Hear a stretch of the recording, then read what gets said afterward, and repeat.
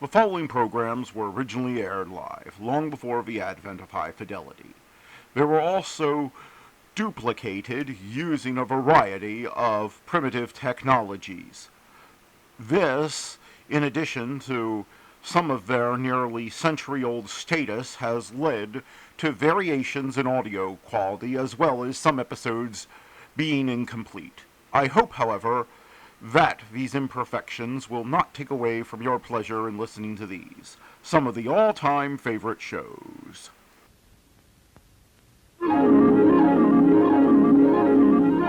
The following program is brought to you in living color on NBC.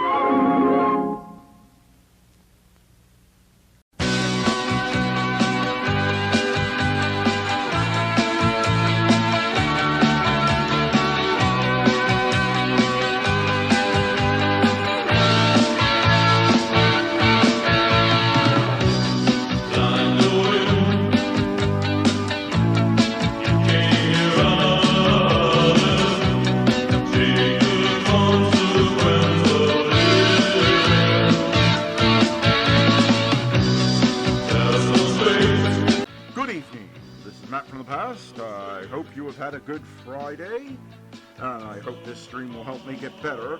All sorts of classic radio shows are available in this stream tonight, and as always, there are timestamps in the video description to help you get to your favorite shows if you do not wish to listen to the whole stream. But before that, it is July the 25th, 2025, and here is what happened on this day in history. In 306 AD, Constantine I is proclaimed Roman Emperor by his troops. In 1814, English engineer George Stephenson introduces his first steam locomotive, a traveling engine designed for hauling coal on the Killingsworth Wagonway, named Bolcher. In 1943, Benito Mussolini is dismissed as Italian Prime Minister and arrested on the authority of King Victor Emmanuel III. In 1944, as part of World War II, Operation Spring, one of Canada's bloodiest days. 18,444 casualties and 5,021 killed. In 1997, scientists announced the first human stem cells to be cultivated in a laboratory using tissue taken from an aborted human embryo. In 1946, Dean Martin and Jerry Lewis staged their first show as a comedy team at 500 Club in Atlantic City, New Jersey. In 1965, Bob Dylan is booed by sections of the crowd at the Newport Folk Festival for performing with an electric guitar, the beginning of folk rock. In 1975, Marvin Helmsworth and Edward Kelvin's musical A Chorus Line opens at the Sherbert Theater, New York City. The record-setting longest-running Broadway show run of 6,137 performances and 10 Tony Award wins. In 1999, 86th Tour de France, Lance Armstrong wins first of 7 consecutive Tour de France titles, but is later disqualified for drug cheating. Born on this day, James I, Arthur Bulford, Davidson Black, Gabriel Princip, Rosalind Franklin, Emmett Till, Woody Strobe, Whipper Billy Watson, Estelle Getty, Matt LeBlanc, Nate Furmond, Walter Payton. Dying on this day, Samuel Taylor Coleridge, Willie Park Sr., Louis St. Laurent, Bob Hogan, Benji Cad Esbali.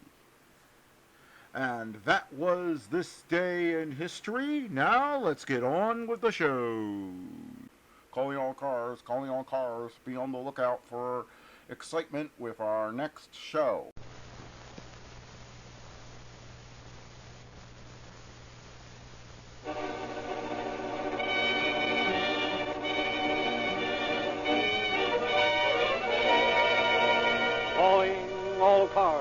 copyrighted program created by Rio Grande. Los Angeles Police calling all cars. Attention all cars to broadcast 256 regarding a murder. No description of suspect. Used brick as a weapon. That is all. Armand.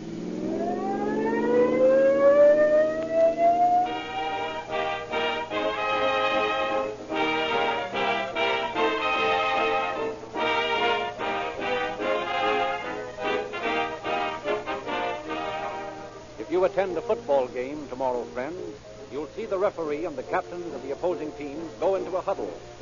The fellow in the black and white striped blouse and white monkey pants tosses a coin into the air and, pointing to one of the captains, says, "Call it. Heads. Heads it is." And thus is decided which team will kick off, the other getting a choice of goal it will defend. A harmless enough form of gambling. But flipping a coin is no way to decide which gasoline is the best to pep up the running attack of your motor. If you listen to those who hit the line hardest and thus know the most about the game, the drivers of police cars, fire engines, and ambulances, you know that Rio Grande Crack is the all-around gasoline that delivers the goods for more public-serving emergency equipment, wherever it is sold, than any other brand. Tens of thousands of motorists, too, like the way Rio Grande Crack charges the instant the ball is snapped, gets out in the open with the speed of the wind. If your machine hasn't been clicking, friends, better sign up the all-time, all-American Rio Grande Crack to play on your team. It's the most highly endorsed gasoline sold in the West. Now it is again our pleasure to present Chief James E. Davis of the Los Angeles Police Department. Chief Davis. The man whose story we are to hear tonight was not a man in the legal sense. He was only a boy. Yet such was his reputation that the sheriff of the parish in which he was born wired me that only death would stop his career of crime. The work of the police in this case would have been aided materially if reports had been made to the authorities of all cases in which this man was involved. But many persons, thinking him to be a harmless prowler, allowed the suspect to go unmolested until his actions became so violent that they could no longer be ignored. By that time, he had committed 3 murders and had escaped. I wish to impress upon you the importance of reporting to the police any case of a suspicious nature. Let the police officer decide whether it's important or not. That's his job. The conclusion of the story I shall reserve for the end of the program.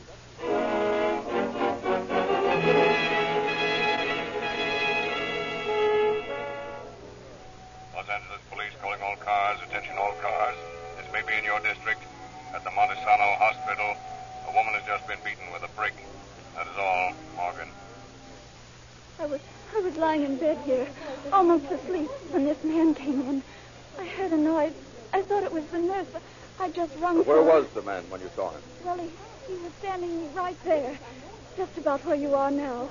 He had something in his hand. Was he just standing there? No, he was leaning over the bed a little. He had his hand raised up by his face. I could see something in his hand, but I didn't know what it was. I screamed, and then he hit me. Did you lose consciousness? Yes. He didn't hit me a hard blow. I threw up my arm and sort of knocked his hand out of the way. But I must have fainted. When I came to again, he was choking me. I got loose and screamed again, and that woke the other women, those over there. And they started screaming, too. What did the man do then? Well, he ran out of the window there, right across the terrace, and jumped over the railing. Is this the brick he had in his hand? I think so. He dropped something just as he got to the door. Well, now, you take it easy. We'll make a you. report of this and see what we can find out.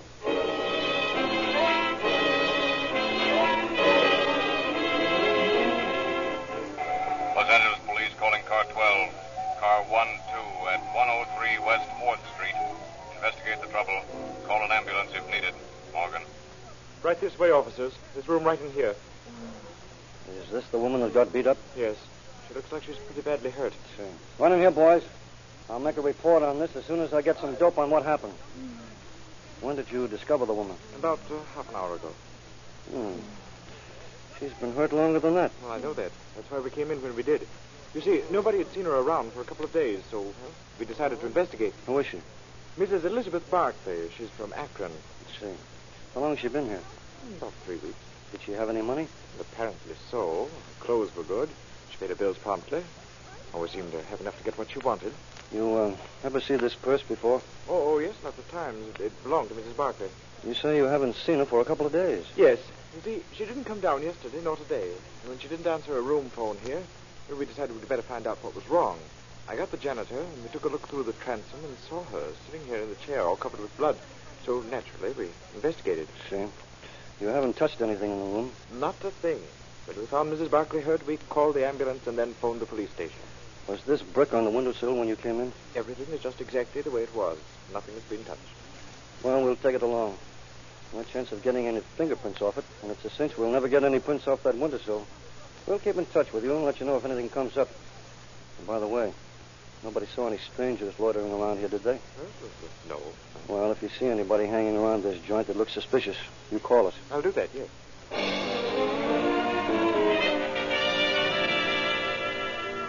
12 days later, a guest in a downtown hotel reported, When my wife and I woke up this morning, our window was open. My wife's purse was lying on the fire escape. There was a brick lying right beside it in a hat. It had a label in it from a hat store in Green Bay, Wisconsin. 2 days later, as the chill February dawn broke, Miss Jones! Miss Jones! There's a fellow trying to get in my window. He's got a brick in his hand. Help! Help! 14 days later, on March 12th, Mrs. Valdez, are you up yet? That's funny. Mrs. Valdez, it's the morning paper. Something must be wrong. Mrs. Valdez, are you all right? Well, guess I'll try the door. Oh, du Lieber, she's dead.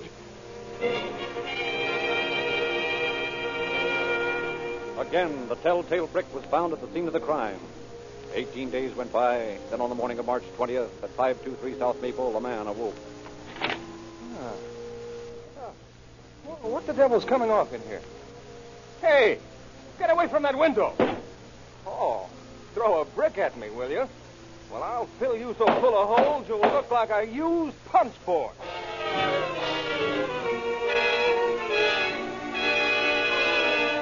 But the early morning hours had affected the aim of the awakened sleeper, and once more the brick-wielding criminal had escaped.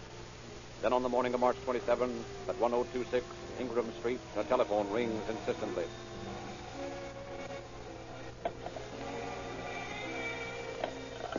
Hello? Say, Grace, what's the matter with you? Why did you answer your phone? I can't. I'm hurt. Something's hit me in the head. I'm all bloody. Call the police.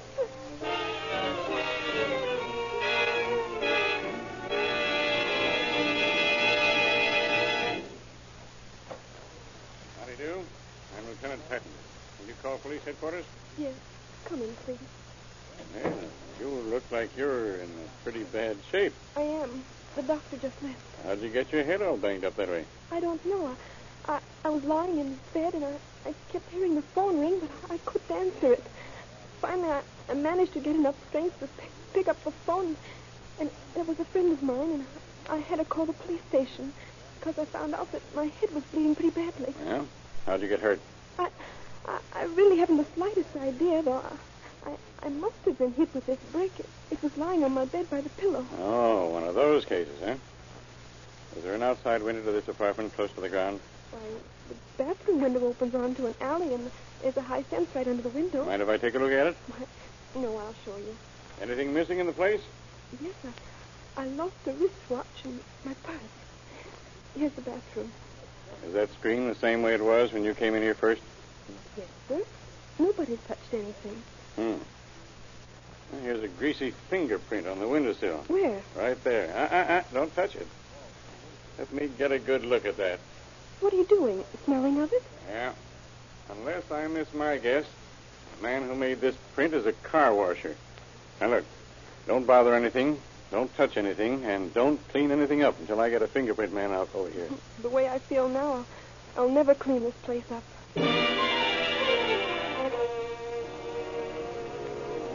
Twice more, the brickbat killer struck. Then on the morning of April 4th, 1937, Los Angeles shuddered at the grim details of its latest brickbat murder. Lieutenant of Detectives Patton, Tommy Bryan, and his partner Ray Geesey discussed the murder. You fellas got anything more on this Warden case? Yeah, Ray and I were just looking at the reports a while ago. All these brickbat cases have been assigned to Ray and me. Pretty bad, isn't it? Yes, it is.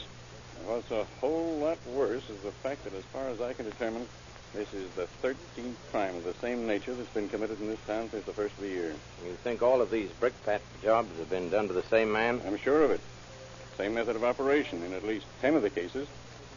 The first one is at the Montesana Hospital. That was back in January. And on the 2nd of February, Mrs. Barclay was discovered in a room in that hotel on 4th Street. Yeah, I remember that case. On the 14th of February, a fellow named Nash reported that his hotel room had been broken into. And in that case, the brickbat was left. On the 16th of February, we had that case in Santee. A girl saw a man trying to climb through a window. He had a brickbat in his hand. This guy's a bricklayer of the first order. And so far, that is, up till the middle of February, he hadn't killed anybody. No, but Mrs. Barclay was unconscious for 6 weeks. I don't think she'll ever be quite the same. The first murder that I think we can chalk up to our brickbat-carrying friend is the Valdez case out on Sanford. Say, didn't somebody take a shot at a guy for throwing a brick at him down on Maple or Wall or some of those streets? Yeah, this report shows that we got 3 complaints from the South Maple address. One on the 20th of March, 2 on the 31st. We got another on the 30th of March from the 500 block on South Wall. But in between that was the Ingram Street case. That's where you found the greasy fingerprint, wasn't it? Yeah. We had Gaskell make some pictures of that print, but of course the possibilities of finding who it belongs to are very remote. Too indistinct to classify. Besides, we couldn't check all the prints anyway. You told me you were positive that the man who made that print was a car washer. Yes, I had Ray Pinker make an analysis of scrapings from the print. He agrees with me.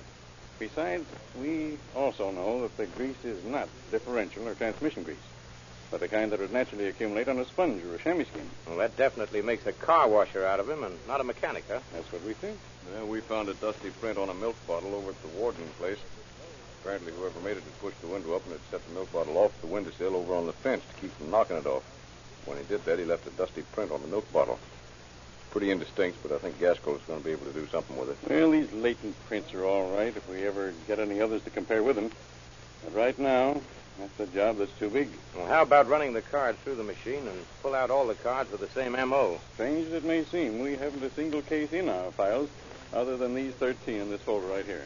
Well, didn't anyone get a description of this guy? As near as we can figure out, we've got to look for a car washer about 6 feet tall, weighing about 150 pounds, but that's all we got to go on. Well, it's a cinch we can't round up every 6-foot colored boy we see and ask him if he's a brickbat killer. No, but we can do the next best thing. We can round up every one of them that looks like he might answer that description. And we can compare every fingerprint we take from now on with those we have in this file. Let me study that file. I've got an idea.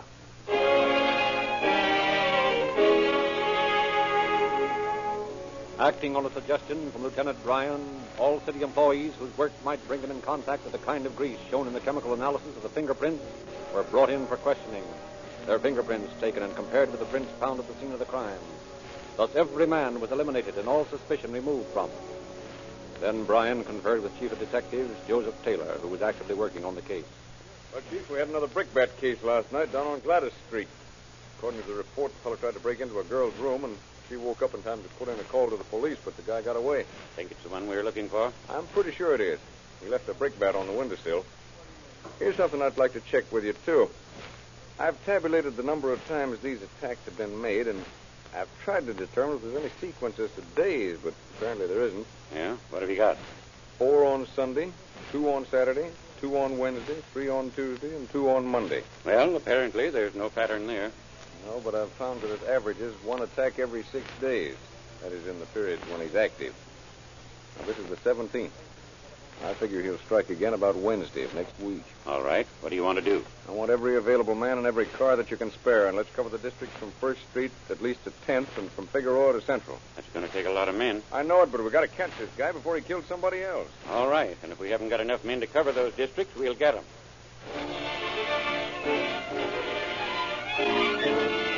After night, augmented by 150 extra men, the Los Angeles police combed the district, outlined by Lieutenant Bryan. From housetops, from parked automobiles, even from trees, the officers watched for the murderer. Hundreds of suspects were brought in for questioning. More than 100 unsolved cases were broken as a result of these arrests. But still, the brickbat-wielding slayer escaped detection. Chief Taylor, why don't we check the fingerprints we've got on these brickbat cases against the juvenile prints? Look, Tommy, you know it practically takes a court order to get those juvenile prints out of the file. Well, that's a system I think those prints should be available like all the rest of the fingerprints. Nope, we don't want to run the risk of some guy with a cop complex rousting some youngster around just because his prints happen to be in police records. Meantime, this guy goes around caving in skulls with brickbats. Now, don't let this case get you down, Tommy. Anyhow, you have no reason to believe this killer is a juvenile. No, it's just a hunch, that's all. How much longer you want these extra men? Well, I've about decided that this bird skipped town. It's been 4 weeks since anything's happened, and if he was still here, he'd have started something before this. Well, you keep the file on it and keep working on the case. Let me know what comes up. Oh, do you have anything in mind on it? Well, I got a letter here that I'd like you to send out for me. I think it ought to go to every sheriff's office and police department in every town in the United States that has more than 10,000 people. You know, it might be a good idea to send them to Mexico and Canada, too. Yeah? What's the letter about? I'm asking them to give us a report on every case of this sort that they've had, and to notify us if they have any other case of the same kind. And the minute we hear from any one of these towns, we'll have a lead. All right, we'll send them out.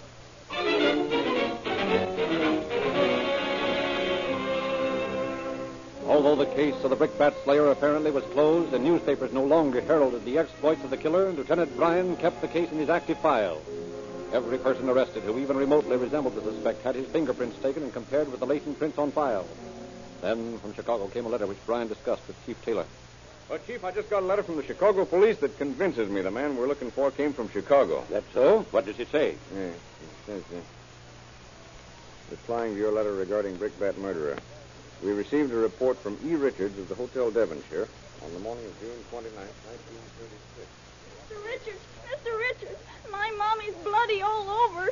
You better go up and see. I want my grandma. I don't want to stay here anymore. Oh, now, Jimmy, your mother's all right. A little boy like you shouldn't be up so early. I tell you, my mommy's hurt. A man hit her with a brick. Gee, I don't want to stay here. Well, all right. Come on, Jimmy. Let's take a ride up in the elevator. We'll see what's the matter. No, I don't want to. I'm afraid. You didn't sleep with your clothes on, did you, Jimmy? No, I put them on this morning. Oh, well, surely if your mother's been hurt as badly as you say, you wouldn't have stopped to dress. But I tell you, she's hurt. Did you lock the door, Jimmy, when you came out? No, sir. It's unlocked. Well, let's go in. No, I don't want to. I'm afraid. Ah, there's nothing to be afraid of. Uh-oh.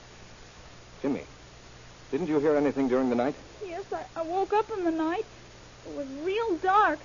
I saw a big man standing over the bed, and he was hitting my mommy with something all wrapped up. Didn't you do anything? Yes, I said, hey, you let my mommy alone. Well, did he quit? No, he said for me to keep quiet.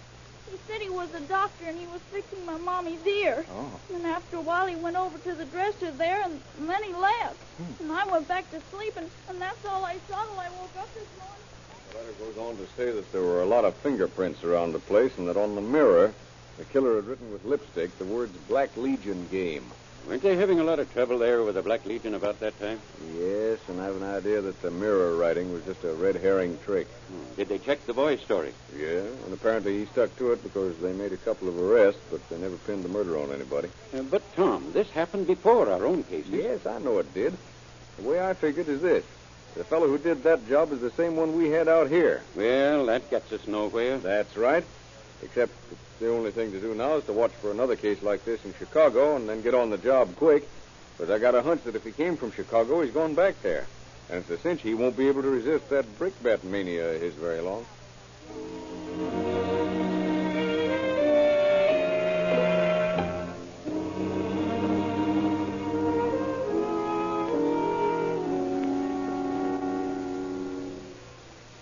Tommy, will you put that paper down and come to bed? Yeah, just a minute. What are you doing? Reading the wanted? No. You've been reading that paper every night. What do you find so interesting? I got a letter last week from Les White. He sent me a clipping about a brickbat murder in Chicago. So I'm just looking for brickbat murders. Oh, for heaven's sake. Are you going to spend the rest of your life working on that case? Mm-hmm. Yeah, if I have to. Well, at least get home in time to read the paper before midnight. Oh, boy. What now, Listen Sherlock? to this. Chicago, Illinois. Police today arrested Thomas Crosby, Negro car washer, 17, as a suspect in the death of Anna Cook, Chicago nurse, who was murdered on the morning of August 21st. So what? Why all the excitement? You mean to say you didn't read that story? Now, look, Tommy, I married a detective. I've been a good wife to you, haven't I? Yeah, but gee, you ought to read about I didn't these agree things. to read murder stories. I get enough of that from listening to you. Where's my hat? Right where you always leave it when you come in, on the table in the hall. Hey, where do you think you're going this time of night? I'm going to headquarters, And lady. what do you think you're going to do there? I'm going to find out if we've got the fingerprints of Thomas Crosby. Well, what if you have? If we have and they match up with a certain print I've got in mind, I'll be flying to Chicago tomorrow morning. Oh, why did I ever marry a detective in the homicide squad? Tough luck, honey. Goodbye now. I'll be seeing you.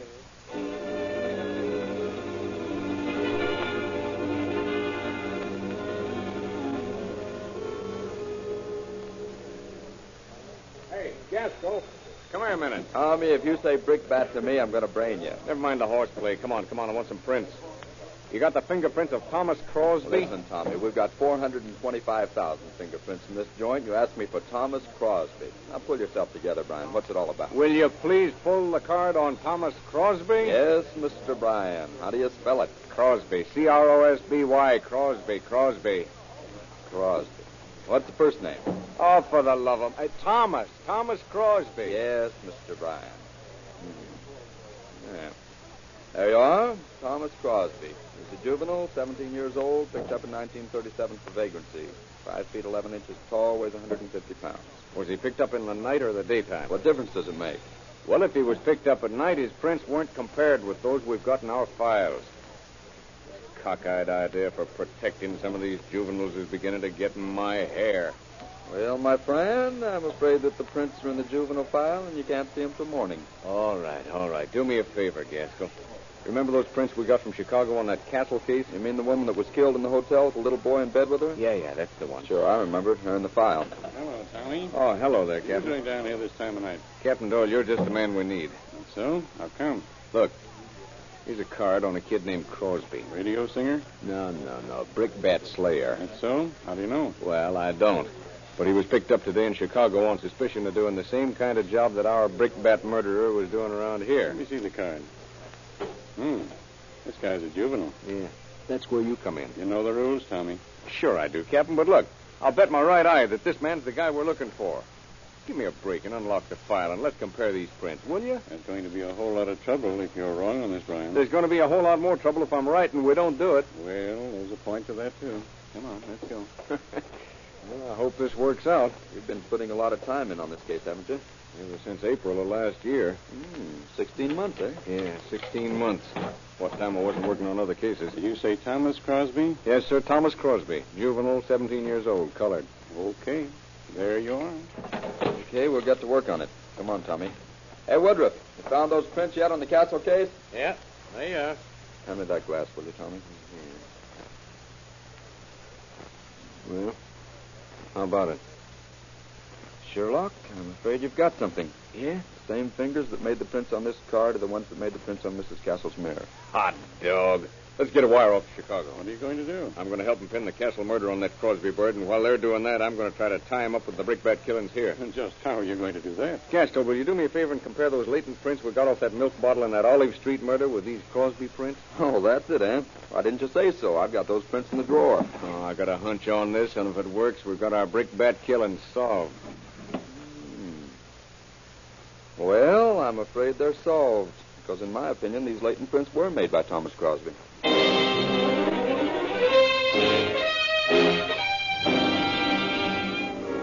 Lieutenant Bryan phoned Chicago the discovery made by the Los Angeles police. Next day, Lieutenants Gaskell and Bryan left to question the suspect. In Chicago, they were met by Captain Crane. Hello, boys. Sorry to keep you waiting. Yeah, we'd begun to think you'd forgotten our appointment. Well, you know how things are. Everything's upset. It's a pretty important case to us. Well, it isn't exactly a parking ticket to us. Oh, pardon me. This is Lieutenant Gaskell, our fingerprint man. Glad to know you. He's the man who made Crosby's prints on the castle case. Yeah. Nice work, Lieutenant. Thank you. Hey, Chief, let's get down to cases. Just what's the runaround all about? We've been here 2 days and we haven't been able to talk to Crosby yet. What's the answer? Well, frankly, we've been trying to clear up some more of our unsolved cases with Mr. Crosby. However, he's right here in the next room. If You boys are ready. I think we can talk to him. Well, I'm ready anytime you are. Okay. You want to take a statement? Yeah, if you don't mind. Not at all. You can use the same stenographer who's working with him now. Crosby, here's some boys from Los Angeles. They want to talk to you. Listen, Copper, I told you my name was Nixon. But don't be going around here calling me Crosby. Another crack like that out of you, and I'll bend a blackjack over your head. Nuts to you. What do you guys want? Nice kid, huh? Now, let's get something straight right now. You guys play square with me, and I'll play square with you. I'm tough, and I know it. I don't want no smart cracks about it. All right, Crosby, if that's the way you feel about it. My name is Nixon. Oh, okay, Nixon. I'm Lieutenant Bryan from Los Angeles. This is Lieutenant Gaskell. We've made a comparison of the fingerprints that we found at the scene of a murder in Los Angeles with the ones on your record card. And they're the same ones. So what? Well, we want to know if you're willing to admit these brick-bat attacks we've had on the coast. Do I go back there? Back to Los Angeles? Yeah. Maybe. Sure, I admit them. What do you want to know about them? Did you beat up that woman on Ingram Street? Is that the one close to Wilshire? Yeah. Sure, I hit her. She was going to wake up and yell for the cops, so I let her have it with a brick. How about that murder out on Stanford? Now, I don't know nothing about that. Did you kill the woman and her daughter up on Olive Street? Is that the street up on top of the hill? That's the one. Yeah, I killed them.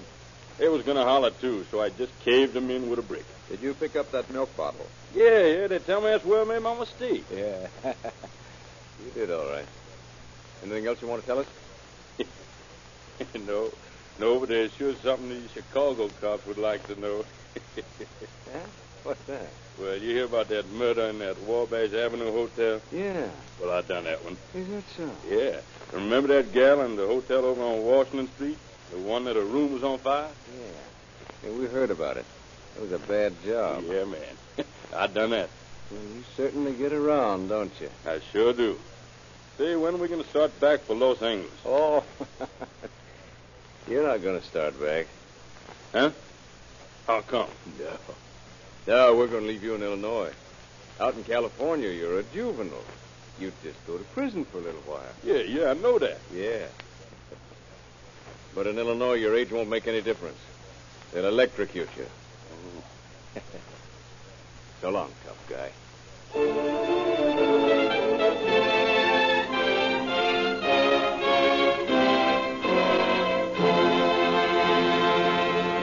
In just a moment, Chief Davis will give us concluding facts regarding our program. But while he's coming to the microphone, may I suggest the best safeguard you can give your motor is Reolube, the newest and finest motor oil sold in the West. A worthy running mate for Rio Grande Crack, the great police car performance gasoline that is first in public service. The most highly recommended gasoline sold in this section of the country. And now, Chief Davis. Crosby, alias Nixon, was tried in Cook County, Illinois, on July 28th and found guilty of murder and sentenced to die in the electric chair. In a statement today to Los Angeles detectives in Chicago, he confessed to the murder of Mrs. Valdez. He will be executed 1 week from tonight. Companions, which he had implicated in later statements to our officers, have been apprehended and will be brought to justice. Again, crime has failed to pay. Thank you, Chief Davis.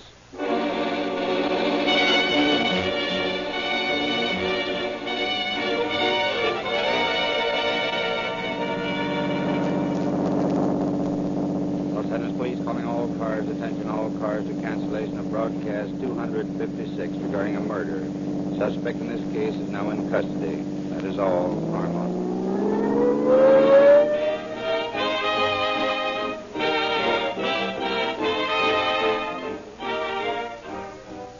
This is your narrator, Frederick Lindsley, bidding you good night for Rio Grande.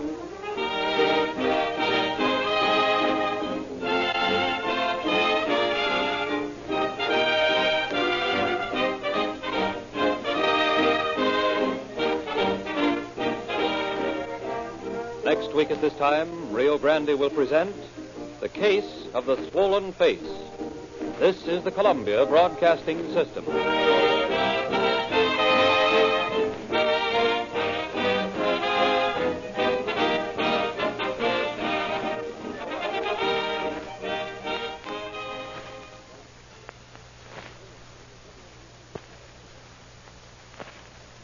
Far away from the sound of music. and Bing Crosby is up next. BC 11 for Sunday, September 15, 1957.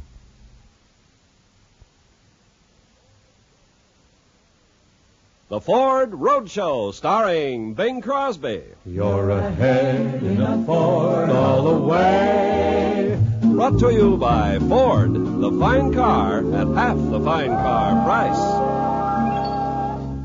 What's your mood, Bing? Can I have a show tune? It's from that great musical of a few years back, Brigadoon. What a day this has been. What a rare mood I'm in. Why, it's almost like being in love. There's a smile on my face for the whole human race. Why, it's almost like being in love. All the music of life seems to be like a bell ringing for me, and from the way that I feel when that bell starts to peal, I would swear I was falling. I could swear I was falling. It's almost like being in love.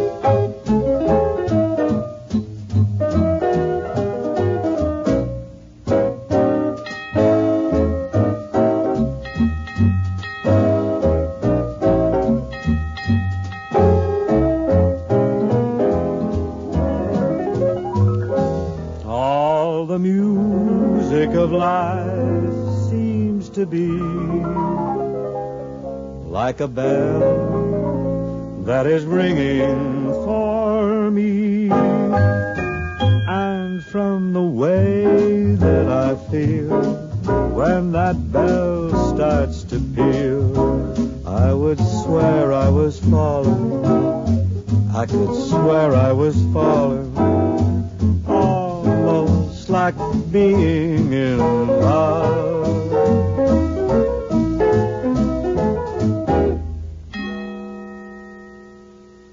Bing, I must say that the only thing better than one Crosby chanson is two Crosby chansons. And I shall always defend your right to say it. But what you say does apply to Ford. That the only thing better than one Ford is two Fords? Indubitably. Oh, I agree. What other two cars could give you such exciting sculptured styling? I have said that. What other two cars could offer you a Thunderbird V8 engine? I have said that. And what other two cars can boast automatic variable rate rear springs that adjust your ride to changing road conditions? I wish I'd said that. And then what other two cars can offer you such a modern inner car? FMO, Kensington, you've given jolly reasons why Ford cars outsell all others, but you fail to make clear why we agree that the only thing better than one Ford is two Fords. Well, don't be obvious thing. The family freedom of two Fords speaks for itself. Since Fords cost less to buy and less to run, owning two is just plain smart. So long now. The Ford Roadshow, starring Bing Crosby with Buddy Cole's music, has been brought to you by Ford. You're ahead in a Ford all the way. Listen for the other Ford Roadshows with the Morning World News, Rosemary Clooney, and Edward R. Murrow. This is the CBS Radio Network.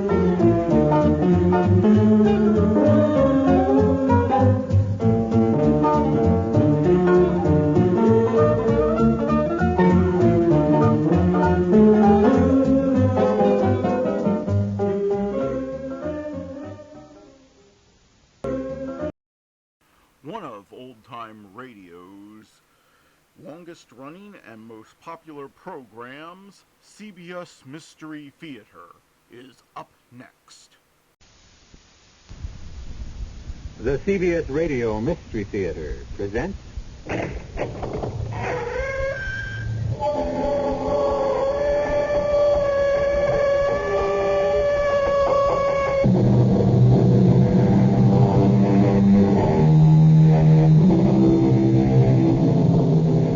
Come in. Welcome. I'm E.G. Marshall. Our tale is all about dying. Not about death, but about the actual moment of dying and how it should be approached and dealt with. I think a lot about the moment of dying. My own, of course. I picture myself in a beautiful and rather picturesque bed. Something I don't own at the moment, but I have time. I'll get around to it. My lovely wife, who will survive me, holding my feeble hand. My children at the foot of the beautiful bed looking at me tenderly, and me looking fondly at them and saying softly, good heavens, what will I say? I've been so busy setting the scene, I haven't got around to thinking of anything to say. Aren't you coming? I can't. Why not? It's easy. I can't. Not right now. But you'll love it here. Later, maybe. Maybe later. But when? As soon as I'm finished here, I guess. But you are finished, my friend. Don't you know that? Not quite. Not quite finished. Not quite yet. Oh, but you are finished.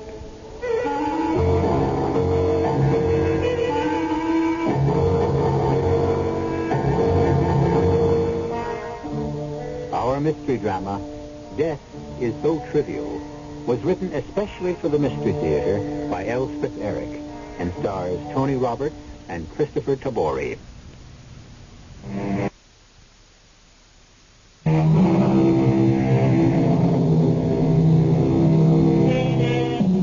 It seems most strange to me that men should fear seeing death, a necessary end, will come when it will come. Those words were written by William Shakespeare. The important line is the last one. Will come when it will come. Not when it is expected, not when it is convenient, not even when it is desired. No, death will come when it will come, which is the theme of our strange tale. There I was, walking to work as usual, taking deep breaths to expand my lungs, noting the time at regular intervals to be certain I'd arrive at the library on the dot, waiting for every street crossing light when...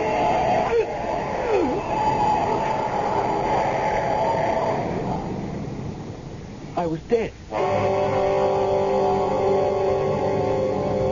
I suppose that sound was the last to come out of my mouth, and nobody heard it but me.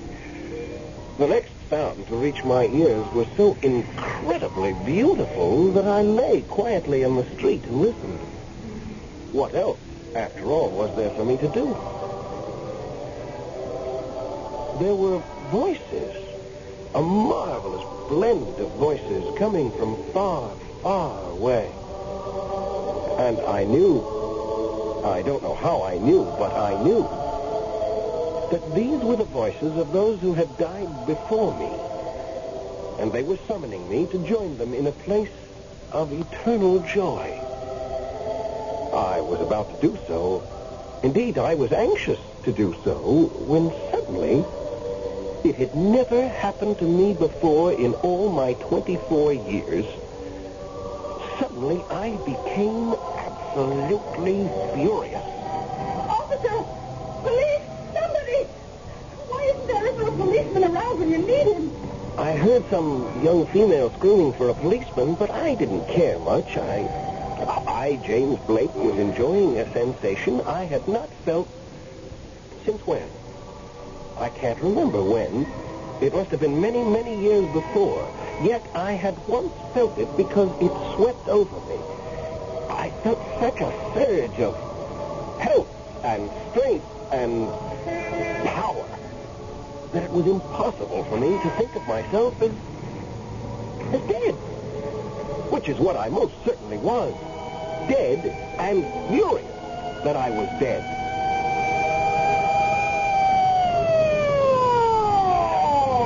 I saw the whole thing. That man driving the car, that crazy man, I saw him. He was doing 60 miles an hour at the very least. He went right smack through the red light. He never slowed down, let alone stop. I think he was drunk. He must have been driving like that.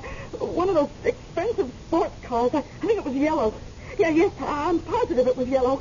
Unfortunately, I didn't get the license number, and this poor man, he really is dead, isn't he? Are you going to take him to the morgue? I listened with a sort of detached interest.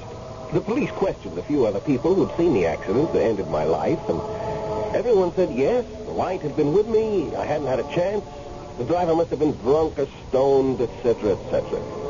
It all seemed very unimportant, and I was completely absorbed in my own new sensation. Deep, implacable anger. What's the ambulance for? Oh, you're going to take him to the city hospital? You think there's a chance? Oh, I hope so. But he certainly looks dead to me. Still, if there's any chance at all... I watched them, put my used-up body in the ambulance, and I knew everyone would do his duty. I didn't care. I knew I was dead, and I was furious. Oh, I certainly hope there's a chance for him. I do hope so. There I was, all alone, somewhere between heaven and earth, without even my body to hold me in place. Then, as the choir dimmed, one small voice, one sweet, small voice separated itself from all the others and spoke to me. What's the matter, Jane? What? Who? You speaking to me? Of course. Aren't you going to join us? I can't. But you'll love it here. Maybe later. Later, maybe. When, Jane? Soon as I'm finished here, I guess. But you are finished. You know that. But not quite. Not quite finished. Not quite yet. Well, of course, if you want to stay in limbo forever. Is that where I am? In limbo? Well, you're not with the dead, and you're not with the living. What would you call it? Am I a ghost? Of course not. You have to be properly dead before you can be a ghost. I don't know what you are, really. However, if that's the way you want it... Don't go away! Oh, please, don't go away! What do you want me to do? I don't want to live in limbo. Couldn't you sort of stick around a while? What for? I need someone to talk to right now. You're a funny one, you are. What's so funny about me? Most people in your situation, which I might remind you is scarcely unique, can't wait to join us. You keep hanging back. For some reason I can't fathom. I want to join you, especially now that you and I have met. Well, sort of met. Why don't we really meet? Why not, James? You seem to know my name, but I don't know yours. We don't bother much with names here. When I was alive, they called me Cynthia. What a beautiful name. Cynthia. I do want to join you. Then why don't you? Because I'm so angry. I don't want you to see me for the first time all riled up like this. I'm not like this, really. Never have been. Well, if you want to stay in limbo indefinitely... Cynthia, How can I explain it to you so you'll understand? It's the senselessness, the pure, utter idiocy of it. I don't know why, but suddenly I can't stand it. I suppose because it happened to me. I know people have to die, but not so trivially. Not because somebody ran through a red light. Not for that. It's been known to happen. Oh, Cynthia, I never thought it would happen to me. To die in such a stupid, senseless way. How did you think it would happen? I don't know. But all my life I've been so sensible. Sensible above everything else. Never caused trouble, never got mixed up in anything. Never made waves? You do understand. Of course I do. And now, well, I may not have had much of a life as I look back on it. It wasn't much, but it could have changed. And anyway, damn it, it was mine, and no boozed-up bonehead had the right to snatch it away from me. I'm so mad I could spit. Oh, James. Cynthia, you may not believe this, but right this second I feel more alive than I ever did while I was living. I believe you. There must be other people right here in this town who are going to die for no reason at all, just by accident. Cynthia, I can't leave this earth till I stop all these ridiculous deaths. All of them?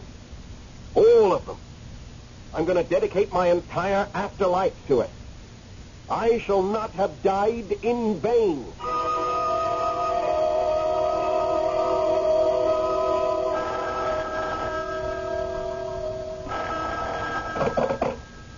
Medical examiner's office, Dr. Crowley. Crowley, this is Dr. Hatch. Glad you're there. I came in early. First day on the job, you know. Yes, I know. And that's why I hate to tell you, but you may have to go it alone. You said alone?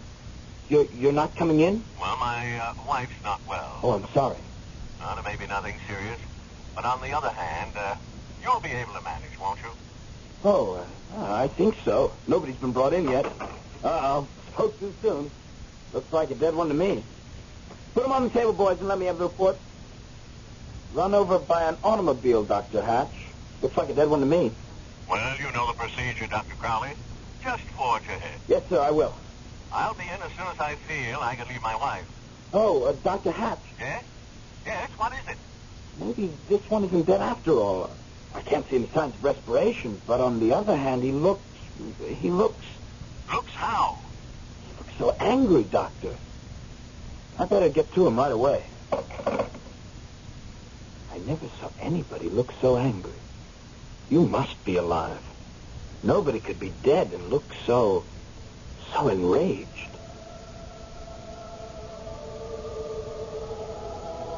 How do you intend to start, James, on your afterlife's work? Well, I haven't quite figured that out. This is all very new to me, you understand. I see a dog trotting along Highway 82. Are you interested in dogs? Anybody. Anything. Where on the highway? He's just getting to the intersection. Jackson Boulevard.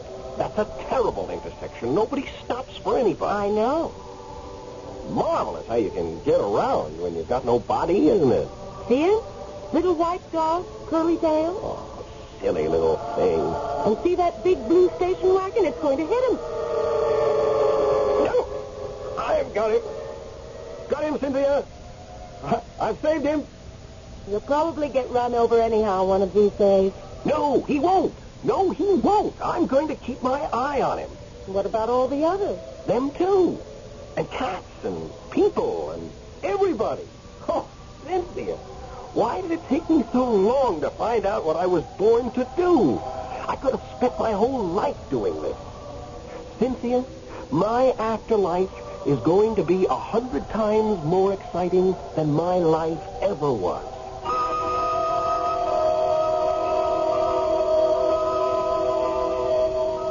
I don't understand you at all, my friend. Your facial muscles should be completely relaxed. Come in. Oh. I know I'm not supposed to be here. No, you're certainly not supposed to be here. Yes, but I saw the accident, and I was interested. The officer said they'd bring him here. Is that him? Look, you can't come in here. I just want to know if there's any hope. May I, please? There's no hope. Yes. that's him. He's dead. Oh, my gosh. What is it? He's moved. He's moved. I didn't see him move. No, I mean when you knocked at the door. I was trying to find his pulse. There wasn't any. His arms were straight down at his side. Now look at them. God, his chest, like he was hugging something. Or carrying something. This man can't be dead. He can't be.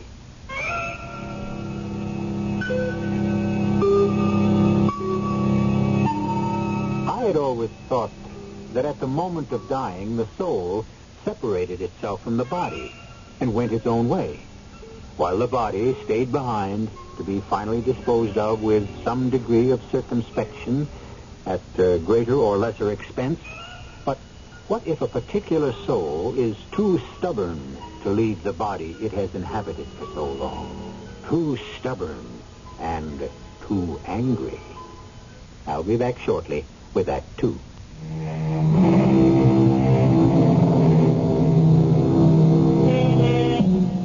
Our hero, James Blake, appears to be leading a double life, in spite of the fact that he is dead. His spirit is floating in the ether between heaven and earth, pausing only long enough to save some innocent from accidental demise, while his body lies on a slab at the city hospital, watched with both horror and fascination by a nervous intern and a young girl. He doesn't look mad anymore. Mad? When they first brought him in, he had such a look on his face. You wouldn't believe a person could look so angry. As though somebody had played a dirty trick on him and he wanted to get even. Well, a man who's just been run over. A dead man? You're positive he's dead? His heart isn't beating. He isn't breathing. Well, couldn't he be in a whatchamacallit? Coma? Yeah. Maybe. Or in shock. Even so, there ought to be some sign of life. Even if it's very faint. Well, there's got to be some reason why he's got his arms across his chest like that. And his hands. I mean, his fingers are bent like he was, I don't know. Like he was sort of cradling something, like he was carrying a baby. Excuse me. Oh, sure. Medical examiner, Dr. Crowley. Dr. Hatch here, Crowley. How's everything? Well, all right. I guess only Dr. Hatch, the man that was brought in just a little while ago, James Blake, hit-and-run victim. What about him? There's no vital signs, Dr. Hatch. None that I can find, anyway. But there's something... I can't figure it out. He was stretched out on the table, and I was looking for a pulse beat. Both his hands were at his sides, and... Well, I just left for a few seconds. There was someone at the door. And when I got back to him, his arms had moved up to his chest. His elbows were bent. Reflex action, Crowley. Pure reflex. It happens. If you say so, Doctor. Look, I'll try to get in. My wife's still running a fever, but I'll do my best. If you would, sir. But you can manage, can't you? I'll try, Dr. Hatch. Attaboy. So long. So long, Dr. Hatch. He says reflex action. I guess that's why he doesn't look angry anymore, too. Reflex action? In his face? Well, there are muscles in the face, you know, plenty of them, plenty, believe me. Oh, well, Dr. Crowley, I know you're upset. I'll be all right. I'll manage. Look, while you were on the phone, something happened. What? Well, what happened now? His arms moved. Again? Let me see.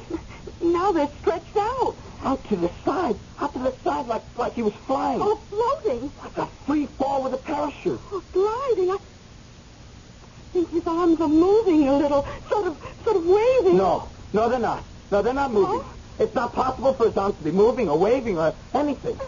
Look, Dr. Hatch is going to try to come in. Oh. He said so. He might get her any minute. Meantime, I'll manage.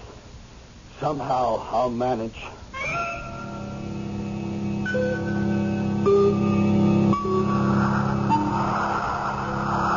Cynthia?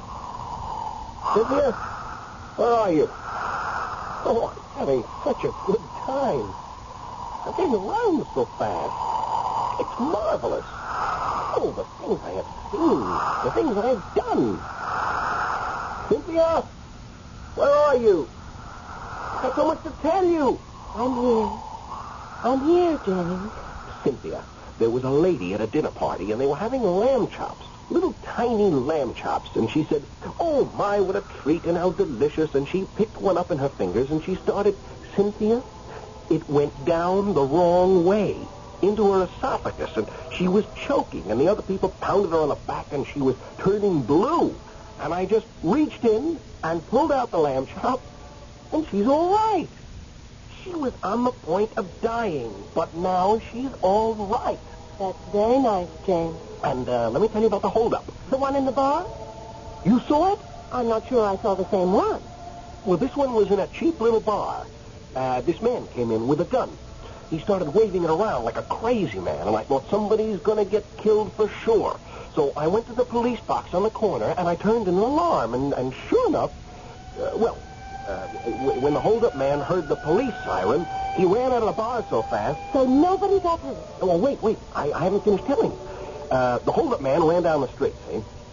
And with the police after him, and he turned into an apartment building and started running up the stairs. I guess he was trying to get to the roof. So I followed him. Of course, it was easy for me. So when he got to, about the 4th floor, I guess, all of a sudden, door opened.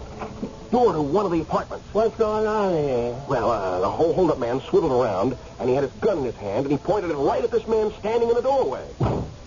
I slammed the door so fast, Cynthia, just in time. That was very nice, James. And then there was this woman who got up in the middle of the night to take some medicine, and she went into the bathroom, and she didn't turn on the light. Oh, I have done that so many times. It's anyway, she took the wrong medicine out of the medicine chest, the wrong bottle, a bottle full of something that would have killed her. I knocked it out of her hand. She thought she was just clumsy, but she did turn on the light, and then, imagine how she felt. I can imagine. And imagine how I felt. James, listen. I haven't given you a chance to say anything, have I? It's just that I am having such a wonderful time, leading such a wonderful life. What did you want to say, Cynthia? I said listen. I am listening. Don't you hear it? Yeah, hear what? That jetliner is in trouble, James. I hear it. I hear it. 258 people on that jetliner. I see it. I'm coming. Wait for me. I'll get there. Oh, I wish I knew more about airplanes. At the library once, I read a book. I can't remember exactly what it said. You'll remember. I don't know. We'll think of something. Right, yes. I'll think of something. Wait for me. Wait for me. I'll think of something. I will. I'll get there in time.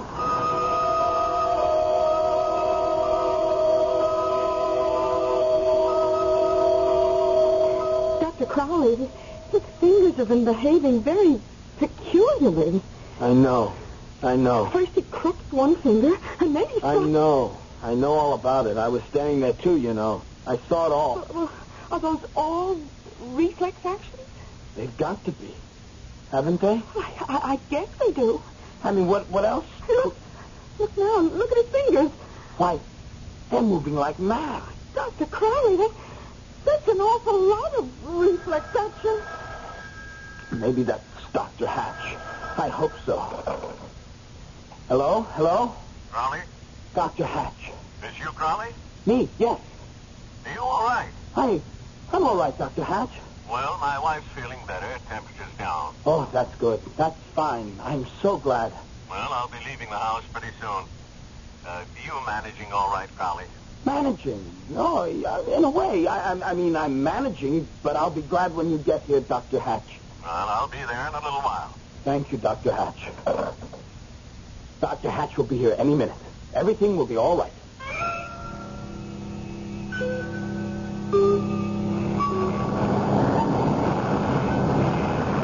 I hope this is right, what I'm doing. It's bound to be, James. I hope... What's this little gadget? It worked! It worked! 200 people, you said, Cynthia. 258. My goodness, that's my best score yet. I think there's a war starting. A what? A war. Lots of uniforms, guns, Looks like mobilization. Cynthia, I can't handle a war. Lots of people are going to get killed, James. I know, but... All by accident. I suppose that's true. It is true. But to save everybody from getting killed in a war... Cynthia, I'm only one spirit. I'm all by myself in this thing. Oh, well, maybe there won't be a war. I just couldn't handle it by myself. Maybe it won't happen. If I just had some help. If you did, maybe you could save all the people who are starving. Starving, you say? You mean starving? Starving to death? Millions of them. But I can't. Why are they starving?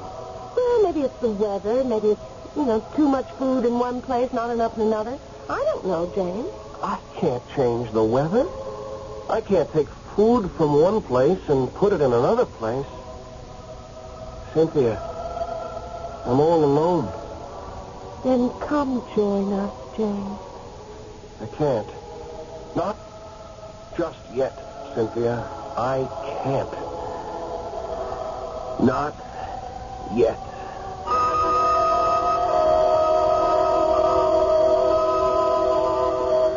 I got a different stethoscope.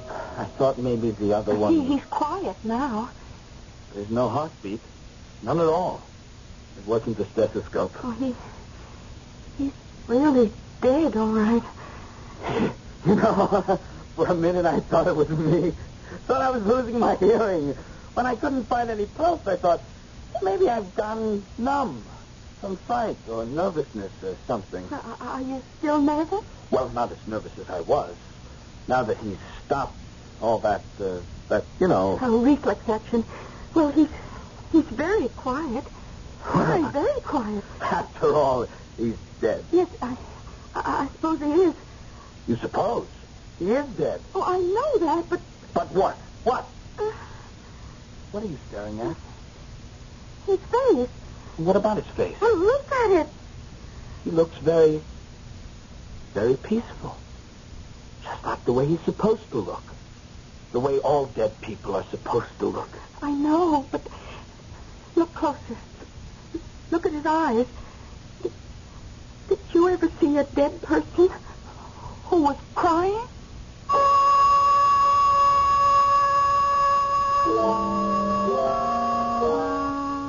I've never seen a corpse who cried. Still, why shouldn't the realization that all things are swallowed up in death be a cause for tears? But how many corpses cry, if cry they do, for their own death? And how many cry for the deaths of others? Cry that they cannot save them all from being swallowed up. I'll be back shortly with Act 3.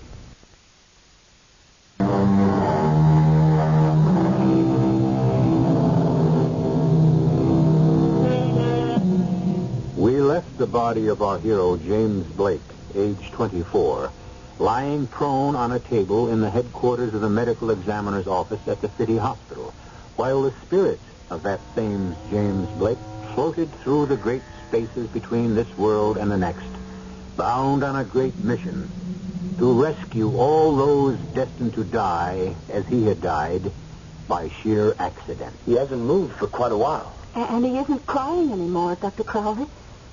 Do you think I ought to wipe his eyes? A couple of tears left. Oh, do you want me to? No, I'll do it. After all, I'm the attending physician. How am I going to explain? Maybe you won't have to explain anything. He's very quiet. I wouldn't know how. I wouldn't know what to say. Dr. Hatch would think I freaked out. Look, why don't you go get a drink? It might help. A drink? I'm on duty. Well, at least go get yourself a cup of coffee. I think it would do you good to get out of here for a few minutes. Oh, what if Dr. Hatch? Oh, well, I'll tell him something. What could you possibly tell him? Who would you say you are? Well, I'll say I'm your fiancé. Oh, by the way, my name is Daisy. My name's Fred. Well, go on, Fred. Go get yourself some coffee. You need it. Oh, well, I'll be right down the hall. The nurse's station. There's a coffee machine. Call me if he does anything. I will. Don't worry. I know he's dead. I'm positive of that. But, well, you know. I know. Well, run along. Oh, I really appreciate this, Daisy. That's all right, Fred. Why were you crying, Mr. James Blake? What made you so unhappy? First you looked angry, and then you looked almost pleased. And then you cried, followed you here. I was the one who called the police, and they called the ambulance. I never saw you when you were alive, but I've seen you almost constantly since the moment you died. Oh, please, tell me why you were angry. Tell me why you were pleased. Tell me why you cried. Oh, please, tell me, Mr. Blake. Oh, I better answer. Yes? You wish to speak to? Dr. Crowley, this is Dr. Hatch. Oh, yes, Dr. Hatch. Well, Dr. Crowley had to step out for a minute. He'll be right back. He said to tell you if you called or if you came in. Tell him I'm just about to leave the house, and I'll be there about 10 or 15 minutes. Oh, I'll tell him. Oh, please, James Blake, please tell me why you cried.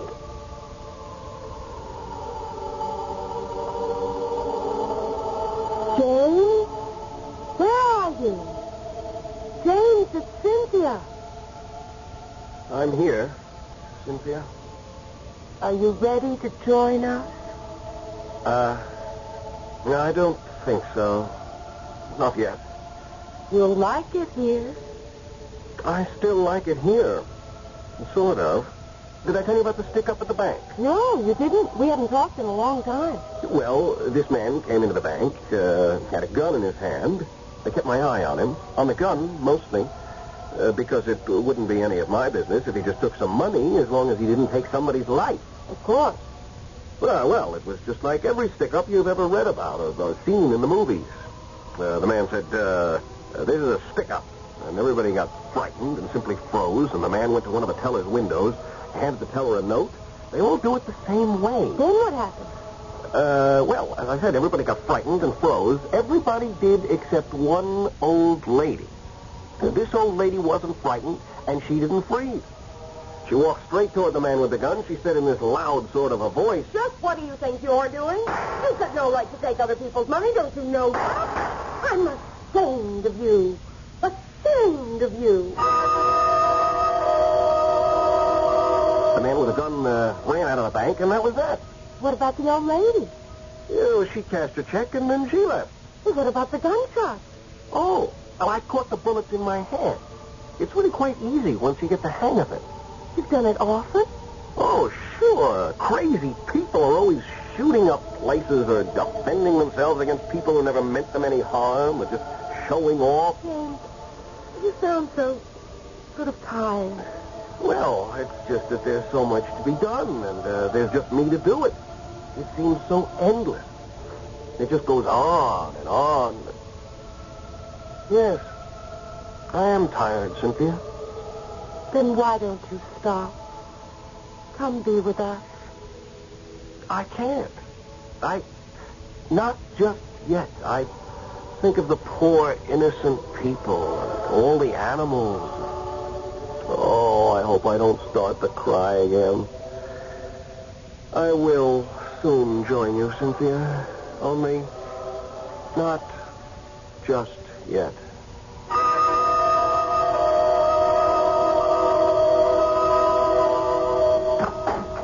I brought some coffee back for you. Oh, thank you, Fred.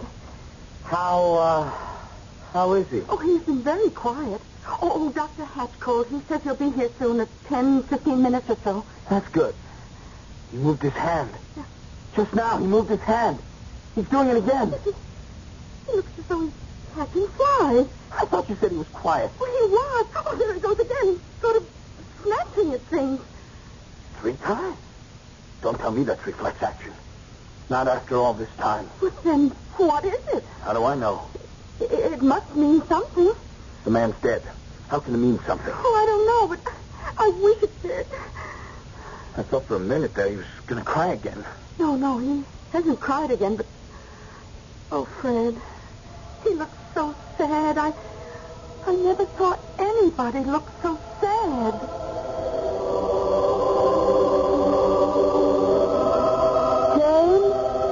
James, where are you? I'm worried about you, James. Where are you? I'm here, Cynthia. Oh, my dear. You sound so tired. That's because I am tired. Tell me what you've been doing. Well, there was this little old couple from Grand Falls. They were shopping for a sewing machine. She thought she wanted a sewing machine. Oh, look at that one, Herbert. Where? Which one? In the corner of that window. How much? I can't see from here. Come on. Darling, don't push me. But you're pulling me. I am not pulling. What happened? Oh, look there. Oh, it's a window box. It must have fallen from that window ledge. From way up there. Oh, somebody's leaning out of the window. There's a whole row of window boxes, and this one fell from way up there. Oh, Herbert, it could have landed right on top of us. Still disposed for sure. If you hadn't pulled me. If you hadn't pushed me. When I think what might have happened if you hadn't pulled me. You mean if you hadn't pushed me? I didn't push. That was an easy one, of course. They're all easy, as a matter of fact, only there's so many of them. I know. Cynthia, I'll never get around to the wars and the famine. I know. It's too much. It's just too much. I know. Still, I have to do what I can. James, please. There's a man coming out of his house on Birch Street.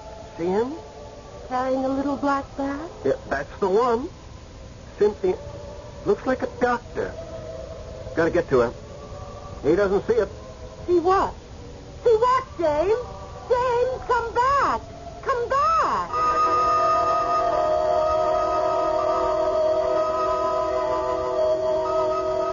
I've checked everything for the umpteenth time. I'm positive he's dead. Imagine. I even did that old-fashioned trick of holding a mirror in front of his mouth to see if it would cloud up. Well, Dr. Hatch will be here soon. Daisy, we're not going to tell him anything, are we? Well, like what? Like all those movements, like the crying. Maybe we just imagined all that. Oh, you know we didn't imagine it. Not any of it. I know. But it is the sort of thing you have to have seen before you'll believe it. And Dr. Hatch didn't see it. He wasn't here. Morning. Sorry to be late, Crawley. That's all right, Dr. Hatch. Doctor, this is Daisy. Oh, Fred said I could stay here. I saw the accident. Oh, you're the young lady who answered the phone. Oh, that's right. Well, don't worry. I won't upset Fred because he let you stay here. Thank you, Dr. Hatch. Let's have a look at him. Fetch me my stethoscope, Crowley. Yes, sir. In my black bag. Is he's dead, isn't he? He certainly looks dead to me. Oh, say, I damn near didn't make it this morning. Damnedest thing happened. Oh, what was that? Coming out of my house, I slipped on some ice.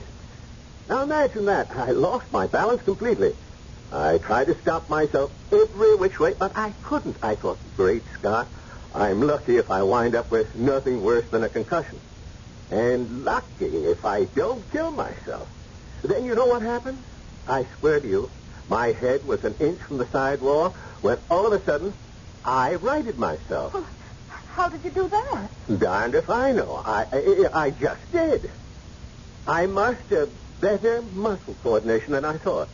I swear it felt as though somebody had caught hold of me and put me back on my feet. Well, this one's dead all right. Been dead for almost an hour, I'd say. Yeah, about an hour. Hey, look at him. What is it, Dr. Hatch? Look at the expression on his face. I never saw a cadaver look like that. He's smiling. Big, broad smile. Never saw such a happy-looking corpse in my life. Actually smiling.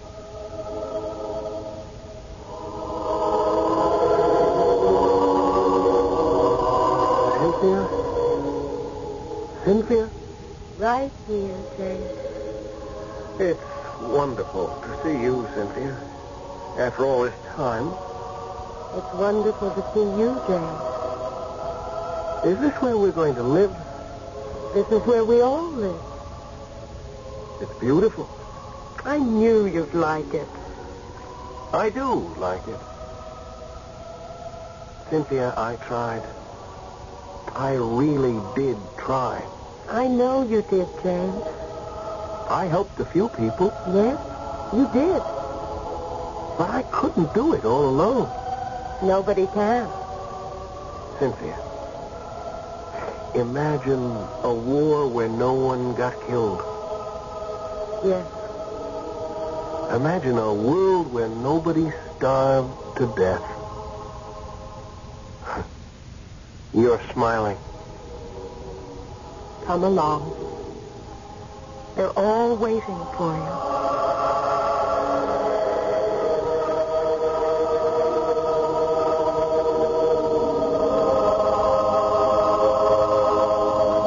I was all ears and took in strains that might create a soul under the ribs of death.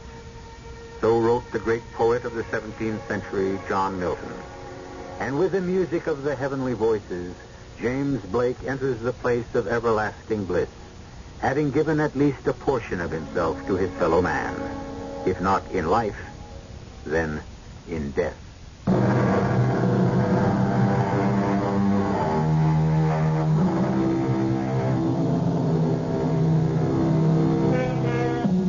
Who knows what happens to us when life has left us? Certainly not I. Why couldn't it be that the soul lingers for a while? As long as no one really knows for sure what the soul does when stripped of its body, why not pretend? Why not imagine that it leaves the body gracefully and a little regretfully, pausing to consider what it is losing before dashing off to see what it is gaining?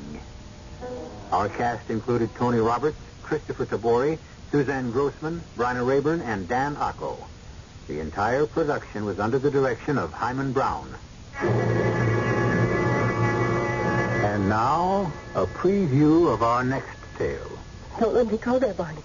To that place. Please, Rachel, don't talk like that. If I let go, bring me back. Oh, Rachel. You're so strong, you can do anything. You can do anything. Rachel. Promise. You'll bring me back. But Rachel. Promise. Well, I... You're different from other people. Barney, you're wonderful. I know there are things you can do.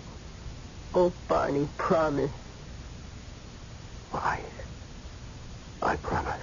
And I'll help. I'll try as hard as I can to help. And the two together, we can do it. We can bring me back. Radio Mystery Theater was sponsored in part by imported Vigna Rosé wine. This is E.G. Marshall inviting you to return to our Mystery Theater for another adventure in the macabre. Until next time, pleasant dreams.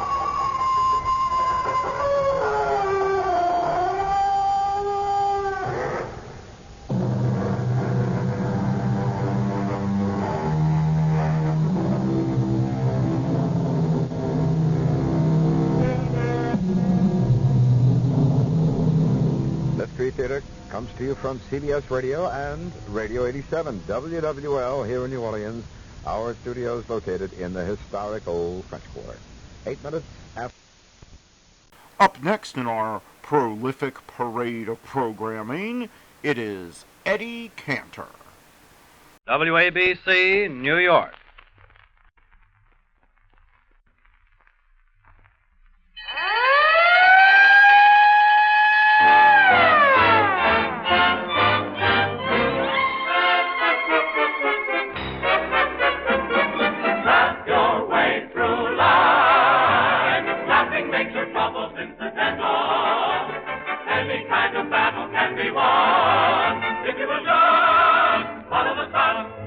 smiling, laugh your way through life. Laugh at those who get too temperamental.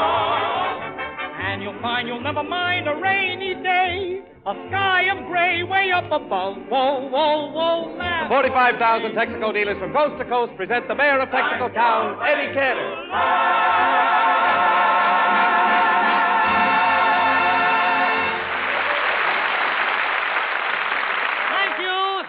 Thank you very much. Hello, everybody. Hello, Jimmy. Hello, Eddie. James, tell me, what did you hear about our first program last week? Oh, Eddie, the reports were great. Yeah? Say, read some of these telegrams. Yeah? Here's one from the California radio distributors right on top. Oh, yes. Let me see. It says, Dear Eddie Cantor, thanks to you, we are selling thousands of new radios. Good. Well? After listening to your first program, people threw away their old ones. They couldn't believe what they heard. Well, you can't tell very much from that message, can you, Jimmy? No, and the next one here is from Mayor LaGuardia. Oh, the mayor of New York. Mayor of New York City, yes. Let me read it. It says, today's paper says your new program will sweep the country. Stop. Would it be too much trouble to start sweeping Fifth Avenue first? We're still cleaning up after the American Legion parade.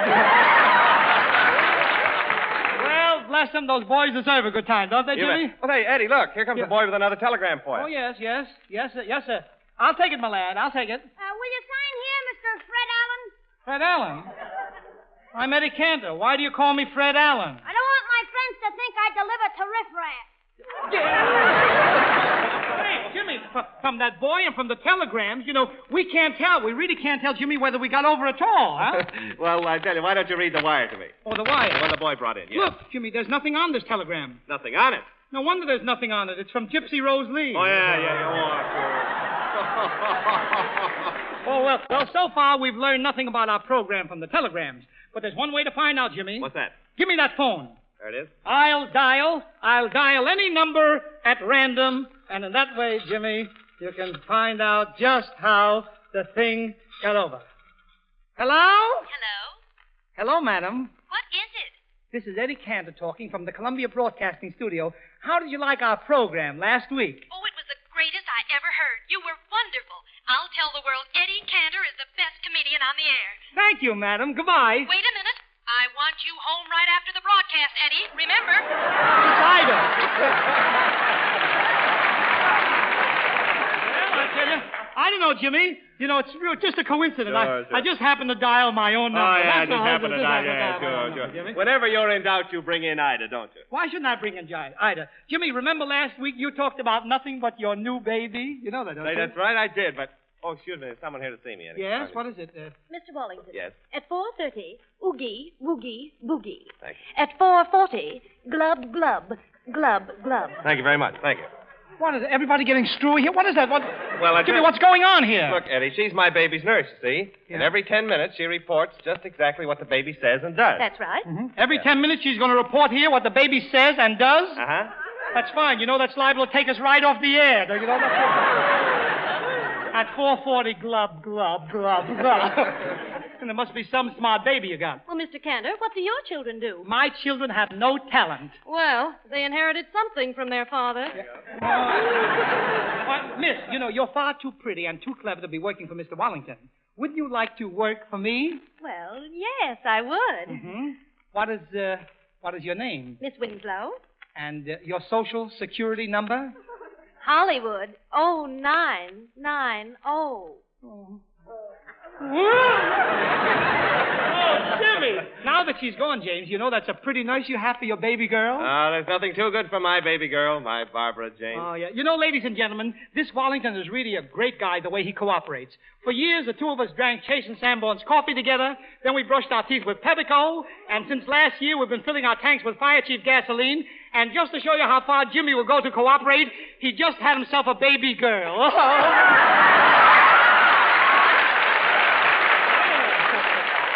Boy, he cooperates. Say, is that a telephone bell ringing? If it isn't, we're going to get ourselves a new sound man. All right, Lloyd, ring the bell. Ring the bell. What are you waiting for? I'll take it, Eddie. Go ahead, Jimmy. I'll take it. Hello? Oh, hello, honey. What? You find the program is deviating from its original trend? Yes. Oh, you're merely offering constructive criticism. Yes. Of course, it's entirely unobjectionable. Convey your felicitations to Mr. Cantor? Certainly. All right, sweetheart. Goodbye. Who is that, Jimmy, your wife? No, that was my baby. Yep, get it away. At 4:40 it was glub, glub, glub, glub, and at 5:30, convey her felicitation. What Hey. a baby, what a baby. Hey, are you fellas still talking, baby? Pinky Tomlin, well.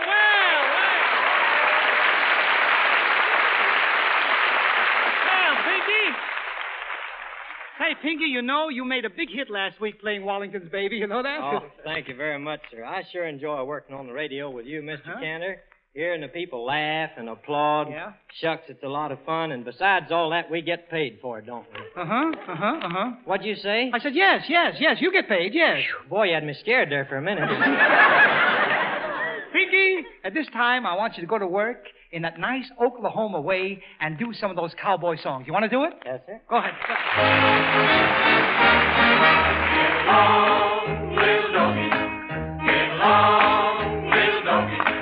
Get along, little doggy. Get along, little doggy. Get along, little doggy. Get along. Oh, he always sings jazzy music to his cattle as he swings back and forth in his saddle on a horse, pretty good horse, at a syncopated gait. And the cattle do the jelly to the roar of his revolver, how they run when he shoots his gun, 'cause those western folks all know, well, he's a highfalutin, rabbit-shooting son of a gun from Oklahoma. He's some cowboy. Talk about your cowboy, ragtime cowboy Joe. Oh, give me a home where the buffalo roam, where the deer and the antelope play,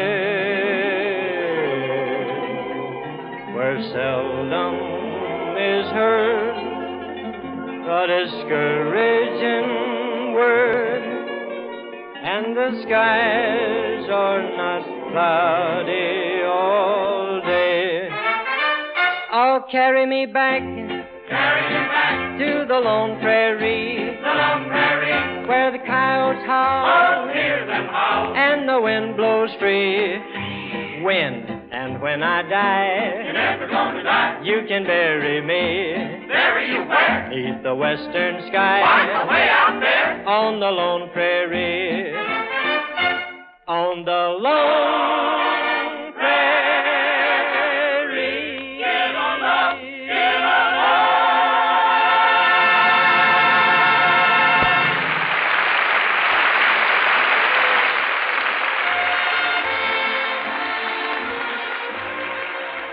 How many times do you step into your car and start off without giving your car a second thought? When you stop at a Texaco pump, the dealer takes all your car worries off your shoulders. He fills your tank with Fire Chief gasoline. He also completely checks your car according to the new systematic Texaco plan called Circle Service. Now, Circle Service is a complete round-the-car method of assuring you pleasant, confident driving. The windshield, rear windows, stoplight, and headlight lenses are cleaned and tires inspected for your safety. Radiator and oil are checked to guard against needless wear and tear and possible inconvenience and expense. Thousands of Texaco dealers from coast to coast are offering you this Circle Service, assurance of a car ready for the road. Next time, try a Texaco dealer. Oh, Jack! Jack Renard, come here a minute. Come here a minute, Jack. Come here there, Jack. My dear little Monsieur Renard, I want to tell you, I want to congratulate you on your music of last week. I didn't play any music. All I did was laugh at your jokes. Jack, when you laugh at my jokes, that's music to my ears. Look, all musicians on comedians' programs must learn to laugh at the comedians. And tonight I'm going to try out your boys. Will you call one of them, any one of them, will you? Come here, Fields. Mr. Fields, Mr. Fields, let me hear you laugh. Let me hear you say something funny.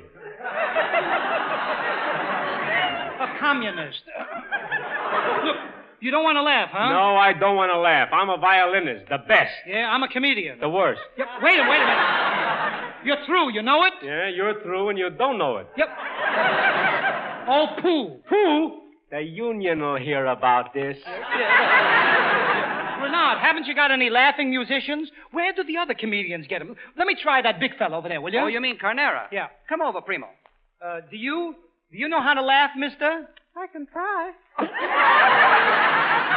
Listen to that voice. Do you always talk like that? No, I just got a cold. Oh, I see. You're a little hoarse, eh? Well, anyway, let me hear you laugh. Go ahead. What can you expect from a piccolo player? Eddie, try my trumpet player. I think he's got something. Oh, he has? All right. Well, young fella, can you give out a nice, hearty laugh? Yes. Go ahead and laugh. Huh? You call that a laugh? Huh? Why don't you give out... Why don't you give it out like that? You want to pay for overtime? Get away. Go and rest yourself, will you? Oh, I think I finally found someone, Renard. The drummer. He looks so happy. Mr. Drummer. Look how quick he got a haircut. Mr. Drummer, will you be kind enough? Yeah, say something, anything. Go on, give me a start. All right. A salesman walked into a furniture store, and as he started to...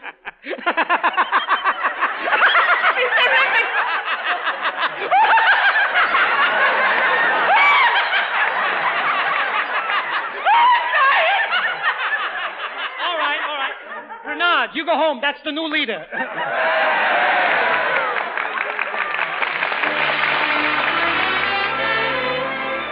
Judging from your lovely letters and telegrams last week, you were as thrilled as I was with the return of Deanna Durbin. Here she is.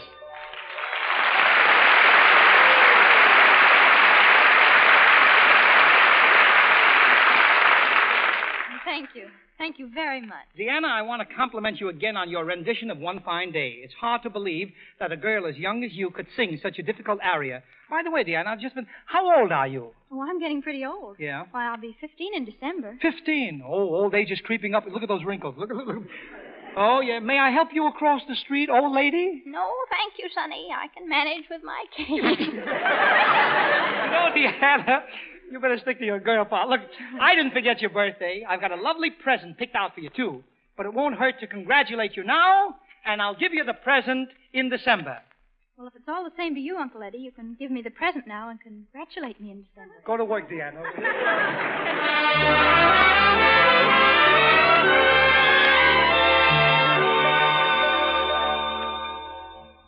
Love is just a game that two are playing. Love is nothing but a game of chance.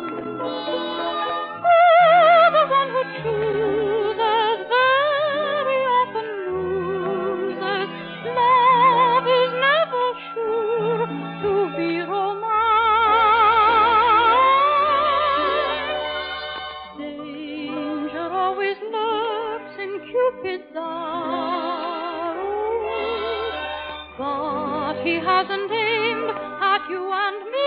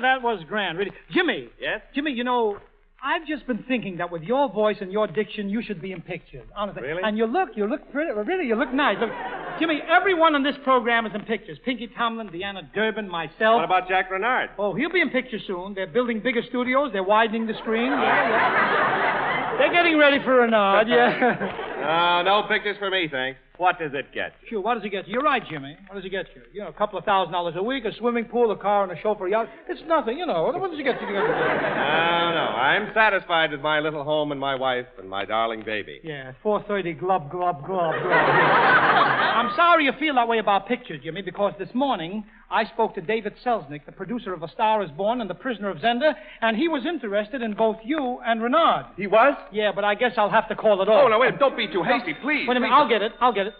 Maybe it's Selznick. Hello? Oh, hello, Dave. It is. I spoke to the boys. Renard is okay, but Wallington is not interested. I am. Tell him I am, will you? Wait, hold the line for just a minute, Dave. Please. But, Jimmy, what about your wife and your darling baby? I'll divorce my wife. Divorce your wife? Oh, no, I don't mean that. I'll just get a separation. Yeah, but what about the baby? Oh, the baby will find a job somewhere. Please, Eddie, get me in pictures. All right. Hello, Dave. Yeah, Wallington and Renard are okay. Yes, I got the script. You will listen in and judge by their performance. Thanks, Dave. Goodbye. No, marvelous, the expression on my face. You really think I was on the phone, huh? Go ahead. You know, Eddie, you're a real pal. Well, I hope you make good, Jimmy. But don't expect to be a big star right away. Oh, I'm not greedy. I don't want to be a big star. I'm satisfied to be like you. Yeah. Boy, wait a minute. Nice talk. Now I've got to rehearse you and Renard. And Pinky, I want you to help, too. Yes, sir. Now, here are the parts. Here are the parts for The Prisoner of Zenda. Remember, this may mean a picture career for Wallington and Renard. Jack Renard, you play Ronald Coleman's role. Say, Eddie, if I'm going to look like Ronald Coleman, I better wear a mustache. Renard, if you want to look like Coleman, you better wear a girdle. Look, you know you play a dual role in The Prisoner of Zenda. Yeah? Rudolph of England and Rudolph of Ruritania. Now, Renard, go in the corner and study your role. Well, what about me? Pinky, you play Black Michael, one of the villains. Here is a mustache. Here's a mustache. Now, you put it on. Go ahead, put it on. Say, this sure is a crazy business, a crazy way to make a living. Yeah? Last week I was a baby, now I got myself a mustache. Quiet. Renard, drop that match. What are you setting fire to your pot? Why are you setting fire to your pot? I'm hungry, so I'm toasting my roll.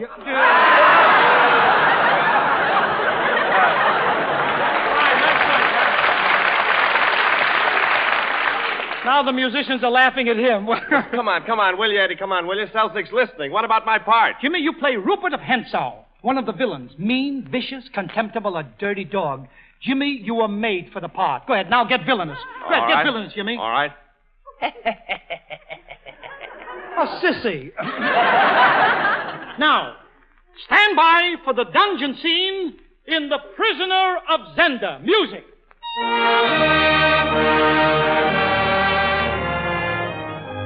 Why have they done this to me? Look, I have wasted away to a mere shadow. Yeah, the shadow of the Empire State Building. I go now to eat my horse. Wait a minute. Where do you see that? I go now to eat my horse. Here in my part. Why, you blubber, it says I go now to eat. My horse awaits outside.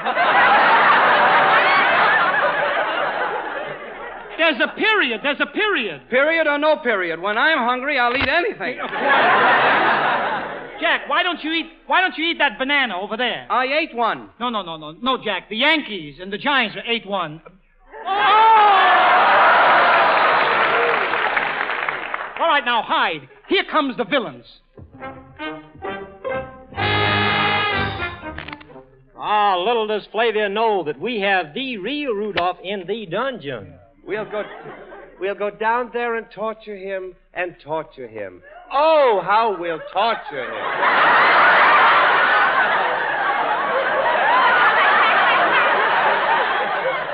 Say, are you a heavy or a sissy? What are you doing here?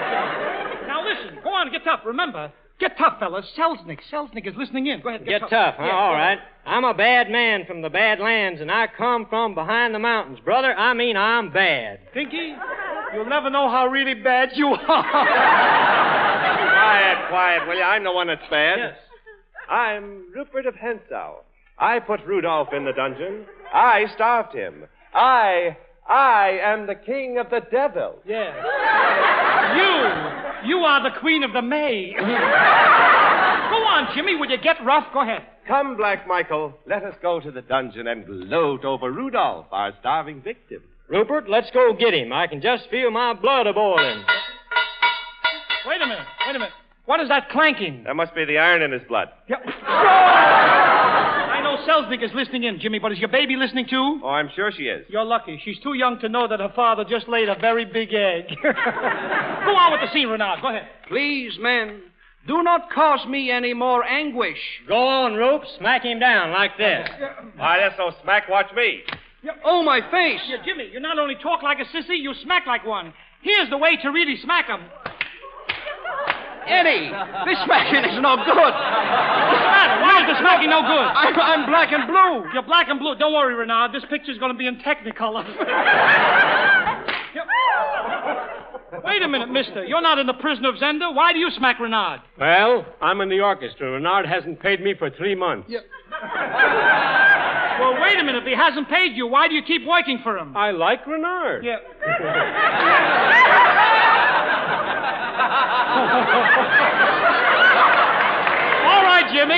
All right, Jimmy. Go into the dueling scene. That's the big scene. Go into the dueling. Go. Right. Stand by, Black Michael, while I run Rudolph through with his sword. Now, be manly, Jim. Go ahead. It's a duel unto death. On guard. Ouch! Wait, which Rudolph do you want to kill? Ha-ha! King Rudolph. Ha-ha! I'm the other one. Go on, Jimmy. Get him. Stick him. Will you stick him? Stick him. Stick him? I've got my sword in him up to the hilt. Yeah, up to the hilt with Renard is just a flesh wound. Let's make this a real fight. Yeah. Marvelous. Marvelous. That's my line, you fool. Marvelous. It's marvelous. Marvelous. And it's marvelous. Is it marvelous the way he keeps from stabbing me? No. It's marvelous that the audience doesn't come up and stab all of us.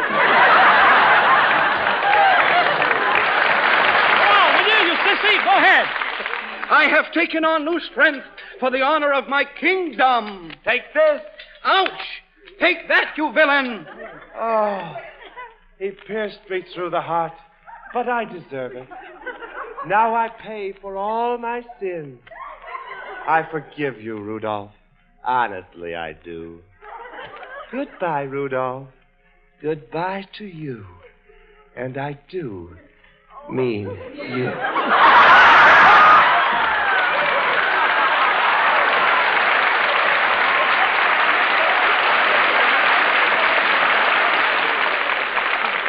Well, how was it?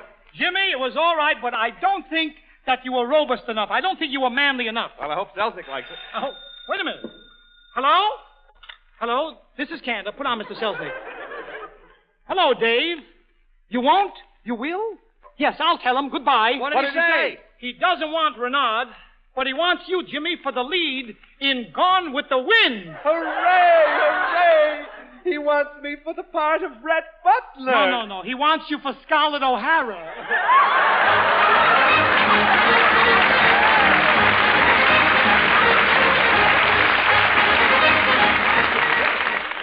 Jimmy, you may not be a picture actor, but there's one thing you can do. Yes, and I'm going to do it right now, too. Fire Chief gasoline is the only gasoline scientifically refined to match the 24 different United States weather areas. Now, that means wherever you drive, Fire Chief matches your local weather conditions. You get quick starts in less than 10 turns of the engine in any weather, fast acceleration, full engine performance. The result is a year-round saving on gasoline on short trips of as much as 30%. And remember, Texaco Circle Service makes for safer driving and greater motoring enjoyment. So next time, try a Texaco dealer. From the Picture Varsity Show, Eddie gives you his interpretation of Love is on the Air Tonight. Up in Maine or on the Western Plain, makes no difference where you go. Cinderella and her fella have the parlor lights turned low, listening to the radio. Love is on the air tonight, and it's on the heart-to-heart hookup. Love is everywhere tonight. Better look your coziest nook up. Each station throughout the nation will have a song coming through. So if your set works, the major networks will do your wooing for you. You should never sing to her if a song is not up your alley. You may sound like Bing to her, but suppose she likes Rudy Valley. If some crooner from old Altoona can tell her better than you, why should you care, long as love is on the air tonight? Love is on the air tonight, and 100 Crosbys are crooning. They will sing your serenades so that you can spend your time spooning. Find a sofa, a gal to go for, and let romance have its fling. Let some yokel like me get vocal. It's okle-dokle, course I like to sing. So take your sweetheart in your arms. Do your best to thrill and enchant her. There's no need to vocalize. Leave the dirty word called to Cantor. If some Romeo selling Texaco tells her better than you, why should you care, long as love is on the air each Thursday, Friday, Saturday, Sunday, Monday, Tuesday, especially Wednesday. Love is on the air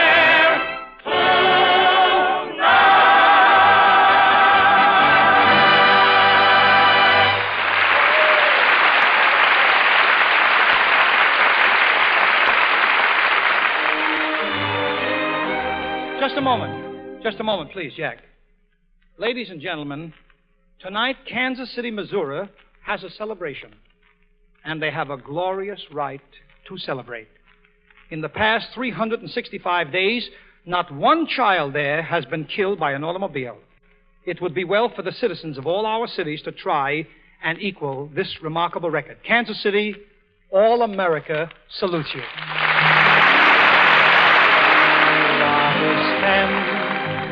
Each Wednesday with you, as friend to friend. I'm sorry it's true. I'm telling you just how I feel. I hope you feel that way too. Let's make a date for next Wednesday night. I'm here to stay. Will be my delight. Good night. Tune in again next Wednesday for another Texaco Town broadcast starring His Honor the Mayor, Eddie Cantor. And next time, try a Texaco dealer.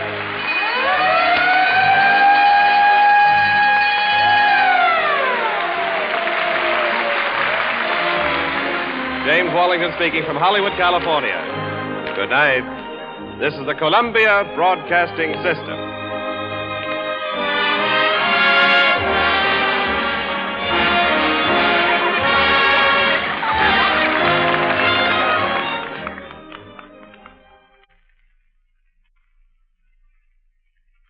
Nine p.m. DULOVA, Boulevard Watch Time.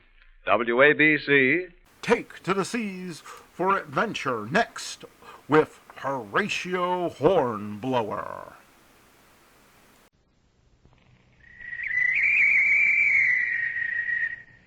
Call all hands. Beat to quarters. Run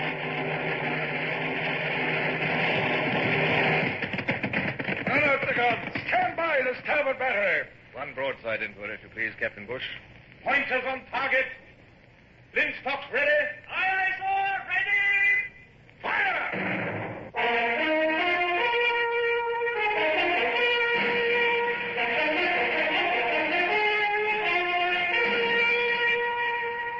Presenting Michael Redgrave as C.S. Forrester's indomitable man of the sea, Horatio Hornblower.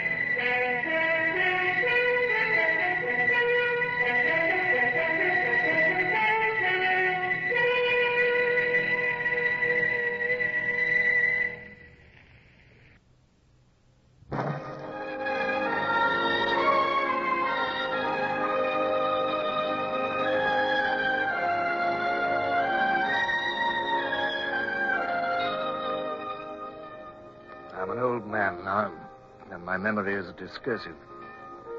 Perhaps it's an old man's impatience and eagerness that has made me hurry on with these memoirs without regard to their order or date, but as I near the end of my chronicle, I remember much that was vital in my career that I've omitted.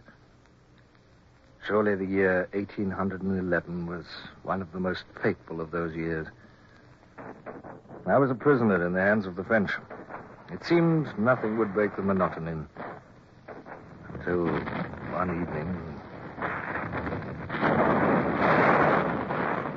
What is it that Monsieur desires? I want to see. There's a battle out there. I must see it. Let me go onto the walls. I'm sorry, it is forbidden. I will not escape, I swear it. Let my servant and myself go onto the walls. I give you my word of honor. We'll make no attempt to escape.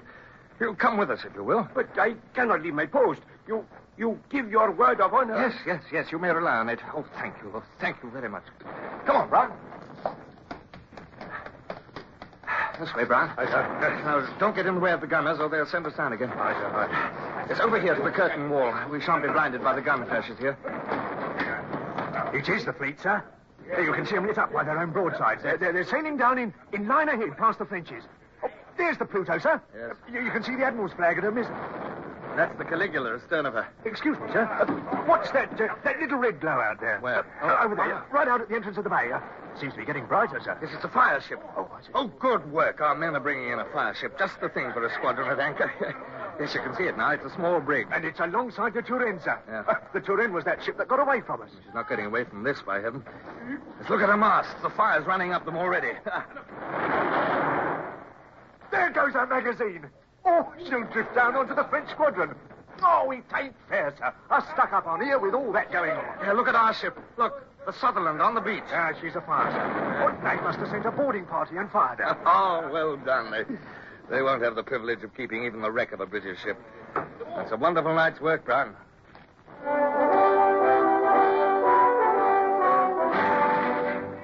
It was indeed a wonderful night's work. From our battlement grandstand, we watched the one-sided battle rage and saw our defeat thoroughly avenged. The Turenne had completely vanished. Of the Sutherland, there were only remaining a few blackened timbers. 2 French ships of the line were on the rocks to westward, and they would never sail again. Only the French 3-decker was left, battered and mastless, and the next easterly gale would fling her ashore and wreck her completely. As dawn crept over the horizon, we watched the 5 British ships stand out of the bay in line ahead. Only the Pluto appeared to be damaged. She'd lost her main topmast. It was a bitter sight to see them go and realize that I could not go with them. But my despair was cut short by the sudden appearance of General Vidal, the governor of the fortress. Fine piece of work your companions have done. But it will not make the government in Paris any more kindly disposed towards you, I fear. Listen. What is that? That must be your man. The new prisoner must have brought them news of the battle. A new prisoner, sir? Yes, I thought you would be interested. He's a man who fell overboard from your admiral's ship. Here, Dupont, take charge of Hornblower and escort him to the prison.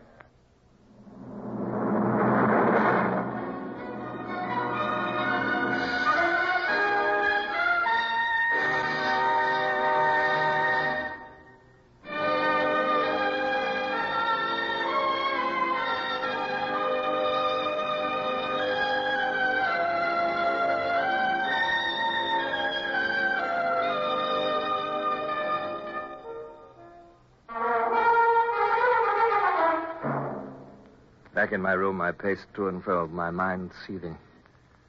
My gloomy thoughts were broken into by the opening of my door, and the young officer saluted. His Excellency sends you his compliments, sir, and he would be glad if you could spare him a few minutes of your time as soon as convenient. Or in other words, come at once. Oh, very well, I'm ready. In the governor's office stood a colonel of gendarmerie, a youngish man with a bullet head and carrying a cocked hat in his hand. The star of the Legion of Honor was on his breast. The high black boots and spurs gleamed in the morning sunlight. The governor's expression was sad as he addressed me. I have the honor of presenting to you Colonel Jean-Baptiste Caillard, Grand Eagle of the Légion d'Honneur, and one of His Imperial Majesty's personal aide-de-camp. Colonel, this is Horatio Hornblower. What is Hornblower doing with that sword at his side?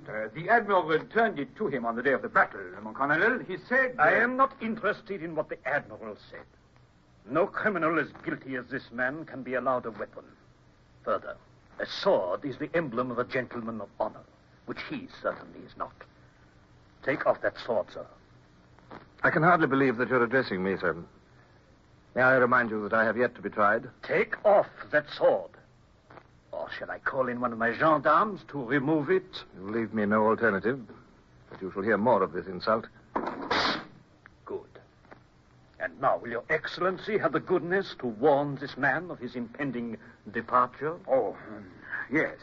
Monsieur, Colonel Caillard has come to take you and your first lieutenant, Mr. Bush, to Paris. Bush? But you know what you're saying. Bush is seriously wounded. It might easily be fatal to take him on a long journey at present.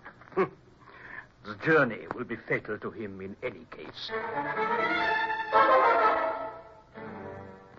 General Vidal was a gentleman to the last. He gave me every assistance, allowed me to take my coxswain, Brown, with me. He even pressed upon me his purse to help me when I should reach Paris. He accompanied us to the courtyard where Bush was lying on a stretcher. Bush? They're going to take us to Paris, Bush. What, you, me, sir? Yes. Well, it's a place I've always wanted to see. Please, you are in charge of this man, yes? Yes. What is it? I am the surgeon who how do you say? The foot. You amputated Lieutenant Bush's foot? Oui, yeah. It was to save his life. Please to take these papers. There are instructions for treatment.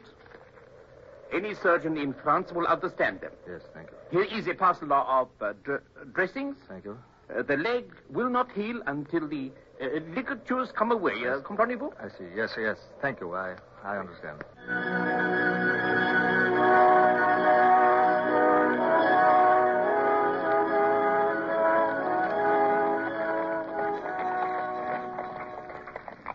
How are you feeling, Bush? Better? I do feel a bit better today, sir. Since you got that last ligature out, I think it's healing. Good. I don't mind telling you, I thought we'd lost you a few nights ago. Didn't you, Brown? Yes, it looked pretty ticklish, sir. Rare good job you done, sir. Me? I don't know what I'd have done without you. I never knew you could turn your hand to so many things. I wish to heaven I wasn't such a burden to you, sir. Oh, rubbish. If only I could help myself. Hello? What's going on? As far as I can make out, sir, one of the horses has gone lame. Oh. They've unharnessed it. Two of them are just taking it off to find a smith. Oh, as though this confounded journey wasn't long enough. Seems as though all our lives have been spent in this leathery old coffin. We're off again with only 3 horses, sir. Getting late. The weather looks threatening. I suppose Kaya wants to reach the next post house before dark. I hope our quarters are more comfortable than the ones we had last night, too.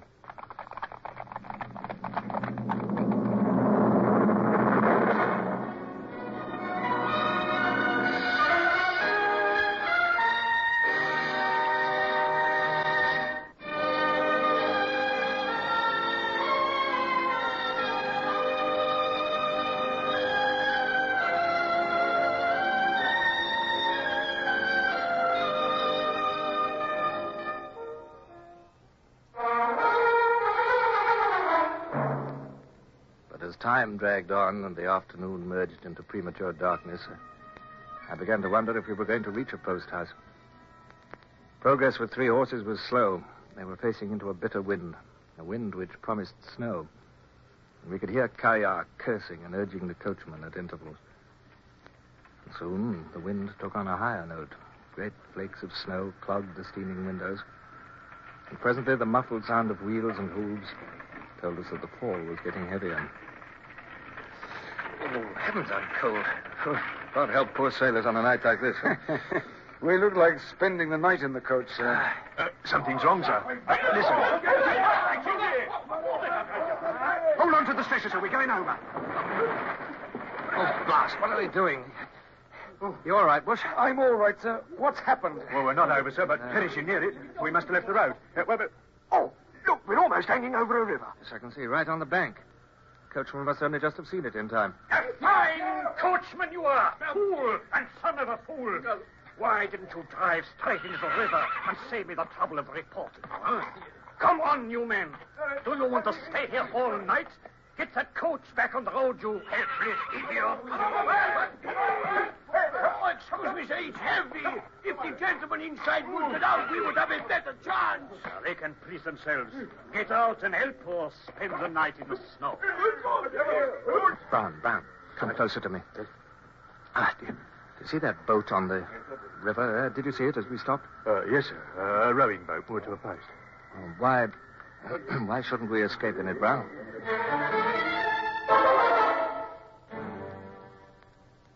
6 minutes from the time I had conceived the idea, we were in the boat and free on the Black River. In the darkness and with the bustle going on round the coach, we'd slipped away unnoticed. I wrapped Bush in blankets and my cloak and propped him in the stern sheets. Come on, give me a scull, Brown. What is it? Now, you fend off port side, I'll take starboard. Oh, the boat's spinning and punching like mad, sir. I can't get a grip. They seem to be caught on a rock. The water's pouring. Heave here, Brown. What is it, Mike? Now, together. All you've got. She's clear. We're through. That was a near thing. Yes, too near for my liking, Bush. I hope there's not many more of those. Is there a bailer in the boat? Yes, sir. I saw it when we got in. Wait on it. Here it is, sir. Well, bail then. I'll take the sculls. Any idea where we are, sir? Oh, it's difficult to say. Can't be the Rhone. It must be the Loire. If it is, it runs into the Bay of Biscay. That's, 400 miles away. Oh, that'll be a useful run, sir. Hello. The keel's scraped again, sir. I believe we're coming to another rapid.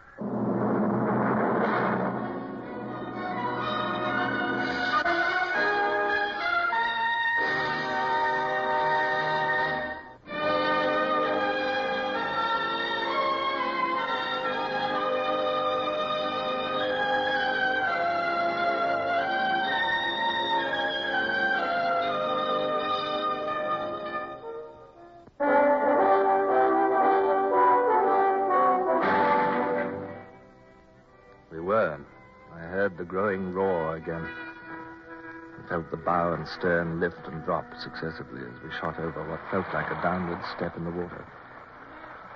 The din of the rapid became tremendous. The white water boiled round and over us. Something invisible struck our port side, and I heard the gunwale splinter. The keel caught, and I pitched forward. But then she freed herself, and the boat sped on. I heard the roar diminishing. We were through another rapid. Light on the starboard bar, sir. Yes. And there's another. And another. Must be a village on the river bank. Probably Nevers. The coachman said it was 6 kilometers. Oh, we've come 4 miles already. Hey, Brown, stop bailing. Keep quiet now. A bridge flashed by over our heads. The water was so high that we had to duck to miss the arch.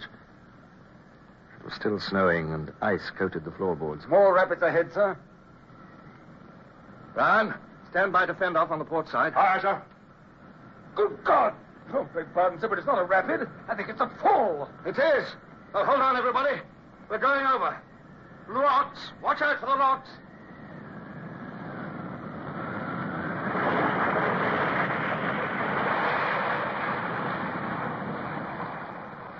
The steep, steady wave at the foot of the fall was as solid as stone as we hit it. The boat vanished from under me, and I felt myself strangling underwater and scraping over the rocky bottom. It was agony. I got a single gulp of air, and then I was under again. The grinding of the rocks on the riverbed was louder than thunder. Another precious gulp of air which seared my lungs like fire, and then I was under again. My reeling brain guessed what was happening. I was caught in the swirl below the fall. I was being flung in a circle, now on the surface and now right down on the bed. The pain in my chest and the deadly grip of the icy water on my limbs were numbing me. I was losing the desire to fight. I only wanted to be still and die. Suddenly, something touched my hand. I gripped it. It was a piece of board with nails in the end of it. A plank from the boat, now shattered into fragments and whirling around with me. With a last convulsive movement, I thrust hard at the bottom with the plank as I went down again. I came up, caught a breath, and another, and then another. And floundered and stumbled, and then fell and lay gasping in only a few inches of water at the edge of the fall. Oh, there! Captain! Captain! I'm here. Oh, thank God, sir. Thank God. The captain's here, Mr. Bush. I heard Bush's feeble voice reply, and it shocked me to my feet. If Bush were alive, he must be looked after. There's a light out there, sir. House, I expect. Well, we must get to it, even if it does mean surrender. If we don't get Bush to warmth and help, he'll die. We'll carry him up. All right, sir. Get your arms around our shoulders, Bush. No, sir. Lift. Come on, boy. It's not far. How did you get out of the river? Current took us to the bank at once, sir. I see. I'd only just kicked my blankets off when I touched a rock, and there was Brown holding me out. Thank God. Why don't you leave me and go for help, sir? You're just about ready to drop. No, we'll get you up the bank. The light's nearer now. I felt as if I would give a fortune to lay down my burden and drop in the snow. It was ironical, too, that the three of us had been within yards of each other in the water. Yet, while the other two had been carried to safety, I had been dragged under. They would never know of my bitter struggle for life. Somehow I felt an absurd sense of grievance against them. My head was reeling again. My strength was nearly gone. Oh, no. Not much, Father, sir. This seems to be a garden of sorts. Yes. We staggered a few more steps, slipped down an unseen incline, and halted in the square of light cast by a big lighted window on the ground floor of the house. Who are you? We're prisoners of war. Wait. One moment, please. Shuddering and half fainting, I held on to my burden for what seemed an age. Then the light brightened, a door opened, the voice spoke again. Come in. The warmth of the house rushed at us like a mother's caress. We half fell over the threshold and lay Bush on the floor. I tried to stand up again, but my legs failed me and I pitched forward. The whole world spun about me, but my last sensation was one of warmth. Blessed warmth and dryness. There's no more river, no more cold, no more wind, no more pursuit. Only rest.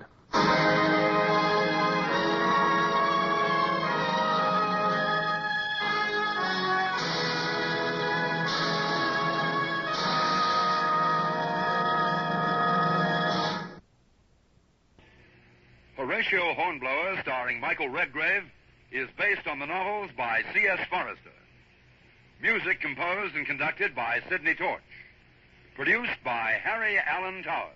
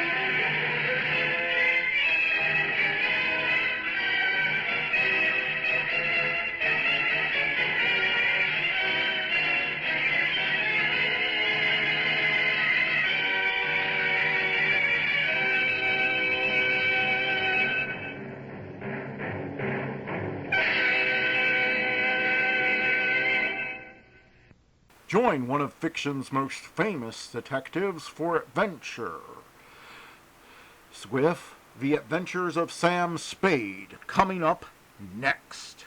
Hey, Abbott, what time is it? It's time for the Abbott and Costello Show. We're on the air for ABC here in Hollywood. Well, what are we waiting for? Let's go with the Abbott and Costello Show.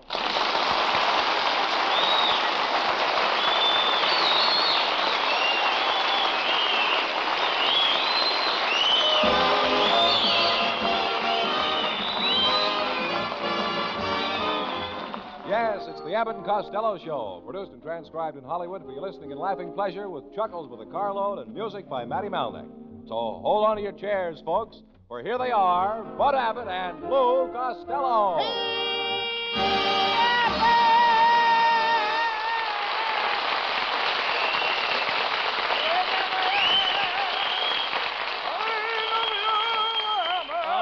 All right, Costello. All right, Costello. Like I've never loved Wait a minute. What's the idea of coming in here singing? I'm going to sing on a program tonight. What do you know about music? You wouldn't know a bass from a soprano. Is that so? You wouldn't see me sliding in a second soprano, would you? And besides, my new girl wants me to sing on the program. You've got a new girl? Yes, every night she knocks on my door, throws her arms around me, hugs and kisses me, and calls me Gregory Peck. She calls you Gregory Peck? Gregory Peck. Why don't you tell her you're not Gregory Peck? Silly boy.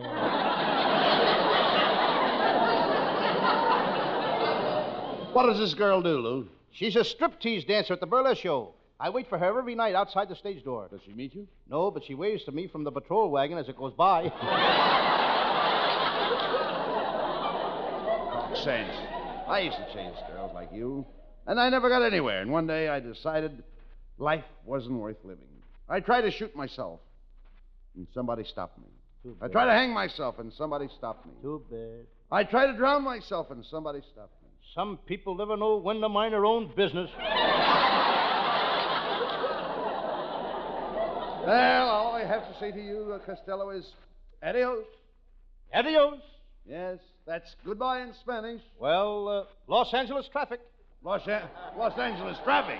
That's goodbye in any language.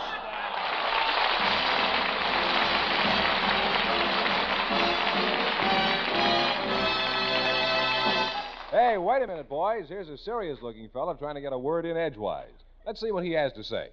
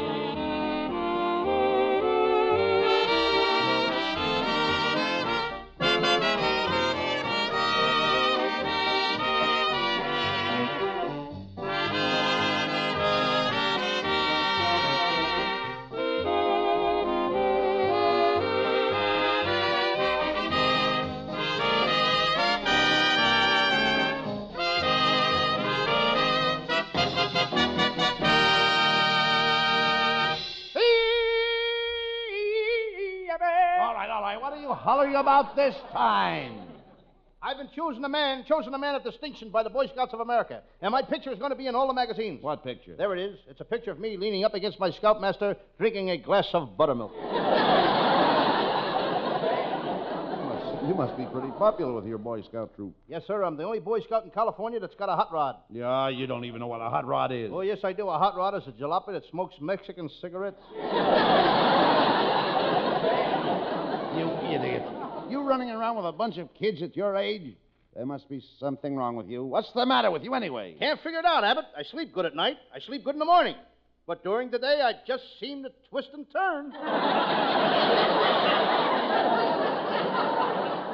No wonder nobody will associate with you. You haven't got a friend in the world. How can you say that, Abbott? I'm the most popular guy in my hometown. Every one of the 300,000 people in Patterson, New Jersey love me. Wait a minute, Costello. 300,000. Patterson only has 140,000 people. When were you there last? 2 years ago. Well, people have children, you know.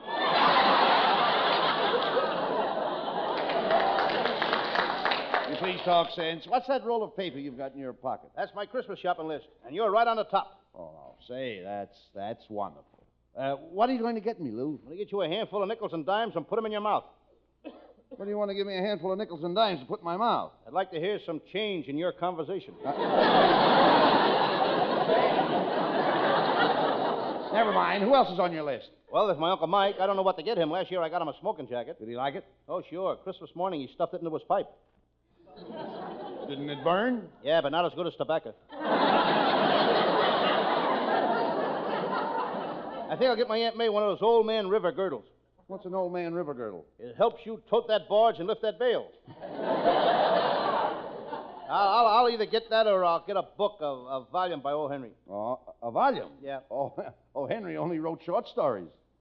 How much can you write on a wrapper off a candy bar? What is Uncle Mike going to get Aunt May, Lou? I don't know. Last year he gave her a fur piece. He shot it under the house. Had a white stripe down its back. That was a skunk. Huh? That was a skunk. Why'd Uncle Mike shoot it? After he shot it, he asked himself the same question. Well, now, wait a minute now. After all, skunk is pretty expensive.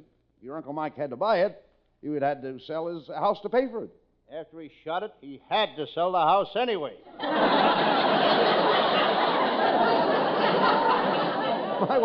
My wife wants a mink coat for Christmas, but mink skins cost $40 apiece. Why don't you just buy her one skin and a sock stretcher?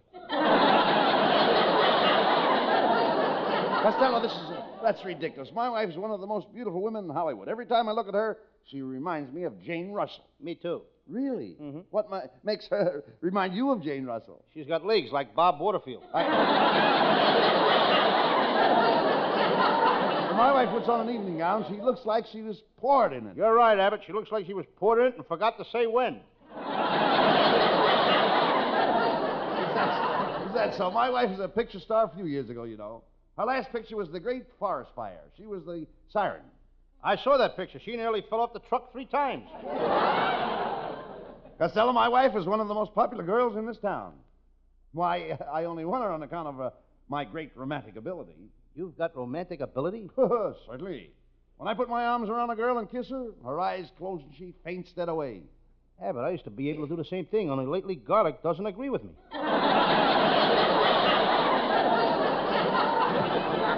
Tell me, Costello, how's your romance coming with that rich girl from Pasadena? She wasn't serious, Abbott. I found out it was nothing but puppy love on her part.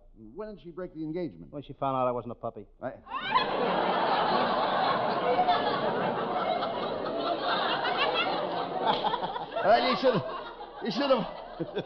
You should have hung on to her, Costello. Her family were very wealthy.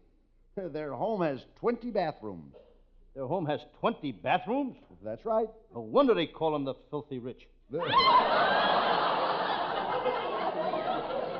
know, she was a nice girl, Abbott, but there was only one thing wrong with her. She had $1 million smile. Well, what's wrong with that? She'd only smile at guys that had $1 million. Well,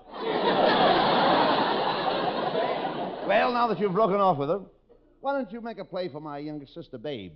Your sister, Babe? Mm-hmm. Don't tell me she's out here in California now. Sure, she's always wanted to come out here to the West where men are men and women are women. Yes, out here in the West where men are men and women are women. And now your sister, Babe, has to come out here and confuse the whole thing. Costello, my sister Babe may be fat, but remember, she's a slick chick. She's slick, all right. The last time I had a date with her, I'd been over to kiss her goodnight, and her hair slid off. Are you trying to insinuate that my sister Babe is bald? I wouldn't say that, Abbott. She's got one of those new sunny tuft hairdos. Sunny tuft hairdos? Yeah, it's sunny down the middle, and there's a tuft on each side.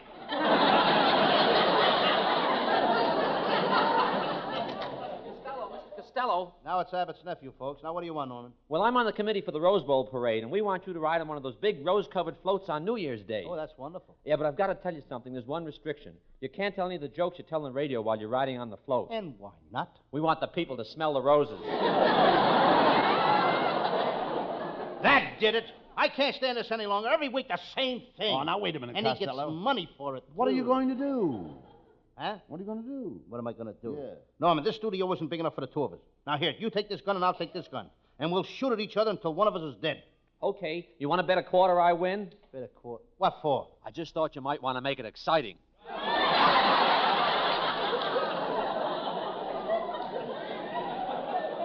Look, Roy, why don't you go over to the Raleigh cigarette program and have your head moisturized? Wait a minute. Now, get out of here. Hey, Abbott, why don't you get that guy a job and keep him out of here? He just comes in here for laughs. He's got a job. He's a salesman. Are you kidding? That guy couldn't sell anything. Right now, he's working in the drugstore, and they're having a 1-cent sale. What's he selling? Pennies. Pennies?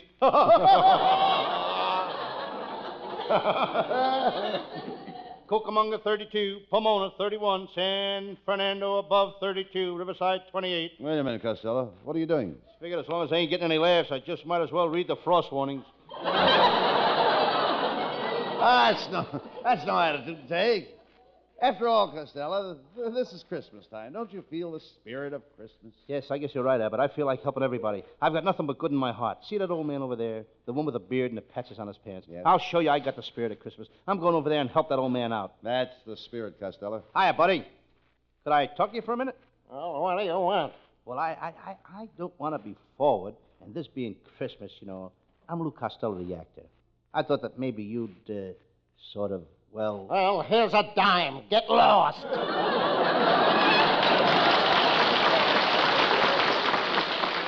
Santa Paula, 32. Ventura, 29. and 30. Hello, boys. Hey, look, Costello, it's our secretary, Viola Vaughn. Hey. I called you last night, Viola, and you weren't home. No, I was over at Costello's house practicing love scenes with him. You were practicing love scenes with Costello? Uh-huh. He's so short he doesn't even come up to your shoulders. How can he make love to you? Well, I stand him on a box, put my arms around him tight, kick the box out from under him, and I've got him trapped.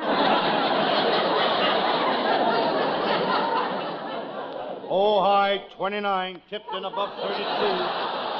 La Holla, 31. Well, I'll leave you two. Cheerio, so long, Pip Pip and Hetty Lamar. Pip Pip and Hetty Lamar? Yeah, that's 3 pips. Hey, where are you going, Costello? I gotta go home now and take care of my brother Pat. You know, he's in that awkward age, you know. Awkward age? Yeah, he's too young to leave home alone and too old to trust with babysitters.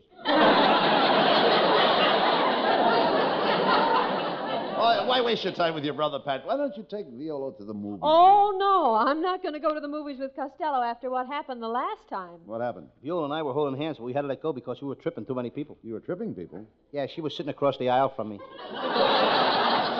Now, do you see why I won't go to the movies with him? You don't have to go with me, Viola. I can get plenty of girls. Only tonight coming down here, Ann Sheridan says, Hiya, Lou. When did you ever meet Ann Sheridan? I've seen her so many times on a screen, she thinks she knows me.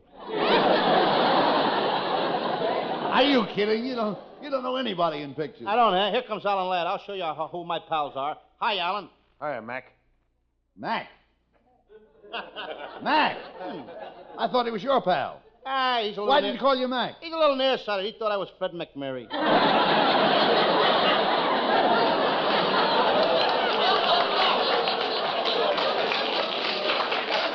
Well, so long, Costello. And remember... If you want to, you can come over to my house tonight. Oh, yeah? Costello, that was nice of Viola to invite you over for dinner. Yes, but I ain't going to go to her house anymore for dinner. She's too wishy-washy. Wishy-washy? Yes, every time we get through with dinner, she always says, I wishy you'd washy the dishes. Get him out of here!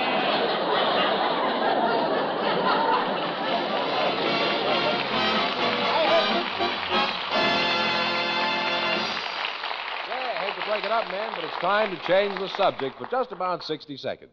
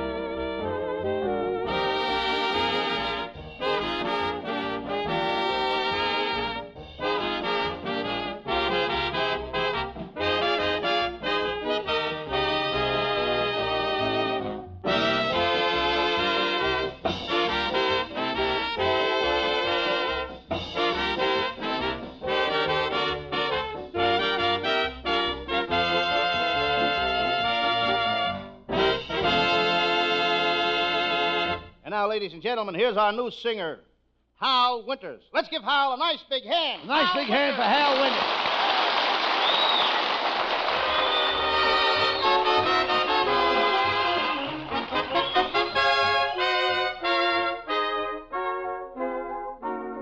Day in, day out, the same old hoodoo follows me about.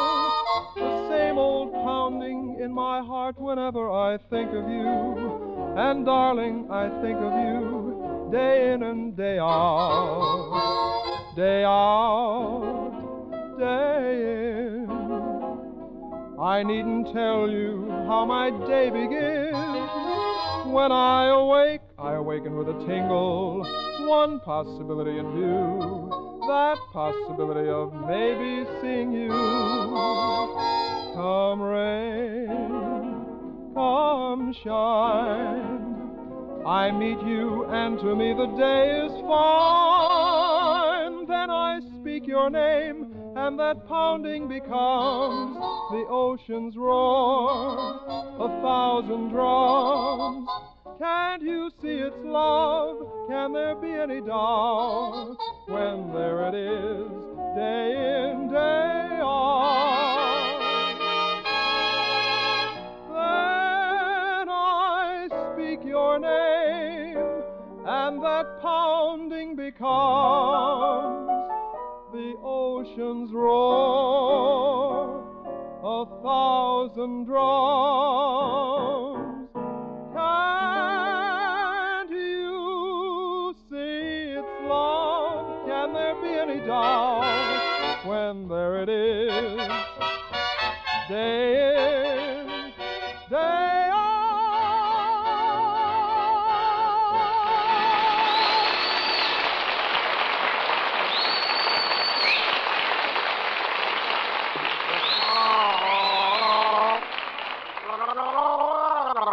Costello, put down that water pitcher. Put down that water pitcher. What are you doing? I put it down. What are you doing?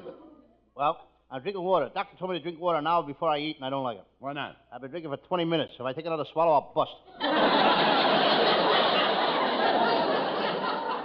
What doctor did you go to? My cousin, he's a doctor. Dr. Vincent Varello. Is he a good doctor? Good. He's the greatest doctor in Cucamonga, the most skillful doctor in Cucamonga. There's no better doctor in Cucamonga. What makes you so sure? He's the only doctor in Cucamonga. Yeah, I mean, why do you go all the way to Cucamonga? There's a doctor right in your block. Yeah, but he's a baby doctor. I ain't got no confidence in him. Why not? Very few babies make good doctors. Forget about it. Have you heard any more from our sponsors about how they like your Sam Shovel detective stories? Indeed, I have. Here's a letter from one of them that came this morning. I'll read it. Dear Lou Costello, since I heard you were going to continue your Sam Shovel detective series, I have decided to take the old picture off our bottles and replace it with your picture. For as long as you do your Sam Shovel series, every bottle of our product will have your picture on the label. What product do they make? Iodine. I thought so. What is your Sam Shovel detective mystery for tonight, Gus? It's one of my minor cases, Abbott. I call it the case of the babysitter who was fired because he neglected his work, or it was time for a change. Well, let's get on with the case.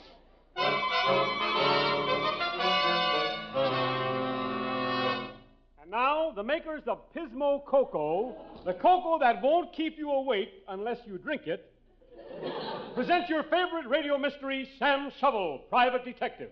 But first, a word about our product. Friends, when you drink cocoa before you go to bed, do you toss and turn?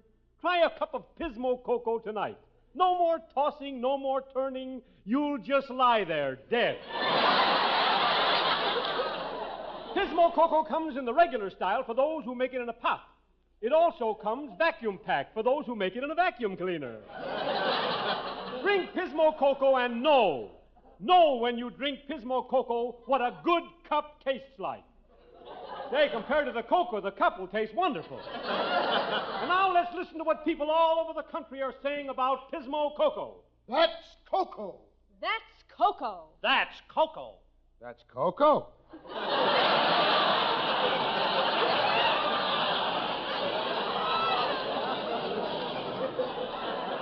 Friends, we're proud of Pismo Cocoa. Remember this, during the war, Pismo Cocoa was chosen by our armies as the cocoa they served overseas. They served it to the Japs.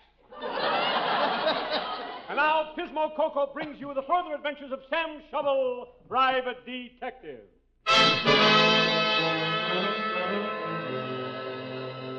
Yes, I'm Sam Shovel, Private Detective. I've had a tough day. I'm sitting here in my little office dozing. I'm sleepy. Suddenly I see a Dunhill, a K. Woody, a corncob, a briar. I'm having pipe dreams. The telephone company was here this morning and put in a phone. I look at my new phone number, Elephant 6688. Must be on a trunk line.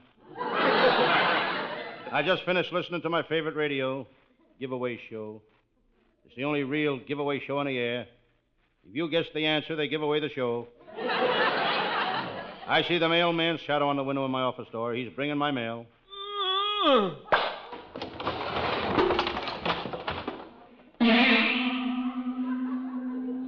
He delivers the mail the hard way. The hard way. He crawls through the mail slot and drags the mail in after him. I notice my new map has arrived in the mail. It's got the boundaries of all the states marked on it. I study the map. There's the Ohio state line. There's the Indiana line. There's... Yo! That must be the Mason-Dixon line. I love the South. I'll never forget how I trailed Shotgun Jake through the South. He thought he was a smart guy, but I fixed his wagon. I grabbed him in Atlanta and fixed his wagon. In Chattanooga, I fixed his wagon. In Birmingham, I fixed his wagon. I made a lot of money on that case. He gave me $5 every time I fixed his wagon. Here's a letter from a crook in Switzerland. He's imprisoned at the Yodel Yodel. That's Swiss for Sing Sing. I decide to read the rest of my mail. Here's a letter I don't understand. Dear Sam Shovel, we're sick of you butting into our business. If the Varela gang don't kill you, we'll kill you. Signed, the Merry Gang. P.S. If you're already dead, please disregard this note. That sounds like a threatening letter. I better make sure I'm armed. I open the drawer of my desk to check on my gun. It's a Colt. Here's a postcard from my bookmaker. He wants me to send him $1 for a football pool. I don't think I'll do it. It's a waste of time building a pool for a football. It's about time for my pal, Lieutenant Abbott of the Homicide Squad, to show up. Abbott is a fine cop. Abbott, the chief wants to put him on the headquarters squad. No wonder.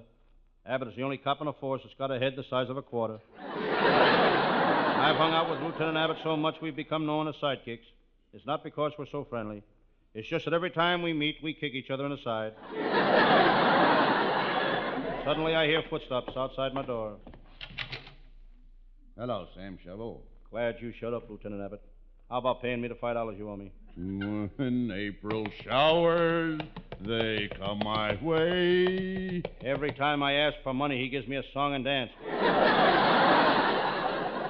Where have you been, Lieutenant Abbott? I just arrested a guy for changing a tire. You can't arrest a man for changing a tire. From my car to his. Lieutenant Abbott also changed that joke from my punchline to his punchline. Sam, this office is filthy. Why don't you get some cleaning equipment and clean up the dirt? I've got plenty of cleaning equipment.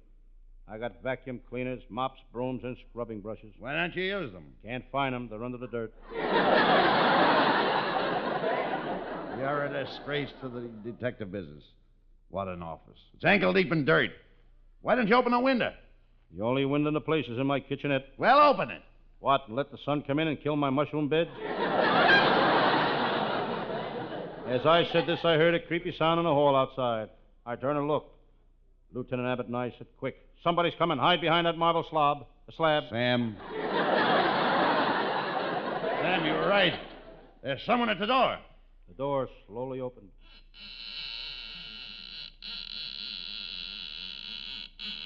Get it open while I'm still young enough to read the next line.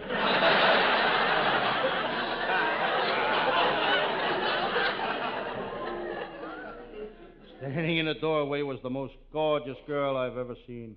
She spoke. Oh, Monsieur Sam Chauvel, I have heard that you are a great detective, no? That I am. I looked at this lovely creature. She was wearing a low-cut evening gown. Sam Chauvel, will you help me out? Lady, don't you think you're out far enough already? Sam Chauvel, who is your so charming friend? This is Lieutenant Abbott of the Homicide Squad. Ah, the famous brave Lieutenant Abbott. Lieutenant, I am in great danger. You can help me, n'est-ce pas? Mais oui, mademoiselle. Oh, chérie, que vous êtes le plus bel homme du monde. Oh, I don't think I could do that. Oh, mais je crois que vous êtes un méchant garçon. I couldn't do that. Oh, mais vous n'avez pas besoin d'être si insolente avec moi. I couldn't do that. What's she saying, Abbott? Maybe I could.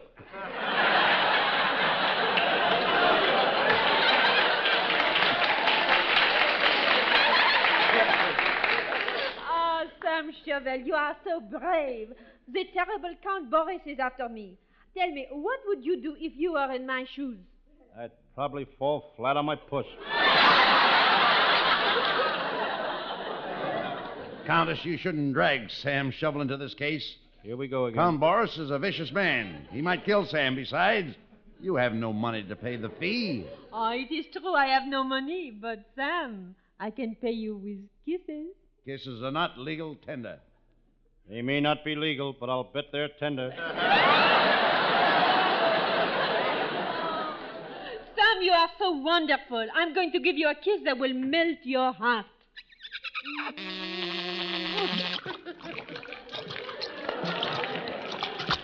Sam, say something.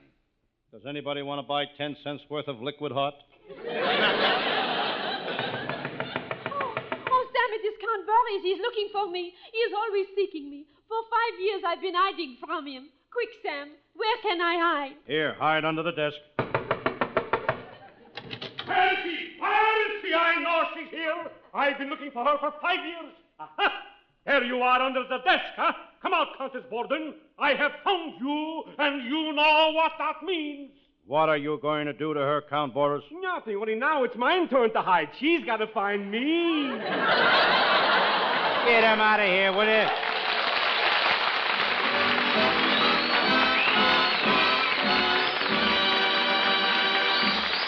Abbott and Costello will have the last word as usual. But before they do, we'd like you to ponder this.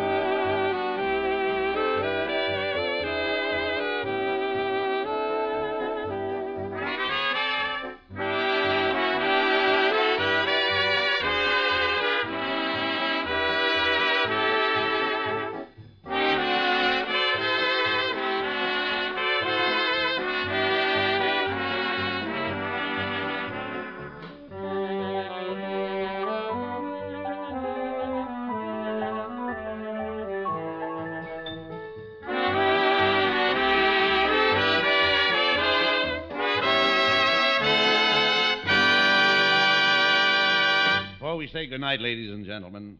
I would like to say that the part of Sam Shovel in tonight's show was played by Lou Costello. And I, Bud Abbott, do not necessarily agree with anything he says. Thank you, Abbott. And I want to say that the part of Lieutenant Abbott of the Homicide Squad is played by Bud Abbott. And if there is any resemblance between Abbott and any living person, there would be better off dead. Thank you. And now let's give a bow to our orchestra leader, Matty Malnick, and to our singer, Hal Winters.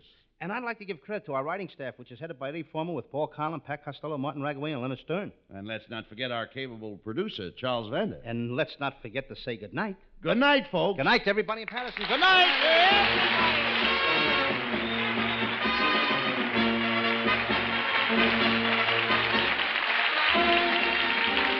Listen each Thursday night at this time for another great Abbott and Costello show, produced and transcribed in Hollywood. Be sure to stay tuned for the outstanding entertainment which follows throughout the evening on this ABC station.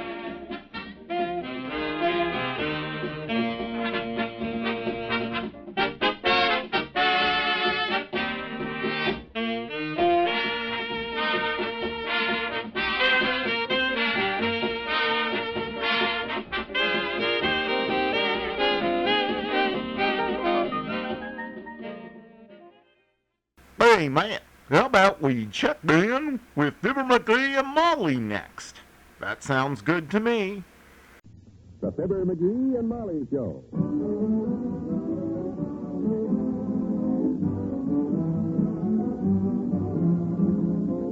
Every weekday at this time, NBC brings you Fibber, Magee, and Molly transcribed. The show is written by Phil Leslie and directed by Max Hutton.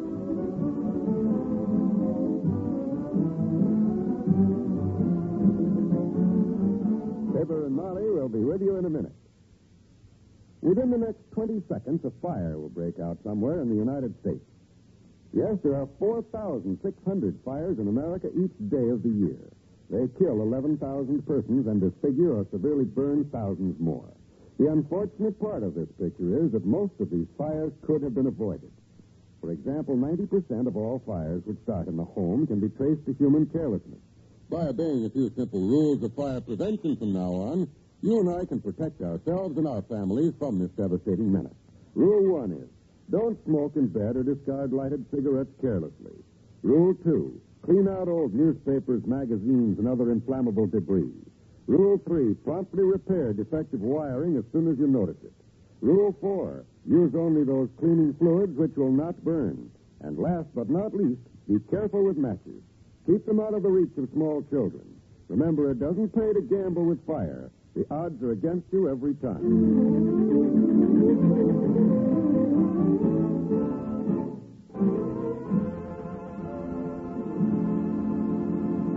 Mrs. Magee is down at the beauty shop this morning.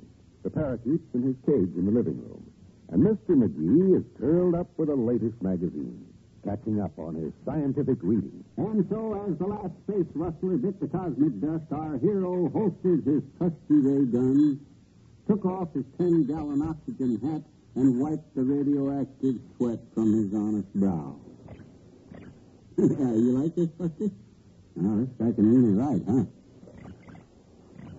Okay, listen now. And so, with peace restored to the space cattlemen of Jupiter Valley, Asteroid Rogers, space cowboy, mounted his faithful space horse and rode slowly westward into space. Boy, this stuff is really wicked. Hello, dearie, I'm home. Oh, hi, kiddo. What's the Christmas cigar? Yes, Bertie, we'll take it down someday, I hope. Oh, that beauty parlor was busy today. How do you like my hair? Oh, it looks swell. Yeah, I like it that way. I'm glad because we were too busy at the beauty parlor to do anything to it. I just had to get a manicure and come home. Oh, guess what happened? Oh, what? Did somebody mix concrete with the beauty clay and old lady Spradley went home with a paved push? No. Don't tell me Madam Bertha turned the hairdryer too high and set fire to old man McDonald, the president of the Third National Bankswise League. Mrs. McDonald does not wear it. So much fascinating. World-shaking news comes out of that four-stall gossip stable. I never know what to expect. Between the mud they pack and the mud they sling. Okay, kiddo, so what happened? Well, I was talking to Mrs. McDonald down there, and you know that new musical show that's playing at the Civic Opera House this week? That South Atlantic from New York? Oh, yeah, that's a terrific show. They say it's completely sold out. Can't buy tickets at any price. Well, I tell you what, Miss McDonald had a ticket that they can't use tonight, and she suggested that I use it. Look, here's yours. Okay, well, we'll have dinner out at the... just one ticket, huh? Yes. My first thought was maybe we could buy another one and go together, but you can't get them anywhere. And, well, I do wish we had two tickets, but... you go ahead and go, kiddo. I really wouldn't be interested myself, or just rather stay home and read. Sure you don't mind me going? I mean... No, go ahead. You might enjoy it. I don't much like the idea of you being out at night by yourself. Like, a lot of hold-ups and stuff going on. But if you don't mind... I forgot to tell you the rest of it. I ran into Doris Callahan in front of the library, and I was telling her about it. And she and Dr. Gailey have tickets for tonight, so they're going to pick me up here. Oh. Well, I suppose Doc would be the type of guy that he'd enjoy that type of show. Music and girls and stuff. Personally, come in. Hi, Mr. Harriet. Oh, hello, Ricky. Come on in. Hello, Tim. Aren't you supposed to be in school? Yeah, it's only 11 o'clock. You aren't out for lunch already. No, I got the rest of the day off, sort of. Oh? Mm-hmm. Miss Yegley, that's our teacher, she sent me more 2 times. Uh-oh. Trouble, sis? Well, it wasn't really like that, I betcha. Mm-hmm. No, me and Willie Tipster drawing a picture of Miss Yegley on the blackboard by mistake, you see. By mistake? Sure, we thought she was out of the room, but she wasn't. Oh, that was a bad one. You shouldn't have done that, Tim. Well, not without checking first. There's a wonderful picture of her, too. Oh, I bet it was. Yeah, with X's for eyes and 4 ears on it. Wow. And her hair looked like snakes. And all the kids laughed like everything. Everybody laughed at Miss Yegley. Yeah, well, teachers are like that. Have you been home yet, dear? Not yet, Miss McGee. Our teacher says, I want those little children to go spend the rest of their day thinking about how naughty you've been. So Willie Toots is going to think about it at the Bijou, at the Western Matinee, because he's got a choir. And, well, I wondered if I could think about it at your house, Miss McGee. Well, I don't know, dear. Maybe you should... You sure? Say sure. Come on, say. Just till school is out, Miss McGee, and I can go home with the other kids because I don't like to worry my dear mother. Because my dear mother is... I'll get it. McGee's resident. Who? Oh, yeah. Yeah, she's here. Just a minute. Your mother, Jeannie. Hello, Mother, dear. Yes, my darling mother, I'm coming right home, Mother, dear. Miss Wesley calls you, huh? I'm sorry. Yeah. Yes, Mother, dear. Goodbye. Bye, Mr. Miss McGee. It was nice knowing you. Ah, don't worry, Jeannie. Your mother. Maybe if I fall down and sprain my knees on the way home and I come in crying, my leg is broken. Maybe she'll have pity on me.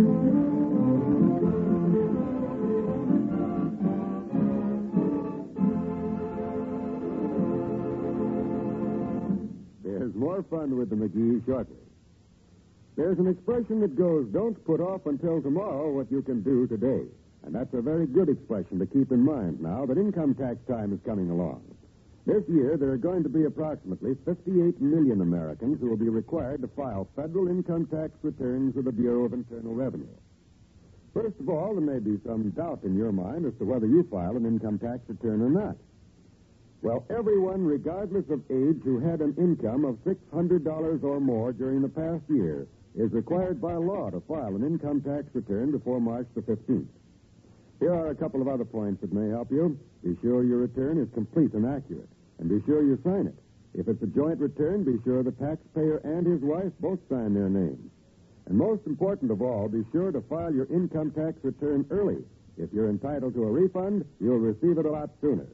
Remember, don't put off until tomorrow what you can do today, especially you taxpayers.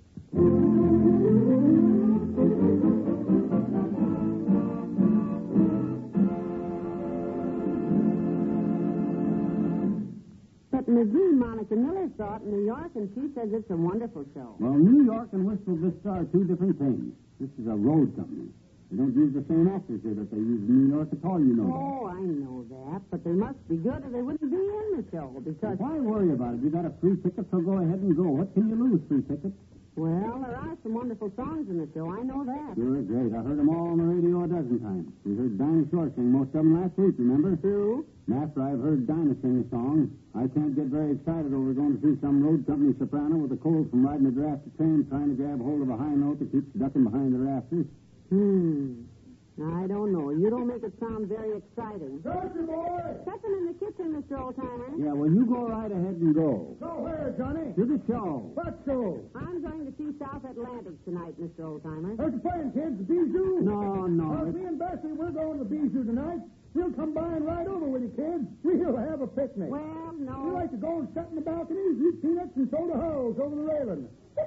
You'll have a wonderful evening with us kids. We're a panic. Yeah, but we're not going to... Bessie would like you and daughter there, Johnny, to be our guests for the peanuts. I'm trying... You can buy the show tickets. We'll be there about 7:15 so we can see two shows. Hey, will you pipe down? We're not going to the Bijou. Okay. I'll let Bessie buy the tickets. You see, Mr. Oldtimer, Mrs. McDonald gave me a ticket to see South Atlantic. It's a New York show. New York, huh? Pretty long trip just to see a show, daughter. Oh, we're not... Send me a postcard, will you, Johnny? I love New York. Like to go there sometime. Have fun, kid. Goodbye. My, is he confused. Yeah, and did you hear that wind? It's turning cold out there. Good night to stay home by the fire. I might just call Mort Toots. See if him and Mabel might come over and play some three-handed canasta with me. I sort of hate to go to this show without you tonight, dearie. If there was only some way to get another ticket. That's not for me. Nice of you to feel that way, but I wouldn't be interested if we had 6 tickets. You'll enjoy it, though. Probably. Well, I thought I would at first, but Well, I'll go get dinner.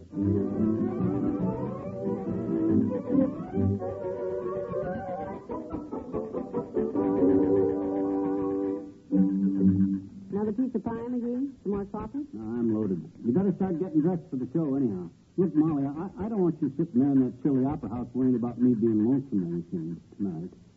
Well, I know you don't mind me going. Because I phoned Morton. Him and Mabel are coming over at 8:30 to play Cantor. I'm going to build a fire in the fireplace and pop some popcorn and maybe make some hot buttered root beers, and we'll just listen to the wind howl outside. And... Magee, I'm not going. What do you mean you're not going? I've been thinking about it, and I wouldn't enjoy that show. I'm staying home. Are you sure you don't want to go, Molly? Why, you might enjoy it. No, it's cold outside, and I'd have to get all dressed up, and, well, I'd rather stay home and play cards with you and the Tootses. Well, frankly, kiddo, I think you made a wise decision. I think so, too. I didn't want to say anything because it was your ticket, but I felt all along that you wouldn't enjoy that show. I know I wouldn't. Boy, you couldn't drag me out of this house tonight with 6 horses with Lady Godiva sitting on each one of them, and... I'll get it. 79 Wistful Vista, Molly Magee speaking. Oh, hello, Doris. I was just going to phone Dr. Gamble. Huh? Oh, he can't? Oh, what a shame. Who can't, Molly? Who can't what? Just a minute, Doris. Yeah. The doctor can't go tonight. He has an operation. Yeah. How's that, Doris? Oh, that's a nice thought, dear, but we had just decided to stay at home. You can get someone to use the ticket, can't you? What ticket? Use what ticket? Can't Doc use his ticket? She wants somebody to use Doc's ticket? Hush, dearie. I can't hear. Huh? No, Doris. Magee was just saying you couldn't get him out of this house tonight. Hey, we'll go with it, kiddo. We'll both go. Give me the phone, will you? What? Hello, Doris. Yeah, we'd love to go, Doris. We'll pick you up in 20 minutes. Swell, goodbye. But Magee, the Tootses, you said you Hurry up, Molly. Curtain time in half an hour. I'll run up and see. You write a note for Morton Mabel, and we'll leave it on the front door. I hear it's a great show, and I said...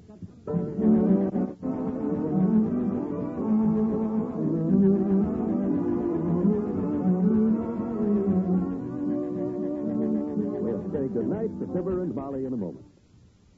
Again tomorrow, you'll hear the nation's top comedy entertainers with their own special brands of humor to keep you laughing all evening long when you set your radio dial to this same NBC station. Just listen to this list of top entertainers. There's Bob Hope, Phil Harris and Alice Faye, Gertrude Berg, and, of course, Fibber, Magee, and Molly. When you add up this entertainment, plus you'll know why so many millions of radio listeners make NBC the place to stay on Friday. Phil Harris and Alice Faye furnish mirth and music to make their half-hour show one of the week's entertainment high spots. Listen and laugh at the antics of Elliot Lewis, Julia Sabruzio, Phil, and all the wonderful cast of comedy characters. And you'll also want to be in the audience tomorrow for the Bob Hope Show, featuring songs by Margaret Whiting and the music of Les Brown and his band of renown. Family comedy is the keynote of Gertrude Berg's new show, The House of Glass. It's an intriguing story of life in a hotel in the Catskills. Yes, you'll enjoy all of the programs sent your way via NBC every Friday evening.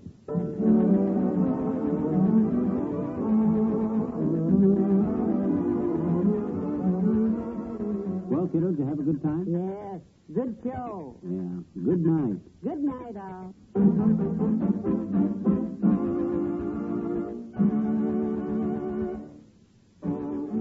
NBC has brought you the Fibber, Magee, and Molly program transcribed with Bill Thompson as the old-timer.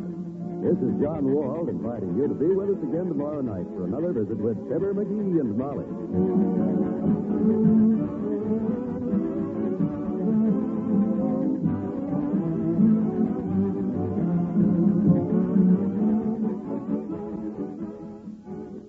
This Saturday, enjoy Roadshow, an exciting new show on the NBC Radio Network.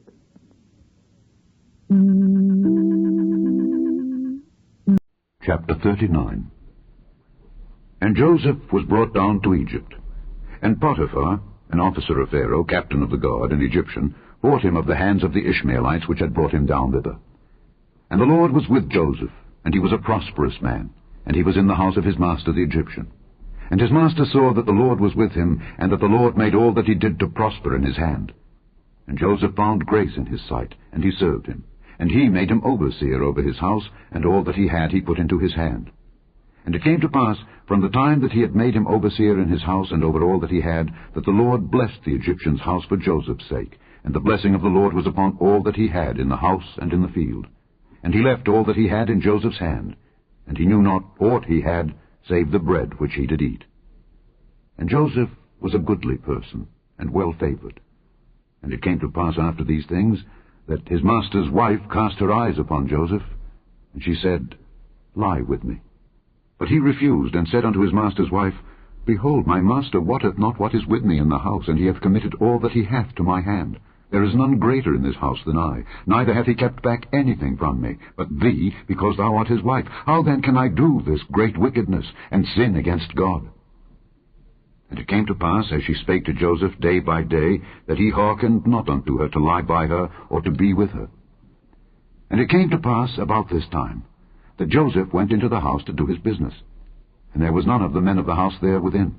And she caught him by his garment, saying, Lie with me. And he left his garment in her hand, and fled, and got him out.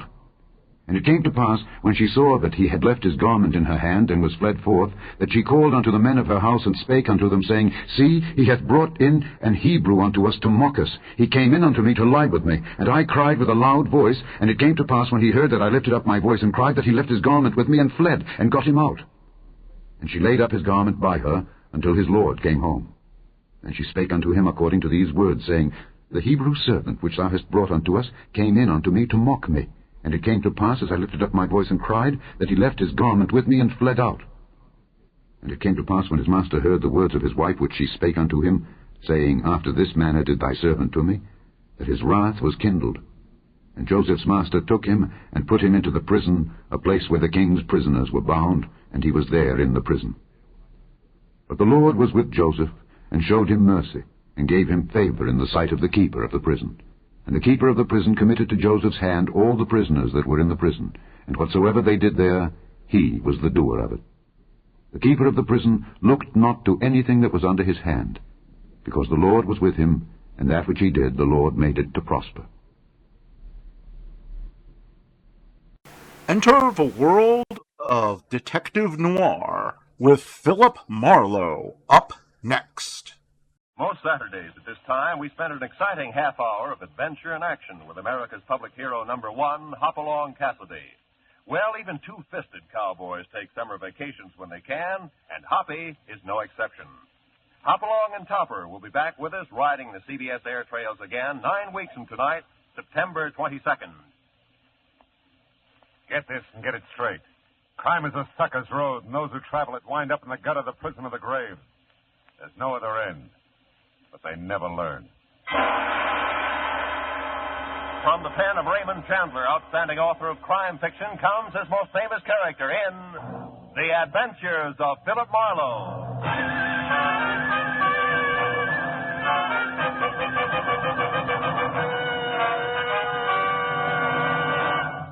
Now, with Gerald Moore, starred as Philip Marlowe, we bring you tonight's exciting story, The Dear Dead Days.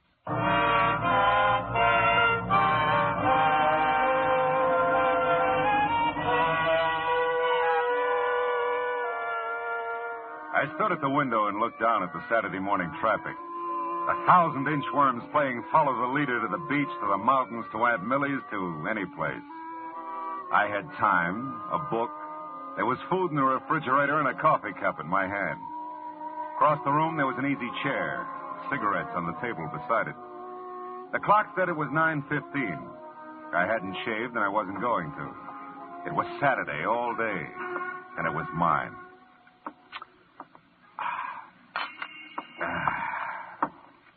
Now, let's see, where was I? Oh, you heard it. She was the most breathtaking thing he'd ever seen. She lay back on the divan, stretched, smiled languorously up at it. Oh, no. Okay. Hello. Mr. Marlowe? Mr. Philip Marlowe? Speaking. You don't know me, Mr. Marlowe. My name is Phoebe Cardwell. Mrs. Phoebe Cardwell. Yes? Well, I thought perhaps the name would mean something to you. Cardwell? No, I'm afraid not. Oh, well, no matter. You do help people, don't you? I mean, if someone is missing, you find them. Well, sometimes, Mrs. Cardwell. It all depends. Have you checked the police? Oh, no, my dear, no, I wouldn't think of that. Oh? You see, it's Stevens, my chauffeur. Oh, well, now, I mustn't mislead you. Strictly speaking, he is not my chauffeur. But strictly speaking, he is missing. Yes, at least he seems to be, and I don't trust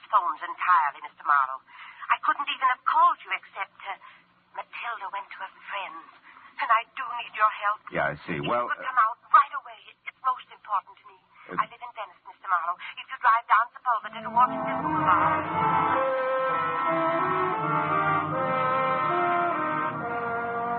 well, what do you do? Maybe I thought about my grandmother. Maybe I thought of $25 a day. I don't know.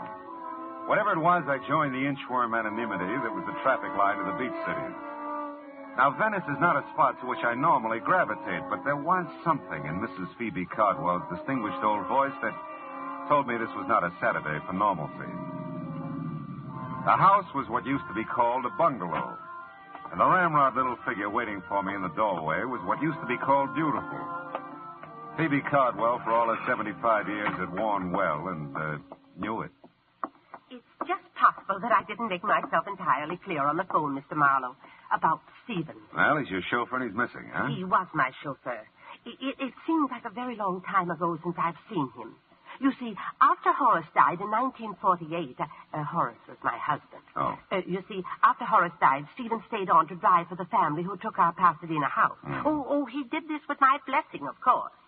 Horace, rest him, left me very little, really. I say this with no malice, Mr. Marlowe. Merely to point out that for me to retain Stevens was quite out of the question. Yeah, I suppose so. So I moved in with my younger sister, Matilda. She's visiting a friend at the moment. I wouldn't want Matilda to share my concern over Stevens, and I'm sure you'll respect that. Oh, of course, Mrs. Cardwell. Thank you. Now, look, so far as you know, is Stephen still driving for the family who took your house? Oh, I'm sure he is. He must be. It's just that, well, on Thursdays, his day off, he always brought the limousine over to take me for rides and run my little errands. Oh, understand now. The Brants are fully aware of it. That's the family he works for. Who have my home in Pasadena. And Stevens hasn't been to see you in some time. In weeks, and not a word, you understand. I find it difficult to tell you precisely how I feel about this, Mr. Marlowe. Stevens is like a son to me. Perhaps he's ill or troubled. Oh, I'd want to know that. I might be able to help. You phoned, I suppose? Oh, I'm embarrassed to say how many times. But no answer, none at all. I've a writing desk in my room, Mr. Marlowe. I'll write the Pasadena address and phone number for you. My number, too. Oh, I shan't be a moment now. I'd seen the ring when I first sat down opposite her. First because it was big, almost massive, on her tiny right hand.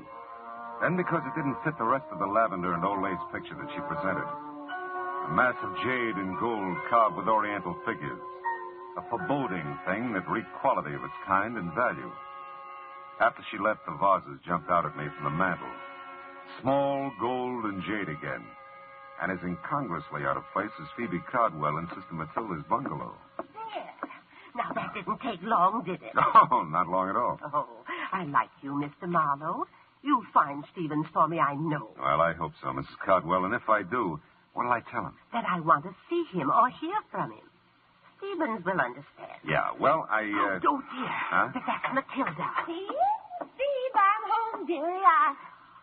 So I see, my dear. Mr. Marlowe, may I present my sister, Miss Reed? Miss Reed? With an eye like Wallace Reed. I'm sure, Mr. Oh, but maybe you don't remember Wally? Well, I tell you, Matilda dabbled in theatricals at one time, Mr. Marlowe. Dabbled in theatricals. I was in pictures in the golden era, Mr. Marlowe, when silence was golden. Oh, that Wallace Reed, yeah. Mr. Marlowe's in insurance, my dear, and some younger than we are. Did you see the covered wagon? Ernest Torrance. I had a big scene with him on the prairie, right by one of the wagon wheels. No, not first run. I'm waiting for it to come to my neighborhood theater.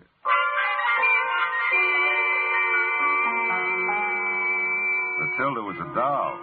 Real live Cupid doll, but her role in this thing was strictly comedy relief. The drama, if there was any, was Phoebe Cardwell. A missing chauffeur that wasn't hers anymore, and the glaring memory of jade and gold that didn't seem to fit anywhere. Well, I missed the house on Orange Grove Avenue by 2 numbers, parked the car, and walked back. The old Cardwell place was set well back from the street, and its solid red brick looked big, important, and empty. Nobody home. Nobody home. At first, I thought there were 3 honey-colored Afghans on the lawn next door. But the one in the middle was talking to me. And as I walked closer, I could see she was by far the prettiest. And undoubtedly something more than man's best friend. The Brants are at Emerald Bay for the summer. I thought I told everyone. Yeah, well, I'm the one who forgot to ask you. My name's Marlowe. I'm Kip Harcourt. Margaret, really. Kip's for the reserve section. Hello, Kip? I've never seen you before. Yeah, well, believe me, I'm sorry. I believe you, Marlowe. Yeah, I got a first name. I like Marlowe. Oh. Forget about the Brants. Come on and play on this side of the hedge. I don't know the Pasadena rules. Same as Texas. No. Looks like we're going to have to move over. I'll give Stevens a raise for this. Thought you said nobody was home. Stevens doesn't count. He does with me. Don't move. I want to remember you like this always. You'll be back, Marlowe? This you know. Hey, Stevens. Stevens, wait a minute. I'd like to see you. Yes, sir? I'd like to talk to you about Mrs. Cardwell. Is something wrong, sir? Oh, no. She's fine. I'm Philip Marlowe, Stevens. Is there someplace we can have a visit? We're upstairs over the garage in my quarters, sir. Come along. Mrs. Cardwell isn't ailing, she says. Oh, no, looked fine when I left it less than an hour ago. I'm glad to hear that. Yeah, here we are. Come inside, sir. Hey, nice place you've got here, Stevens. It's a bit stuffy in here, I'm afraid. I've been closed up a few days. Oh. There now. Sit down, sir. Thanks. Say, Stevens, Mrs. Cardwell misses you, and you can drop the sir with me. Marlowe will do, huh? Well, I'll try, sir, Mr. Marlowe. But a habit of 20 years or so, you know. Sure. Now, Mrs. Cardwell misses me? Is that what you've come to tell me? Oh, that's about all she told me, Stevens. I understand you skipped a few of your regular Thursday visits with her, and, well, she's concerned about you. Well, I must say that's generous of her. Of course, it's not been a few visits at all, Mr. Marlowe. I've missed the last 2 Thursdays, and for a quite legitimate reason. My employers, the Brants, have opened their Emerald Bay place. Yeah, so Kip told me. Miss Harcourt, I mean. Mrs. Harcourt, sir. Oh, really? That's too bad. Is it, sir? Yeah. Well, look, Mrs. Cardwell seems like a nice old lady. You know what you mean to her. It's not just you she misses, you understand? It's a way of life, something she was part of and enjoyed. Status, I think they call it. You know, it can be pretty important, Stephen. I understand that, sir. Sure you do. You'll give her a break, I know. Call her now that you're back in town. You know, keep in touch, huh? Yes, Oh, excuse me. Sure. Don't leave, sir, please. There's something I'd like to ask you. Stephen seemed like a right guy. Anyway, I was wondering about Kip, Mrs. Harcourt. I had her figured all right, but not for married. I dismissed it at the back of my mind and started casing Stephen's little palace.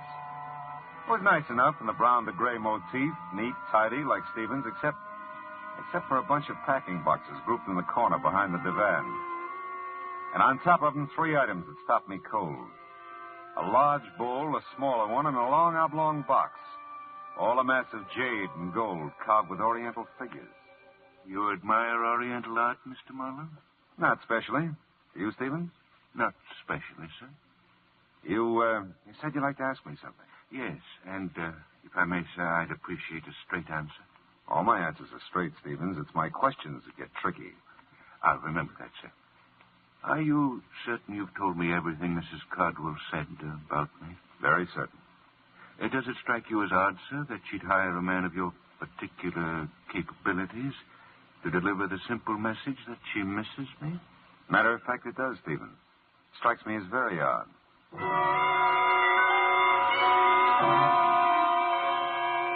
I couldn't tell Stevens anymore because I didn't know anymore.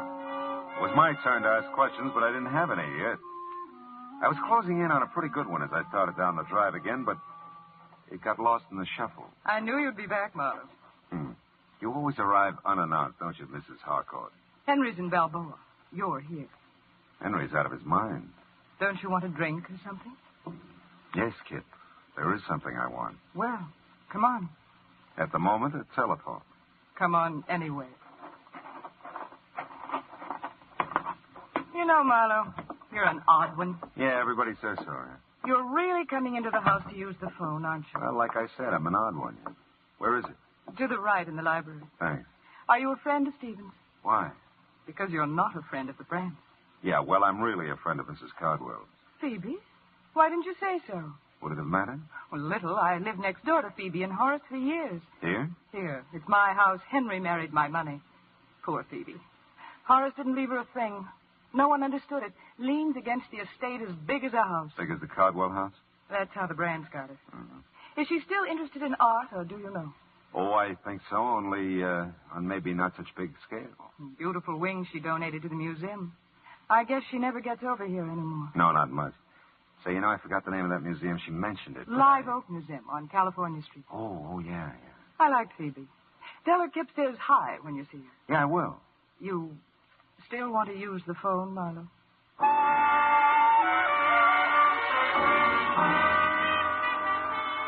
I used the phone.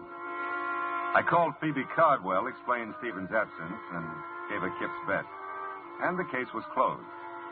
All I had to do was wait for a check. But all of a sudden, I didn't feel very good about any of it. It was like a hangover. I felt something should make sense, but nothing did. The jade and gold at Phoebe's, the stuff in Stephen's quarters that looked just like it. Was it hers? Did she give it to him? Did he take it? Questions I had, but no answers. I stood there at the window in Kip's library and watched the car pull to a stop in front of the old Cardwell place. Watched the thick little man get out and start to walk up the gravel driveway. I wasn't sure until he walked right past the library window. Then I knew I had the beginnings of all the answers. The thick little man was Fritzy Ott, one of the better fencers around town. And he was on his way to see Stevens. A minute later, Kip told me of empty servants' quarters over her garage. Another minute later, and I was there. The two garages weren't 6 feet apart. And there was lots to hear if you listened. I listened. But look, Stevie boy, you don't have it all. That's not quite the point now. Can you dispose of it? I don't know. Two things, Stevie boy. One, collections are tough to fence. Real tough. Two, this isn't the whole deal. I don't understand. This isn't the whole deal. Some pieces missing. I've seen pictures of the Sinku collection. Some pieces are missing here. 2 vases and a ring, to be exact. Yeah, you're right. You got them? Well, not exactly. I might be able to get them. Look, I'm trying to tell you, Stevie boy. One, I'm not even sure I can fence the whole collection. But two, I ain't got a prayer of doing it if it's incomplete. Are you with me there? Do you understand that? Yes, I understand it. It might take time to obtain the other pieces. Then you better spend some time, Stevie boy, or we got no arrangement whatsoever. I tell you, I'll nose around, see what's the best deal I can get, providing you deliver the full treatment. You see what you can do about getting it, and we'll meet here tomorrow at noon. But I really don't think it. Oh, never mind. I've got to have the money. All right. Tomorrow at noon. You didn't have to hang any signs on it. It was all there, or most of it was. The Sinku collection meant very little to me, but it meant money to Stevens and Fritzy Ott. I had an idea it meant something else again to Phoebe Cardwell. And I had another idea. The Live Oak Museum on California Street and the wing that Phoebe had donated to it. I couldn't risk the delay of a Texas rules bout with Kip, so I skirted the house and ran through the dust to my car.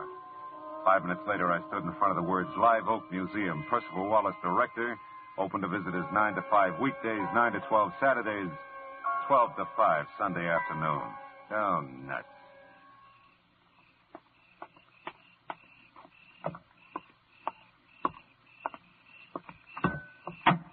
Not interested in art, Mr. Marlowe. We've done that bit, Stevens. My answer was not specially. I dislike dissuading you in this manner, sir, but I'm a quite accurate shot. You know, I believe that, Stevens.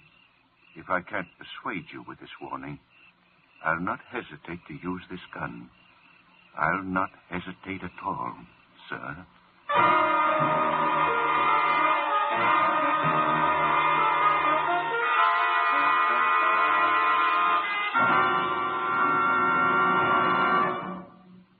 In just a moment, we will return to the second act of Philip Marlowe. But first, now that vacation time is here, our streets and highways are more crowded than ever. Don't take chances. Obey the traffic rules and drive carefully. The life you save may be your own. And now with our star, Gerald Moore, the second act of Philip Marlowe, and tonight's story, The Dear Dead Days.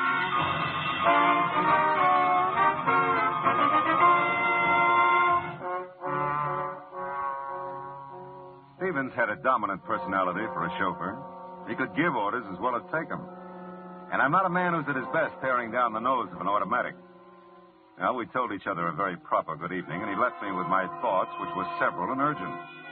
I bundled them together and headed for the Times office in downtown L.A. Note, there's just one thing mustier than an old newspaper file. It's the man who filed it. 1948 was a big year, news-wise, Philip. The files are heavy. Well, how was it obituary-wise, Belton? That should lighten it. Uh-huh. Local, national, or international? Local, Pasadena. Name, address? Horace Cardwell, Orange Grove Avenue. Mm-hmm. Cardwell, Horace. That's it. Mm-hmm. January 30, 1948. Page 1, part 2.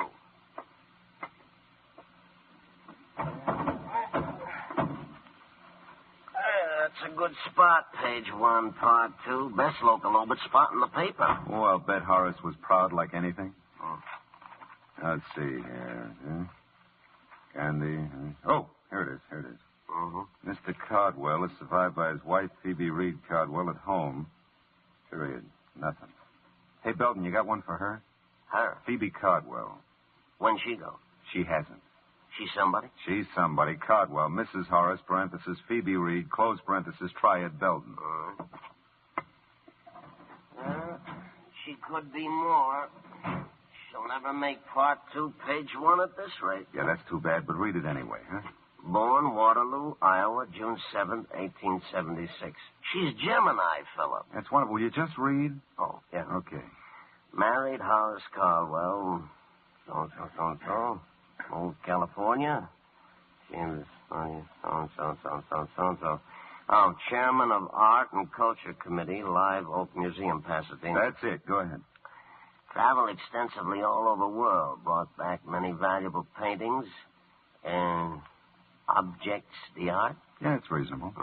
To the museum. Most famous of which is Sing Woo collection of jade. And, well, that's about it, Philip. I love you, Belton. Thanks.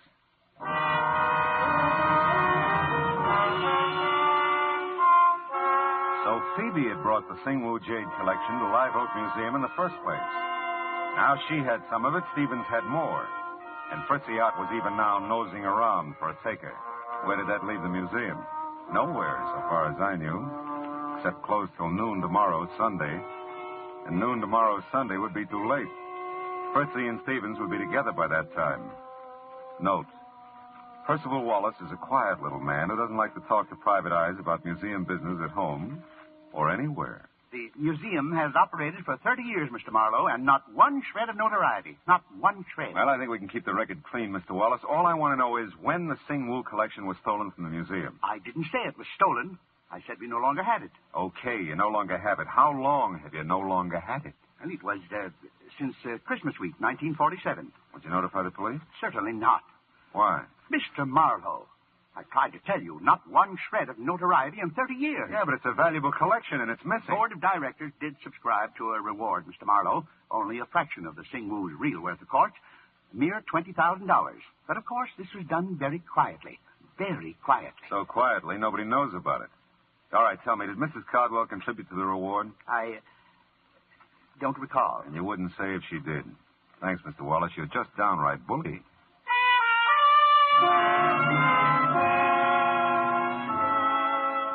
I got to Phoebe Cardwell's small bungalow in Venice in time to see a liveried limousine pull away from the curb. A few minutes after I got lost with the rest of the inchworms, the light-up-at-night variety, Mrs. Cardwell ushered me into the living room. When she turned on the lights, everything in the room jumped out at me again. The pink dogs, the blue cats, the souvenir pillows.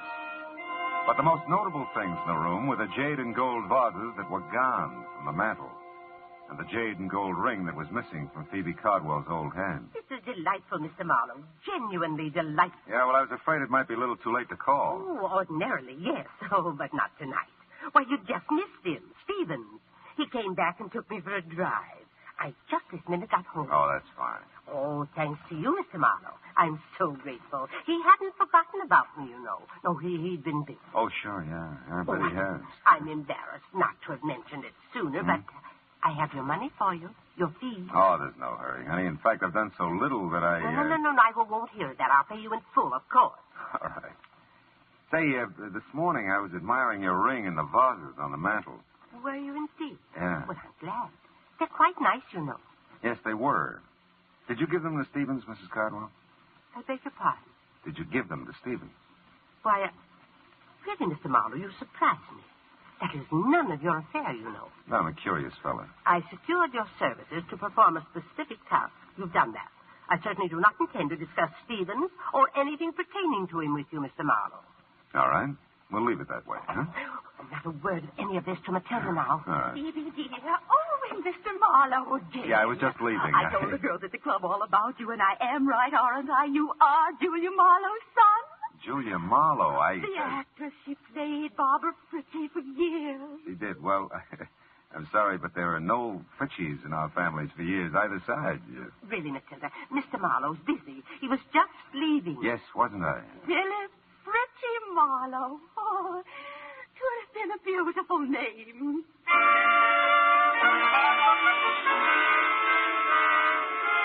The lights in Kip Harcourt's house were off when I got back to Pasadena. Those in Stevens' quarters above the garage were still on. It was better that way. I wasn't worried about Stevens' automatic anymore. There was a very good chance he wouldn't use it. Hey, Stevens, it's Marlowe. Open up. Apparently, I didn't make myself clear, Mr. Marlowe, sir. If you still want to try your aim when I finish talking, I'll be a willing target. Come in, sir. It's almost midnight. You're meeting Fritzie at noon tomorrow. We're going to have to work fast. I warned you to stay out of it, Mr. Now, Marlowe. listen, Stevens, hear this. I know about a lot of it, and I got some good guesses on the rest. Let's make a deal. I'll tell you what I know and what I guess. If I'm right, you can get in touch with Fritzie tonight. And if you're wrong? Well, if I'm wrong, one of us deserves to be killed. Go ahead, sir. Okay. Horace Cardwell was a wealthy man, a very wealthy man. He was a good businessman, and he loved his wife very much. That's right, sir. When he died, there was almost no money. A small amount maybe for Phoebe, but the house, everything in it, the cars, everything went to pay off debts, liens against the estate. What else do you know? That Phoebe Cardwell contributed a wing to the Live Oak Museum. That she brought art treasures from all over the world to put in it, including the Singwu Jade collection. That the collection's been missing from the Cardwell wing since Christmas 1947. Horace died of a cerebral hemorrhage in January 1948. And nobody wants to talk about who took the collection. Least of all, the people at the Live Oak Museum. And, what do you guess from all this, sir? That a man, even a very wealthy man, can run out of money. Especially if he has a wife who's a wonderful woman, but with an eye and a hand for expensive art treasures. Phoebe's sick, Stevens. Kleptomania is an illness. I know, sir. It's been such a well-guarded secret. It took all Mr. Horace had to pay for the things she took. People to watch her, keep track of her. You know her, sir. He couldn't bear to get help for her, psychiatric help. Now, she needs money, just to live on. She has so little, and... You love her very much, don't you? Yes. Yes, I do. Well, she can't have too many more years, Stevens, and $20,000 is a lot of money. $20,000, Mr. Marlowe? Now, look, Stevens. You call it a well-guarded secret. Believe me, it was, and it is. Even those of you who've been protecting Phoebe all these years haven't leveled with each other. How she moved the collection out of there, I'll never know, but the museum's had a $20,000 reward for its return for several years. Well, I didn't know that, sir. I know you didn't. And it suddenly dawns on me that Phoebe's been handing you the Singwu collection bit by bit ever since she, came by it. Maybe an appreciation for your years of faithful service, huh? She said it might come in handy, sir, if I ever needed money. If I needed money, Mr. Marlowe. Yeah, I know, Stevens. Hey, you got a conflict tomorrow. You can't be here meeting Fritzie and be at the Live Oak Museum when it opens at noon, too. Well, I'll call Fritzie. Tell him our arrangement is off. And Stevens, can't you just see Percival Wallace's face tomorrow when he eyes the Singwu collection again?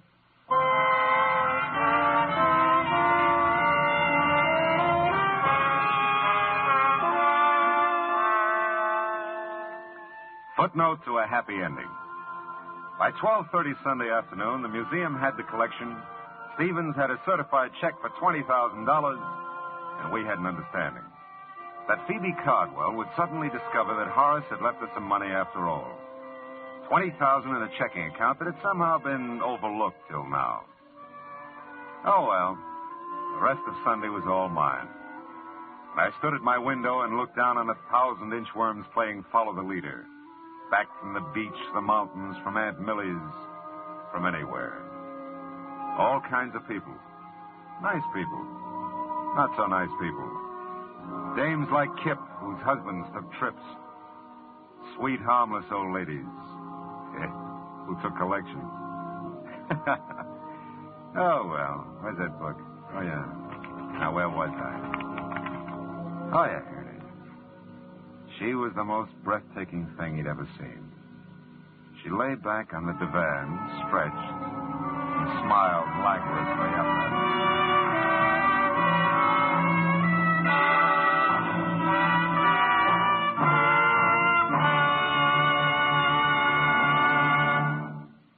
Adventures of Philip Marlowe, bringing you Raymond Chandler's most famous character, star Gerald Moore, are produced and directed by Norman MacDonald, and was written for radio tonight by Kathleen Height and Adrian Jondot.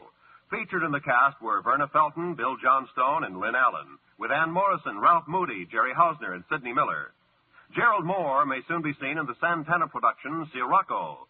The special music is composed by Pierre Garrigank and conducted by Wilbur Hatch. Be sure to listen again next week at the same time when Philip Marlowe says... This time a pair of green eyes held a promise. A house on Bedford Drive held a murder. A Malibu motel held a secret. And I almost held the sack.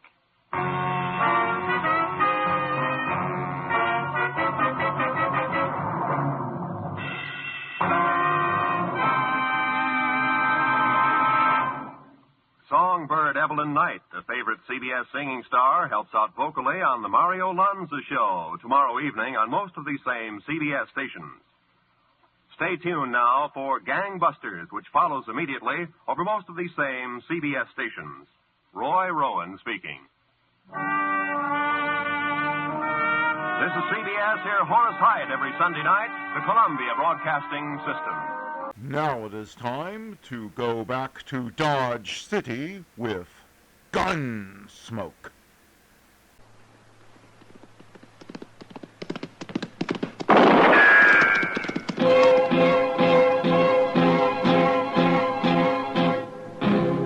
Gunsmoke, brought to you by Chesterfield. Chesterfield packs more pleasure because it's more perfectly packed, thanks to Accuray. They satisfy the most. Around Dodge City and in the territory on West, there's just one way to handle the killers and the spoilers, and that's with a U.S. Marshal and the smell of gun smoke.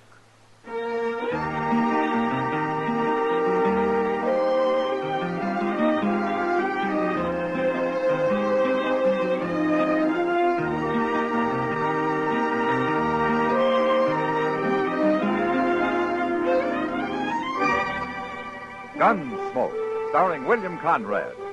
The transcribed story of the violence that moved west with young America. And the story of a man who moved with it. I'm that man, Matt Dillon, United States Marshal. The first man they look for and the last they want to meet. It's a chancy job, and it makes a man watchful and a little lonely.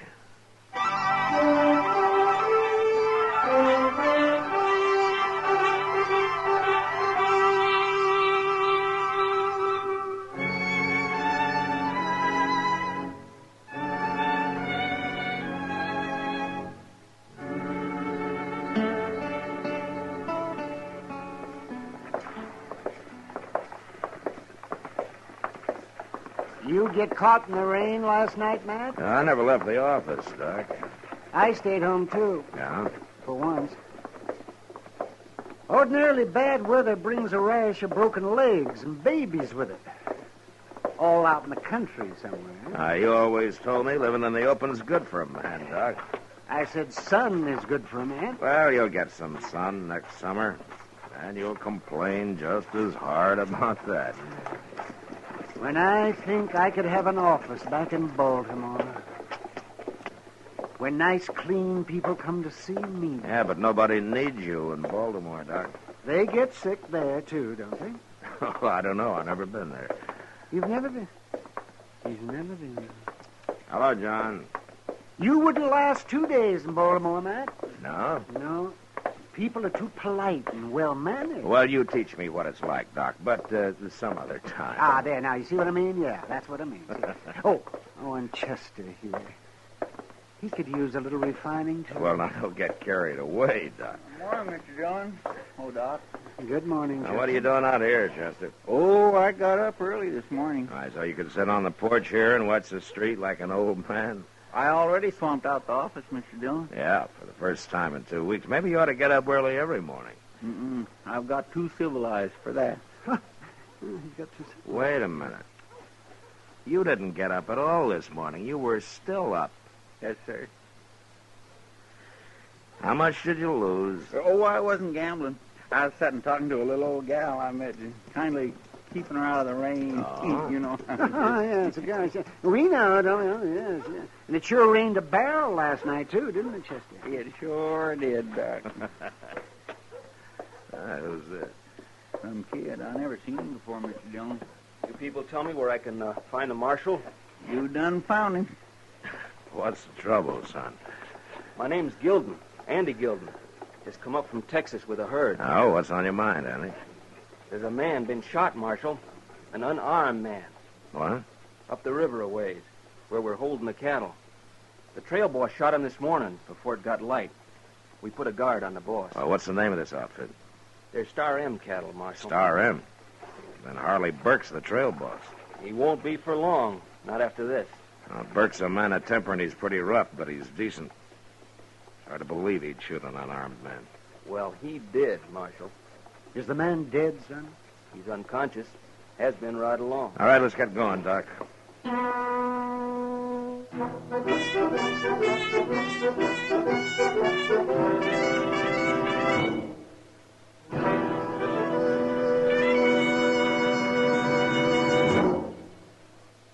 That whistling man, Bobby Haggart, really started something. Tonight, we'd like to introduce a player piano that could have come right out of the Long Branch in Dodge City. Packs more pleasure, packs more pleasure. Chesterfield packs more pleasure because Chesterfield's more perfectly packed. The more perfectly packed your cigarette, the more taste and mildness are released for you. Chesterfield, made by exclusive Accuray, has an open, easy draw that unlocks all the pleasure of fine tobaccos. Now, Accuray ensures an even distribution of tobacco from one end of your Chesterfield to the other. Chesterfield is firm and pleasing to the lips, mild yet deeply satisfying. Chesterfield packs more pleasure because Chesterfield's more perfectly packed. To the touch, to the taste, Chesterfield packs more pleasure because it's more perfectly packed. Why Chesterfield?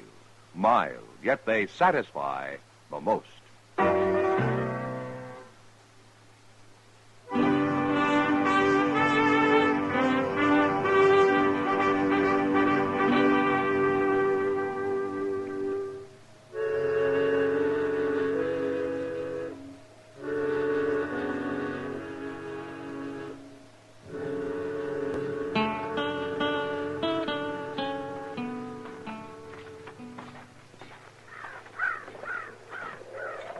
Where is the man, Andy? He's over yonder, behind that bush. There's a lot of bush around this camp. Suppose you show me. All right. I'm going to talk to Burke, Doc. You let me know what you find, huh? I will, man. Hey, you the marshal? Yeah, that's right. Just look at the guard they got around Burke there, Mr. Dillon. Uh-huh. I set the men to hold him, Marshal. He ain't gonna get away. Who are you? I'm Ruman, Jack Ruman. You help run this outfit? No, I'm just a rider. Well, someone had to take over. All right, Ruman, you can tell those men to fall back now. All right. Stand back now, you men of the laws here. Stand back.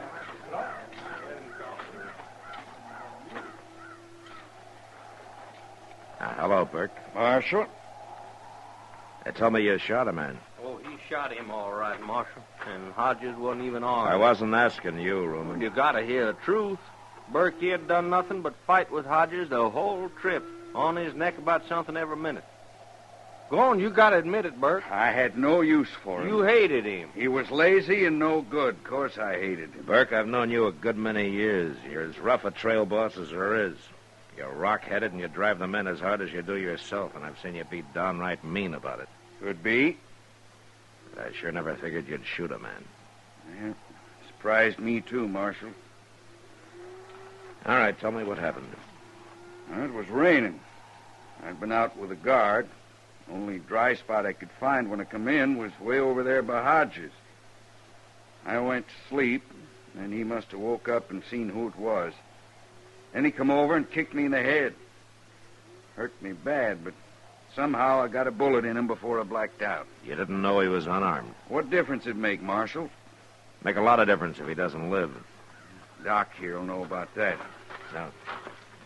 Hello, Burke. Doc? Well, Doc, how is he? He's dead. Burke? I know. I'll get my stuff together and come with you, Marshal. Who's going to boss this outfit now? Oh, Andy Gillen. Andy? He's just a kid. His pa owns this herd, Marshal. Oh. What do you want, Burke?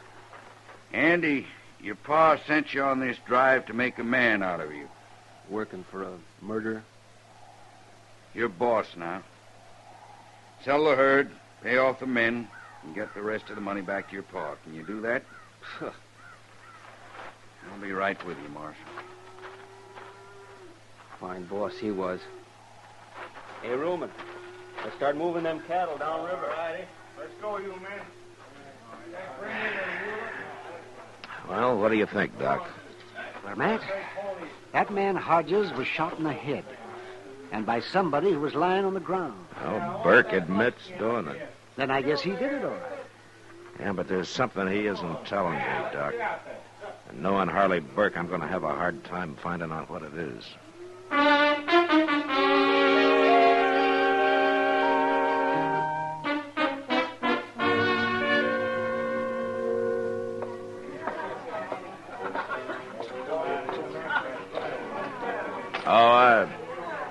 Hey, Sam. Yeah, Marshal. Bring me a beer, huh? Why, sure. Evening, Marshal. Ah, hello, Ruman. You get Burke down to jail all right this morning? Yeah, he's in jail. If ever I seen a man earned a hanging, he's it. Oh? I take it you don't like him, Ruman. We got along just fine, Marshal. Hey, you ain't seen Andy Gilden, have you? Yeah, he's been sitting over there with Kitty. Where? No, there he goes out the door. Looks like he's pretty drunk, too. He is drunk. Been hunting everywhere. Here you are, Marshal. Oh, thanks, Sam. I think I'll take that beer over to the table with me.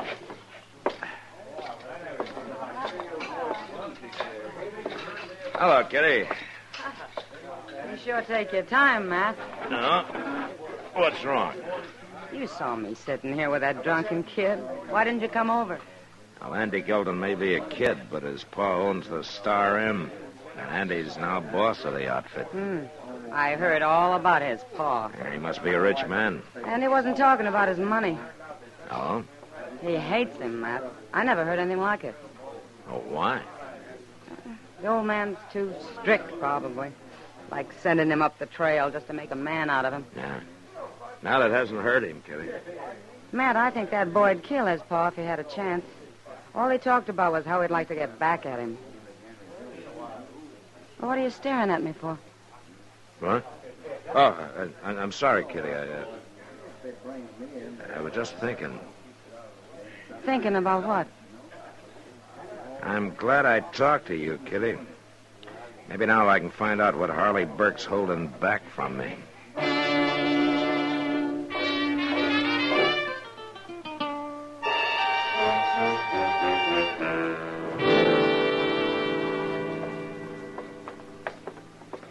I sure don't understand you, Marshal. Oh, why not, Burke? Come in this morning, turned me out of jail. Now you're taking me down to the stock pens. What for? Well, I thought you'd like to know how young Gilden made out with the sale of those cattle. I think you're lying. Now, there he is with that fellow Ruman again. They seem to be pretty good friends, don't they? I guess. You just won't tell me anything, will you, Burke? I'll tell you anything you want to know, Marshal. Oh, yeah, sure. Morning, Andy. Yeah. Roman. What's Harley Burke doing out of jail? That man gets cramped in there. I was walking him around a little. Well, I ain't gonna be seen with no murder. Andy, I'll be in my room at the Dodge House should you want me. Okay. Did you sell the herd, Andy? I sold it. You get a good price? It's no business of yours, Burke. Not no more. Now, we can always find out from the agent, Andy. All right. I got $20,000. Payable tomorrow. 20,000's a fair price. Your pa'll be pleased. Why don't you take it to Mr. Bodkin at the bank tomorrow, Andy? He'll give you a note for it. I don't need no bank. And I don't need no advice either, Marshal. Now, look, Andy, you can't carry that money home in cash. Why not? Nobody does. There's too many jayhawkers and bushwhackers waiting along the trail. Now, you know that. I don't know nothing. Except you can leave me alone. Both of you. We're only trying to help, Andy. I'll do my job, and you do yours, Marshal.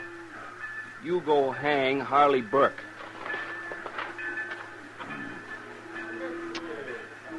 Well, Burke? Well, the boy's kind of headstrong, Marshal. That's all you've got to tell me, huh? That's all. All right, then let's get back to jail.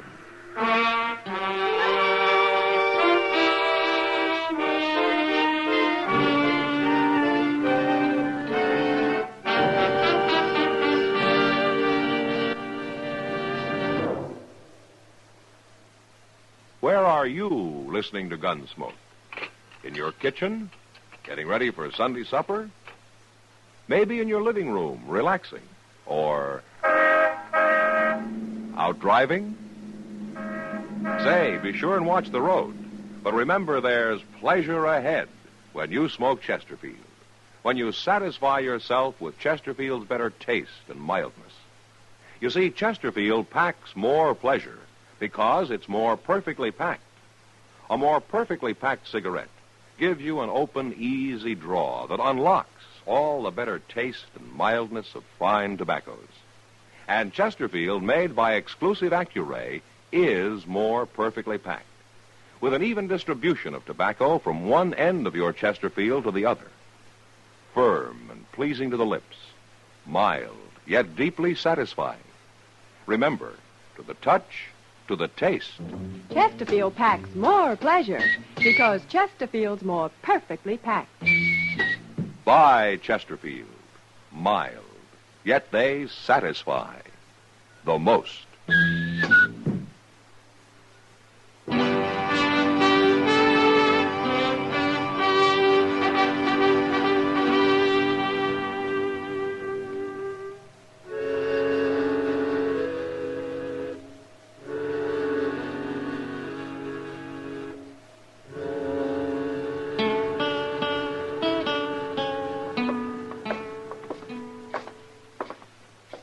Sure are in a hurry, Mr. Dillon. I want to find Andy before he talks to Room Chester. It's been over a half hour already. There's his room, if he's in it. Yeah, well, let's hope he is.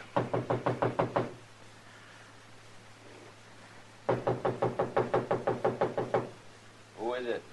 Open up, Andy.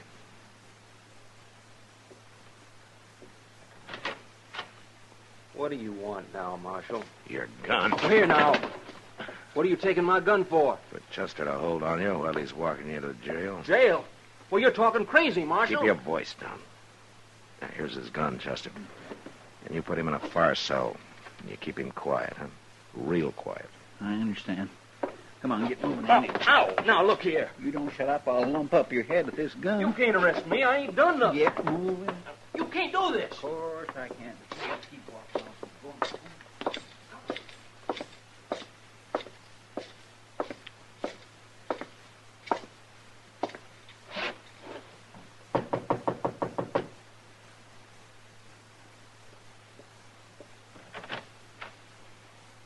Hello, Marshal. I'd like to talk to you, Roman. Sure, come on in. Roman, have you seen Andy Gilden in the last half hour? Oh, sure. You was there at the stock pen. Why? Well, a few minutes ago, he was seen leaving town, riding north. So? I saw him myself. He was riding awful fast, Ruman. A lot of men ride out of town, Marshal. Maybe he's got a gal out the country somewhere. Yeah, maybe. Why, what you thinking? I was with the agent who bought the Star M herd. Yeah. He got the $20,000 up today, and he didn't have to wait till tomorrow. Say he was headed north? Yeah, that's what I was thinking. Texas is south of here. Stealing that money. Stealing it from his own pa. Looks that way. Well, ain't you going after him, Marshal? Well, he's a Gildan. I kind of look on it as a family matter, Ruman. And I'm going after him. No, you're not.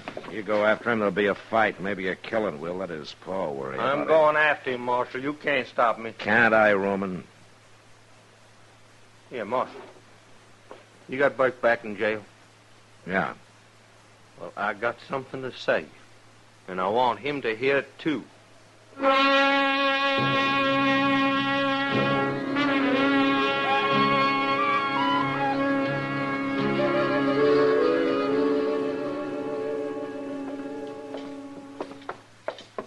Cells are out back, Ruman, through that door there. All righty.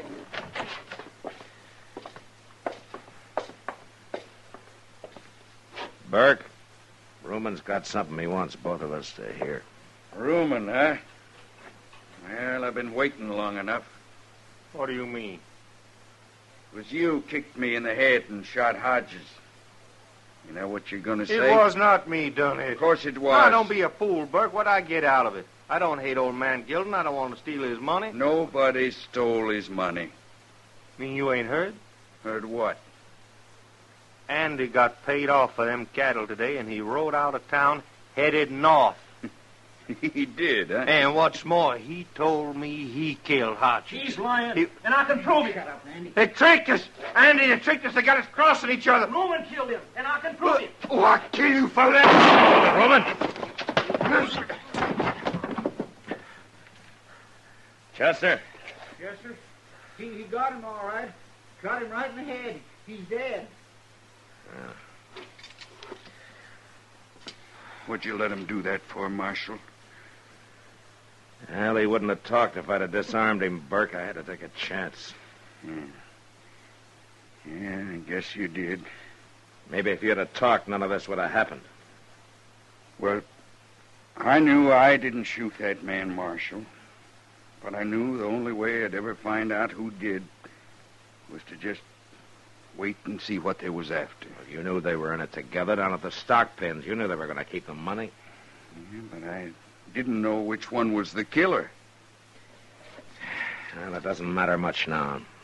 Andy's dead and Ruman will hang anyway. But why were you protecting the two of them? Why did you take the blame? Because I was afraid it might have been the kid that done it. Old man Gildan's the best friend I got in this world. I couldn't never have faced him if I'd brought his boy up here to hang. Oh. I understand the boy hated him. But he didn't hate Andy, Marshal. All he wanted was for him to be a man. Well, something went wrong with that. Sure did. Burke. Yeah? You did all you could. When the old man hears the whole story, he'll know what a good friend you've been.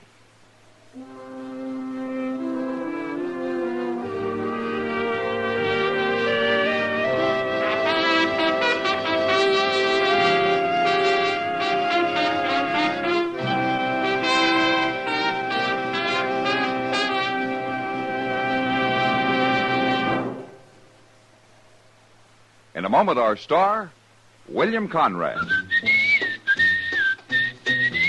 Chesterfield packs more pleasure because Chesterfield's more perfectly packed. Chesterfield, made by exclusive Accuray, packs more pleasure because it's more perfectly packed. Unlocks all the pleasure of fine tobacco. Chesterfield packs more pleasure because Chesterfield's more perfectly packed. Firm and pleasing to the lips. Chesterfield. Mild. yet they satisfy the most.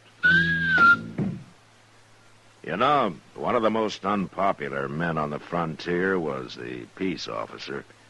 Most everyone felt that they had some reason to dislike him. But next week, a man arrives in Dodge who wants to be marshal. And that was the West. Good night. Gunsmoke. Produced and directed by Norman Macdonald, stars William Conrad as Matt Dillon, U.S. Marshal. Our story was specially written for Gunsmoke by John Meston, with music composed and conducted by Rex Corey. Sound patterns by Tom Hanley and Bill James. Featured in the cast were William Idelson, Lawrence Dobkin, and Vic Perrin. Harley Bear is Chester, Howard McNear is Doc, and Georgia Ellis is Kitty.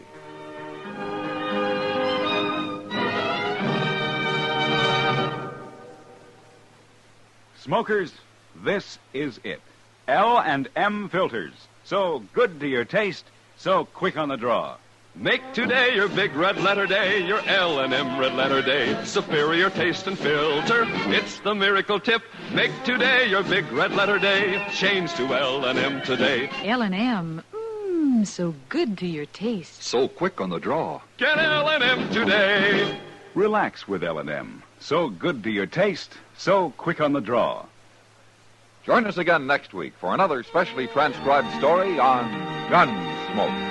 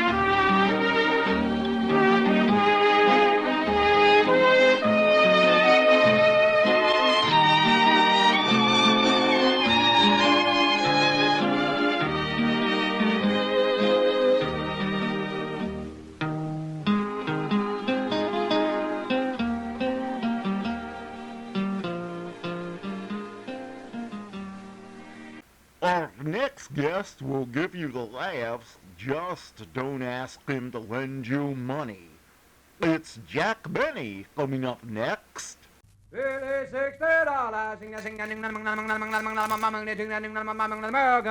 The Jack Benny Program, presented by Lucky Strike. Smoke a Lucky to feel your level best. Smoke a Lucky to feel your level best. Your level best. That's how you'll feel when you light up a Lucky. Because Lucky's fine tobacco picks you up when you're low, calms you down when you're tense. It's important to you as a smoker to know that fine tobacco can do this for you. And every smoker knows. LSMFT, LSMFT. Lucky Strike means fine tobacco. Mild, ripe, light tobacco. Remember, more independent tobacco experts, auctioneers, buyers, and warehousemen smoke Lucky Strike regularly than the next two leading brands combined. It's good to know that fine tobacco picks you up when you're low, calms you down when you're tense, by putting you on the right level, the lucky level, to feel and do your level best. That's the lucky level. Smoke a Lucky to feel your level best.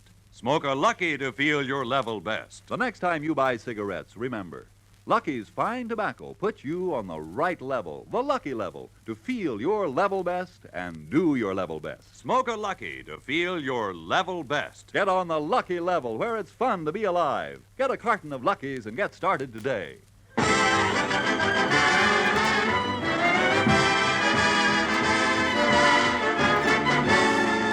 The Lucky Strike program starring Jack Benny with Mary Livingston, Phil Harris, Rochester, Dennis Day, and yours truly, Don Wilson.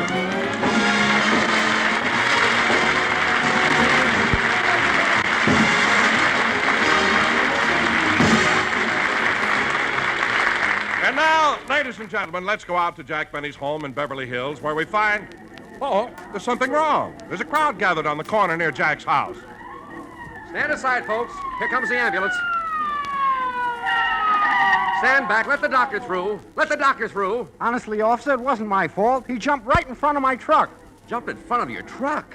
He must be desperate. Oh. He's coming too, officer. I think you can question him now. Mister, why did you jump in front of the truck? Today, I have to give Monsieur Benny a violin lesson.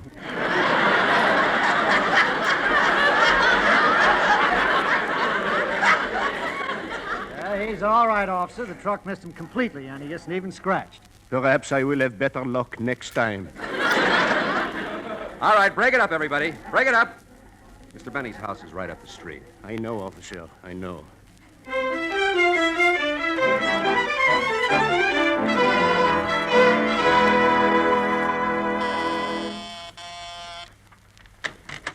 Well, Professor LeBlanc, come right in. Professor, you're 5 minutes late. What detained you? There was an accident on the corner. Another one? Oh, it's getting awful out there. You know, on Wilshire Boulevard, you can't step off the curb without getting hit. Where?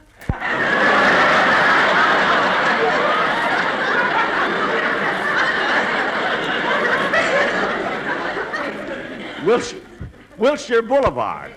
Professor, why are you writing it down? Nothing. Oh. Come, Monsieur Benny. Let us commence with the lesson. All right. Just a minute. I'll get my violin. That's funny. My violin isn't here. It's always been here. Gee, I wonder if... Say, I'll bet... Oh, Rochester! Yes, boy!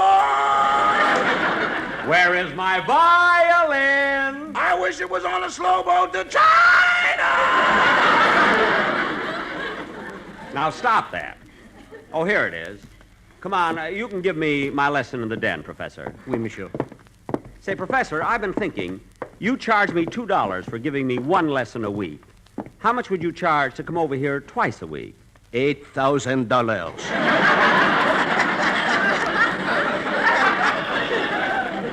Oh. Well, here we are. I'll just tune up my violin and we can get started. Just a second there. Yeah. Today we will dispense with the exercises and start with the new piece I gave you last week. Oh, yes. I've been working hard on that one, you know. Good. Commence. All right.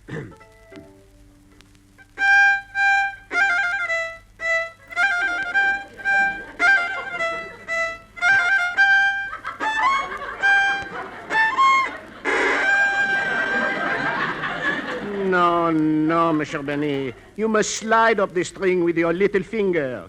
Da, da, da. No, all right. Now you try it. All right.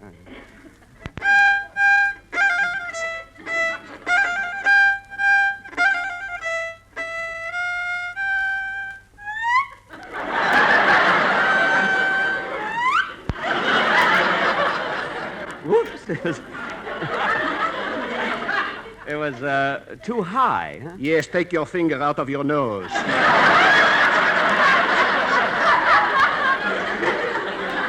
Huh? Oh, yes. Now, please, Monsieur Benny, let us go back from the beginning. Remember, this is a minuet. Think of crinoline, hoop skirts, powdered wigs. When you were a boy. Professor, that remark was entirely uncalled for, and I don't appreciate those personal insults. I am sorry, monsieur. You can deduct 15 cents from the lesson. Thank you. Let us proceed, please. Yes, sir. The same thing over again? Oui.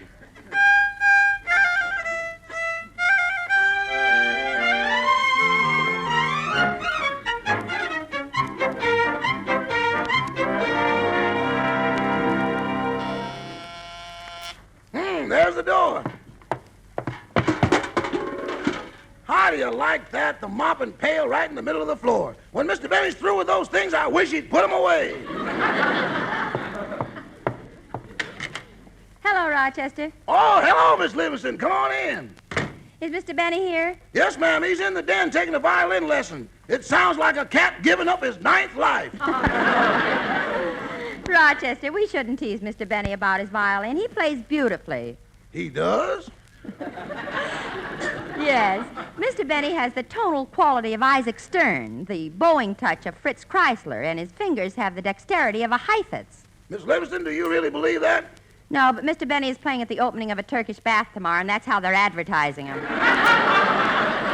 A Turkish bath? Yes, their slogan is, get rid of your fat while Benny passes the hat.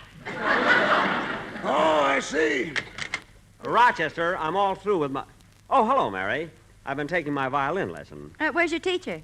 Professor LeBlanc? He's such an emotional fellow. He jumped out of the window. Jumped out of the window? Yeah. I forgot to ask you for my money.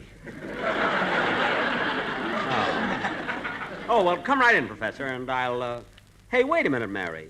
Isn't that Don Wilson sitting out in the car? Yes, Don drove me over. Well, why doesn't he come in? Well, after the way you argued with him at my Thanksgiving party, he won't talk to you.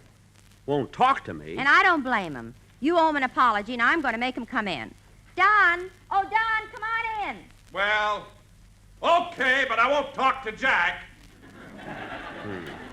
What a stubborn guy. He won't talk to me, I won't talk to him. That's all. Come on in, Don. Mary, you can tell Jack I came in for you, not for him.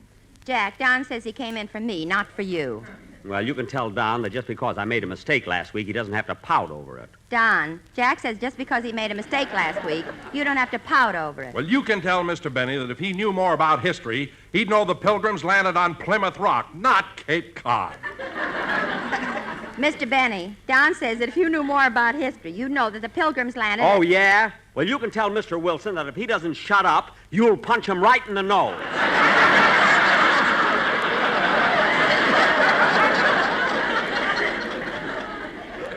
Mr. Wilson, Mr. Benny said that if you don't shut up, I'll punch you... What? Wait a minute, Jack. If you're so mad at him, why don't you punch him in the nose? With fingers that have the dexterity of a Heifetz? Are you crazy? And you can tell Don... You can tell him yourself. Tell Don, tell Jack, tell Jack, tell Don. I feel like a carrier pigeon that was caught in a badminton game. Now, Jack, you admitted you were wrong for arguing with Don, and I think you owe him an apology. Well, all right. Don, Doncy boy, I'm sorry. Well? Don, I'm really sorry, and I beg your forgiveness. Well, Jack, only a man of your generosity, your sense of fair play is big enough to admit that he's made a mistake. I accept your apology. Well, thank you, Don. And now that you're here, did you bring the quartet along with you? Oh, no, Jack, I'm sorry. You see, I was so angry with you, I didn't let the boys prepare a commercial for this week's program.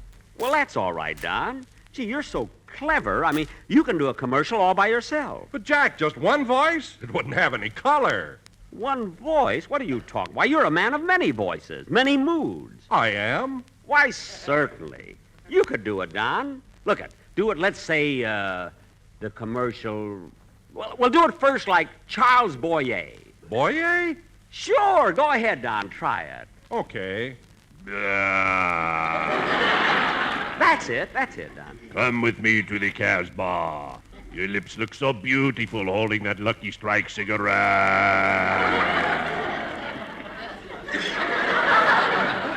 How is that, Mary? He sounds like Boyer and looks like the Casbah. Mary, please. Now, Don, after you give them Boyer, you can switch right into Lionel Barrymore. Lionel Barrymore? Why, I can't do that. Sure you can, Don. Try it. Okay. Lionel Barrymore. Certainly. Gentlemen of the jury, I have come here today to plead my case for this package of Lucky Strikes. And you can see for yourself that they're made of that fine, that light, that naturally mild. Snort again. Oh, gentlemen of the jury, light up a Lucky and see for yourself. Snort again. That's it. That's wonderful, Don. That's wonderful. And Don, To show you how sorry I am that I argued with you last week, I want you to stay here and have dinner with me tonight. Oh, okay, Jack. What are we going to have? I don't know. Rochester, what are we going to have for dinner? Turkey hash. Turkey hash? Thanksgiving is gone, but the memory lingers on. Never mind that. Rochester, take 3 steaks out of the freezer. Mary's going to stay, too. And by the way, Rochester, were there any phone calls while I was taking my lesson? No, sir. Gee, that's funny.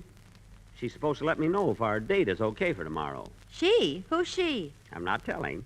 But she's really something special. And Mary, when I take her out tomorrow, I'm going to have my car washed and polished and everything. Do you think she'll do it?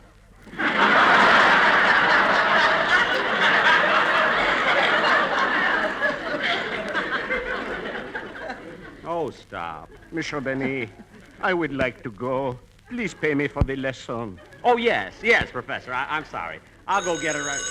Oh, that must be the girl now. I mean the call I'm expecting. Hello? Well, I know you love me, Jackson, but control it, lover. Control Oh, I'm sorry, Phil. I was expecting a call from a girl. I've got a date. You know. Oh, no. Not you, Jackson, not you. Phil, what's so surprising about my having a date? I can give you plenty of reasons. A, it costs money. B, no gal will ride in that jalopy of yours. C, you can't dance. D, you're too old. Oh, so you ran out of reason. No, I just don't know the rest of the alphabet. That I can believe.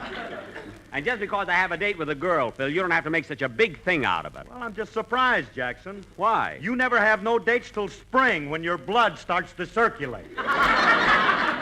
Look, Phil, I don't want to tie up the phone. What did you call about? Oh, look, I just wanted to let you know I'll be out of town for a few days. I'm going on a hunting trip up in the High Sierras. Oh, the High Sierras, eh? Are you going to hunt bear? Well, we might have... Wait a minute.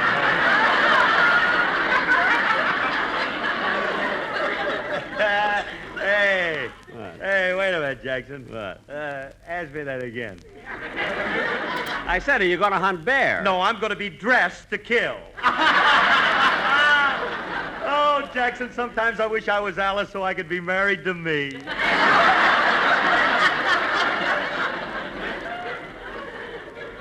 Look, Golden Boy. Look, when are you starting on the hunting trip? Right away, Jackson. The dogs are in the car now. 2 retrievers. Oh, retrievers? Yeah, they sure are smart the way they're trained to bring things back. They're my favorite dogs. Retrievers? I thought your favorite dog would be a St. Bernard. What's so wonderful about a St. Bernard? A great big dog like that carrying a lousy half pint. Well, look, Phil, go on, have a good time, and call me when you get back. So long. So long.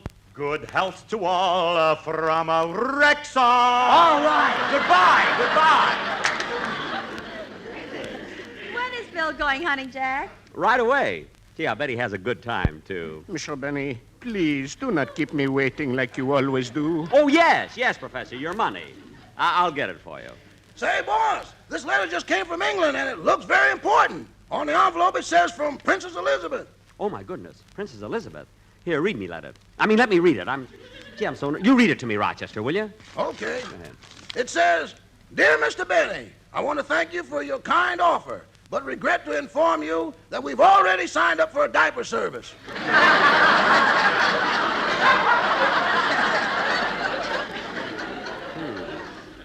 Gee, I cabled them my offer the day the little prince was born, you know. Jack, I knew you took in laundry, but when did you start a diaper service? When I grew up and found I was stuck with 24 of them. Rather than waste them, I... Mr. Benny. Oh, all right, Professor. I'll get you your... Hey, wait a minute, Professor. You have a baby. How would you like... I don't want diapers. I want money. Oh. Well, wait here, Professor. I'll go and get it for you. Whoops. I better answer the door. But, monsieur... I'll be right back. Cheer, cheer for old Notre Dame. Hello, Dennis. Take up the echoes, cheering her name. Hello, Dennis. Send the volley. Oh, hello. Hello, Dennis. How come you're still waving that football pennant? Oh, I just got back from the USC Notre Dame game. But, Dennis, that game was yesterday. I know, and after it was over, I went down to congratulate some of the USC players, and before I knew it, I was on a bus headed for the campus with the team. Well, that's silly. Why didn't you get off the bus? If Notre Dame couldn't get through their line, how could I? Did you enjoy the game, Dennis? Oh, it was wonderful, but I was so confused. What do you mean, confused? Well, I'm Irish, so I felt loyal to Notre Dame, and then again, I live in California, so I felt loyal to USC. Gee, that's right. Well, who'd you cheer for? Dewey, he feels awful.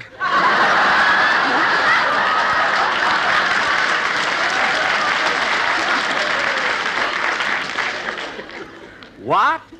I'll take him now, Jack. Don and I flipped a coin, and I lost. Well, that's sporting of you two.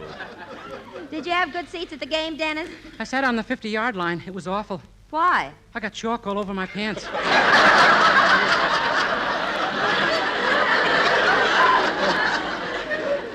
I'll take him now, Mary. Lucky Don won again. Dennis, why in the world would they let you sit on the playing field? Well, years ago, Coach Jeff Cravat and my mother used to go together. Oh, were they sweethearts? No, they both played in the line at USC. Heads. Tell me, Dennis. Oh, you lost this time, huh, Don? Yes. Tell me, Dennis, did your mother really play football? Yeah, she says I was her only fumble.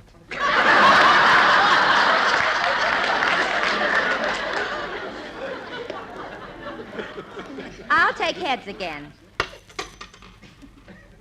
Tell me, Mr. Dennis. I do not understand these things, but why would they let a woman play football? Oh, they couldn't tell the difference. She had a crew haircut. Well, that does it. Look, Dennis, you came over here to let me hear the song you're going to do on the program. Now, for heaven's sake, sing it. Oh, you're just mad because my mother was all-American. I am not mad. I am. I want my money. In a minute. I just want to hear this song. Go ahead, Dennis, will you? Let's hear it.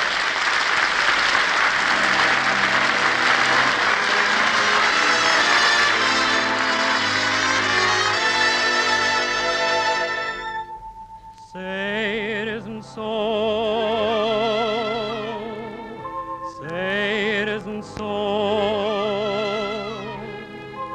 Everyone is saying you don't love me. Say it isn't so. Everywhere I go, everyone I know whispers that you're growing tired of me. Say it isn't so. People say that you found somebody new, and it won't be long before you leave me. Say it isn't true. Say that everything is still okay. That's all I want to know. And what they're saying, say it isn't so.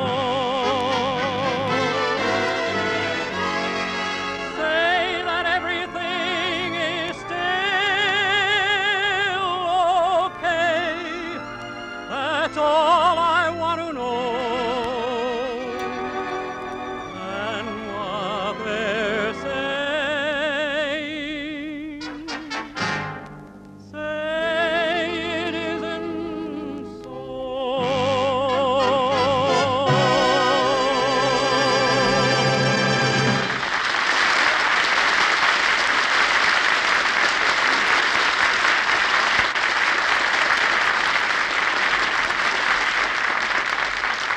Well, I like that song, Dennis. It'll be fine on the program. Mr. Benny. Oh, yes.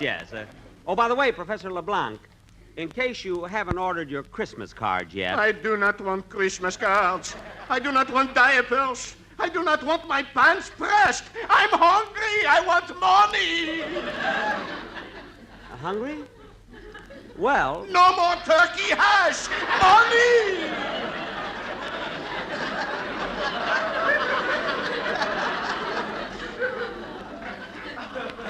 Oh.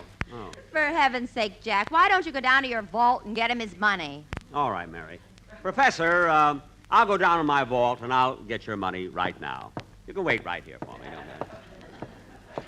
Gee, I mustn't forget to listen to Donna Magee on the new Lucky Strike program tomorrow.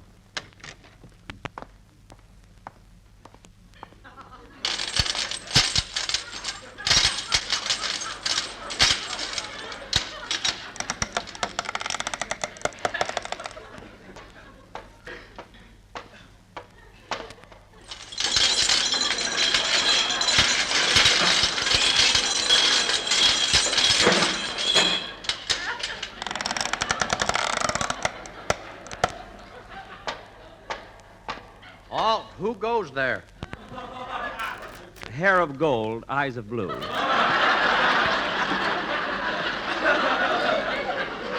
Oh, it's you, Mr. Benny. Yes. Hello, Ed. Long time no see. How are you feeling? Fine. Say, Mr. Benny, how are things on the outside? Very, very exciting, Ed. Very exciting. We just had a presidential election, and Harry Truman was elected. He carried 34 states. Gee, 34 states. Who carried the other 2?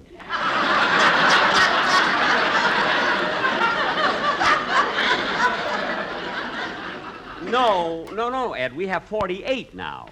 You see, we took in Arizona, and, oh, what's the matter, Ed? You left the door open. The light's killing me. Oh, I'm sorry. Now, let's see. I just need a little money. Excuse me, Ed, while I work the combination on the safe. Shall I, sew my eyelids together? No, Ed, it isn't necessary, really. Just turn around, that's all. Now, let's see. The combination is right to 45, left to 60, back to 15, then left to 110. There.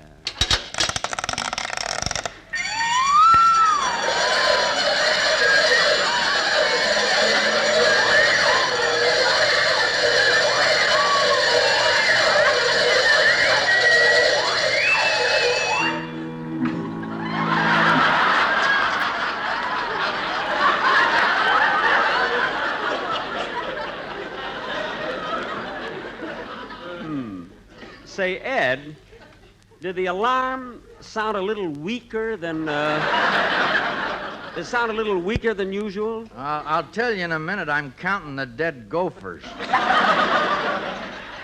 Oh. By the way, Mr. Benny, did you open your vault yesterday? No, Ed. That was an earthquake.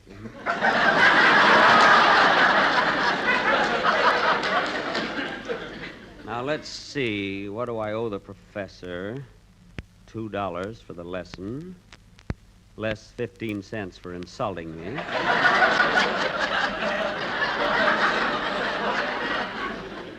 That's $1.85. There. Well, that takes care of that. So long, Ed. Goodbye, Mr. Benny. Drop me a postcard now and then. I will. Ya-da-dee-da-dum, da-dee-da-dum, ba-bum, bum-beetle-dee-dee. Da-dum-da-dum.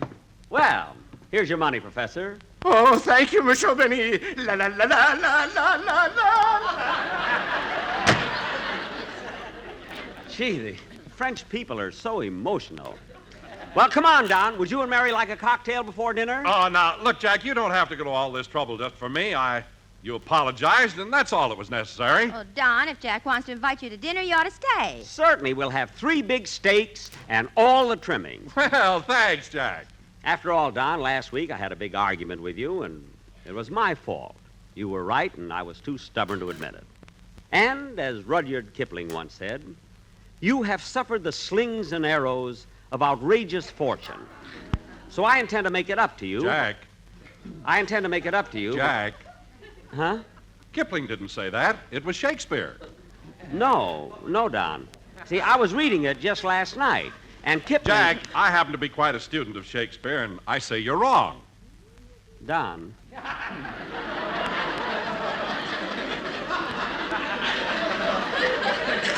Don, little Lord Fauntleroy. I I say it was Kipling. And I say it was Shakespeare. Kipling. Shakespeare! Don, I can't understand you. I apologized to you for last week. I asked you to stay to dinner, and you start another argument. But I didn't start an argument. I'm only telling you you're wrong, and you're too hard-headed to admit it. Well.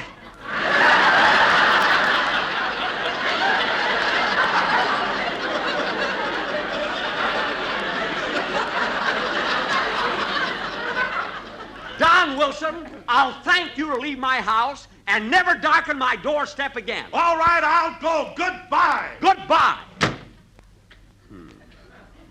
I never saw a guy like Don Wilson, always arguing, even when he's wrong. But he wasn't wrong, Jack. You were wrong. Shakespeare did say that, not Kipling. I say it was Kipling. Well, I'm not going to stay here and get the argument with you either. You're too stubborn. Goodbye. How do you like that? Boss, dinner is served. Dinner is served. What are we going to do with the other 2 steaks? I only cooked one. What? The minute you said Kipling, I knew this was going to happen. Oh. Well, I'll come as soon as I put my violin away. Jack, we'll be back in just a moment, but first... Smoke a Lucky to feel your level best. Smoke a Lucky to feel your level best. You see, Lucky's fine tobacco picks you up when you're low, calms you down when you're tense. It's good to know that fine tobacco can do this for you. And that's why it's so important that you select and smoke the cigarette of fine tobacco, Lucky Strike. For as every smoker knows, LSMFT, LSMFT. Lucky Strike means fine tobacco. No wonder Lucky Strike is the overwhelming favorite of tobacco experts.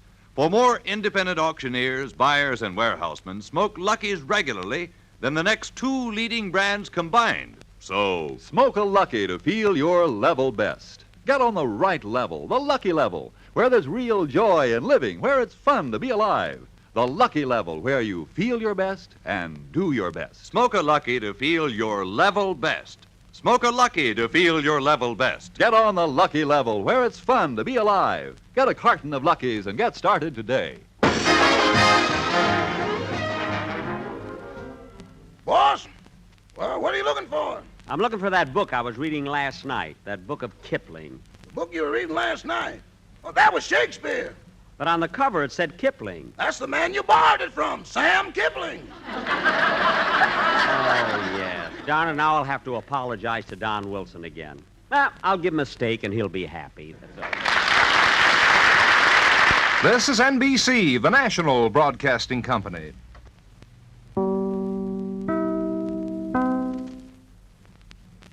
Join the adventure with Frank Rice up next on nightly old-time radio shows. The Adventures of Frank Rice, starring Paul Dubov, with Tony Barrett as Mark Donovan.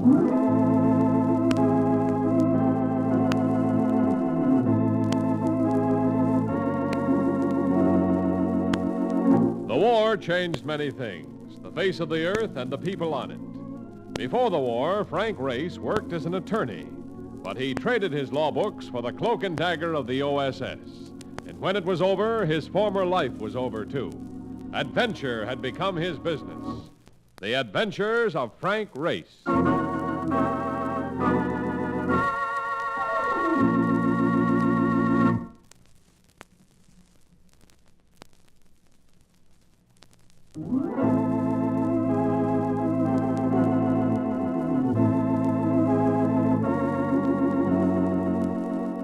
And now we join Frank Rice for the adventure of the Gold Worshipper.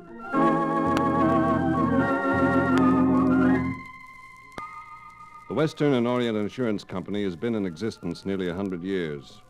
Formed in San Francisco to insure gold shipments, it has since underwritten everything from windjammers to coming-out parties. It writes unusual policies and deals with unusual people. So as I entered the home offices on Market Street, I was prepared for an unusual assignment, and I got it. From the lips of Gaylord Stewart, president and general manager. Know anything about Macau, Race? It's no featherbed. One of the toughest spots in the Far East right now. If you've been in Macau, you've no doubt heard of Armando Dutra. Yes, one of the biggest gold brokers in Asia. He asked me to send him the finest investigator I knew. So I called you. Thanks for the confidence. You'll find you can practically write your own ticket on the fee. But don't get the idea that I'm handing you something on a platter. Dutra's daughter has been abducted. She's his only child, and he'll do anything to get her back. But in that country, you have some idea as to what you're up against. Frankly, I think you'll be walking into one of the toughest assignments you've ever taken on.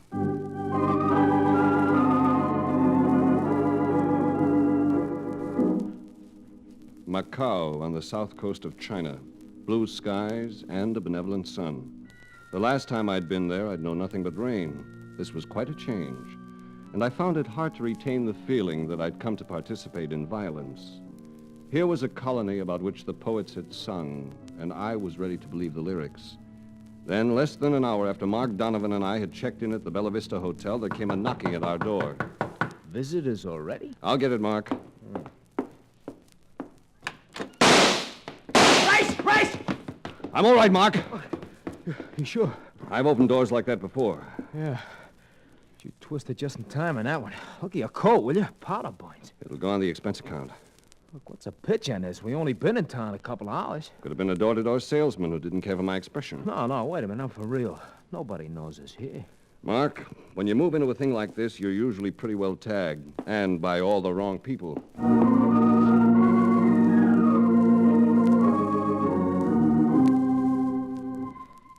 I went out into a city that had altered its mood. Once again, it had become the place I'd known before, a harbor of danger, of Chinese junks and the gold trade.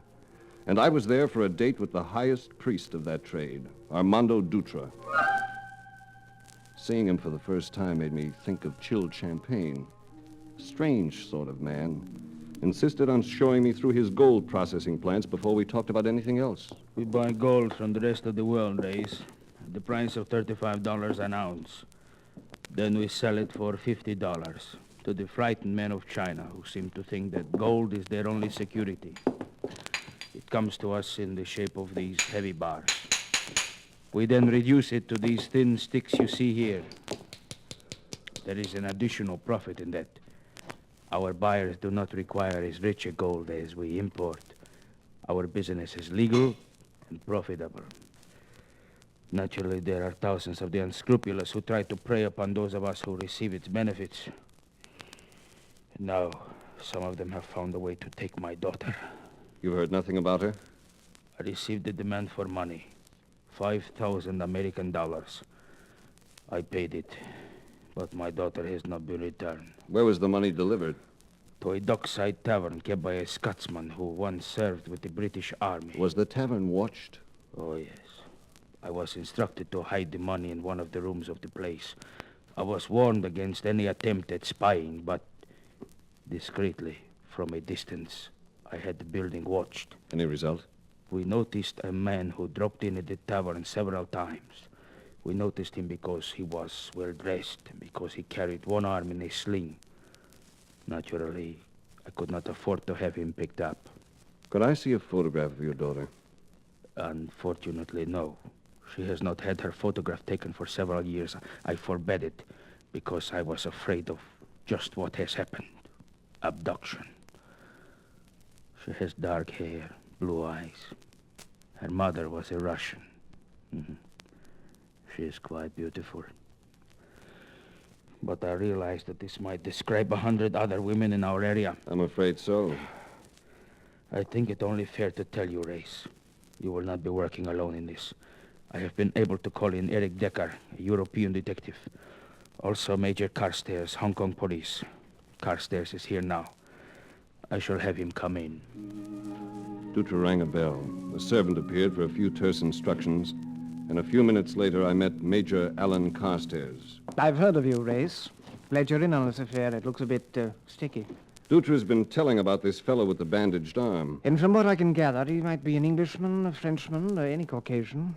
Going to be like looking for the proverbial needle. Well, personally, I'd like to start in with that tavern. Does it have a name? It's called the Scarab. And one word of advice, Race. When you go there, don't go alone.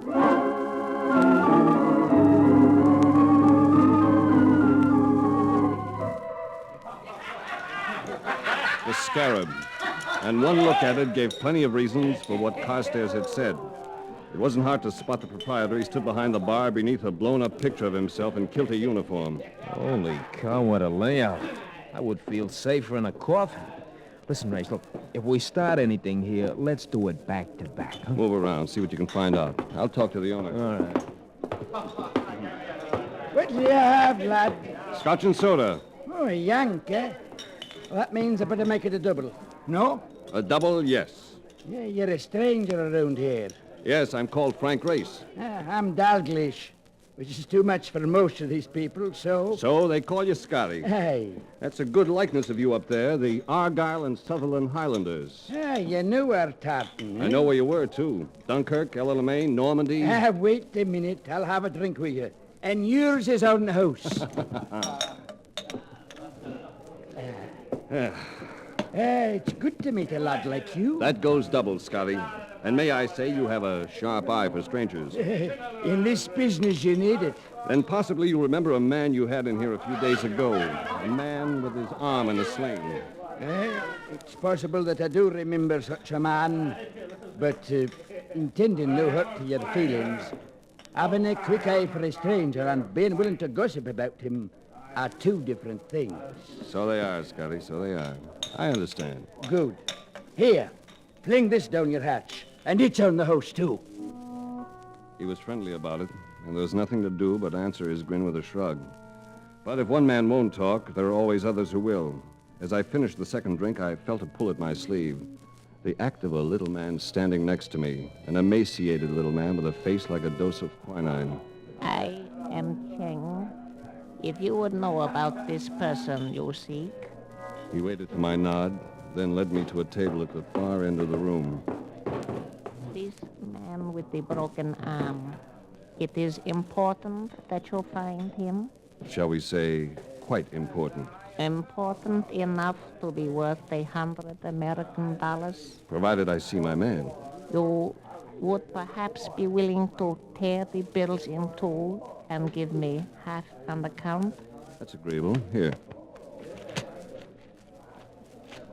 All right. Now where do I find him? In Little Yellow House at the foot of Royal Street. Come, I will show you.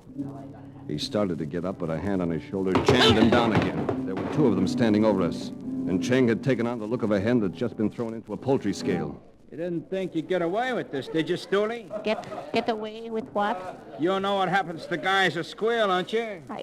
I don't know what you mean. It's simple, pal. I just mean it. Cheng twisted, a look of horror on his face as he stared at the knife that stuck from his chest. He toppled against me, saving my life because the other thug had lunged with the second blade. Get this other guy, too. A blade that drove another gash into Cheng's dying body. I twisted under him, went beneath the table, clutched a pair of legs, and yanked! And I was in the middle of a seething mass. Lascars, Chinese, Europeans. It was everybody's fight. I twisted and punched my way toward the door.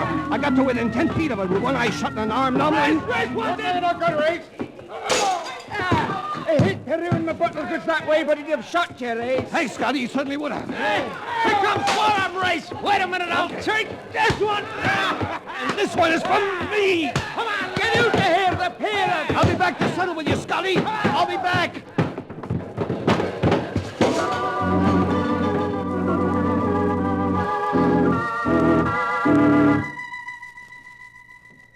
It wasn't hard to find the little yellow house at the foot of Royal Street. One of those high-stooped, semi-basement affairs. It looked more like something you'd find in New England than in an Asiatic seaport. Mark rang an old-fashioned pull bell several times, with no result. So we did a little breaking and entering, had a look around. It was neat, well-furnished, with evidence that a woman had been living there. We gave it up for the time being and went back to the Bella Vista Hotel. Mark went up to the room, and I headed for the bar. It was a long bar, but no bartender in sight. I was just about to call it off when a provocative voice brushed against my ear. I understand that you are looking for a man who has a broken arm. She smelled like a garden in the evening, looked like your favorite dream, and presented a gaze that said, make a pass at me and you'll draw nothing but a right cross. But for such a blonde, I'd take that kind of a punch any time. So I reached for the glass she was holding. You may not like that. It's a Gibson. I like it. Because, believe me, I need it. Why, do you want to see the man with his arm in a sling? I write for the newspapers. He's news. Why is he news? Seems to be wrapped up in a grand-scale kidnapping. I could use a scoop on it. How could one be sure that you are a newspaper man? Look, baby, even from one eye, you're a thoroughly beautiful wench, with the doggiest legs I've seen since an aerialist I glimpsed in Paris last month. But if I remember correctly, I did not seek you out. Quite true. It was I who made the approach. Then let's dispense with the police state attitude. You want something of me. What is it? If I took you to that man for this scoop, would you be willing to help him? In what way? He's been hurt. He needs help. But help, that is, shall we say... Of the proper kind? Yes. All right, let's go.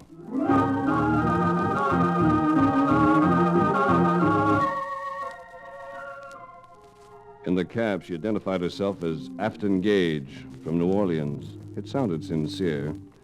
I couldn't feel too sure it wasn't genuine. She wouldn't say anything else about herself, and we finally arrived at the little yellow house on Royal Street. I told the cabbie to wait, and we went up to the door. It's pretty dark. You sure we'll find him here? It is a very old house. I'll have to light the incandescent mantle. There. You know, even in this light, you're beautiful. Where now? Down these stairs. To the basement? Baby, it's dark down there. Would you like me to lead the way, Race? Touché. We go below. Race. Wait. What is it? I thought I... Look!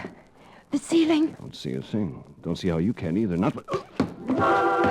Something going around my neck from behind. A thong. A thong being twisted by her hands. I was being garroted.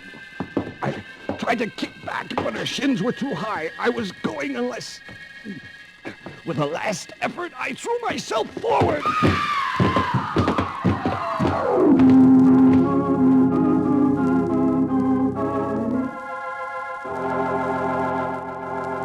We'll return to the adventures of Frank Race in just about 1 minute.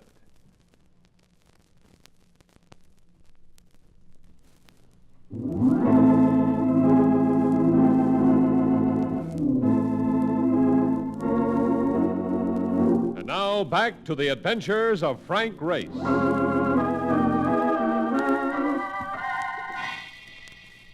I came out of it conscious of nothing but darkness and a shoulder that had gone on strike and was picketing the rest of me painfully. I fumbled for a match, found one, and managed to locate the gas jet. As I lit it, I heard the girl stir. She lay half on her side with her blonde head resting on some sort of carton. I got down on my knees beside her and had a good look. Her face hadn't been hurt. Her head seemed to be all right. Even in the gaslight, she looked gorgeous. Here was a female who had tried to murder me, and in a manner no one likes to be murdered. But with her face that close to me, I couldn't hold out. I bent over and pressed my lips to hers. Softly at first, then hard.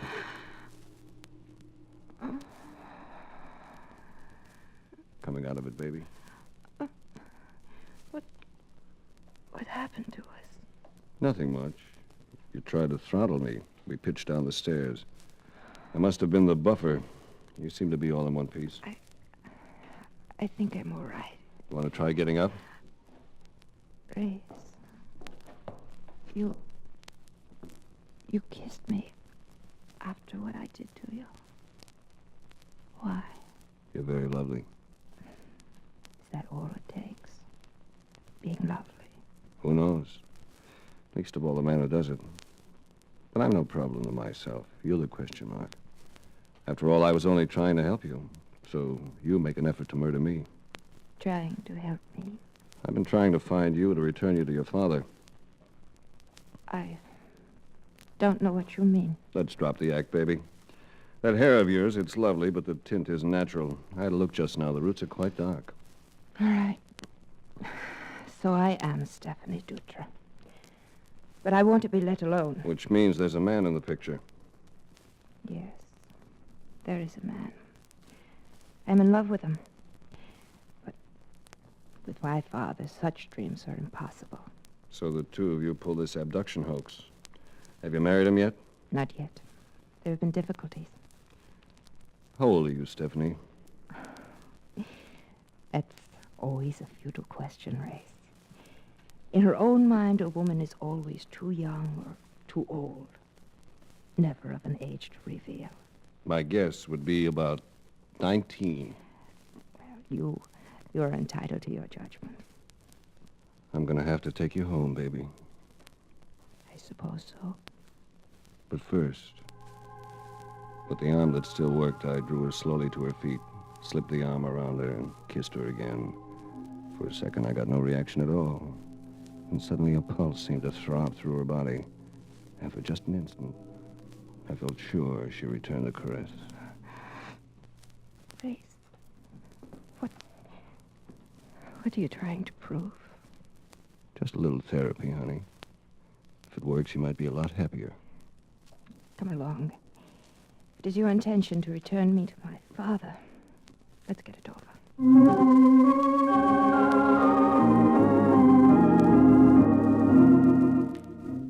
In the cab, we rolled through narrow streets, labored up winding ramps, the girl at my side sitting in bleak silence. I didn't feel too talkative myself. I'd broken the case, but for some reason there wasn't much gaiety in the thought. Race? Yes? I do not think you are going to take me to my father after all. No? And what? Oh, I see. We're being tailed. And it looks as though this is about as far as we go.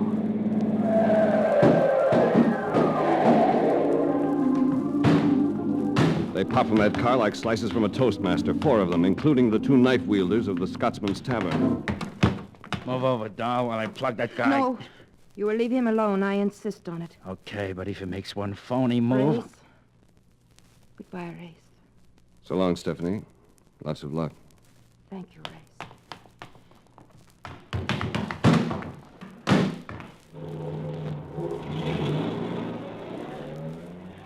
I don't know whether you noticed it or not, chum, but I'm still here. I noticed it. The girl didn't. Now she's gone, I'm gonna take care of you, right. Right between the... Between the eyes. Never write off a man with a hand in his pocket, chum. But then you've had that coming for a long time, haven't you?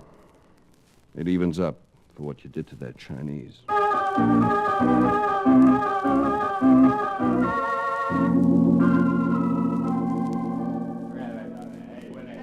In the lobby of the Bella Vista Hotel, I ran into Major Alan Carstairs, and he shook my hand. Well, Race, I trust you've had more luck on this case than I've encountered. The luck I've had has been mostly bad. I found the girl all right, then I lost her again. There's nothing simple about the affair. She doesn't want to go back to her father. Oh, one of those things, eh? Well, that means we've really got our work cut out for us. Race, I've been looking all over. Hello, Mark. Hello. Sounds as though you've been hurrying. Oh, you're not kidding. And I got a load of info for you, brother. Something I'm... Oh, I'm sorry, Mark. This is Major Carstairs, Mark Donovan. How did you... Oh, hi, Major. Race. It's all right, Mark. The Major is in on this with us. Oh. What's the information? Well, give me a breath. Something kind of peculiar. Yes? Look, I'm kicking around the waterfront, wondering what you might be doing, see? When I happened to take a gander at a boat. Not a big boat, one of them jobs that they call a launch. Launch, Yeah, yes. launch. And there's 3 things about it that make it interesting. Now, first, it was lying very low in the water, see? Second, the engine seemed to be conked out with 3 guys working on it. And, brother, when I say working, I mean frantically. Tell the story, Mark, will you? Well, and third, one of these jokers is wearing his arm in a sling. Now, this kind of makes me curious, and they all had their heads buried in the hatch up forward, see? So I sneak in for a look at what might be in the cabin, see? I will now give you 3 guesses. One is enough. Gold. You killjoy. Yeah. Gold. Big gold bars. Maybe a couple of feet long. A whole mess of them. I used to wear it. Come right over here. It wouldn't hurt to take a look at that, Carstairs. I believe we're safe enough in having a look. There's probably no significance to the gold. It's perfectly legal to buy and take it out of Macau. It's only when it reaches other ports that it becomes contraband. But the chap with his arm in a sling, we're certainly interested in him. Will you lead us to it, Donovan?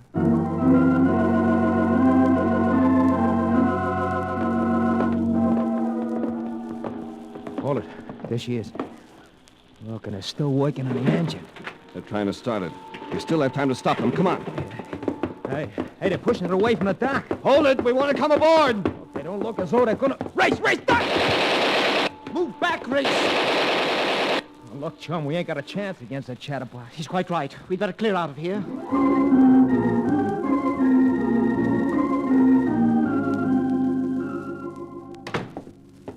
Well, what do you think? I think I'm licked, Mark. I'm not even sure I know what it's all about. I just think a beautiful girl is making some kind of a mistake. But I'm not even sure about that. You mean a Dutra dame? What kind of mistake? She's in love with some fellow who seems to be a first-class heel. I say that, and I don't even know his identity. The way he's involving her in all this grief, I don't know. As I said before, I'm up a tree.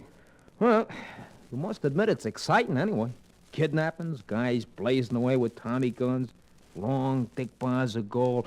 Ooh, that gold, brother. Would I like to glom onto one of those items? Nothing seems related. Here we get in a fuss over some gold bars on a motorboat, and it does... Wait a minute, Mark. Gold bars. Yeah. So what? Nothing, really. Nothing but a hunch, but I might as well play it. Come on.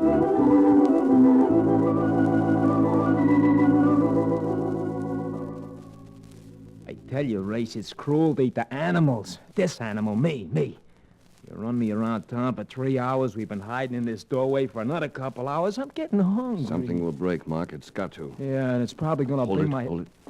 Someone's coming. Take it gently, baby.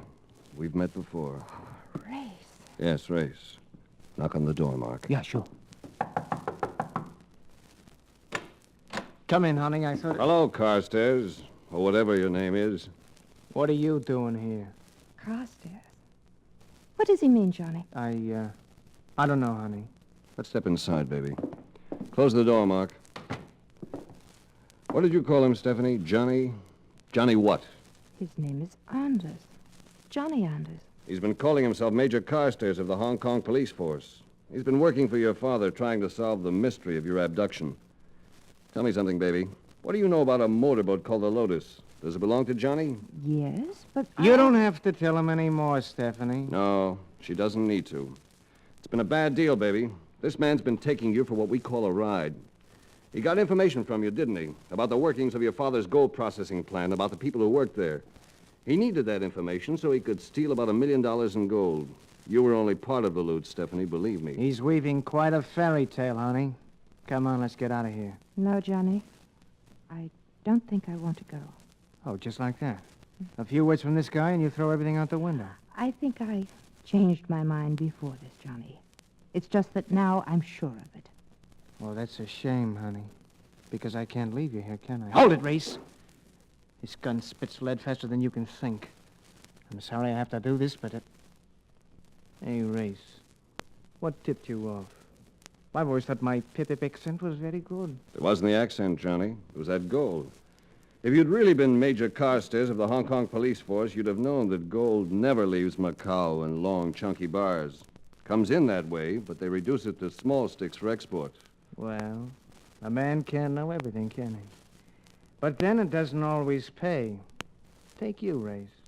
You're going to cash in your chips because you knew too much. As of now... Thanks, Mark. I'd almost forgotten you were here. Don't never do that, Race. Well, this fella made that mistake, and look what happened to him.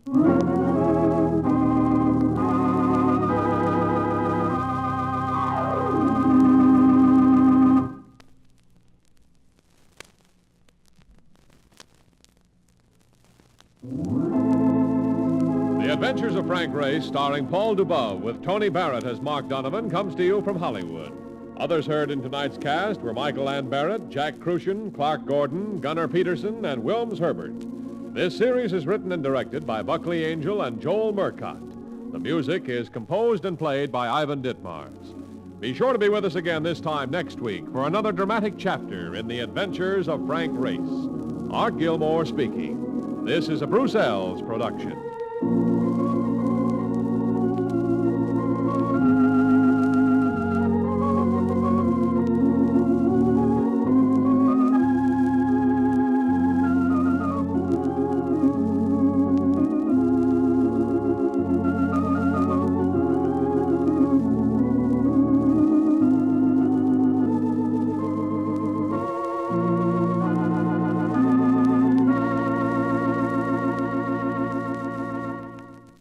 Adventure awaits with the Lord of the Jungle, Tarzan, up next on Nightly Old Time Radio Shows.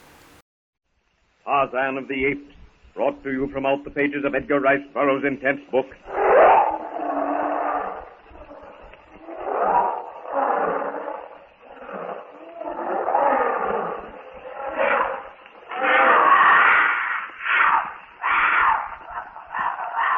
The inky blackness of the jungle depths is lighted only by the pale yellow beams of a waning moon. Long, endless, foreboding tunnels that are animal trails by day echo to the soft, sinister padding feet of the prowling jungle cat. Far in the distance, Dango the hyena lifts his head to the heavens and tells his repulsive, slinking brothers that Numa the lion has fed, that the king of beasts has left the remnant of a kill. The moonbeams glint on the shiny stalks of a clump of bamboo by the waterhole. A pair of greenish gold eyes gleam evilly as they stare from behind the bamboo screen. A spotted tail twitches, a chilling, raucous scream, and Cheetah the leopard launches himself upon his prey. Suddenly, a distant crash wakes the jungle to instant life. Cheetah's prey, startled, leaps to one side. Cheetah stops momentarily. In midair, it seems, drops to the ground and crashes into the underbrush. Dango the hyena forgets his meal and slinks tail between his legs into the deeper shadows. In a leafy alcove, Jane Porter wakes. She crawls out onto the platform and finds Tarzan standing, listening. What is it, Whiteskin? What can have happened? It sounded like an explosion. Tarzan motions to Jane to keep quiet. He leans forward, listening intently. Tarzan knows that the sound came from the direction of the cannibal kraal, but he also knows that in all his many dealings with the Gomangani, he's never heard such a noise as this. He turns to Jane as she touches his arm. Man, many man. Boom, boom. Gun, many. Bang, bang. Oh, Whiteskin, I don't know. I can't explain. But that sound convinces me that they must be near. Cecil or Mr. Philander or Father. Father? Tarzan looks at Jane incredulously. He had thought that Father was one of the parties that occupied his hut, but to associate the word Father with the noise he has just heard baffles him. I know something has happened to them. They were out in the jungle searching for me. I heard their voices. You remember, Whiteskin? And now something has happened to them. Tarzan looks helplessly at Jane. His command of this new language is not sufficient for him to understand Jane's excited talk, but he knows she's upset over something more than the noise itself. Whiteskin, go! No, you can't leave me now. And yet, if you don't go, something may happen to Daddy. I can't be selfish. I'll be all right. Yes, Whiteskin. Yes, go. I would never forgive myself if I kept you back. Go quickly, and come back quickly. Yes. Whiteskin, go quickly. Come back quickly. Swiftly, Tarzan grasps a branch, and with one last look at Jane, the ape man swings himself into the trees and is gone. Meanwhile, at the cannibal kraal, Professor Porter, Philander, Clayton, and Darno picked themselves up from the ground where they'd been thrown by the force of the explosion. Great Scott.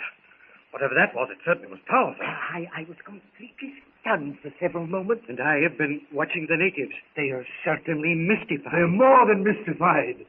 Don't you think that while they're lying there, we might try to escape? Yes. Let's move toward the gate as long as we have a chance before they recover their senses. They may be lying on the ground, but they are watching our every move. And did you see that party of warriors move slowly to the gate just as we started forward? Well, when we meet them, it will be time enough to think about what we'll do. I think, monsieur, that we had better stand our ground and let them make the first move. Yes, I too am in favor of that. They don't seem to want to interfere with us, but they watch us closely. Well, how much longer are we going to stand here doing nothing? Frankly, monsieur Clayton, we have not much choice, have we? Every time we take a step towards the gate, the natives get between it and us, or head us off. Quite right, Darno, quite right. While the shock of the explosion seems to have stupefied them, and they show no inclination to attack us, yet they apparently are determined not to let us get away. Evidently, the explosion was to them supernatural. They promptly threw themselves on their faces before the place where the idol used to be. I'd like to know how your sailors, Darno, were able to get to the dynamite, because I'm sure now that it was a stick of dynamite that did the trick. We'll probably find that out later, monsieur. Say, these blighters are coming toward us again. Yes, Clayton, yes. but with an entirely different attitude. Quite worshipful, I should say. See, that one in front, with his hands outstretched. But yes, monsieur. A gesture of peace. Quickly, mes amis, we must make up our minds. It is my belief that these cannibals think that we are miracle workers, medicine men. To make them believe that is our one chance. By Jove, Darno, I believe you're right. You say they believe in black magic. Then let's give them an overdose of their own medicine. A very excellent suggestion. Much as I, a man of science, dislike the idea of imposing on credulous savages. Professor, I consider that my skin is more important than the beliefs of these cannibals. If we can black magic ourselves out of this situation, then I'm solidly behind the idea. Alors, c'est entendu. I shall act as interpreter. Monsieur Professor, you will be the venerable worker of magic. But, Darno, with your knowledge of native psychology, hadn't you better... Don't argue, Professor. Do as Darno says. That chief, or whatever he is coming closer. Don't you think, Darno, that some definite sign of our importance would impress them? Oui, monsieur has right. Voilà, voilà. Over there are their drums. Make some sort of signal. Righto. I'll do my best. Monsieur le Professeur, can you pretend to work some magic? Go through a lot of signs, etc.? Look, every eye is on Clayton. As long as we have them spellbound, don't you think we ought to really do something that'll appeal to their superstitious nature? Ah, mes amis, I have it. I shall get a handful of cartridges from the chief's hut where Narciso said they were stored.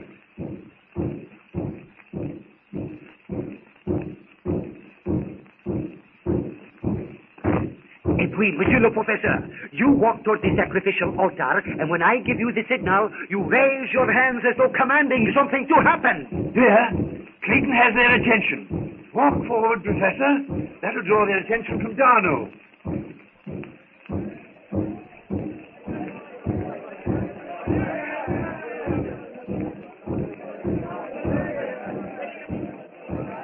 You're doing splendidly, Professor. It's taking hold.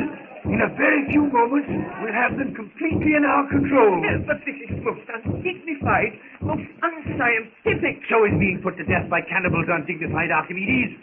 But there, Darno's ready. Don't get too close to the fire when Darno throws those cartridges into it.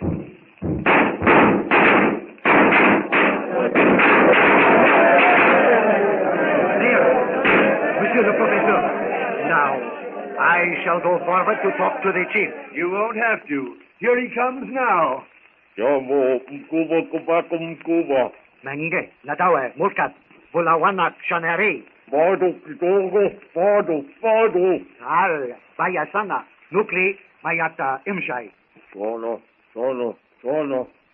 Monsieur, I have arranged a council meeting, and I have also warned them of the danger of making any attack upon us. They seem thoroughly cowed, don't they? At least we will have a respite to formulate plans for the future. The meeting will take place shortly. Meanwhile, they will perform their ceremony, welcoming us to their village. Everything seems to work out all right. I have told the chief that no harm will come to them while we are with them. Well, they are busy with their ritualistic dance. Why don't we join your sailors, Darno, and decide what is to be done? No, monsieur.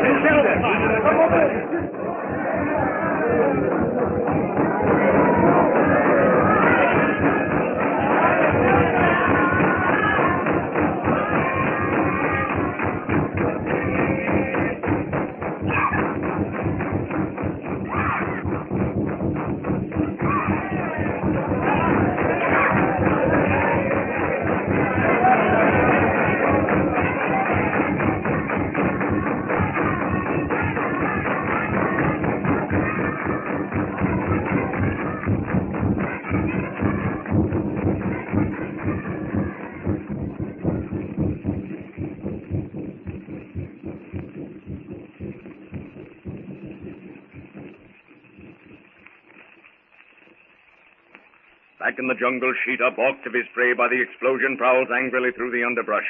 It is late, and Sheeta's belly is still empty. With tail lashing, dagger-like fangs bared, the huge cat comes to the clearing by the little platform. His black, wet muzzle twitches. His cold, glittering eyes glint wickedly as he turns and sees Jane standing on the platform. With a coughing snarl, the lithe brute launches himself against the tree. Jane hears the sound and peers into the gloom. She sees the glinting eyes, sees the long claws dig into the bark of the tree. Quickly, she pulls a heavy branch from the platform. Inch by inch, Sheeta pulls himself up the rough bark. Snapping vicious jaws break the small twigs that bar his path. With all her strength, Jane swings the branch down on Sheeta's head. with rage. He moves his head from side to side, trying to avoid the raining blows. Again and again, Jane places the club-like branch on the brute's head, but she does slowly and surely hang toward the platform.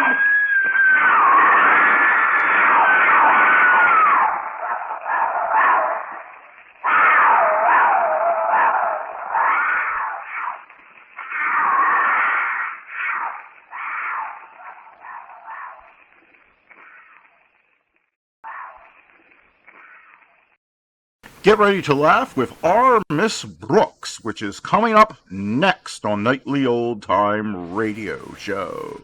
Colgate Dental Cream to clean your breath while you clean your teeth and help stop tooth decay, and Palmolive Shave Creams for a smoother, more comfortable way to shave bring you Our Miss Brooks, starring Eve Arden.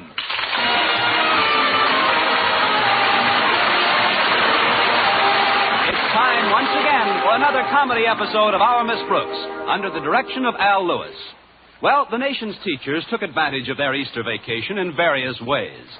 Some just lolled around the house, others played tennis or golf, and still others took the opportunity to go hunting or fishing. Our Miss Brooks, who teaches English at Madison High School, spent most of her time trapping. But no matter what kind of bait I used, Mr. Boynton refused to fall into the trap. I was discussing the bashful biologist with my landlady at breakfast last Friday morning. It's not that Mr. Boynton isn't fond of me, Mrs. Davis. This past week has proven that he is. In what way, Connie? Well, during the regular school term, Mr. Boynton has asked me for exactly one date a week, right? Right. And where did he take me on each and every one of those dates? To the zoo, right? Right. But in the past 4 days alone, he's taken me out on 3 dates. And where did he take you? If I see one more hyena, I'll laugh in his face. Of course, you can't really blame a scientist for being so interested in animal life, but there must be some way we can get him conditioned to people.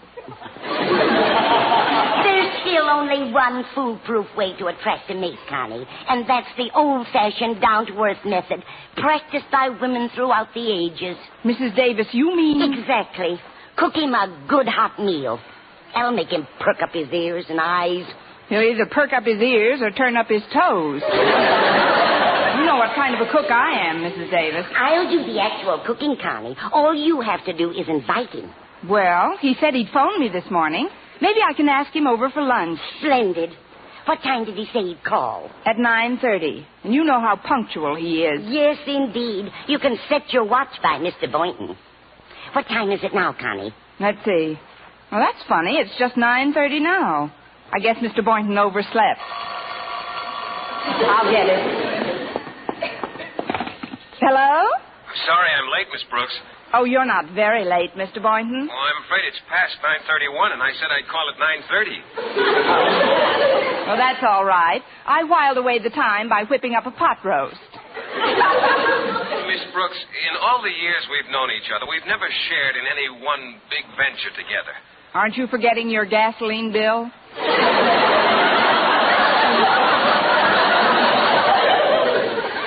No, I'm serious, Miss Brooks.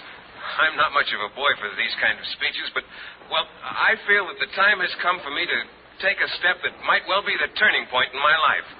Why, Mr. Boynton. Miss Brooks, I've got a proposal to make to you. I do. I mean, go ahead, Mr. Boynton. What I'm suggesting is a partnership. A partnership founded on mutual regard, integrity, and a simple handshake. My hand's shaking already. Naturally, I'd like you to keep this proposition a secret until we work out all the details. Naturally. And I don't like to talk about a thing like this on the phone. Would it be possible for you to have lunch with me today? Possible. It's positively probable. What time and where, Mr. Boynton? Well, you mentioned a pot roast, I believe. Oh, of course. We'll have lunch right here. How about 12 o'clock? I'll be there, Miss Brooks. And somehow I have the feeling that this might lead to pretty big things. If they take after us, they should be. Well, goodbye, Mr. Boynton, dear. Goodbye, Miss Brooks. Likewise.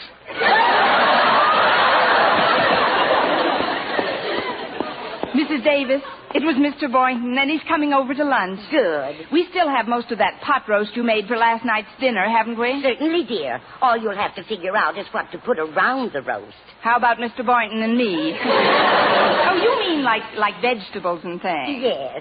And you'll want a nice dessert, too. Why don't you stop in at the drugstore and get one of their ice cream cakes? All right, I'll leave in a few minutes. And while you're in the drugstore, I wish you'd pick up a couple of batteries for my flashlight. And, oh, yes, I needed new garden hose, too. Which drugstore do you have in mind? The one that sells used cars?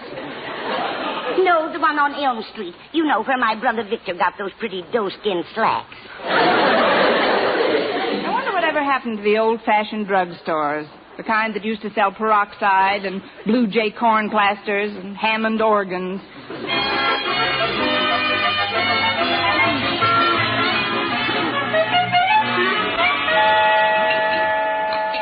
There.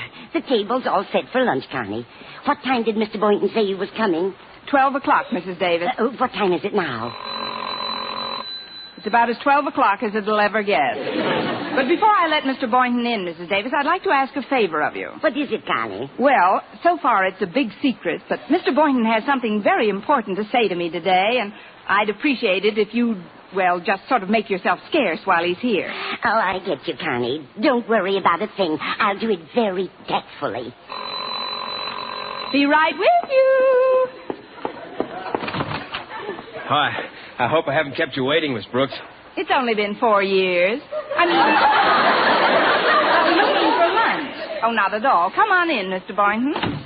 Hello, Mr. Boynton. Oh, hello, Mrs. Davis. How are you? Oh, I can't complain. How's the weather out today?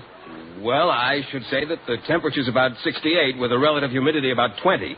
However, barometric pressure indicates a warm front moving in from the southeast, which would elevate the thermometer considerably. Roger Wilco, over and out.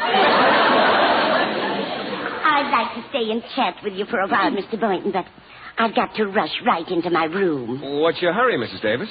It's the only way I can think of to make myself scarce. Now, you be a good boy, Mr. Boynton. Connie, if you need me, just yell. I should live so long. See you later, Mrs. Davis. Miss Brooks, before we sit down to lunch, I'd like to clarify some of the remarks I made to you on the telephone. You see, I got the feeling at times that you didn't quite comprehend the nature of this deal. Deal? Yes, it's a real estate deal. My Uncle Harry over in Florence has given me the opportunity to pick up the option on a couple of choice lots. I'm letting you in on the ground floor, Miss Brooks. I couldn't feel any lower if you let me in the basement.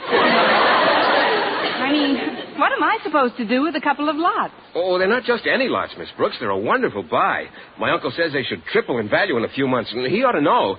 He's Justice of the Peace in Florence. Knows everybody in town. Your uncle is Justice of the Peace? Well, yes, he has been for years. Well, it's a good thing he doesn't depend on you to throw business his way.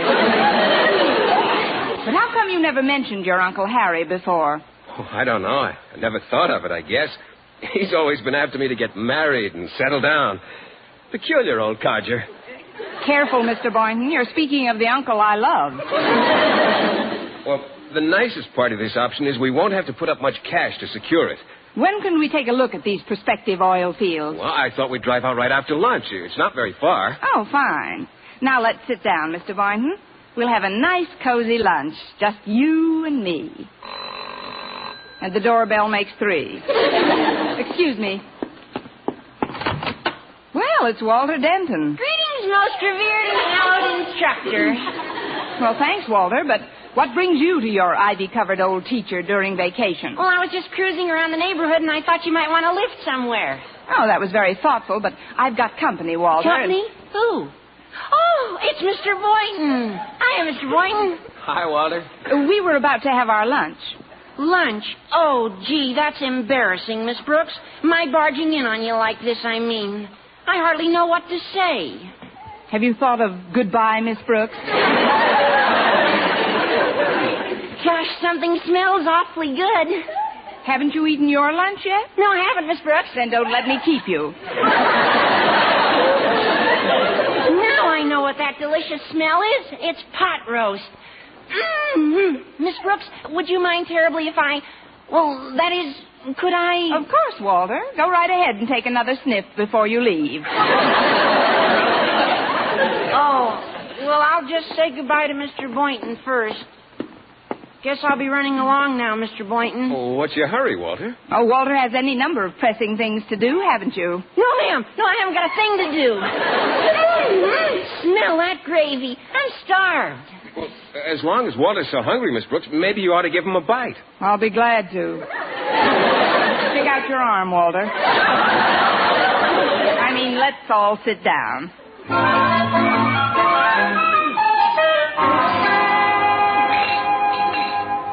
Oh, man, that's what I call a meal. I sure enjoyed it, Miss Brooks. Oh, I'm glad, Mr. Boynton. How did you like it, Walter? He's still liking it. You said a mouthful that time.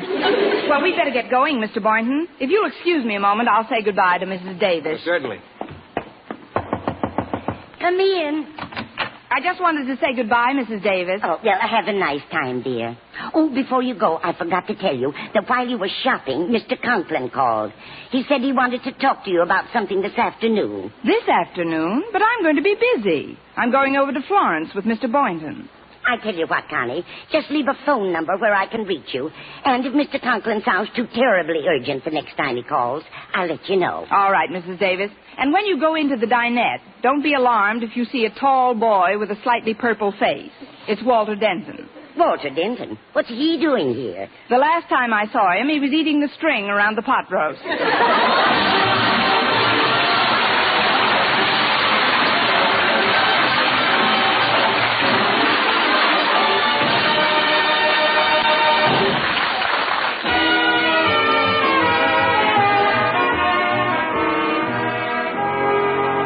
Well, before she and Mr. Boynton left for the community of Florence, Miss Brooks jotted down his Uncle Harry's phone number and left it on Mrs. Davis's telephone stand.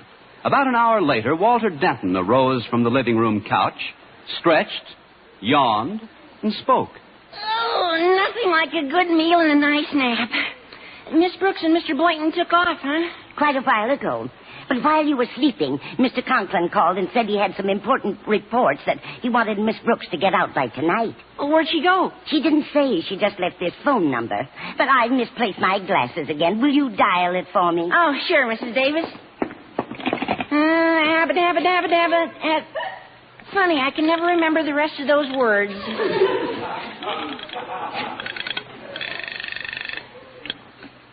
Hello, Justice Henderson speaking. Who? Justice of the Peace Henderson. I must have the wrong number. Is this Florence 2164? That's right. Well, is Miss Brooks or Mr. Boynton there? Oh, no, indeed, they were here, but as soon as they signed the necessary papers, they took off like a couple of kids. Papers? You mean they... Oh, they sure are. They're hooked up now. I'll be. Thanks, Your Justiceship. Thanks a lot. Who were you talking to, Walter? To a Justice of the Peace, Mrs. Davis. Our little Miss Brooks is a married woman. What? Oh, but she never mentioned a word to me. Surely she... Well, she must have a very good reason for keeping this marriage a secret. Now, I know I can depend on you to keep whatever you suspect to yourself, Walter. As one of Miss Brooks' most trusted confidants, I can do no less, Mrs. Davis. Rest assured that this secret is ours and ours alone. Let's see now. What's Harriet Conklin's phone number again?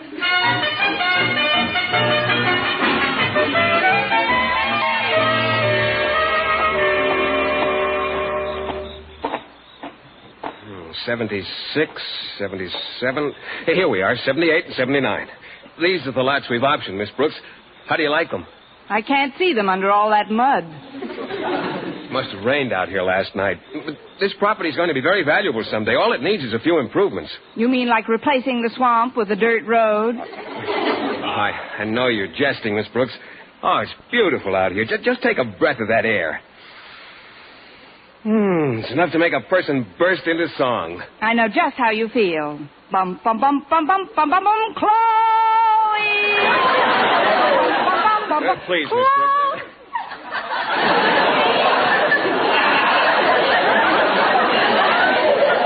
These happen to be two of the choicest lots in this part of the country. I know, but what country is this? My Uncle Harry wouldn't give us a wrong steer, Miss Brooks. This may be the start of a very lucrative sideline. After we sell this property at a profit, there's no telling how far we can go. Unless we pick up a couple of lots on Mars, this is about as far as anybody can go. Oh, it isn't that bad. Well, I guess we better start back now. Just how far is it to civilization, Mr. Boynton? I don't know the exact mileage, but we're not too far from home. Now, don't worry, I'll get you back all right. Oh, I'm not worried, Mr. Boynton. But just to be on the safe side, let's get some directions from that bear over there.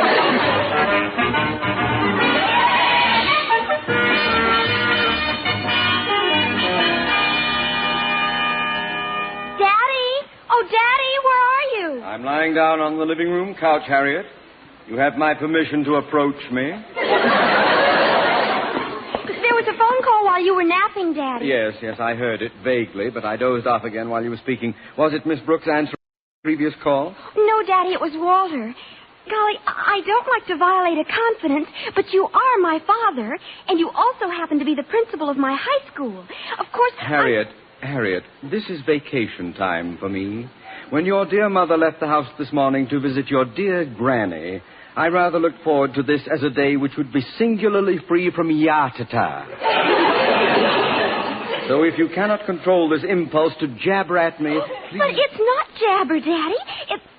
Oh, wait till you hear this news. Please, child. Must you make all your remarks sound like a bulletin which will send me leaping into the air as if a couch spring had erupted beneath me?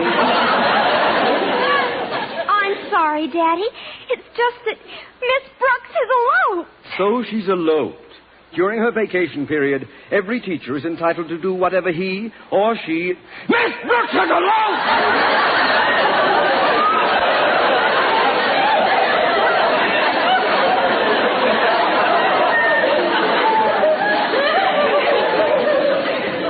I must be calm. I must remember my blood pressure. So she's done it. The one woman on the entire faculty I could have sworn was elope-proof. Oh, Daddy, you shouldn't be so upset.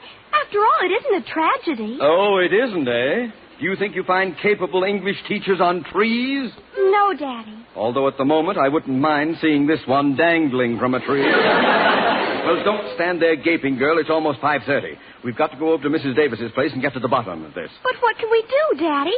By now they're probably on their honeymoon. That's where you're wrong, Harriet. Mr. Boynton couldn't possibly start on his honeymoon today. Why not? The zoo closes at 5 sharp.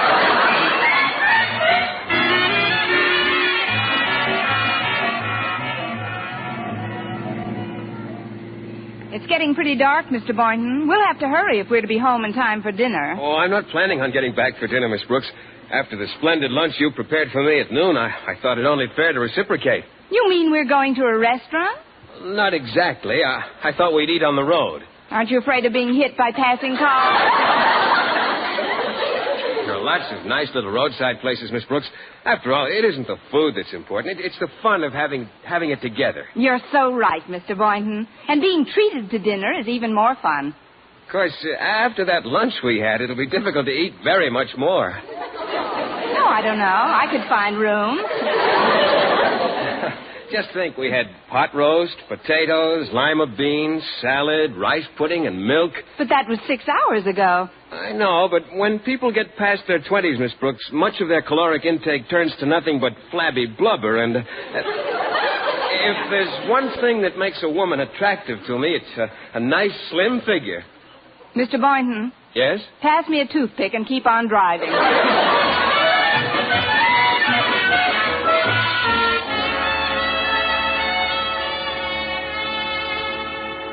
Almost 7 o'clock, and still no word from Connie. It isn't like her to do things like this. Get married, you mean? Please, Walter, this is no laughing matter. Just think, Mr. Conklin.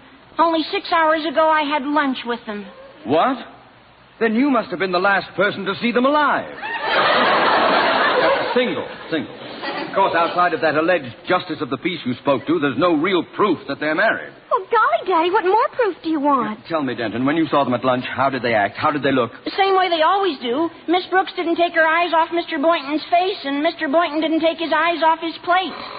Oh, that's the front door. I'll go. Oh, and me too. So will I. Harriet, stand where you are. We'll wait in here. honey. And Mr. Boynton, come on in. Hi, folks. Connie, you bad girl. You should have let me know. At least I could have had some rice ready to toss at you. Well, thanks just the same, Mrs. Davis. But when you get past 20, rice just turns to blubber. Congratulations, Mr. Boynton. And you too, Miss Brooks. Miss Brooks. Oh, gosh, I guess I'll always think of you as Miss Brooks. You don't mind, do you? Mine? What should you think of me as? Casey Stengel? Still in there pitching. But what you've done has made most of us very... I, for one, am looking forward to the day when you invite me out to your new place. Well, you can come out any time, Walter. Sure, we'll sit around and make mud pies. You've got more company in the living room, Connie. Come on in. Oh? Well, Mr. Conklin and Harriet. Best of everything, folks. Thanks, Harriet. I cannot share my daughter's enthusiasm for this affair. I'm deeply chagrined at not being notified. Well, you see, sir, my uncle didn't want too many people to know about it. Your uncle? What has he got to do with anything? Oh, he was responsible for the whole deal. He's the justice of the peace in Florence. But as principal of Madison High, I am entitled to know... If I may say so, Mr. Conklin, I don't think it should concern anyone at school if I want to go out and pick up a piece of property.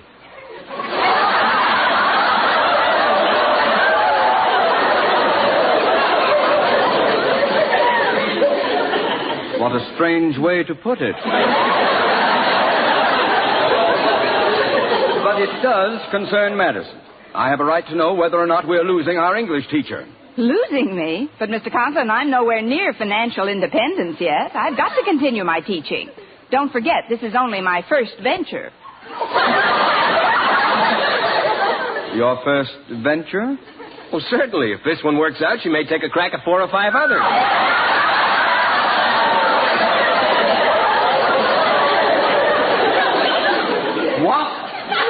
Why not? After all, Mr. Boynton's uncle can probably put me next to plenty of good things. Well, I'm nervous.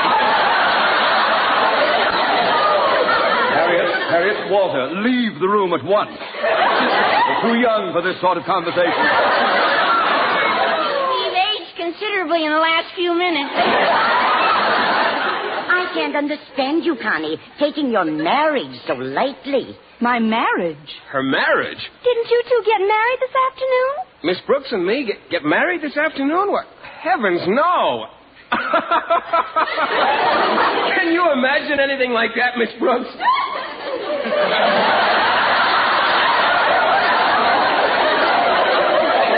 Constantly. But if you're not married, why did Walter tell Harriet that you were... I only told Harriet what Justice Henderson told me, that they signed the papers and were hooked up. Oh, now I understand. When Uncle Harry told you we were hooked up, you thought we were married. Well, sure, wouldn't you?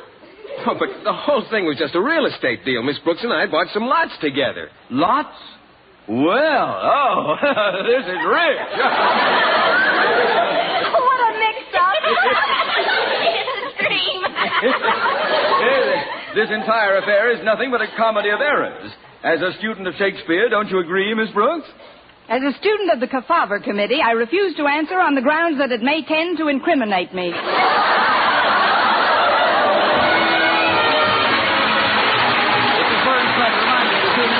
Another Our Miss Brooks show, brought to you by Palmolive Shave Cream for a smoother, more comfortable way to shave, and Colgate Dental Cream to clean your breath while you clean your teeth and help stop tooth decay. Our Miss Brooks, starring Eve Arden, is produced by Larry Burns, written by Al Lewis and Arthur Alsberg, with the music of Wilbur Hatch. Bob Lamont speaking. Stay tuned now for Jack Benny. This is CBS, the Columbia Broadcasting System.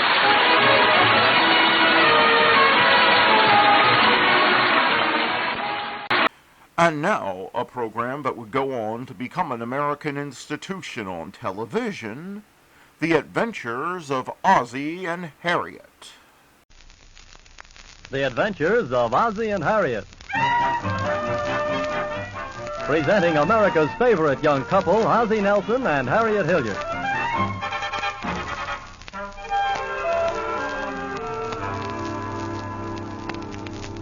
And now let's see what's going on in the Nelson family.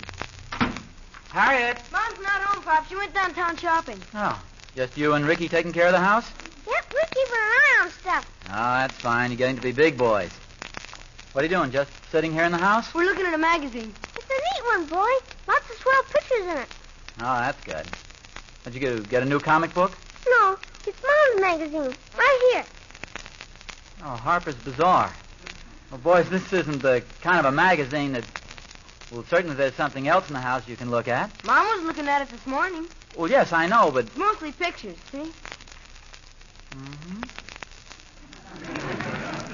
See something there, Pop? No, Ricky. I was just glancing through.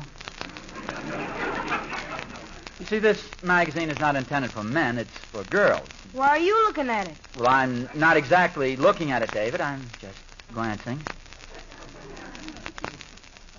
How long is a glance? It sure got some funny-looking dresses in there. I'm glad Mom doesn't have to wear them. Ah, that's right, David. Fortunately, Mother's tastes run more to the conservative. Her clothes are always neat and attractive, and she always looks very smart. Mom is smart, boy. She's the smartest one in our whole family. Isn't she, Pop? Well, yes, I guess you could say that.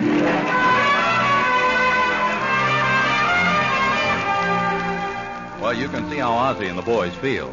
Mother will never be lured into any of these super styles. Oh, but wait a minute.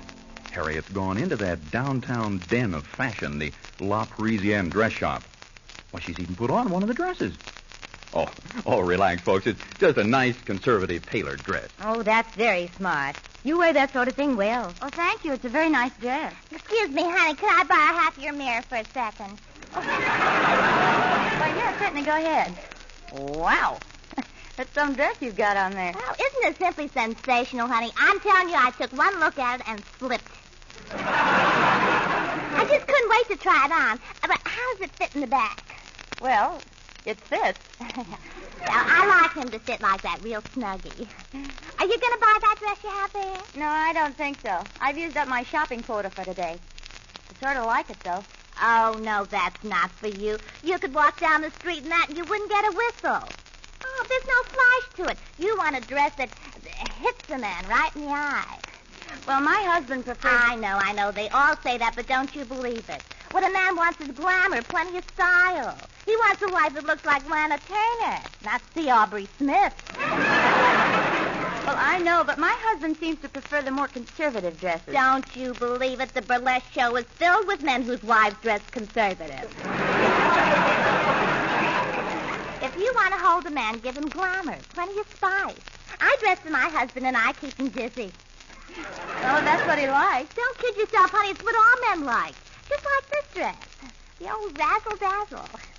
But somehow I don't think I'm quite the razzle-dazzle type. Good luck with the dress, though. Bye, honey. Have you decided to take that dress?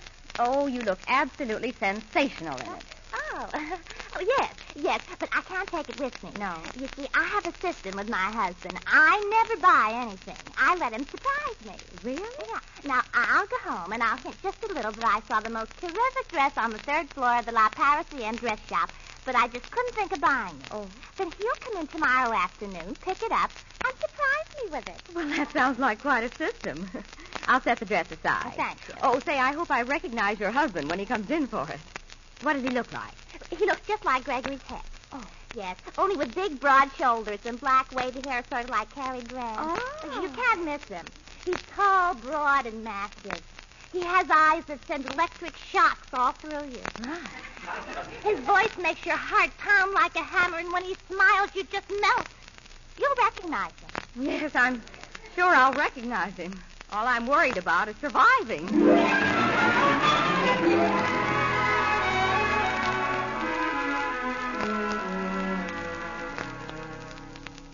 Hi, Mom. Hello, David. What'd you buy? Nothing much, Ricky. Pop's home. He's in on the couch. I think he's taking a nap.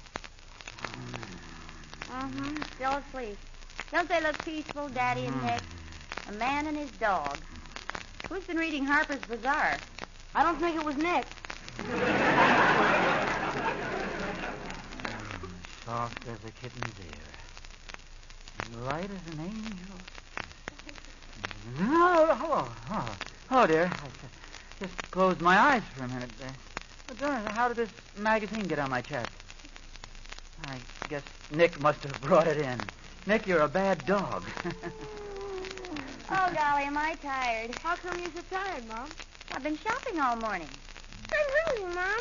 I'll have dinner in a few minutes, Ricky. Ooh, feels good to get these shoes off. You mean you're all tired out just shopping? Just shopping. Why is it a man can't understand what a job it is to shop? I wish you had to go downtown shopping just one day. You see what it's like to tramp all over the stores. What'd you buy, Mom? 3 washcloths. What's that thing? Oh, I'll explain it to you, Ricky. Suppose you need washcloths. You go to the nearest store, ask for 3 washcloths, pay for them, and go home. Is that shopping? Oh, I should say not. Shopping is when you get dressed, leave some food in the refrigerator for your family's lunch, leave the key next door so the plumber can get in to fix the sink, put a note on the door telling the laundryman the bundle is on the back porch, and then you get on a crowded bus and go downtown. Now, just a Then minute. you go to 3 stores pricing washcloths.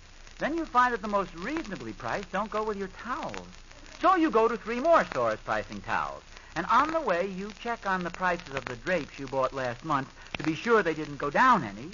And you see a hat. You don't need it. You don't want it. You can't afford it, so you go in and try it on. By that time, it's 5 o'clock, so you get on a crowded bus and go home. That's shopping. What about the washcloths? Oh, the washcloths.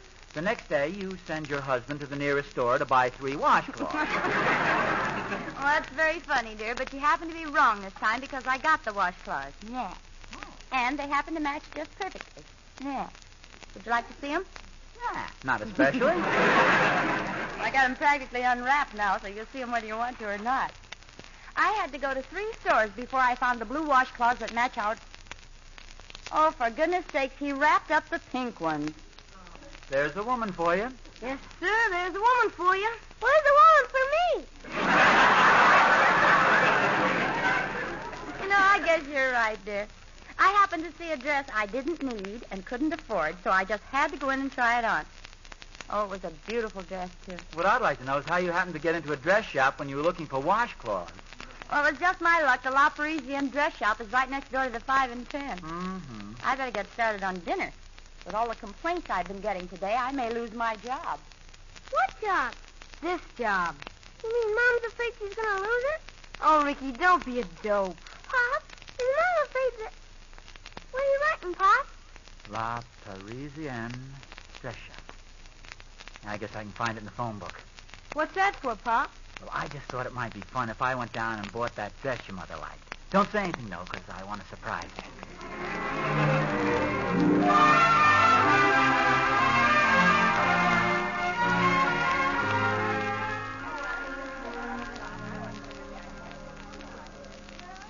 Third floor out, please. 3rd floor, afternoon dresses, ladies' lingerie, corsets. My wife, I'm buying a sword. Pardon me. Keep moving, please. Yes. It's rather embarrassing. Oh, Miss Rafferty, a customer for you. Miss Rafferty.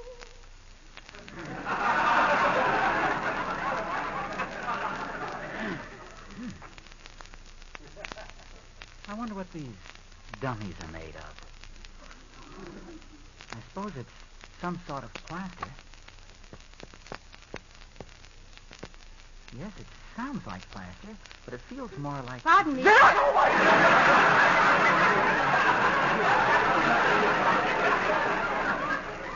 I help you, or do you want to be alone? Oh, no.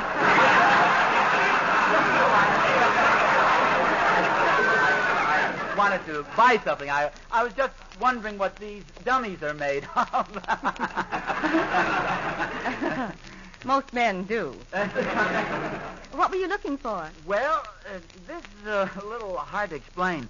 My wife was in here yesterday afternoon looking at a dress, and she mentioned she liked it very much, and I'd kind of like to buy it for her as a surprise. Oh, well, I really... Oh, wait a minute. Was she in here around 4 o'clock yesterday? Yes, it must have been just about 4. Oh, I remember her very well. Oh. In fact, I've got the dress put aside. You put it aside? Yeah, she said she kind of thought you might come in for it. Oh. In fact, she told me quite a bit about you. Oh, she didn't really? Yes, Oh, she's talking. She went on and on about her big, handsome husband with his magnificent physique and his irresistible... You are the husband, aren't you? Oh, yes. Well, yes, yes, you bet. Sure. Would you like to see the dress? Yes, I can get it for you in just a minute. Well, no, that's okay. You're sure my wife liked it? Oh, she just loved it. It'll only take me a minute if you'd like to see it. No, that's really not necessary. If she likes it, that's good enough for me. Just have them put it in a box, will you, with a nice big bow on it, and I'll take it home. Thank you, sir. It'll be ready in a jiffy. What a surprise this is going to be.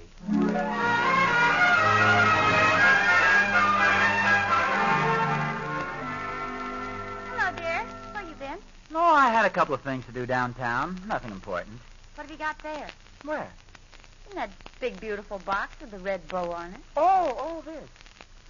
I don't know if you've ever noticed, but right next to the 5 and 10, there's a very cute dress shop. I believe they call it the La Parisienne. Ozzie, you bought me a new dress. Well, I just happened to be passing by. Oh, darling, and you picked it out for me all by yourself. Let me see it. Now, don't be in such a hurry. You might not even like it, you know. Stop. I don't know. They said down at the shop it's the very latest style. Pretty glamorous. They said. Haven't you seen it? Well, let's put it this way. I happen to know that when you open up that box and see the dress, you're going to let out a scream of delightful surprise. Oh, darling, you shouldn't have done it. Oh. I'm so nervous I'm all thumbs. I know it's going to be... Ah!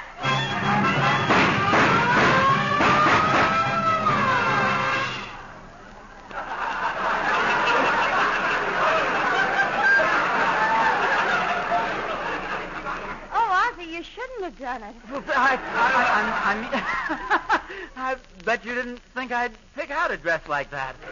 I certainly didn't, dear. How did you happen to pick out a dress like that? Oh, well, I figured there's a dress that'll definitely do something for her. I knew you'd be pleased with it. It's tremendous. You like it? Oh, the important thing is that you like it. Oh, well, I like it if you like it. Oh, well, I like it if you like it. After all, you're the one who has to wear it. That's true. But you're the one who has to look at it. Yeah. Well, as long as you're sure you like it. I'm sure I like it if you're sure you like it. Oh, let's take it out of the box, shall we? Yeah, that's a good idea. The very latest style, I understand. Oh, yes. And it's a very unusual color. Lovely material, too. Yes, it does feel... Oh, pardon me. Well, that's all right. It's only padding. Oh, I thought there was somebody still in it. Hold it up a minute, Ozzie. I want to see how it looks. Hold it against your shoulder. That's it. Hey, Uncle, it's... Oh, it's Pop. Hey, David, come look at Pop. This is your mother's dress, Ricky. Your father just bought it for me. You like it, boy? Well, I'll bet it looks swell on Mom. I like it better on Pop. Gee, it sure has some fancy colors. Hey, come around here, Ricky, and look at these big pockets. Those are pads, David. Gee, just like a football suit. You can fall down anytime you want to. Why don't you put it on, Mom? Yeah, that's an idea. Why don't you put it on? It might not look so... I mean, why don't you put it on, dear? Okay, if you want me to. You wait right there, fellas. Say, Pop, isn't that kind of a funny-looking dress? Believe me, son, you're no more confused than I am. And get over it. Your mother seems to like it, so let's try to cooperate. After all, styles change. We may be a little old-fashioned. Me too? No, so what I mean is that we're accustomed to seeing Mother in certain types of conservative clothes. Guess we'll just have to get used to this new stuff. Ozzie! Yes?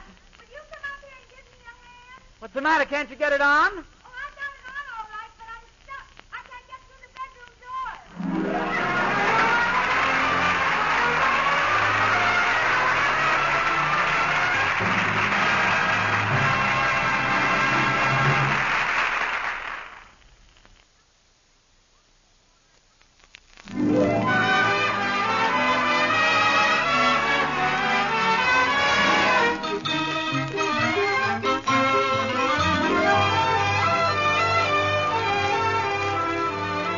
In case you were planning on stopping in at 1847 Rogers Road this afternoon, well, I'd wait a while. Things are a little upset at the Nelsons.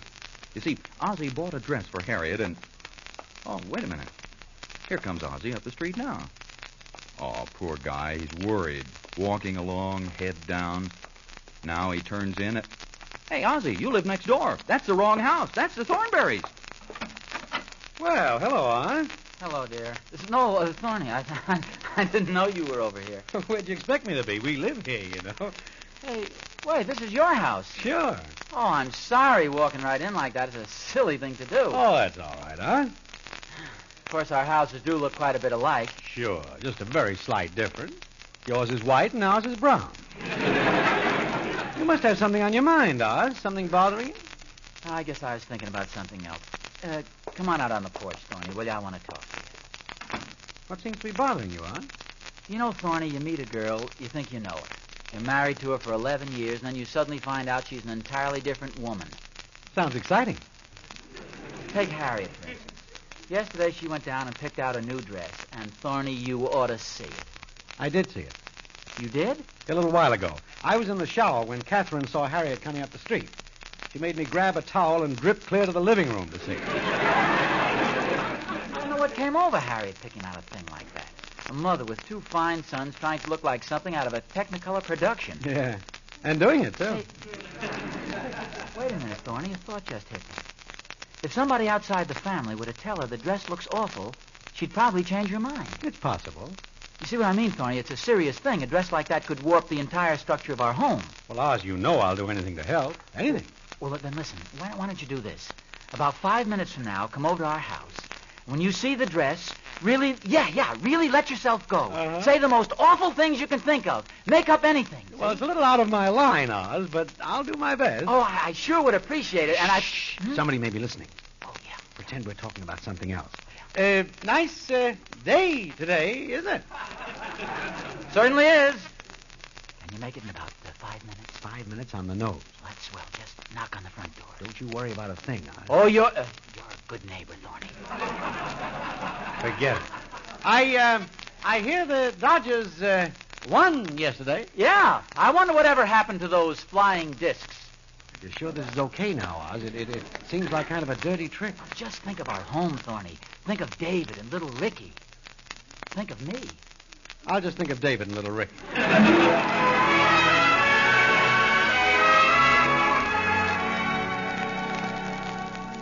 Hey, Mom. What, David? There's a lady at the door. She wants to see you. I'll be right there. Oh, hello there. Hello, Mrs. Nelson. Remember me? We were looking at dresses together at the La Parisienne. Oh, you got the dress on. It looks terrific. Well, that's what my husband seems to think. Please come in. What a time I had finding you. You know, I went home and told my husband about that dress, and he went right down to the store to buy it for me, and it was gone already. I saw it first, and they promised they'd save it for me. Oh, well, then by all means, you should have it. Well, but I don't want to take it away from you, honey. Believe me, you'd be doing me a favor. You sure you don't want it? Oh, absolutely. The only reason I kept it was so I wouldn't hurt my husband's feelings. Okay, honey, then I'll take it. Harriet.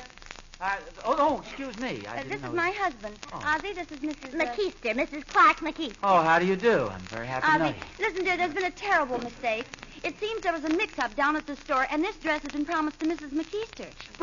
Well, give it to her. I mean, if it really belongs to her, we really... do you want to take it right with you? Well, it's very nice of you to take it this way, dear. I know how much you like the dress. Oh, well, what's right is right. And... Well, I feel as if I shouldn't. No, take it with you. I insist, Mrs. McKeester. I know it's a great disappointment to my... well, you better run upstairs and change the dress, Harriet. Wasn't there somebody at the door? Door? No, it must be the wind in the trees. Oh, it is the door. No, we don't need anything. Hurry upstairs, Ozzie, Harriet. Thorny's not. Thorny? Well, it's much cooler outside. I'll let him in. Wait a minute, Harriet. I'll get it. Come on in, Thorny. Hello, Harriet. I'm busy, Thorny. I'm sorry. So I'll see you again, old boy. Goodbye. So that's your new dress, Harriet. Come again when you can stay longer. Ozzie, you're pushing him. I have to. He won't move. Harriet, I think that dress is... Oh, dear, look where you're stepping. Thorny, this is Mrs. McKeester, Mr. Thornberry. Oh, it's a pleasure. How do you do? Harriet, I know this is a terrible thing to say, but you are the fourth woman I've seen today in a dress like that. No, it's great, kid. They said at the store it was an exclusive model. Yes, it was awfully nice of you to drop over, Thorny. Yes, stop in any Let me time. see the cloth in that dress. Oh, Harriet, whoever sold you this thing really saw you coming. No. The very cheapest sort of material. No, I have a hunting shirt made of the same stuff. Thorny. And how it shrinks. I get out in the rain, almost choked me to death. Go! Cut that out, Oz. You kicked me right in the... Mrs. McKeester, if you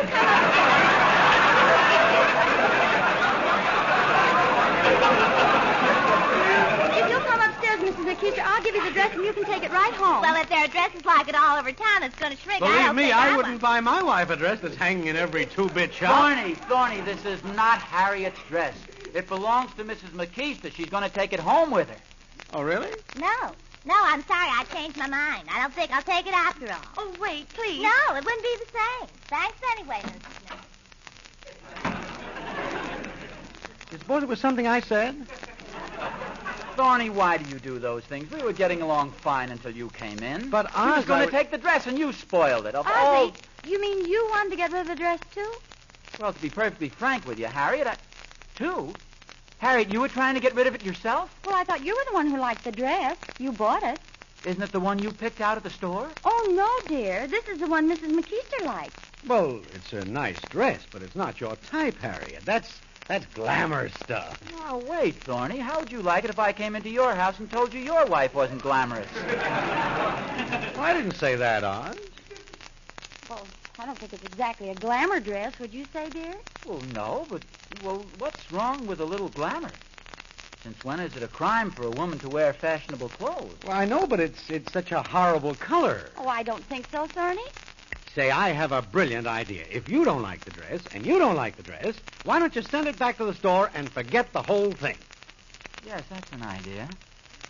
It's not that it isn't a nice dress, but it's so extreme and unusual and exotic. And maybe the store won't take it back. Well, I know, dear, but I'm sure you wouldn't want me to wear a dress that's so unusual and outstanding and glamorous. I don't think it'd be fair to send it back since I've worn it once. Listen, if you folks want to get rid of the dress, I think I know somebody who Just might... Just a second, Thorny. Hello? Oh, yes, Catherine, right here. For you, Thorny, your wife. Oh, hello. Well, I tried, Catherine. Yeah, I'll find out. Harriet, are you going to keep the dress? Yes, I guess I'm stuck with it. May as well make the best of it. Sorry, Catherine, I did my best, but Harriet's going to keep the dress. Well, don't worry, dear. Maybe you'll find another one just as nice. You mean Catherine wanted the dress, too? No wonder you couldn't understand my subtle hints like getting pushed out and kicked in the shins. Sorry, Oz, old man. I had orders from higher up.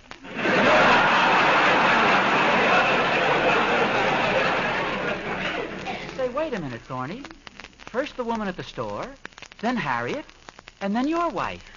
Do you realize what's happening? Not only to us, but to millions of people.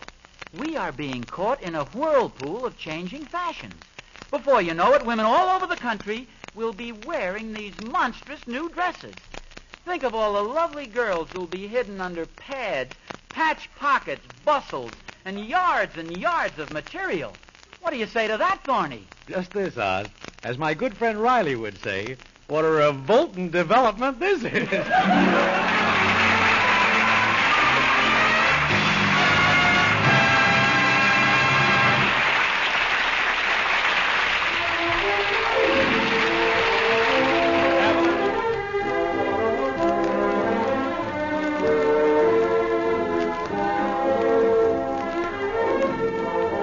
You've been listening to The Adventures of Ozzie and Harriet.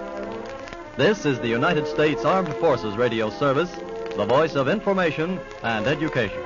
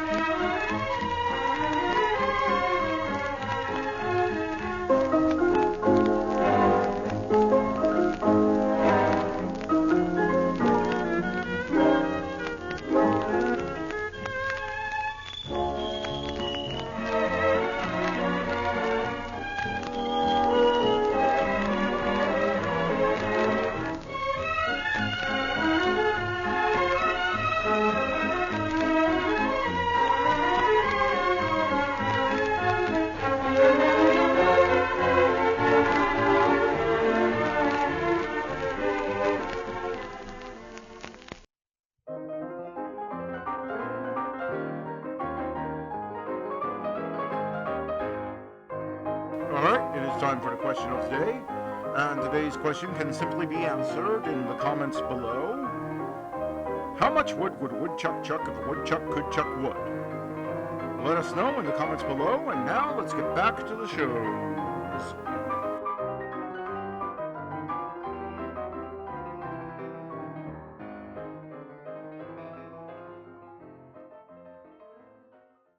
Well, Silver, wait those thrilling days of yesteryear with the Lone Ranger up next.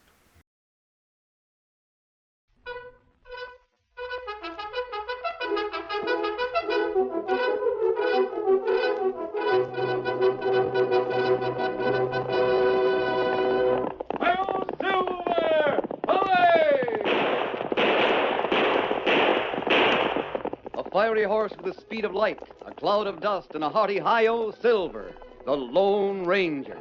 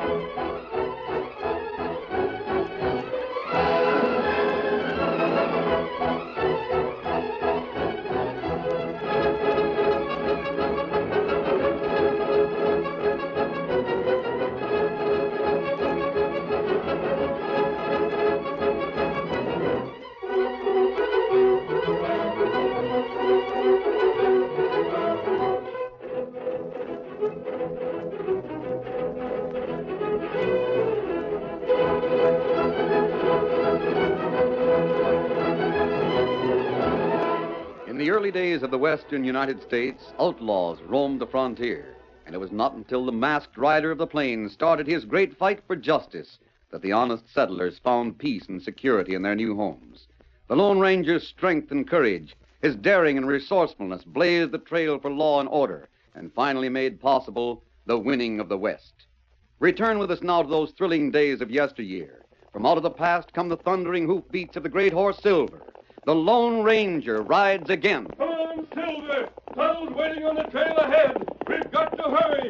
Hi-yo, Silver! Away!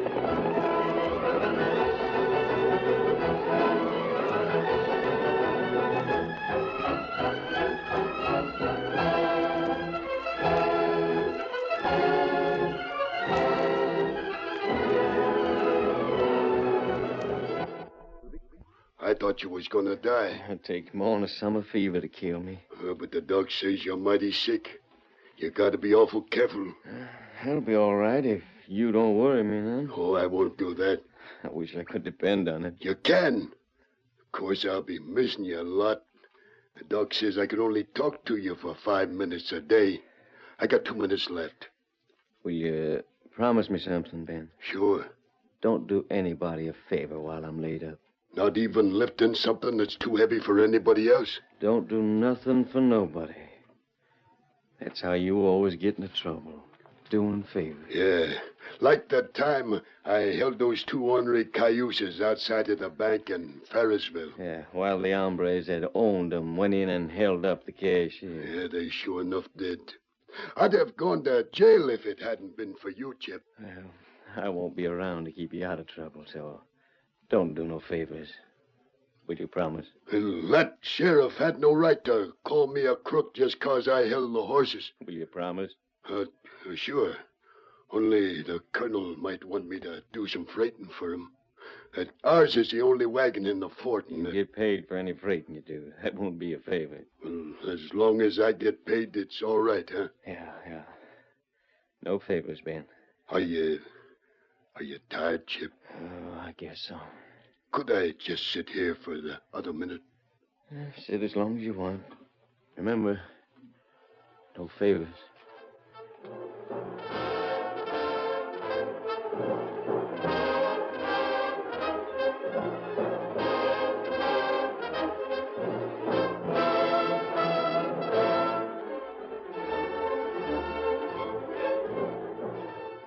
Tom Hilton, a civilian, was in charge of the commissary at the fort. Late that night, he walked across the parade ground and met Steve Randall in the shadows of the storehouse. Did you get the wagon loaded? Yeah, what a job. Anyone see you? I don't think so. It was drawn right up at the back door. Well, get a team hitch to it and start moving. Not me, Tom. You expect me to do it? I'm just telling you, it's not for me. Those rifles have got to get to Red Fox tonight. Yeah, but Big Ben's down at the corral. I went down there for some horses. He started asking questions. I couldn't stop him from lending a hand, and then when he saw his wagon loaded and ready to roll, he'd yell his head off. Well, we got to find somebody. What's the matter with Big Ben? You're loco. Why? He don't have much sense. He'd go to Chip. He can't. They won't let him see him but once a day. And he doesn't have to know it's rifles he's freighting, Tom. Oh, that's right. Cases aren't marked. Just tell him the wagon's loaded with canned goods and the colonel wants them delivered tonight. Yeah. You say he's down by the corral? Yeah. Come on.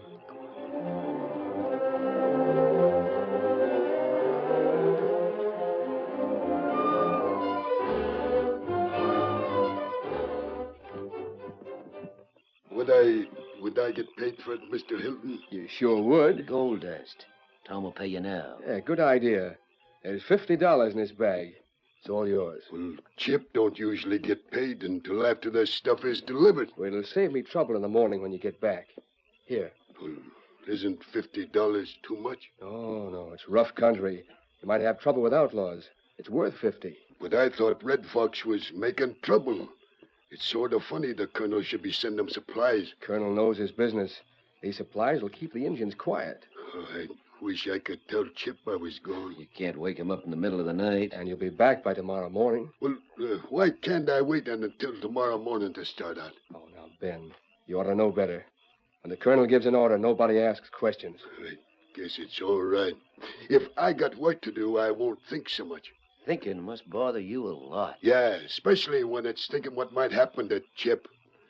I'd hate a favor, and I got the money. I guess it's all right. And get your team hitched up. They won't stop you at the gate. And I never do. So Hilton won't need to write you a pass. Just hurry it up, Ben. Sure thing, Mr. Hilton. I'll be on the trail in 15 minutes.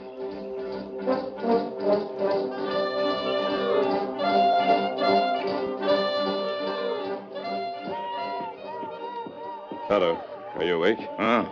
That's a war chant, isn't it? Here, Silver. Here, Scout. We'll saddle up and ride as close to Indian camp as we can. All right, Silver. Steady, boy. I gave Red Fox credit for more brains, Tonto. His braves don't have any rifles. How could he hope to attack any of the settlements around here? Maybe a steel rifle. The only place he could do that would be the fort. It's too well guarded. Tonto not know. We'll soon find out. Are you ready, Tonto? Come on, Silver. Get him up, Scout.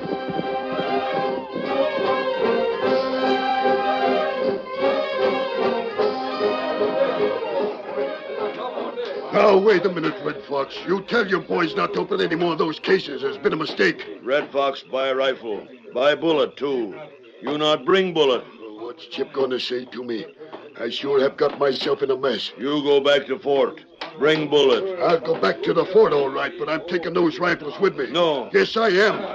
Clear away from those cases, boys. I got to load them on the wagon. Don't crowd me, boys. I might lose my temper, and that's bad. That's awful bad. I got to load these rifles back in the wagon. Now let go of me. You try take rifle, we not let you go. Take your hands off of me, or I'll break your heads in. You covered. You try get away, Red Fox, shoot. I'd just as soon be dead as go back to the fort without those rifles. Laga morte! So you think you're going to tie me up, huh? Well, it'll take more braves than you got here. I'll show you. Those rifles belong to the fort. They're going back. Red Fox will kill you. Hello there. Who's that? Get ready to jump. A masked man on a white horse. No, you don't, Red Fox. You're not going to take any shot at him. Come up with you. Come on, Silver.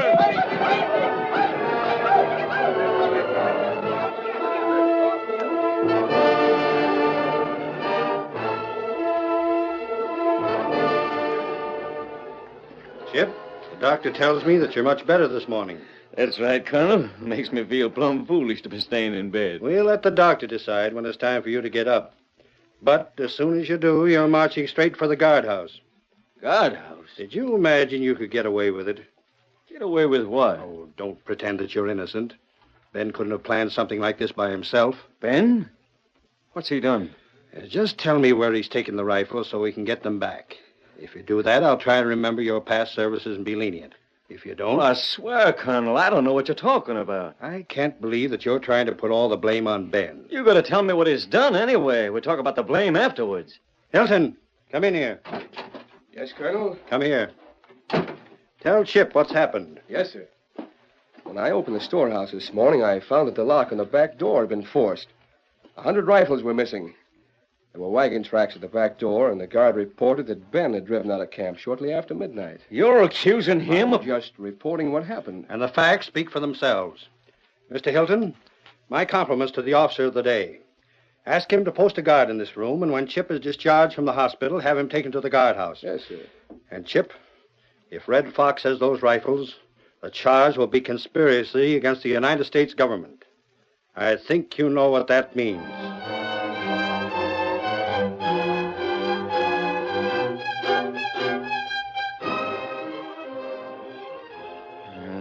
11 o'clock. Most an hour since that detail rode in. Wonder if they found him. I almost hope they did. They'd lock him up here with me, and I could find out what happened. Somebody framed him, that's sure. Come on, hurry it up. All right, you don't have to push this. Well, I got my wish. Get in there with your crooked sidekick. Howdy, Chip. Glad to see you better. Better. Just wait till the court-martial. You know I ain't done nothing wrong, Steve, even if the colonel don't believe me. Shut up. Well, let's have it, Ben. What happened? Well, I kept my promise to you. They asked me to haul some grub to Red Fox, and I made them pay me. Who you talking about? Hilton and Steve. Why didn't you tell the colonel that? Why didn't you show it to him? I did. He wouldn't believe a word I said after that. Well, why not? Well, it was gold dust, and it was in a leather bag with some funny markings on it. Injun markings? Yeah. So the colonel figured out Red Fox gave you the dust? I guess so.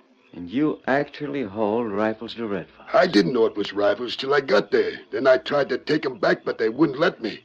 They were going to tie me up and hold me prisoner. And then the masked man rode into camp and carried me off on his horse and... Oh, boy. It's a beauty, Chip. You never saw a horse like that before. A masked man, huh? You fix a renegade engine up with rifles, and then you start riding with an outlaw. I give up, Ben. Maybe Hilton and Steve frame you for this job, but there's no way we can prove it. And even if we didn't get court-martialed this time, something else would happen. They might as well shoot us and get it over with. Not you, Chip. Yeah, me too. They know you didn't have enough brains to plan a robbery like that, so I get blamed for it. But the masked man said... I don't care what he said. A no-good ornery outlaw. Oh, you shouldn't talk that way about him. He sent you a present. Present? Uh-huh. I got it right here, but you can't see it good. Come on over by the window where the moon can shine on it. Silver? Yeah. A bullet? Uh-huh. A silver bullet, and the masked man sent it to you. He said there'd be soldiers looking for me, and I should let him catch me. Ben, was it the Lone Ranger who gave you this? Sure it was. That's his name. Well, why didn't you say so instead of calling him a masked man? Well, he wears a mask, Chip. Oh, never mind. What do you mean by this bullet? Why, it means he's our friend. And he's going to help us? He always helps his friends. How? Did he tell you how? Well, I don't think so. Maybe he did. There was something else I was supposed to tell you. All right, think, Ben. Forget. Wait. Huh? Look, top of the wall. There's somebody coming over. That's against the rules. Pulling himself up. And we better tell somebody. We're in awful bad with the colonel now, and if we don't... It's the Lone Ranger. Honest? Look for yourself. He's dropping to the ground. Howdy, masked man. Ben! What you running away for? What did you have to yell for? Gosh, I remember now. He said he was coming here tonight. Steve! Was that somebody by the wall a minute ago? I heard Ben yell something. Gosh, Chip. He said if Stephen Hilton found out about his being here, his plan wouldn't work. I better report to the colonel. Have him call out the guard. Oh, you've done it again. You've done it again. Oh, I'm sorry, Chip.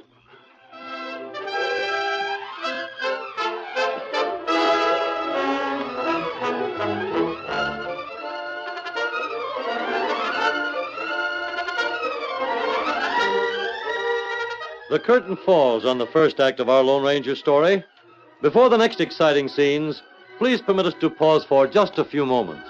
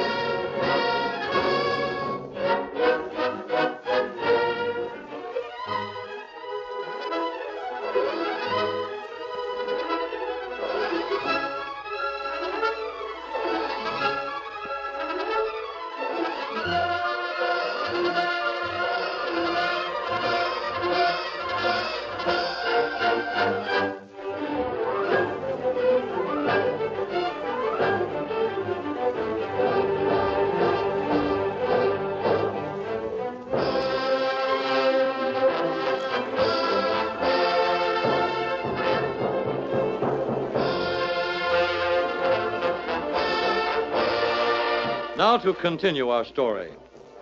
Tom Hilton caught a glimpse of the Lone Ranger as he dropped to the ground on the inside of the stockade, but the masked man slipped away into the shadows. As he hurried toward the colonel's quarters, he could hear Steve and Hilton behind him, heading in the same direction. At last he reached the colonel's door and... Who's there? Oh, masked man. Colonel, Steve and Hilton are on their way here. They're going to ask you to call out the guard to search for me. Well, that's ridiculous. You're always welcome here. If you want to learn the truth about those rifles, don't let them see me. The rifles? Oh, of course. You always manage to find out when something goes wrong. Perhaps you can tell me... There they are. I'll wait for you in the next room. Just a moment. Colonel, I saw a man come over the stockade. Hadn't you better... Mr. Hilton, I realize you're a civilian. But you should have enough sense to report such an occurrence to the officer of the guard, not to me. But you've made it such a strict rule. The officer of the guard, Mr. Hilton. Yes, sir. Good night, Mr. Hilton. They've gone, masked man. Now, can you tell me where Red Fox is camped? We have the general location, but... You plan to attack him? We have to. With those rifles in his possession, he's sure to go on the warpath. Every settlement around here is in danger. The rifles won't do him much good without ammunition. But I took it for granted No, Colonel. Didn't Ben tell you that he expected ammunition with the rifles? Do you think I'd listen to anything Ben said? I can't prove it, but I believe that Steve and Hilton used Ben. They faked a robbery and then accused him of it to cover up their own guilt. Oh, that's a new angle. Steve and Hilton. I thought Chip must have planned it. He has more brains. He was sick. How could he possibly make his escape afterwards? Well, he couldn't. But at the same time, the only evidence we have is... Points to Ben, I know.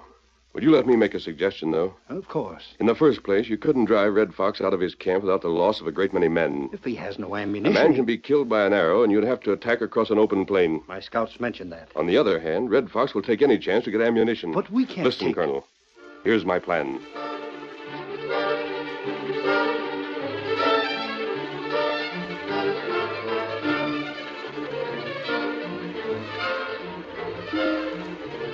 Do you agree? We'll try it.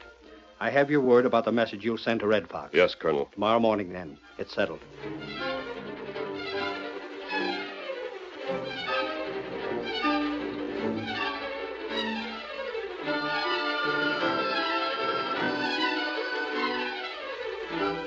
The wagons have been repaired and loaded, Colonel. Well, that's fine.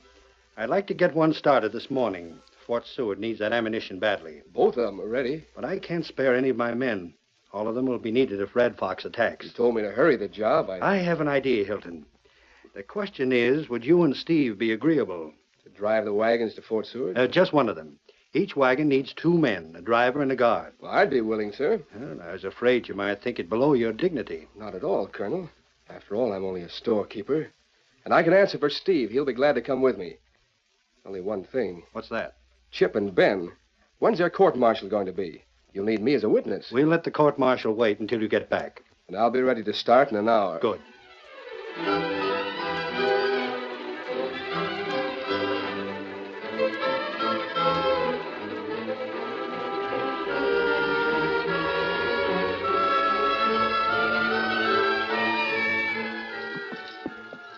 I'll give you a hand with the horses, Steve. Yeah, this is a lucky break. Luckiest break we ever had. I was afraid to stir outside the fort.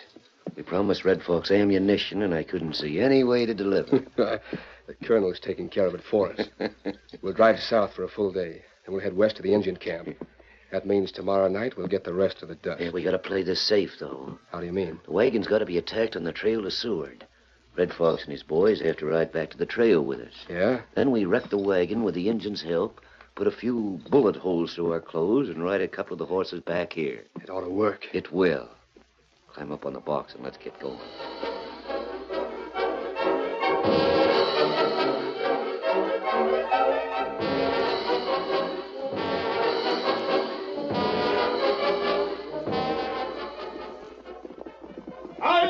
Hi, Kimosabe. Well, Tonto? Me tell Red Fox like you say. Man who sell him gun before, drive wagon with bullet long Seward Trail. Other wagon go that way, too. But other wagon carry food. You didn't use any name? No. That's fine. Gate of fort open. It's time for Chip and Ben to be leaving with the second wagon. Tonto see him. They must think it's strange for the colonel to set them free. Tonto, them not try get away. Of course not. They aren't guilty. But even if they were, they wouldn't have a chance to escape. Just as soon as they get over the rise, the colonel's leading a cavalry troop along the ridge. They'll keep the whole train and both wagons in sight all the time. Him not need do that. Why not? Red Fox send message to man who sell him gun. Meet him, Pine Spring. Pine Spring. Then instead of following the wagons along the ridge, the colonel and his men could ride the back trail and wait at the spring. And we'll head for the fort and tell him. Come on, Silver. Get him up, Scout.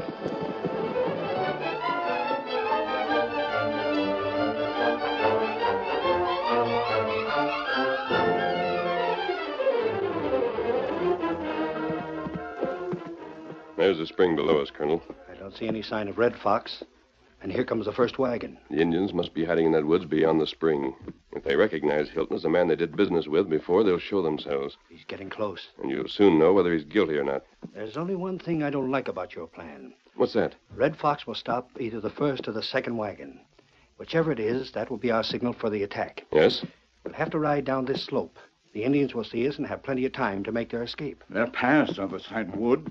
Them get through pass, get back to camp. And we won't be any closer to driving the renegades back to the reservation than we were before.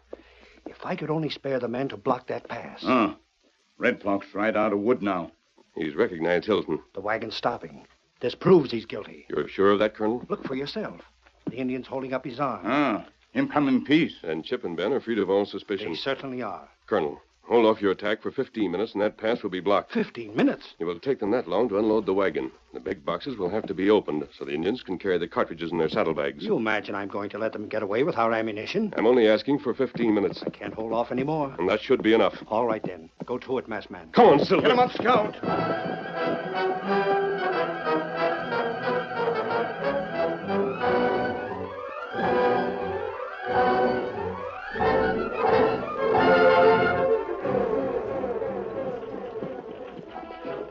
There's a spring up ahead. What's going on?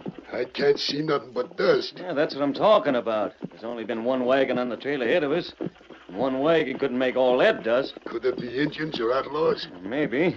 Maybe Red Fox and his renegades. Well, he ain't going to get one bullet from us, Chip. The colonel's give us his chance, and he ain't going to be disappointed. Bring up, Chip. Who's that? A couple of hombres riding down from the ridge. Here's where I get my six-shooter and go to work. Whoa there, whoa. Chip, you're doing what he says. Of course I am. And I always trusted you. Now you turn out to be a traitor like... Oh, Ben, why don't you use your eyes? It's a lone range here. Huh? Oh, yeah. Hey, ain't Silver pretty? He's the prettiest horse I ever seen.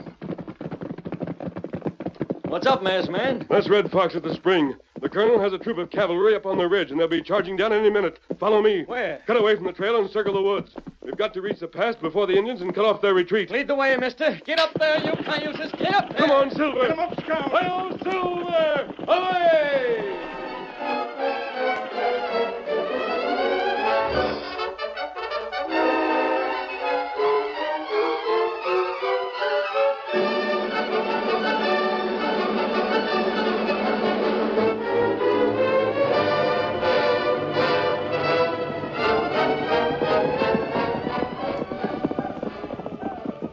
race started. That Injun not fight. Them come through woods. We've reached the pass. Keep going, Chip. Straight on until it narrows down in the middle. Right. Those shots are too close for the soldiers, Tonto. Indian get bullet from wagon. They haven't got many. Colonel not giving time. I know what you're thinking. They'll use all they have and try to force their way through the pass. It's hard job. Hold them off, soldier. Till it gets here, yes. That's it, Chip. Right up. Get it turned across the pass. T-boy! All right, Tonto. We'll get the team unhitched. They're coming fast, mister. Can you see them yet? No, but I can hear them. How about it, Tonto? There. Now you lead them out all right. Come on, boys. Go on, Silver. Lead them out of danger. Ready with your gun, Chip? All set. Ben. Mister. What's the matter? Colonel didn't say we should do this. I won't do any fighting if you don't give me a silver bullet. Oh, you're local. Get around the other side of the wagon. Here you are, Ben. How's that? Oh, great. Now if I show him this, he'll know it was all right, because you told me to do it. That's sure pretty. Look out, masked man. Here they come. Open fire.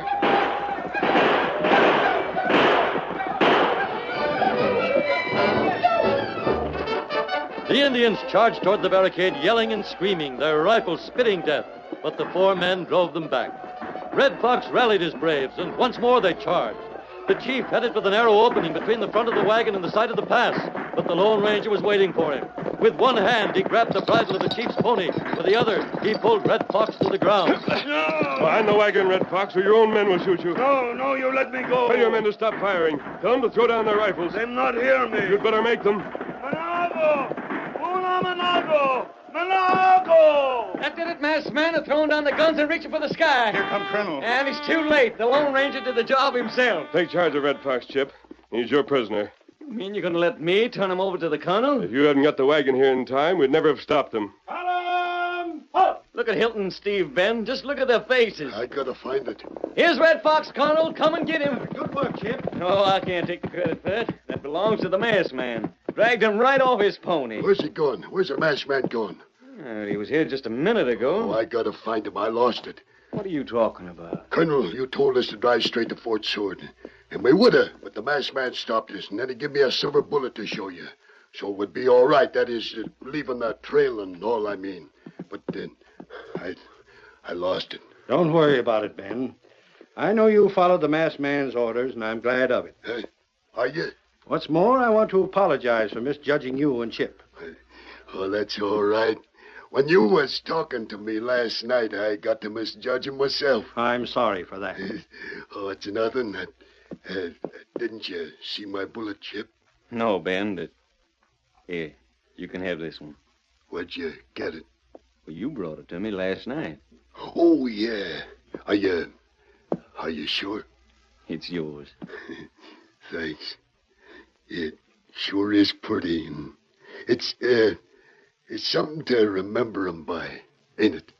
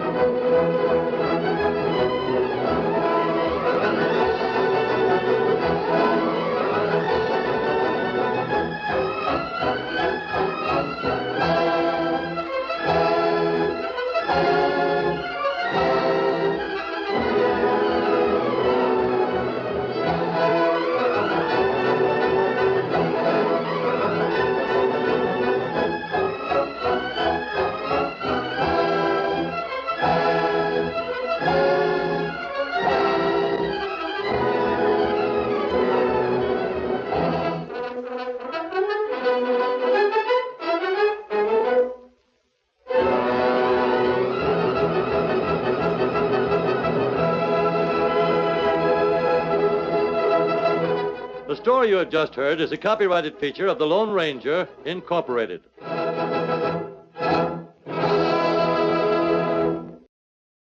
Up next on Nightly Old Time Radio Shows, enjoy the adventures of Nick Carter, Master Detective.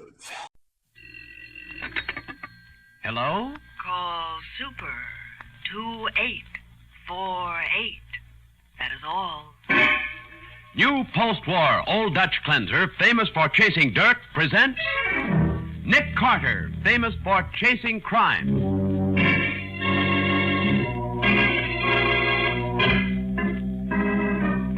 Every week at this time, two great names are joined as new post-war Old Dutch cleanser brings you one of the most resourceful and daring characters in all detective fiction, Nick Carter, Master Detective.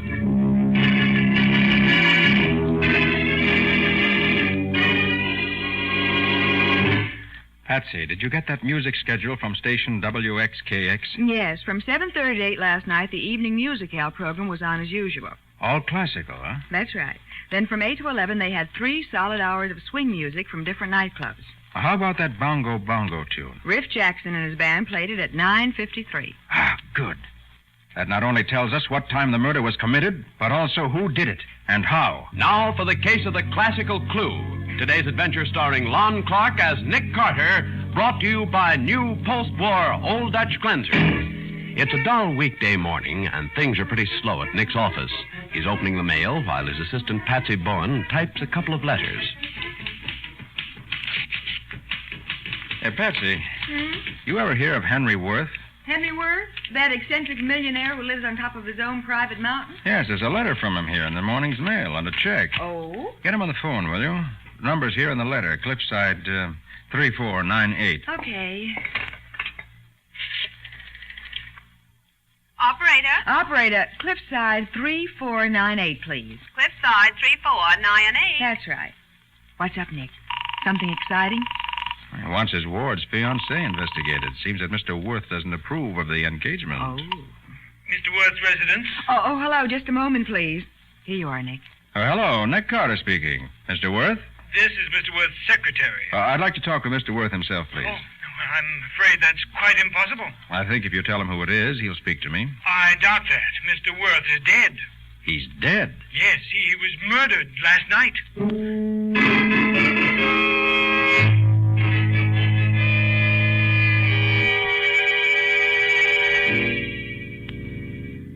Are we almost at the top of this darn mountain, Nick? Almost, Patsy. House should be around the next turn. These hairpin turns are making me dizzy. Oh, watch out for that rock in the road. I see it. Must have rolled down from somewhere above. Mm-hmm. Probably have to clear a few rocks off this road after every big storm. Nick, this Claudia Rowe who asked you to investigate the murder, who's she? She was Henry Worth's ward, the one whose fiancé wanted me to check up on. Oh. When I spoke to her on the phone, she asked whether I'd take charge of the case. Uh-huh. Oh, there's another of those rocks in the road. Oh, and there's the house up ahead. Golly, Nick. It's a real mansion. Uh-huh, and we'll see the inside of it in just a minute. The local chief of police said he'd have everybody there waiting for us.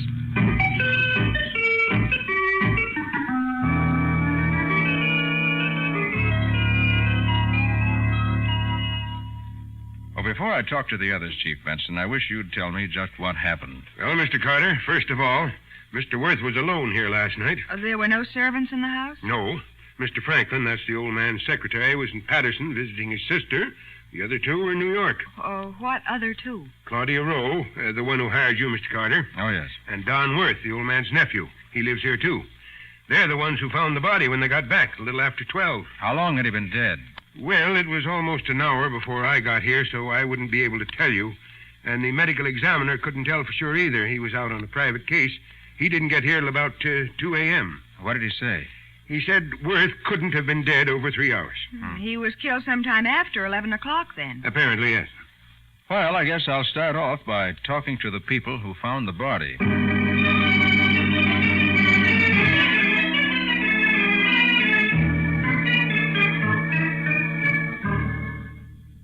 Miss Rose, suppose you tell me about last evening. Well, Don and I went into New York about 7:30. We went to a show, and we were going to a nightclub afterward. But I tried to phone Uncle Henry to say we'd be late, and he didn't answer. That worried us because we knew he was alone here. Besides, it was raining, and that road up the mountain gets awfully bad in stormy weather. So, Don thought that we'd better get back home. I see. Go on.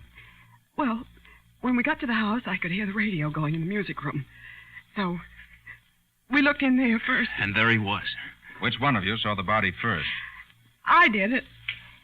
At first, I thought the room was empty, and then I saw his feet sticking out from behind the sofa. And Now, take it easy, honey.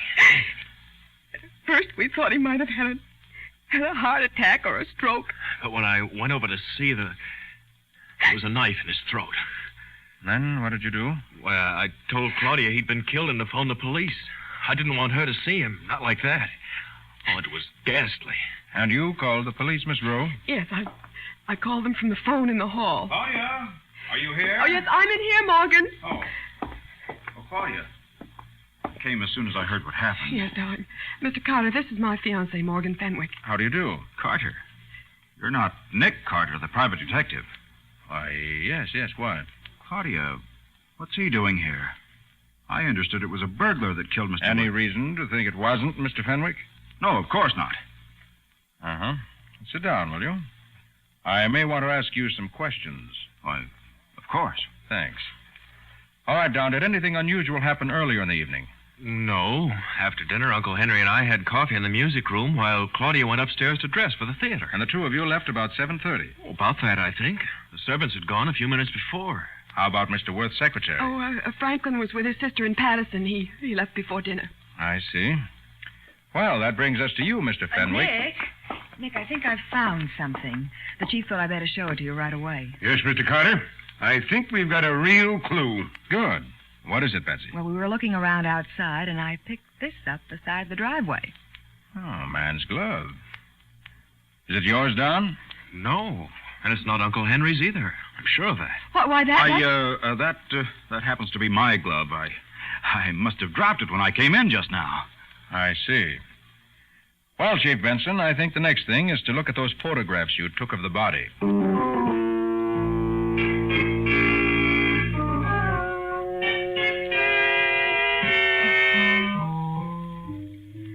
Here's a picture of the body just the way we found it.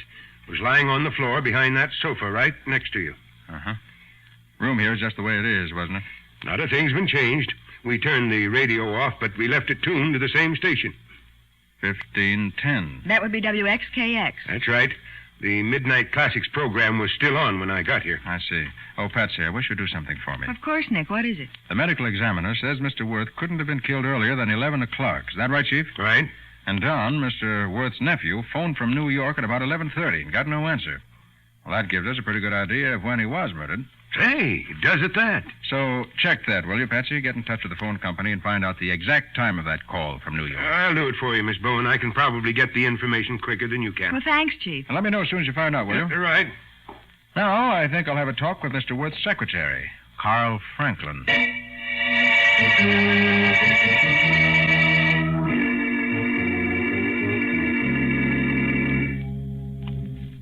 How long have you been Mr. Worth's secretary, Mr. Franklin? 7 years. Was he a nice fellow to work for? Oh, he's fine. Fine, as long as he got his own way. Oh, that sounds as though you might have had trouble with him. Oh, so somebody told you that Worth had just fired me, did they? As a matter of fact, no one did. But I'm interested. 7 years I've been his secretary. 7 years of giving my whole life to this job, day and night, and then to be tossed aside like an old shoe. Why did he fire you, Mr. Franklin? Because he found out that I was in love with Claudia. Ah, I see. I asked his permission to tell her how I felt, and he laughed at me. You resented that, I suppose. Of course I did.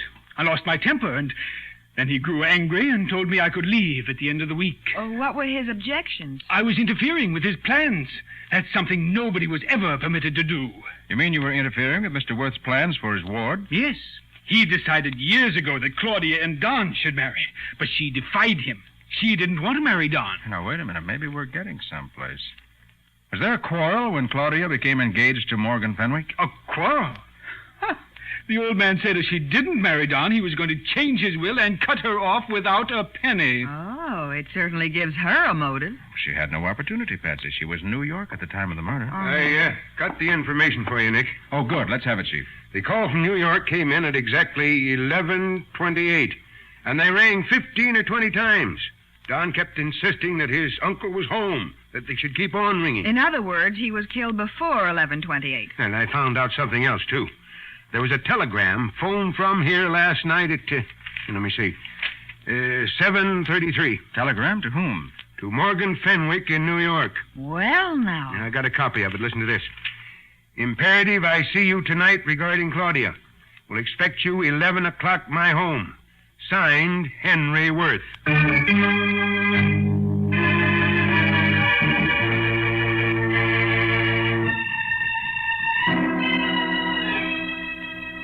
What if I did receive that telegram? I tell you, I didn't come out here. Well, why didn't you, Fenwick? Well, it was raining. Did you know that Mr. Worth was going to make a new will, disinheriting his ward? Well, yes, but... In other words, the fact that Worth was killed before he could change his will meant that you would marry a couple of $1 million instead of a girl without a penny. But I tell you, I wasn't here. I didn't come near the place. Mr. Fenwick, I have here the glove you said you dropped to the drive this morning. You happen to have the mate to it? Why, yes. Mind if I see it? No. Oh, there you are. Chief, what time did it stop raining last night? A little after 12 o'clock. And this morning, the sun is shining. What are you getting at, Nick? Look at these gloves, Patsy. See the difference? By golly, I do. Why, of course. The one Mr. Fenwick just gave you looks like new. The other is spotted with sand and gravel marks. And the leather is stiff, just as it would be if it were left on the ground during a rainstorm. All right. I was here, but I didn't kill the old man. Do you think I could stick a knife into his heart knowing that Claudia loved him? What's that? I said... So you've been lying, Fenwick. You were here last night. Yes, I was, but that doesn't mean Morgan that Fenwick, I arrest you for the murder of Henry Worth.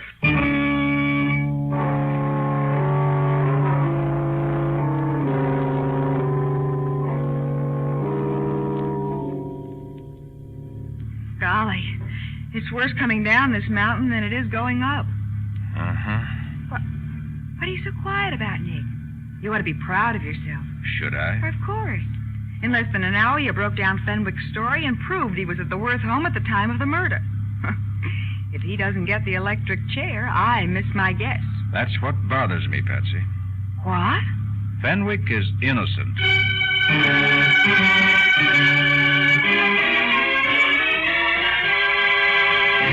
Patsy stares at Nick in amazement as he maneuvers the car down the steep, winding road.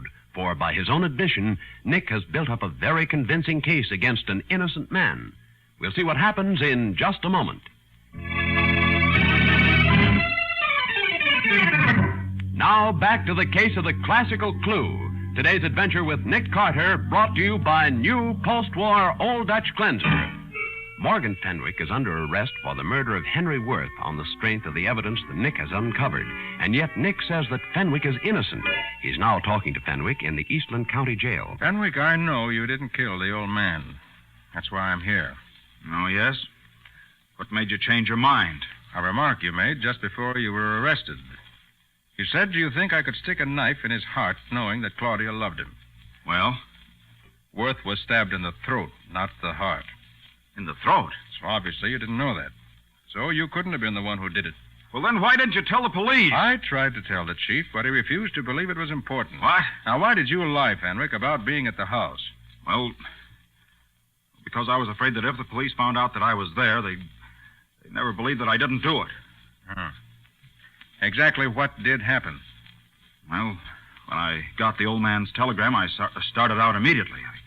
I didn't wait till 11 o'clock. It wasn't even 10 yet when I got there. Uh-huh. There were lights on in the house, and I could hear the radio playing. No one answered when I rang the bell. Maybe the radio was so loud, Worth couldn't hear you. Well, I rang for 5 minutes, and then I pounded on the door, and I yelled. If he'd been alive, he couldn't have missed hearing me. He was alive until at least 11 o'clock, according to the medical examiner. Now, what time did you get back to New York? Oh, not for hours. I drove around trying to think, and... Oh, and you don't have an alibi. Not a shred of one. Oh, by the way, did you recognize any of the tunes the radio was playing? Oh, it was swing music. Oh, yeah, I recognized one of the pieces. It was that jungle thing, Bongo Bongo or something. I think I know the one you mean. All right, thanks. But what's that got to do with it? I'm going to do some checking up, Fenwick. I helped get you into this, and I promise you I'll get you out of it.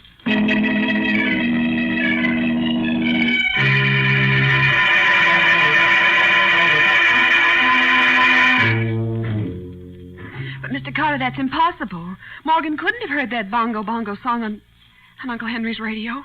Why not, Miss Rule? Because Uncle Henry hated swing music. He wouldn't allow it to be played in the house. I see. What programs did he like? Nothing but classical or semi-classical music. There's a program from 7:30 to 8 that he never missed. What station, do you know? XKX, I believe. He was listening to it when we left for the theater. And that same station was tuned in when you got home? Yes, to the Midnight Classics program. He liked that, too. Well, then maybe he just left the same station on all evening. No. Uncle Henry would never do that. No? He never had a program on of anything but classical music on the radio in his whole life. Well, if that's so, the only answer is that Morgan Fenwick is lying.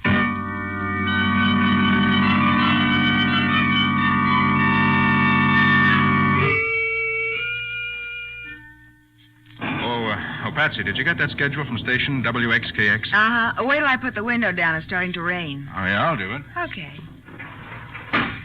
Well, here's the schedule for last night on WXKX. The evening music hour program was on from 7:30 to 8, as usual. All classical, huh? Yes, but from 8 to 11, there's a program called Swing Round the Town. 3 solid hours of broadcast from different nightclubs. That's what I wanted to know. How about that piece, Bongo Bongo? For your information, Mr. Carter, the correct name of that tune is Civilization. And it was played by Riff Jackson and his band at exactly 9:53 last night. And Fenwick was telling the truth. He said he got there just before 10. It also proves that the old man's radio was tuned to something else beside classical music. Well, is that important, Nick? Except to prove that Fenwick was there at that time. Certainly is, Patsy. That radio schedule you just read me, together with the facts I already know, tells me exactly what time Henry Worth was murdered, who did it, and how.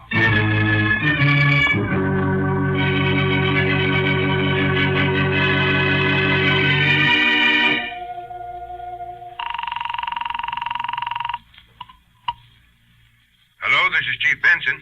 This is Nick Carter, Chief. Oh, yes, Nick. Your office told me I'd find you at the Worth home. Thought you considered this case closed. What are you doing out there? I still have a few odds and ends to clean up, but I've still got the killer locked up safe in jail. Don't you worry about that. Well, as a matter of fact, Chief, the killer is somewhere in that house with you right now. He's what? I said... You still there, Chief? Yeah, sure. But look, if you've got proof... Don't say any more. We can't talk now. What's the matter? Someone's listening in on an extension on your end. Probably the person we were talking about a minute ago. You mean... I'll tell you when I see you. Who's in the house now? Well, everybody the last I knew. Miss Rowe, Don Worth, and Mr. Franklin, and of course the servants. Suppose you keep them all there with you. I'll be out there in 45 minutes.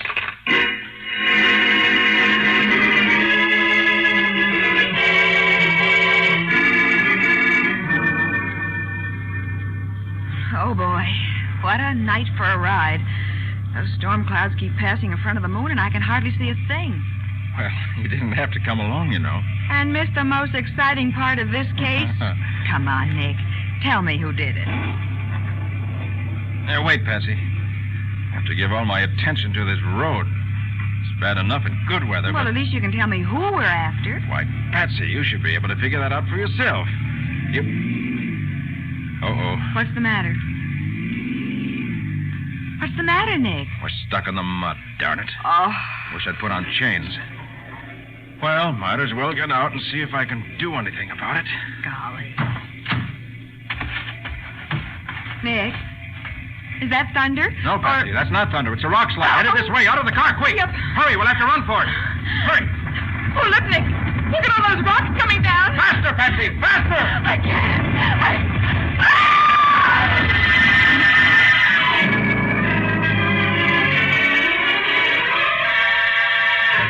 As Nick and Patsy run frantically from the path of the avalanche, a cascade of rocks and earth roars down from the side of the mountain. We'll see what happens in just a moment.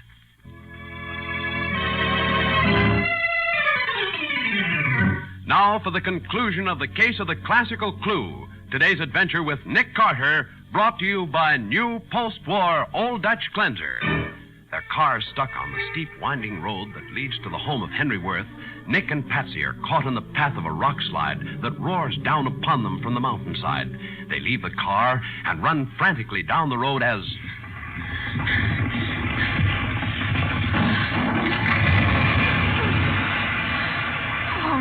Thank heaven.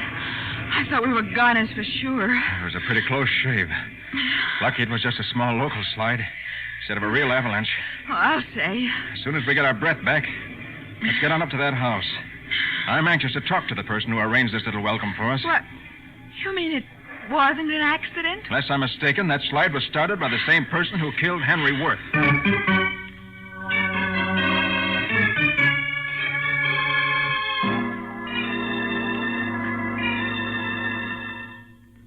Miss Rowe, Don, Mr. Franklin, and Chief Benson. I'm glad you're all here together. Miss Rowe, as you left for the theater last night, did you see your uncle? Oh, of course you did, Claudia, as we were going out the door. Oh, no, you're wrong, Don. Remember, you and Uncle Henry had coffee in the music room, and when I came down, you were waiting for me at the foot of the stairs. And you didn't actually see your uncle? No, I didn't. And when you returned from the theater, you saw the body as you and Don were standing in the doorway to the music room. Yes, that's right. But all you saw was his feet and legs sticking out from behind the sofa. Yes. Don went over to see what had happened, and then he told me not to go in, but to call the police from the hall telephone. What are you getting at, Nick? Just this, Chief. Henry Worth was alive when Morgan Fenwick knocked on the door shortly before 10 o'clock. Well, sure he was. He was also alive when that phone rang at 11:30. But, Nick, that's impossible. And he was alive when Claudia saw his legs sticking out from behind the sofa at 12:15. Oh, no, he couldn't have been. But he was. He was alive until you went into the hall to phone for the police. Then, while you were phoning, Don stabbed him. Don? That's a lie. I didn't touch him. Chief, I want a laboratory examination of those coffee cups we found in the music room and an autopsy on Henry Worth's body. Well, of course, Nick. But why? Yes, Nick. What are you getting at? I think you'll find the coffee he drank with his loving nephew at 7:30 was drugged. Drugged? That's ridiculous. That's why you didn't see him when you left, Miss Rowe. Your uncle was already stretched out, unconscious on the floor behind the sofa, where Don had placed him so you could discover him when you returned. Shut up, Sonny. You can talk later. That's why he didn't want you to take a good look, Claudia. And also why he sent you out of the room to telephone. Because the murder hadn't been committed yet. You're crazy. Why would I drug him and then wait 5 hours to stab him? To establish an alibi, Don. An almost perfect alibi. By trying to put through a phone call at 11:30 and then letting Miss Rowe discover an apparently dead body when you returned, you made it appear that Henry Worth was killed before you got back. So all the time they were gone, Worth was only drugged, huh? That's right. Don knew a medical examination would prove that Worth was not dead until after they left at 7:30. Well, come on, Sonny. Let's get moving. I'll bet Miss Rowe's boyfriend will be glad to move out of his cell and let you have it all by yourself.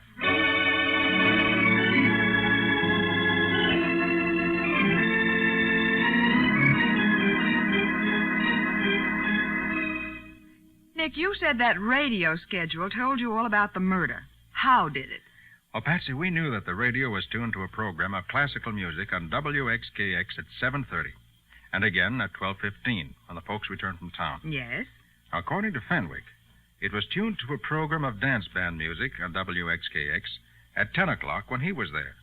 So for 3 hours, the radio played swing music. Uh-huh. And we know Henry Worth wouldn't allow anything but classical music in his home. Right. And that means he was either unconscious or dead. But we know he wasn't dead until after 11 o'clock. So I began thinking back. Uh-huh. The coffee he drank with Don early in the evening. The fact that nobody saw him alive again. Claudia's story that Don sent her out of the room without a chance to look at the body. And it all added up. But what was his motive? It was the girl that Mr. Worth was disinheriting. Now, as a matter of fact, it was both of them. Huh? You see, when Claudia announced her engagement to Fenwick, Don went to Worth, his uncle, and insisted that he make Claudia marry him, Don. Oh. When Worth said he couldn't force her to do anything against her will, Don got mad. Mm-hmm. He blamed Worth for the way things had gone. And before they were through, they had a really serious quarrel. So the old man decided to cut Don out of his will, too. Yep. He was that kind of man. Oh, then it was Don who sent that telegram to Fenwick, the one telling him to be at the house by 11. Right. He was not only establishing an alibi for himself, but putting his rival Fenwick on the spot, too. Then later, after listening in on your phone conversation with Chief Benson, Don realized you were on the right track and tried to kill us by starting a rock slide. Yeah, and it didn't take much to start it in such a stormy night. Well, if it had worked, he'd have been sitting pretty. A lot of murderers think that, Patsy. But somehow they always find themselves sitting pretty in an electric chair.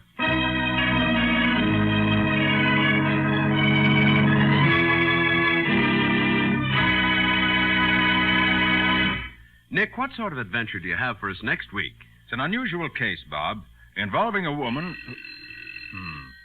I'll take it. Hello? Call Super 2848. That is all. Now, just a minute. See here. Was it that same mysterious woman again saying, call Super 2848? It was. And I'm getting to the bottom of this thing right now. But Nick... I'm going to have the answer to this Super 2848 business by next week, or my name isn't Nick Carter. Well...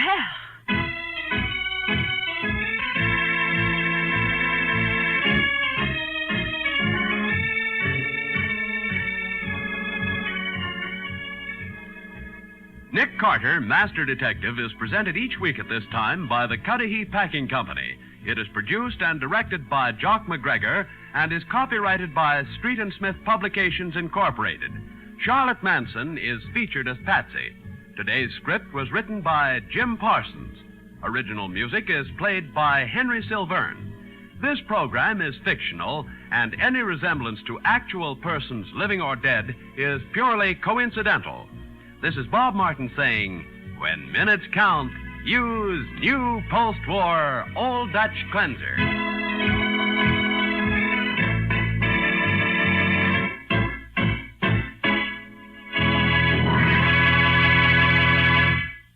This is the Mutual Broadcasting System.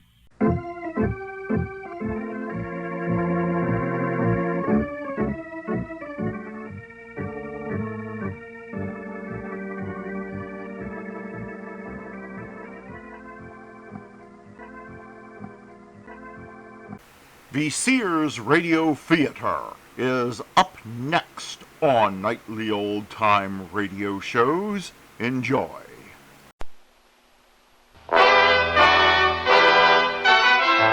That's the theme from the Sears Radio Theater. Tonight, a story of the West with Lorne Greene as your host. Here's a preview. A box? Are you crazy? No, sir. Slaves ain't allowed to be crazy, and you well know. It just might not be such a bad idea, Henry. Not such a bad idea at all. But the danger... If I'm not free, I might as well be in a box anyway. The Sears Radio Theater will begin after this message from your local station. Chills run up and down your spine. There's a creeping sensation at the back of your neck. You're listening to CBS Radio Mystery Theater. I'm E.G. Marshall, your host for these hour-long dramas of suspense, adventure, and the macabre.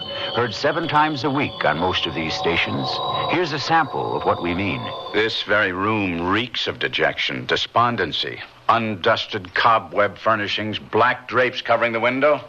Here, let me throw them back and at least get some moonlight, if not sunlight, into this place. In the doorway. What is it? Madeline! Am I that horrifying to look upon? Dear brother. Listen here for CBS Radio Mystery Theater 7 times a week on most of these CBS Radio network stations. This is Lorne Greene. You're listening to the sounds of a human auction being held in Richmond, Virginia. The year is 1849. This morning, gentlemen, we got 20 choice bodies for sale, and I don't want anybody to feel shy about making a bid. Your money ain't earning all that much in the bank. May as well spend it on something that you can use. Now then, let's get down to the business at hand before the midday heat begins. All right, Roy, let's bring that first one up here. Now, don't mind them tears. That's just one of her tricks. As y'all can see very well, whoever gets this one will be getting double for his money. In about another month or so, you'll be having a new field hand or a fine lady's maid. Now then, let's start the bidding. Do I hear a bid of $800 for this double deal? 800. Do I hear 850? 9. Bid by Master Davis. Do I hear 950? Now remember, gentlemen, you're getting double your money's worth. And if I'm not mistaken, it won't be the last time. To my experienced eye, we got a prime breeder here. Do I hear 950? Do I hear 1,000? 1,000. 1,000. 1,000. Now, do I hear 1,050? Let's bid 'em in, gentlemen. Let's bid 'em in. Top flesh demands top dollar. Do I hear 1,050? 1,050. Go in. Go in. Gone. Sold to Master Davis for $1,050. Take it out, Roy. What would you do under those conditions? Henry Box Brown was a real person. He was a slave who dreamed, schemed, and planned to be free at any cost. What we do know, if the history of oppression teaches us anything, is this: a human being's will to be free by any means necessary is one of the most powerful forces on earth, even though the means of gaining freedom might be bizarre. And that's how this story begins.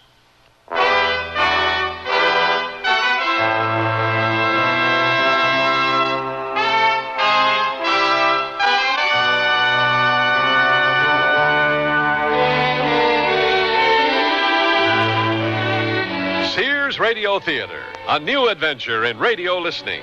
5 nights of exceptional entertainment every week, brought to you in Elliott Lewis' production of the Sears Radio Theater. Our story, Henry Box Brown, by Odie Hawkins. Our star, Don Blakely. The Sears Radio Theater is brought to you by Sears, Roebuck and Company. Sears, where America shops for value. Strawberries, stoneware with hand-painted strawberries. 45-piece set plus extra serving bowl. Sears strawberries. Sears hand-painted strawberry stoneware has delectably sweet country looks and durable. This dishwasher-safe stoneware resists chipping, cracking, or fading, even when exposed to your oven, freezer, or microwave oven. Enhance your table with these pretty strawberries from Sears. Strawberries, Sears stoneware with hand-painted strawberries. At most larger Sears retail stores. I've been working with furniture for 25 years, so I know about quality, and that's why I recommend a Sears Benchmade sofa for your family. There's a heavy-duty hardwood frame braced to withstand stress. The coil spring construction gives long-lasting comfort, and you can choose from fabrics and attractive solids or bright prints, all treated with Scotchgard brand fabric protector. Compare the quality of a Sears Benchmade with other fine sofas, and you'll be surprised. Styling, durability, and comfort. Benchmade, a great place to relax. Now at most Sears retail stores. Sears National Automotive Sale. Now, save $36 to $76 on a set of 4 Sears steel-belted radial tires. That's great savings on the most popular radial in Sears history. And the Sears heavy-duty shock can help save you from some of the jolts, jars, and jerks. Help save you some money, too. On sale now, only $5.99 each. Save 14% on America's best-selling shock. Installation available at most Sears Tire and Auto Centers. Prices may vary in Alaska and Hawaii. Stop at Sears.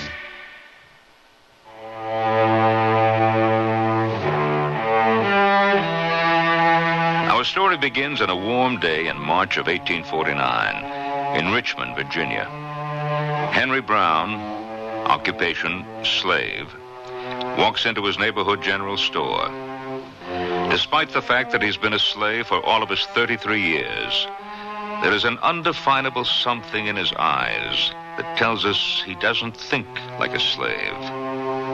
He's small, about 5'5" or so, muscular from years of handling heavy bales of tobacco leaves, and he has $166 hidden in the lining of his hand-me-down coat. Money earned penny by penny over the years, doing odd jobs. Well, now, what can we do for you today, Henry? Nothing too much, Mr. Yancey. A little salt, maybe, and a little snuff. What's the trouble, Henry? You looks like you got a ton of bricks on each shoulder. I kind of feel that way, Mr. Yancey. Your wife, huh? Yes, sir, my wife. Her master sold her down south. I didn't find out about it till yesterday when I got my pass to go over to see her. Mm-hmm. She was owned by the Stoves, wasn't she? Yes, sir.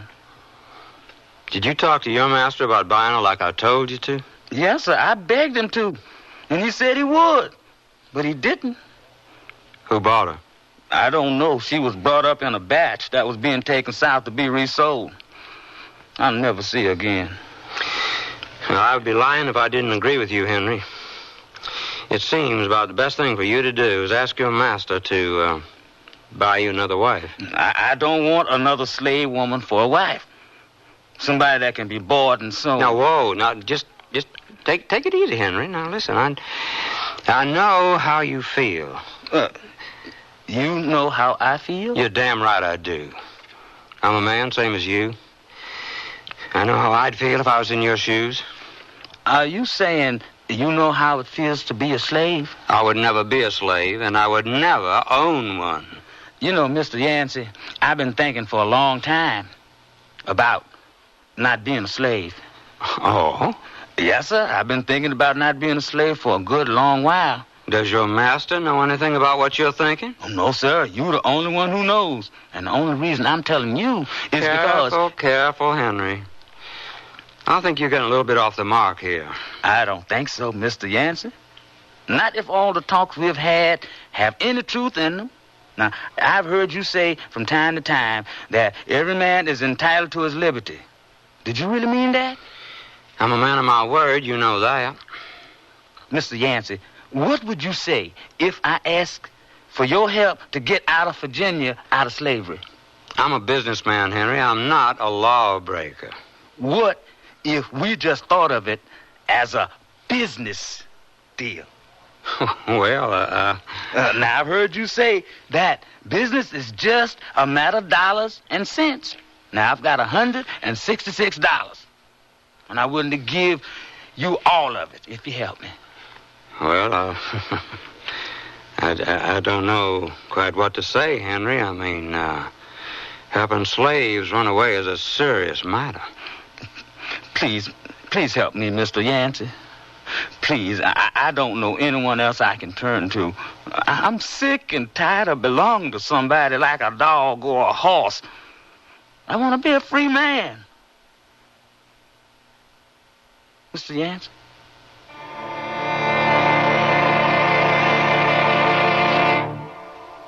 On guard. Effective fencing demands style and endurance.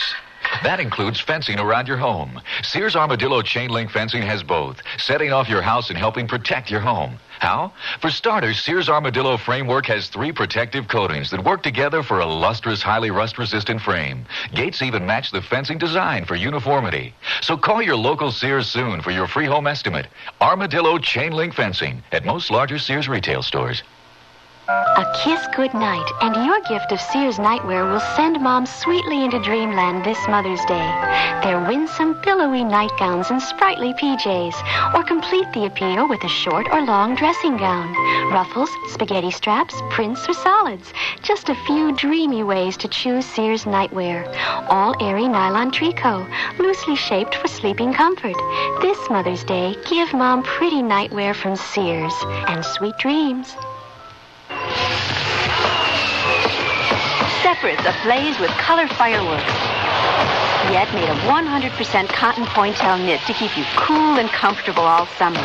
And just because they're natural doesn't mean they're neutral. Discover a gently gathered skirt, a cap sleeve shirt, a tank top, all bursting in colors, just waiting to be mixed or matched. For a day in the sunshine or a night under the stars, color fireworks is what's happening in Mrs. Pointel separates. Available at most larger Sears retail stores. They stood there, uneasy, staring at each other. The black man pleading. The white man unsure, frightened perhaps. Then the white man wiped the perspiration off his forehead with the sleeve of his worn shirt. Well, what can I say? I guess I would be a hypocrite if I didn't help you, but let's not misunderstand each other. This is strictly a business deal. You say you have $160. Yes, sir. $166. I'll charge you half of that. Fair enough? That's more than fair. More than fair. Good. Now, let's hear your plan. What have you got in mind? I hadn't thought of anything, Mr. Yancey, other than being free. That's the only thing that's been on my mind. Well, I understand that, Henry, but you need more than thoughts. You need a plan. Now, in order for you to get out of Virginia, we're going to have to figure out a way to get you past the patrols. As you know, with that Harriet Tubman woman running wild, stealing slaves and running back north with them, the patrols are pretty heavy. I know. I got a whipping last week because they caught me on the road after dark. If it hadn't been for Master's note, it might have been worse. Well, you know how it is. Lots of folks still have Nat Turner on the brain. Let's see now, what can we come up with? We had a mulatto woman to dress up like a white man and use her dark-skinned husband to drive her out of Georgia. You hear about that? Yes, sir. You know any mulatto ladies with coaches that need drivers? Well, not offhand, Mr. Yancey. Now, today is the 15th. Let's put our minds on this for a couple days and see what we can come up with. I sure do thank you, Mr. Yancey. Now, there's no thanks needed, Henry. Like I said, it's strictly a business deal. You said you had the money with you? Oh, yes, I got it. Here in my coat lining. Don't pull it out here. It wouldn't do for anyone walking in here to see you giving me money. Now, you go in the back room and you place it between them 2 flour sacks over in the far corner. I went to work every day scared. I wondered, had Mr. Yancey, the storekeeper, just taken my money? Could I trust him? Would he help me and then betray me? If so, I could have an hour for runaway branded on my face. I could have a foot chopped off. I could get 50 lashes or 100 with a bull hide whip. I could be sold into the deep south where I could never get away. I could be killed for trying to escape, and no one could do nothing about it. Then, once I was talking with Mr. Yancey, and this idea popped into my head. A box. That's it. I could escape in a box. A box? Are you crazy? No, sir. Slaves ain't allowed to be crazy, and you will know. A box? Wait a minute. It just might not be such a bad idea, Henry. Not such a bad idea at all. But the danger... If I'm not free, I might as well be in a box anyway. Well, then I think it just might work. I'll tell you what. I just happen to know a man named McKim in Philadelphia who just happens to be a red-hot abolitionist. Perhaps he'd be of help. When do I leave? Hold your horses. I'm going to have to contact him first to see if he'll be available to receive you now. You wouldn't want to be stuck in the baggage room of some train station for a week, would you? You go see if you can get yourself a box.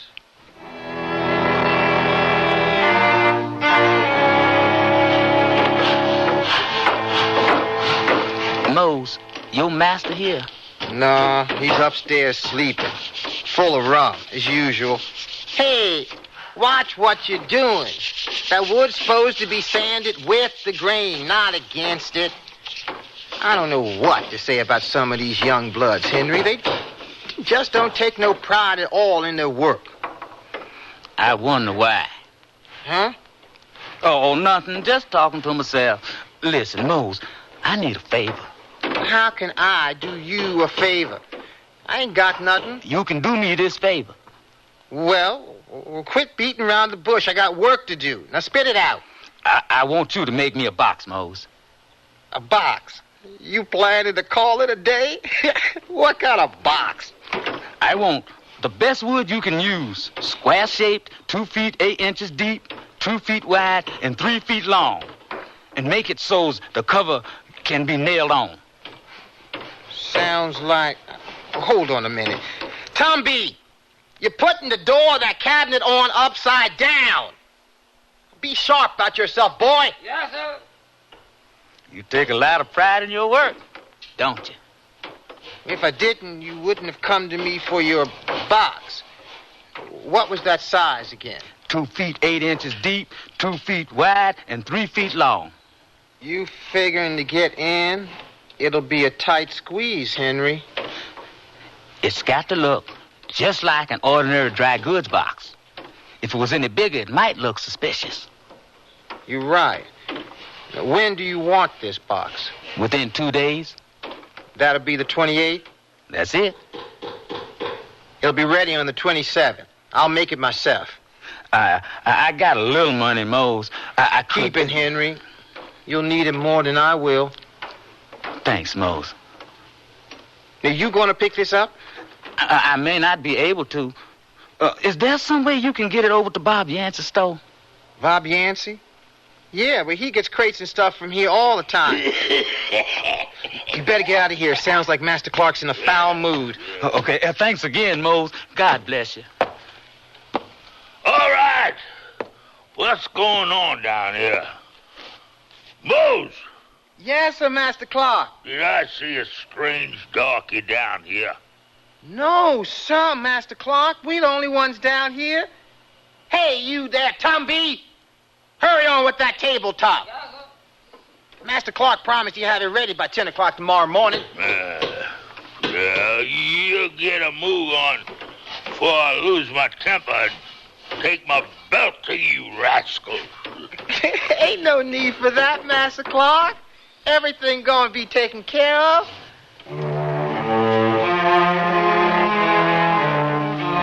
I just knew it had to be. I had to be a free man. But what if Mose turned me in? What if I was so scared folks would notice me? What if? Only one thing I know for sure, I would be free. No matter what it cost, I would be free.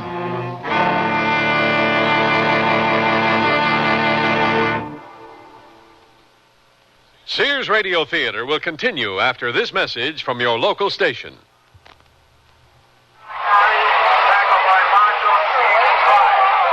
Yeah, that was about 2 weeks after Dad had his stroke.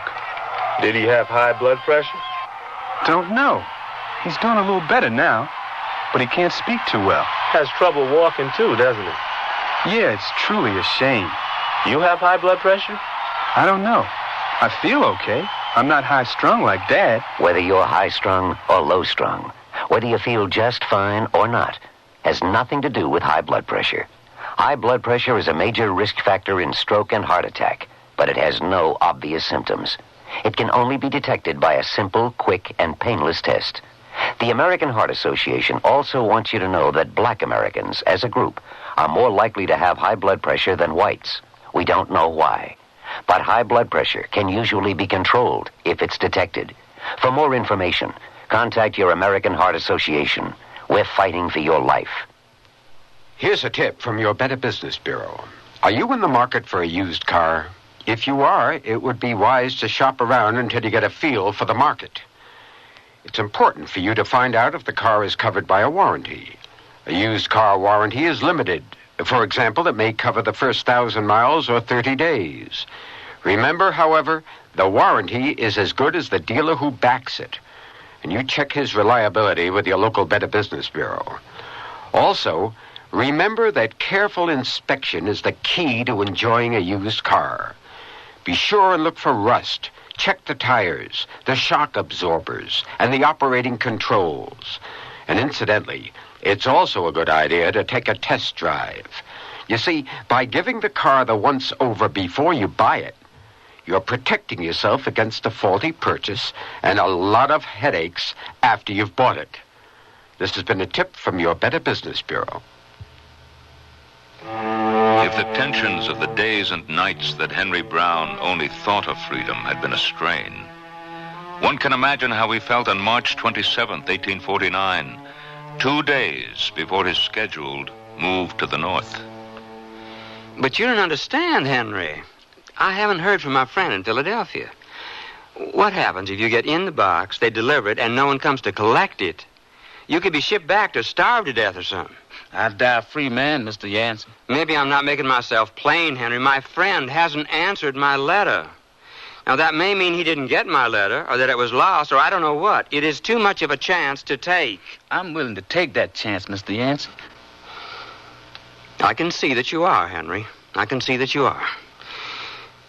All right. Everything's all set. The box is here. You're ready to go.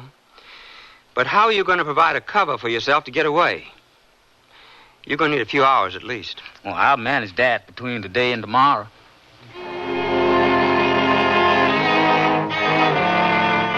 What are you talking about, Brown? You done hurt your hand? You still got another one you can use. Now get on back to your bench.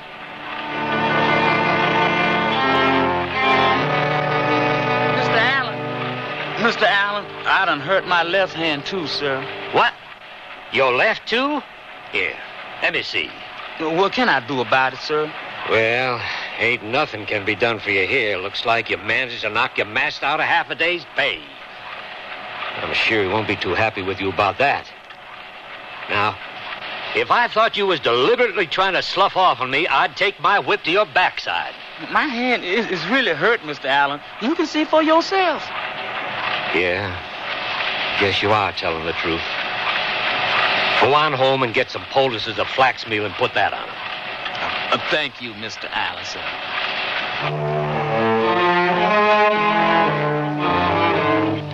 Hey, boy, come back here. Huh? Who, me? Yeah, you. Who do you think you are? Do you know you just walked right between us? Sorry, Boy, you got a name? Yes, sir. Tom Washington, sir. What's your master's name? My master's name? You got a master, ain't you? Or are you a runaway? Oh, no, sir. I ain't run away. My master's name is Mr. Edward Jefferson. Does your master know that you run up and down the streets trying to knock people down? No, sir. Oh, so you do try to knock people down? No, sir. I never. I mean, what's that sign say? The one across the street in that window. I don't know, sir. I can't read. You sure? Yes, sir. Gene, you think this little rascal's telling the truth? It's hard to say. Ain't no telling about the ones who run up and down the street trying to bump into people and whatnot. Maybe we ought to have him arrested and have his master come get him. That'd teach him a lesson. I'm truly sorry. It's just that Master Jefferson told me to hurry back with the snuff, and I was thinking what about... What happened to your hands? Well, the master got mad and stomped on him because I was too slow bringing his hat. Well, looks like you're in for a little more stomping. Yes, sir. In the future, you be sure and show some respect for people. You understand? Yes, sir. Now, get. Yes, sir.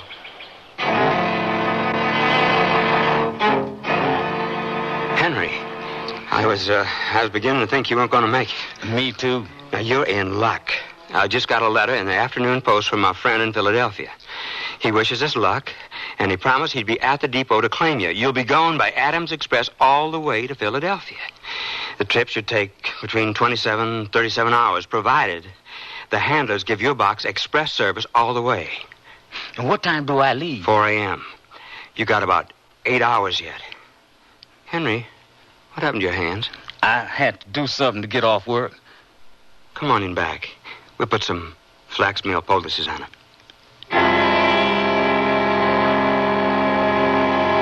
Henry, wake up. It's time. I'm not asleep, Mr. Yancey. Keep your voice down. I got a man with a wagon outside who thinks he's taking a box of goods to the express office. You got everything you need? Did you bore the air holes in? Yes, sir. 3 really small ones on each side. Good. I think it might be a good idea to keep the gimlet with me, just in case. That's a good idea. You got water? Full bladder and a few biscuits. You want to take more food? I won't need it. I'll save my appetite for freedom. Good luck, Henry. Who knows? I might go into the box shipping business if you prove to be profitable. About ready to tote that out of here, Mr. Yancey? Just as soon as I nail the cover on. God bless you, Mr. Yancey.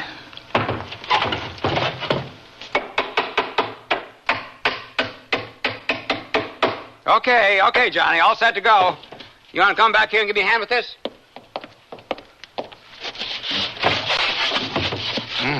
A pretty fair-sized load, huh, Mr. Yancey? Well, yeah, that's the way it is, Johnny. Them Yankee ladies hate our guts, but they love our cotton cloth.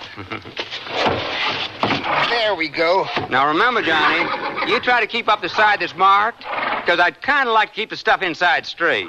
Do my best, Mr. Yancey. Do my best. Get up.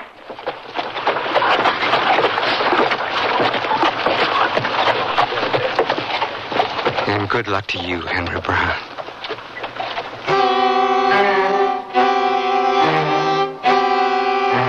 After a few minutes, I felt like screaming, "Let me out. Let me out of here." I couldn't take being cooped up like I was, cramped in a sitting position with just enough room for me to move my arms a bit and shift my weight slightly. Well, one position became tiresome. From Bob Yancey's store to the express office was a mile. It's a mile I'll never forget. Going that mile stuffed up in that little wooden box, I had a chance to go back through everything that had ever happened to me. Most of what came to mind was pretty ugly. not knowing who my mom and daddy was because we had been sold off to different folks. I thought about being whipped out to work before the sun came up, having barely enough to eat, and hardly enough clothes to cover my body, even in the wintertime. Work, all the time work, a field hand. Once, there was an overseer who was so mean, he used to whip people's eyes out of their heads. Master liked that, because he could get so much work out of their hands. It didn't matter how we was treated. He could work or beat us to death and buy a new batch. They said that none of the field hands ever lived longer than 5 years on this man's plantation. I was in my 3rd year when he died. Some say Dicey the cook put shaved glass in his food, and Master Carson brought me into the city and hired me out. He probably saved my life. I don't think I could have lasted too much longer. Yeah, he probably saved my life, but I couldn't be too grateful because I was still a slave. A whole bunch of things went through my mind traveling that mile to the express office. I prayed to Almighty God for salvation, that he would not let me get caught and taken back. I was so scared I didn't know what to do. I tried to see what freedom would look like in my mind, but it was too dark. Whoa! You there? Yeah, you with the fuzzy eyeballs. Come on over here and help me with this crate. Sir, this here crate goes to Philadelphia. From having seen it done on shipments of tobacco cash, I knew that the station clerk had stamped where I was going on my box. My heart was so far up in my throat, I could hardly swallow. Somebody came along after a little while, lifted my box and tipped me over into a baggage car, upside down. After a few minutes of being on my head, I felt my eyes about to pop out and the blood filling up the veins in my head. It made it feel like it was about to explode. As the train started up to go, I prayed with all my might that I would be saved from the torture of staying on my head.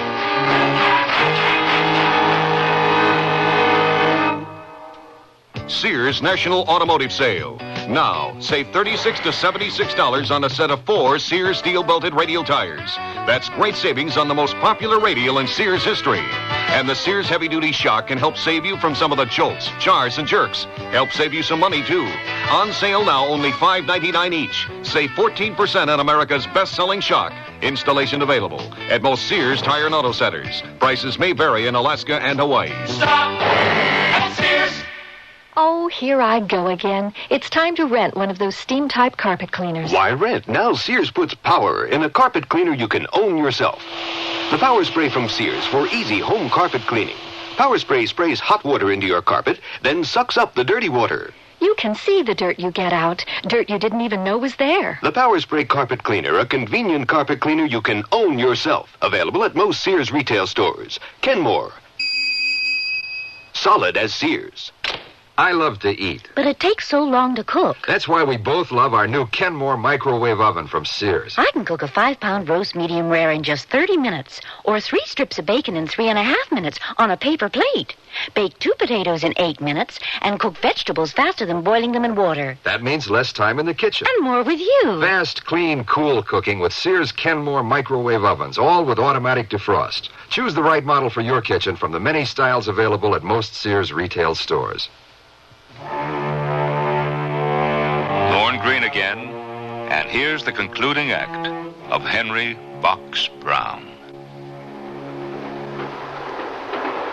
The Lord answered my prayers. Somebody pushing and moving stuff around just before the train started in order to make more room for some other baggage laid me over on my side. It took a little while for my blood to right itself, for the veins in my head to go down, but after a while, I felt like myself again. I was all right for a while, just bumping along with all the rest of the crates and baggage, till this dull ache started up and down my right side, the side I was laying on. I could shift my weight off of my shoulder joint by a little to get some of the pressure off, but mostly I had a heavy, dull feeling. I just completely lost track of time. I tried going backwards to when I had started out at 4 a.m. to try to guess what time it might be. I just couldn't figure past a certain point. It didn't matter no way. Time was standing still for me. The heat of the box was really bad, and my clothes were soaking wet from sweat. From time to time, I would close my eyes and try to think of something else, a good time I had or something like that. I couldn't do it. I'd come close a few times, but then a hard, tight feeling would grab the muscle in my stomach and knock everything else out. I did think strong of my wife, Maylene. I cried a little bit, thinking about her being lost from me. No way for me to ever see her again. I felt bad, deep down, about running away by myself. I talked to her about running away, but she was always afraid of what would happen if we got caught. At one point, I thought I was dead. It just didn't seem that I could possibly be alive. Hardly able to move, sweat dripping off me like rainwater, every muscle stiff from being locked in place. I clenched my teeth together and tightened my messed up hands into a fist and prayed. I prayed to God to give me the strength to hold out, to keep my mind together and not crack. It was like being in a hole somewhere. The box became a part of my skin, and I wanted to pull my skin off, but I couldn't because my skin was the box. I became confused. My mind wouldn't work. Had I been in the box 1 day or 2 days? Or was I going in the right direction? What would happen to me if my box was going south instead of north? If somebody had made a mistake, somehow I could see myself in a baggage room somewhere, slowly starving to death because I had made a vow on my soul's damnation that I would rather be dead than be a slave again. I had never felt more lonely in my life than I felt at that time.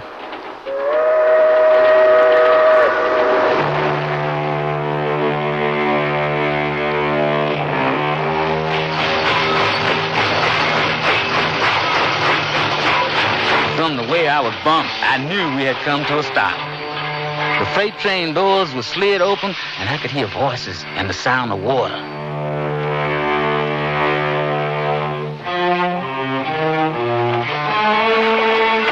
The motion of the boat, bouncing back and forth, rubbed the top of my head and gave me a fearsome headache. I don't know how long I was in that position. Could have been an hour, 3 hours, I don't know.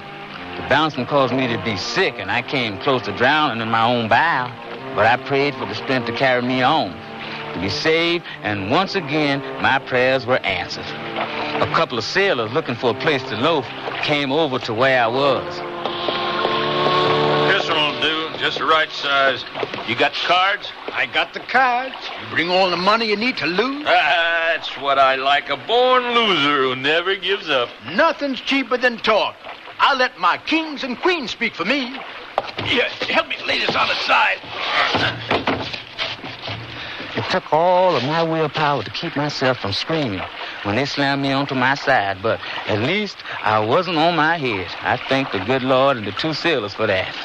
Somehow it seemed that I could feel the weight of their bodies on the box.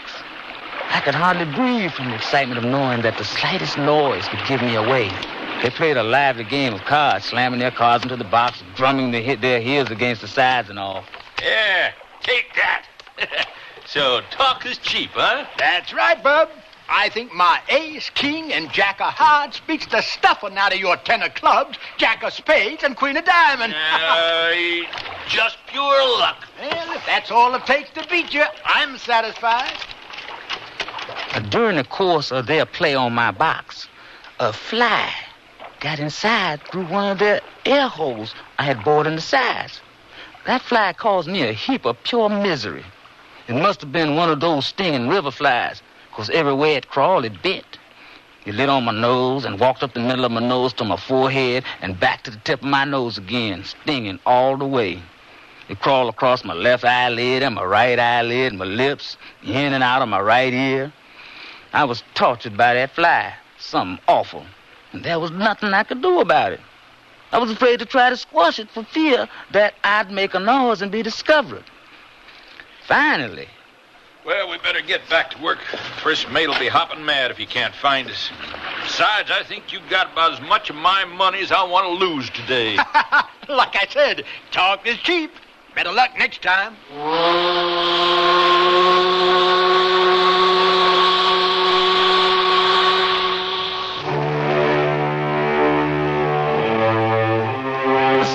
thing happened.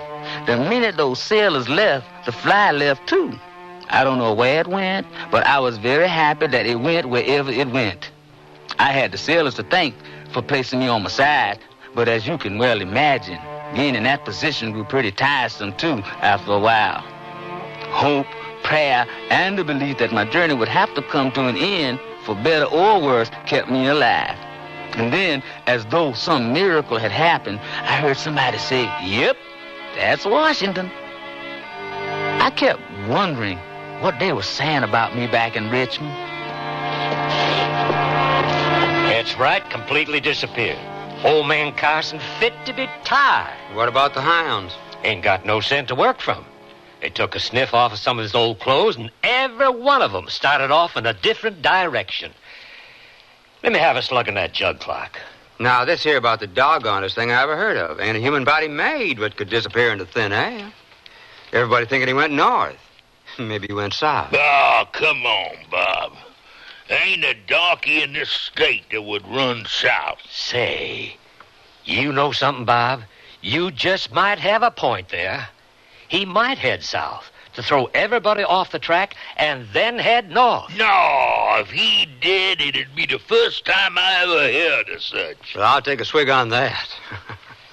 Who knows? Ain't no telling what a man'll do when he decide to run away.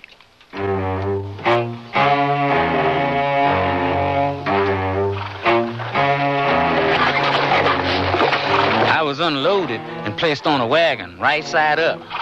I was crazy to take a look at all the hustle and bustle I could hear, to take a look at things, maybe see what Washington looked like.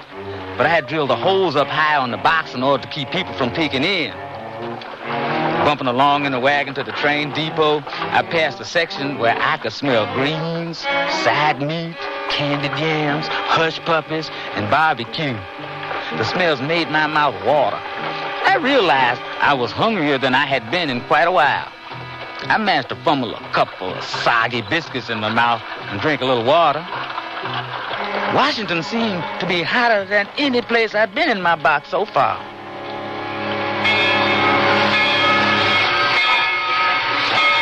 We were at the train depot. I could hear train sounds like in Richmond and somebody jumping up on the wagon to unload it. The way I figured it, I had 2 more times to be unloaded. This time, and when we got to Philadelphia, I felt like a wet dish rag. Hey, Boomer, give me a hand to this box. I'm busy. I'll push it off and drag it on over to the loading platform. But it's got this side up with care marked on it. Ah, who cares? Company can make it good if you break anything. The next thing I knew, I had this feeling of falling through the air. My neck made a cracky sound when the box hit the ground, and I was knocked out of my mind for a while. I was about ready to give up. I didn't feel I could take any more, especially after I heard the 2 freight hands discussing whether or not they had enough room for my box. One of them made up his mind. Says Express. Express it is.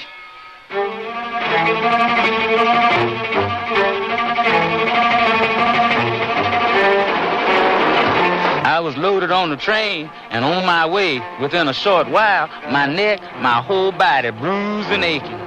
I was halfway out of my senses most of the time. I felt like beating my fist against the wall of the box to ask somebody to get me out, but I was too weak. And besides, nobody would have heard me in the baggage car anyway. It seemed to me when the train slowed and I knew we were in Philadelphia, it seemed that I had been in this box all of my natural life. Philadelphia made it, but I still had to be careful. I could be discovered still and taken right straight back to Virginia. They had cases of that happening to runaways. Slave catchers was always hanging around train depots. I was unloaded and placed with the other freight. I could feel other boxes being bumped against me. Would the man who was supposed to claim the box come? Did we have some kind of mix-up about times or dates? $1,000 played on my mind. Maybe I would simply remain wherever I was until I died. My neck felt like it was broken, and I was seeing red spots in front of my eyes. I had come a long way, and yet I was nowhere. It seems that I was there thinking all these kinds of thoughts for an awful long time before I felt my box being moved. Someone had come to claim me. Man had an Irish voice. I'm here to pick up a box from Richmond, Virginia for Dr. McKim. Here's the receipt. I was once again loaded on a wagon, head up this time, thank God, and hauled away. By now, I felt I could hang on a little longer. The Irish voice delivered me to a house. I just held my breath. Ah, that's a heavy box, Dr. McKim. Oh, thank you, Dan. This is for you. Oh, thank you, sir.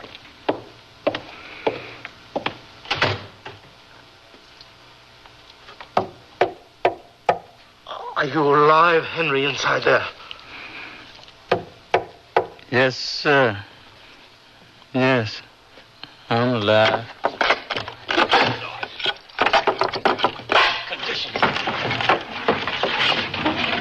Oh, my God. Catch him before he falls.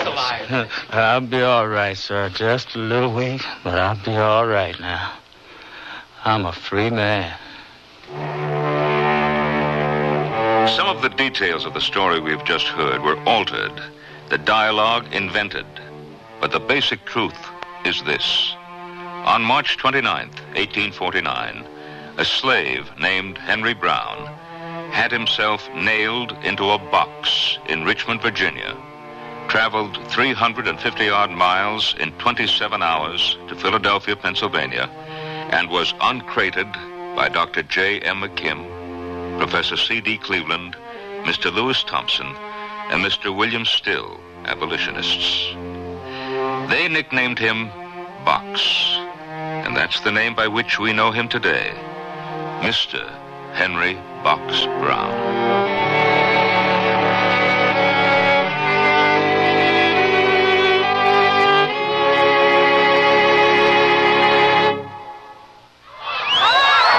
She leaps ahead wearing Sears action playwear for juniors. Their saucy yellow-bibbed overalls with a striped tank top underneath. What a look! But wait, another girl in bright blue pleated shorts and rugby-style shirt hops up from behind. Ladies and gentlemen, who'll win this leapfrog race? Both look like winners in these cool cotton tops and bottoms of cotton and polyester. All bright summer wow colors. And they're tied! Sears Junior action playwear for championship looks. Mary had a little lamb. This is the actual voice of Thomas Everywhere Edison, that Mary went, the lamb was sure to go. preserved just as it was recorded on his talking machine. When Sears decided to help preserve Edison's Fort Myers home, we used the Weather Beater, our best long-lasting tough exterior latex paint. This paint covers trim, doors, and siding in one coat when used as directed, and it helps protect against weather's worst. Sears Weather Beater for great American homes like yours. Your mom. By nature, she's different than any other mother in the world. Whether she's social, romantic, offbeat, or as classic as apple pie, you'll find a special fragrance to fit her nature at Sears. For Mother's Day, choose Revlon's Charlie for the contemporary woman on the run. Chanteuse, the essence of ever-so-soft romance. Or Prince Machiavelli favorites like Windsong, Aviance, or Cachet. This Mother's Day, discover gifts of fragrance that capture the nature of every woman at Sears. All items available at most larger Sears retail stores.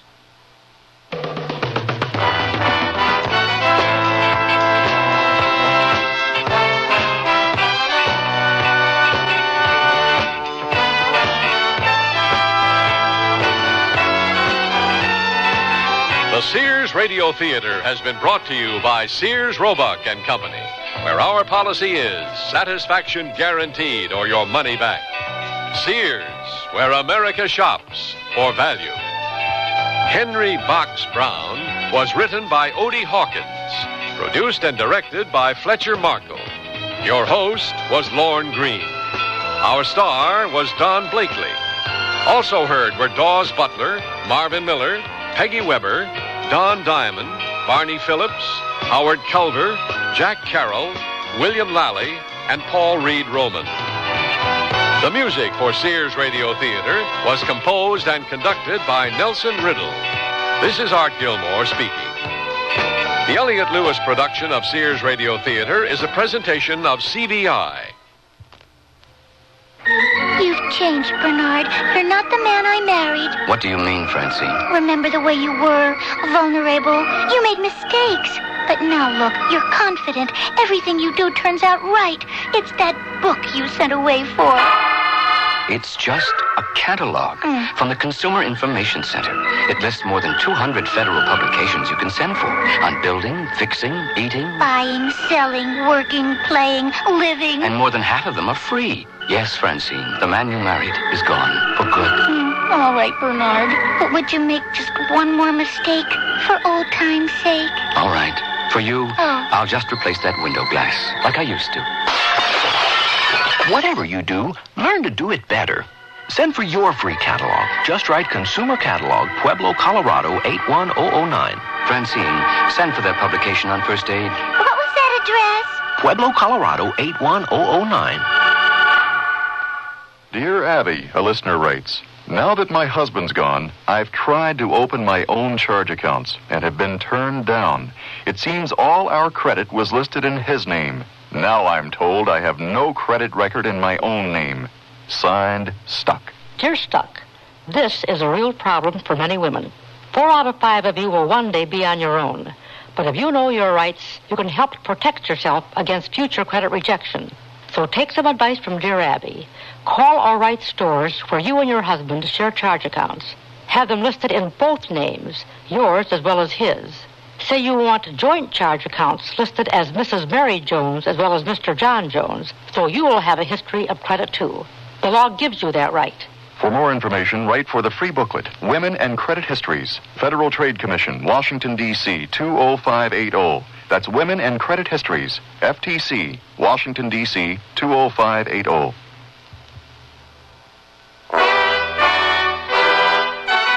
Tomorrow's Sears Radio Theater will be a comedy with Andy Griffith as your host.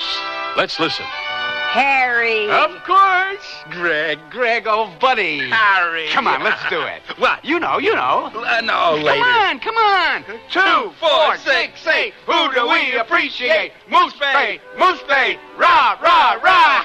So be sure and tune in tomorrow to the Sears Radio Theater.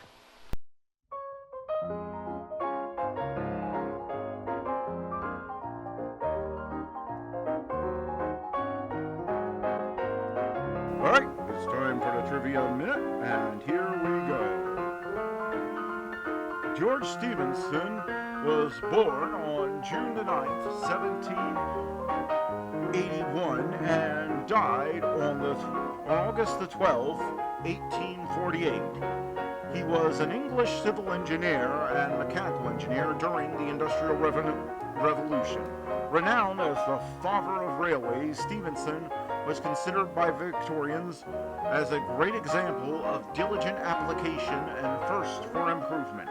His chosen rail gauge, sometimes called Stephenson gauge, was the basis for the 4-foot, 8.5-inch standard gauge used by most of the world's railways. Pioneered by Stephenson, rail transport was one of the most important technological inventions of the 19th century and a key component of the Industrial Revolution. Built by George and his son Robert's company, Robert Stephenson and Company, the locomotive number 1 was the first steam locomotive to carry passengers on a public rail line, the Stockton and Darlington Railway, in 1825. George also built the first public intercity railway line in the world to use locomotive, the Liverpool and Manchester Railway, which opened in 1830. And that was the Trivia Minute, and now let's get back to the shows.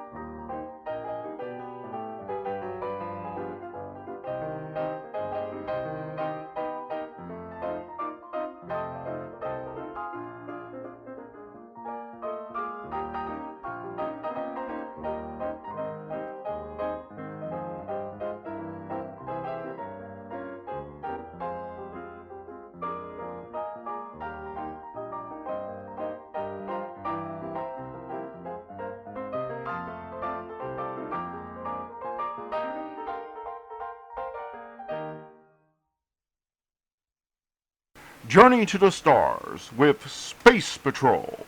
Coming up next on Nightly Old Time Radio Shows.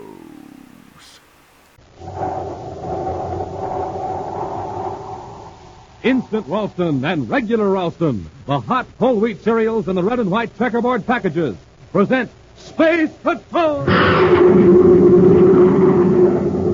High adventure in the wild, vast reaches of space. Missions of daring in the name of interplanetary justice. Travel into the future with Buzz Corey, Commander-in-Chief of the Space Patrol. In today's transcribed Space Patrol adventure, Buzz and Happy are in the control tower of Prince Baccarati's castle, ready to force the prince to permit a rescue squadron to reach Planet X. Suddenly, apparently from nowhere, Baccarati's assistant Murdoch produces a weapon. Commander, Murdoch's got a gun. Drop it, Murdoch. Murdoch, we've got blast cartridges in our hands. If you shoot us, you'll blow up the whole tower. Better hold it, Murdoch. Murdoch, have you lost your mind? One more step.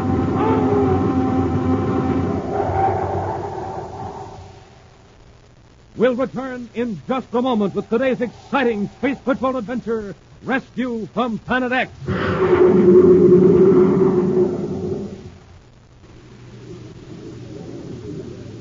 Hi, Space Patrollers. There's lots of excitement here in the main post office at Space Patrol headquarters. We're swamped with entries in the Name the Planet contest. Here comes another batch of mail.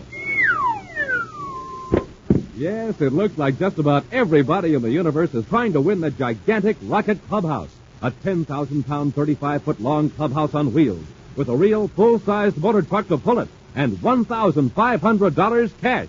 That's the first prize some lucky space patroller will win, and maybe it'll be you.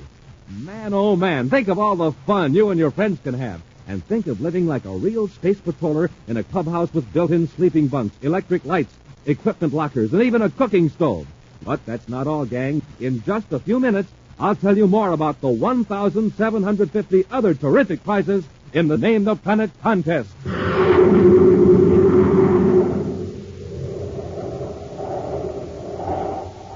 And now, today's Space Patrol adventure, Rescue from Planet X.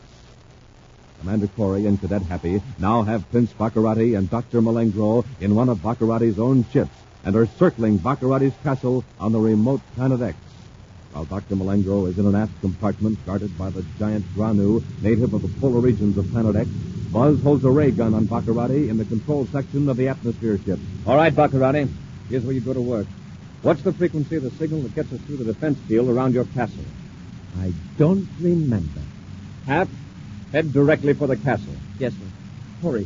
Corey, listen, you can't do that. If the perimeter guns don't get you, the force fields will. Then give me the frequency. It's 508.5 megacycles. 508.5. Check.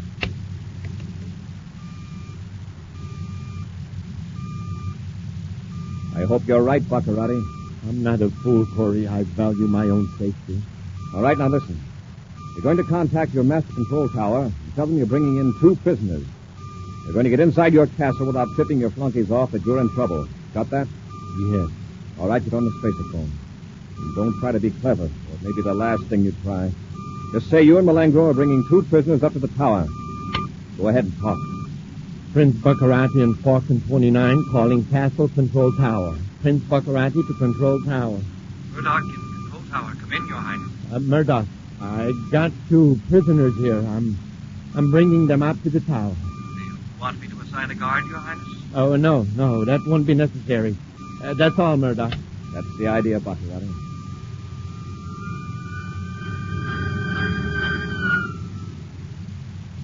Through the force field, sir. Set the ship down near the east gate of the castle. Yes, sir.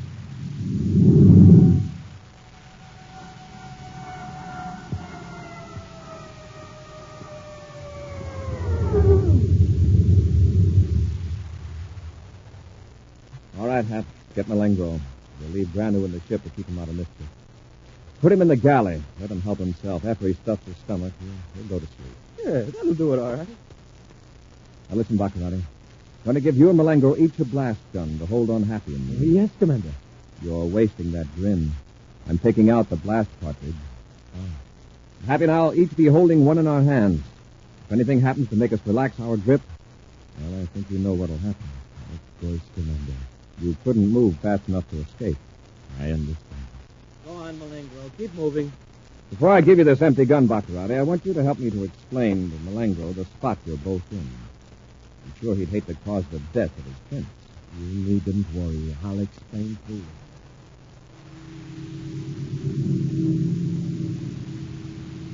A few moments later, Buzz and Happy descend from the atmosphere ship, hands raised, and followed closely by Baccarati and Malengro. The four men walk across the castle spaceport to the east gate. At the electrically controlled drawbridge, the captain of the guard steps forward and salutes. Get back! Get back! You're not needed, Captain. Respectfully, the guard steps back. Empty guns in their backs, Buzz and Happy continue down the long hall to Baccarati's tower elevator. Silently, the door slides open, and four men step inside. The doors close. And swiftly, the elevator raises them hundreds of feet to the tower. All right, Baccarati. We can quit this masquerade. Give me that gun. Yes, Commander. But please, remember those blast cartridges in your hand. See that you remember them. Open the door. Go on, Malingro. Congratulations, I saw you from the tower window. Get your hands up. I thought... Do as he says, Murdoch. Do as he says. Yes, your hand. Hap, here's a loaded blast gun. Keep it on the three of them. Yes, sir. And Murdoch, don't try anything. We've got an extra cartridge in our hands. If we relax our grip, this whole tower will blow up. He's not fooling, Murdoch. Obey him. Yes, your Highness. Baccarati, I want you to cut off all the defenses of Planet X. That means the robot-controlled ships out in space, your meteor control beams, and your surface warning systems. I'm going to order a fleet of space patrol ships to come in and pick up those men you abducted from the United Planets.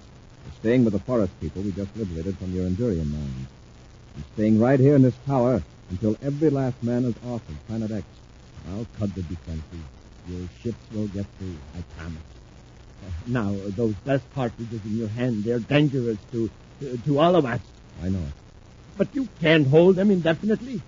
Put on the safety guards. After all, we're helpless now. The quicker you cooperate, the sooner you'll be out of danger. Now, when my ships get here, I'm going to assign some men to see that all your weapons factories are put out of operation. But you have no right to do that. Planet X isn't under the jurisdiction of the United Planets. Yes, but we have a right to protect ourselves from aggression. You've been using your weapons and spaceships to destroy our installations, wreck our ships, and rob and abduct our peaceful citizens. You're a menace to every planet in the solar system. But you're leaving us defenseless. Who do you have to defend yourself against? Surely not the natives. They certainly have cause to hate you, but they're primitive people. All of them. One group is very intelligent. They're the Lumens. Come out! Wait a minute.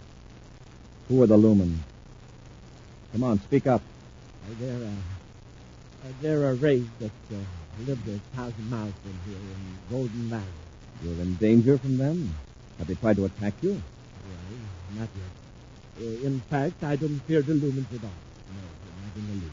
Murdoch, why did you mention them? No special reason.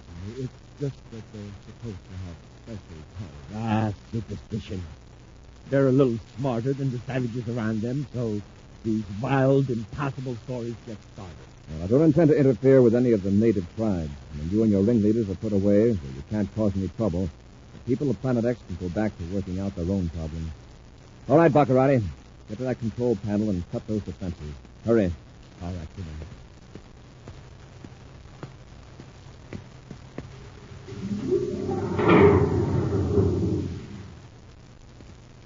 They're all off, Commander. Your ships can come in now in perfect safety.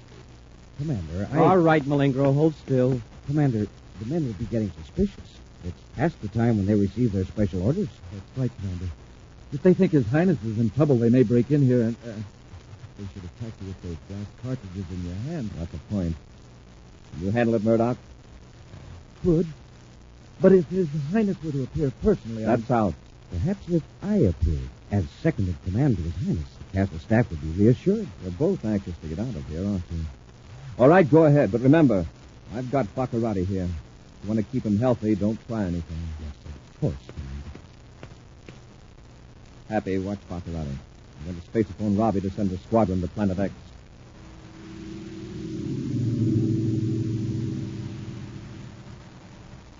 Out across the vastness of space, the voice of Commander Corey informs Security Chief Major Robertson that Space Patrol ships may now land on Planet X in complete safety.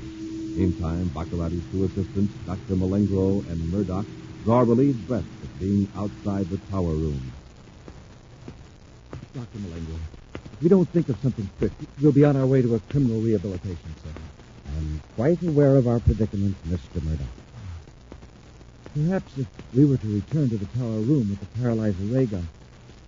That's it. Get Corey and the cadet before they have a chance to throw those blast cartridges. Get it. The paralyzer ray would freeze their hands tightly shut. They couldn't release. I said forget it. You would be endangering the life of His Highness. But if we succeeded, we would be heroes.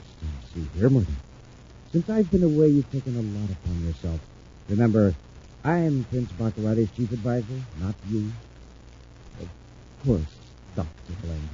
I advise you to keep your mouth closed unless His Highness asks for your advice. That remark about the lumens, for example, that was stupid, Murdoch, very stupid. I was only trying to help. We can convince Corey that those who remain on Planet X have need of weapons. Why, perhaps in the future we could secretly build up our forces again and rescue His Highness. You idiot. If Corey learns that there is really an intelligent race here, it will pave the way to Planet X joining the United Planets. Then what chance will we have? There's something in what you say, Dr. Malengro. We must get word to His Majesty's subjects never to mention the lumens. And Murdoch, forget that melodramatic idea of using a paralyzer on Corey. Oh, of course, Doctor. I've put it completely out of mind. That's right, Robbie. I'll contact the squadron when they reach Planet X and direct them where to pick up our men. Corey out. Boy, was Major Robertson ever tickled to hear that we were all right. Well, it was good to hear his voice again, too. Well, with Robbie dispatching a squadron of ships from Pluto, we won't have to wait too long. It'll still be several hours, though. That's a long time to have to sit and look at Baccarati. Somebody's in the elevator. I see Malengro and Murdoch. Keep an eye on that door, Hat. Yes, sir. Just Murdoch. Where's Malengro? He'll be here in a few moments, Commander. As soon as I finish with this. Commander! Murdoch, you fool! I got them, Your Highness. I got them both. You idiot! They have those blaster cartridges in their hands. Get out of here before they blow up the tower. Your Highness, please. May I point out how rigidly they're lying there? Their hands are still clenched. They can't move. Oh, yes, you're right. Good work, Murdoch. I'll have 2 guards remove the blast cartridges from their hands. Out of my presence, of course. Of course, Your Highness. Corey, you can still see and hear, can't you? Even though you can't move. In a few hours, your Space Patrol ships will be close to Planet X. You will have the pleasure of seeing them destroyed.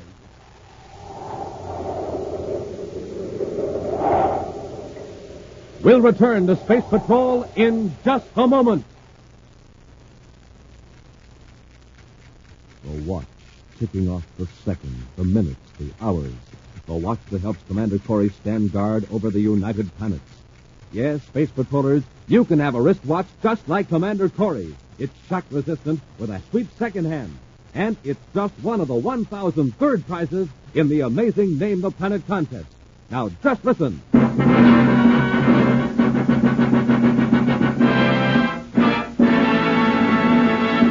250 Space Patrol wristwatches, 250 autosonic space rifles, 250 outer space helmets, and 250 swell Space Patrol emergency kits. But how about second prize? Well, would you believe it? Second prize group is 750 Schwinn varsity bicycles. Schwinn, the sharp-looking sport-style bike. Mighty light, mighty fast, with 3-speed gear shift, 2-wheel handbrakes, and all the other features that make Schwinn America's greatest bicycle. But better get started, gang. Start thinking up names for Planet X so you can win the huge rocket clubhouse or one of the 1,750 second and third prizes in the Name the Planet contest.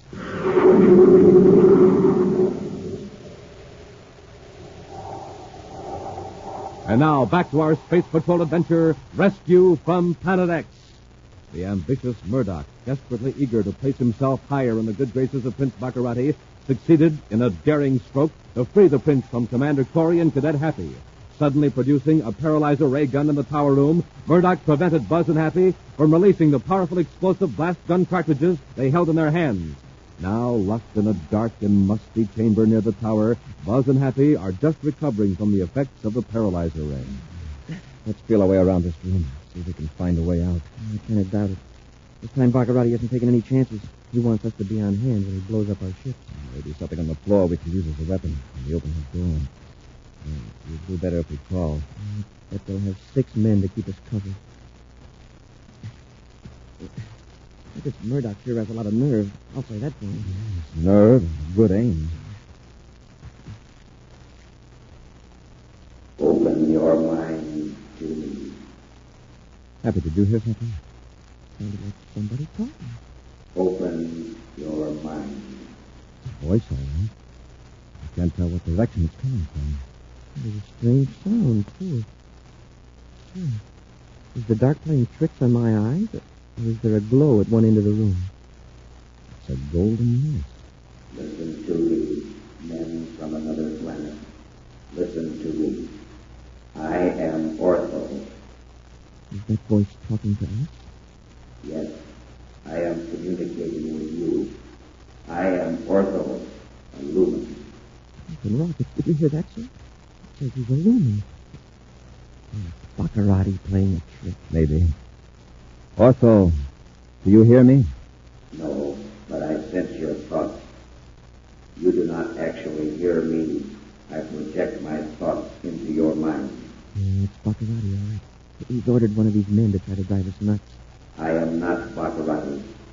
That name is charged with evil. He is trying to destroy you. You can say that. You can think that again. Where are you, Ortho? And what are you? I am 1,000 miles away in the golden valley of this planet you call X. As I told you, I am a lumen, an ancient race that for hundreds of centuries has lived here in peace. Well, look at that misty light. It looks like a face. A human face. I am trying to make myself real to you. I am projecting by thought an image of my features. Either Baccarati's pulling something or... this is like a brainogram, only long distance. Think of it like that if you like.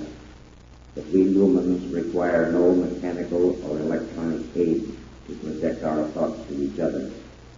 In fact, we have few mechanical devices of any kind. No spaceships, no spacephones. Why are you contacting us? For about 3 years, we lumens have been aware of the growing force of evil on this planet. It seems to center in the region where you are now. 3 years. That's about how long Baccarati's been building up this empire. Quiet, Happy. Go on, Ortho. We have tried to contact with our minds some individual mind in that area so we could learn the cause for this evil. Until now, we have met with failure. You see, evil minds cannot be attuned with ours. You, however, have a strong sense of justice and a dislike of cruelty, violence, and greed. Wait, Ortho. There have been scores of people here who feel the same way. They've all been prisoners of Baccarati the way we are now. Fear sometimes makes it hard to establish contact. Perhaps you are less afraid than the others. We came here to capture Baccarati and to liberate the people he's holding captive. He's a menace to our entire solar system, as well as to you lumens. I hope you have some means of defense. Not as yet. It may take generations to develop our minds in the direction necessary to combat spaceships and explosives. You won't have the time. If Baccarati ever finds you, he'll try to enslave you. If he can't do that, he'll destroy you. I have sensed this dreadful thing. I hope you can help us. Great. We were hoping you could help us. Maybe we can help each other. Ortho, could you project a thought image so anybody can see it? If I can picture the surroundings. Does the image always glow like a bright mist? Only in the dark. If your prison were lighted, you would see me as I am, a solid flesh and blood being. Would you project an image of me so that someone else could see it? If you concentrate on how you look, how you are dressed, and on the exact place you want your image to appear. Suppose somebody touches the image. It would be like touching empty air. Ortho, let's try it. I'm going to concentrate on a certain corridor in this palace.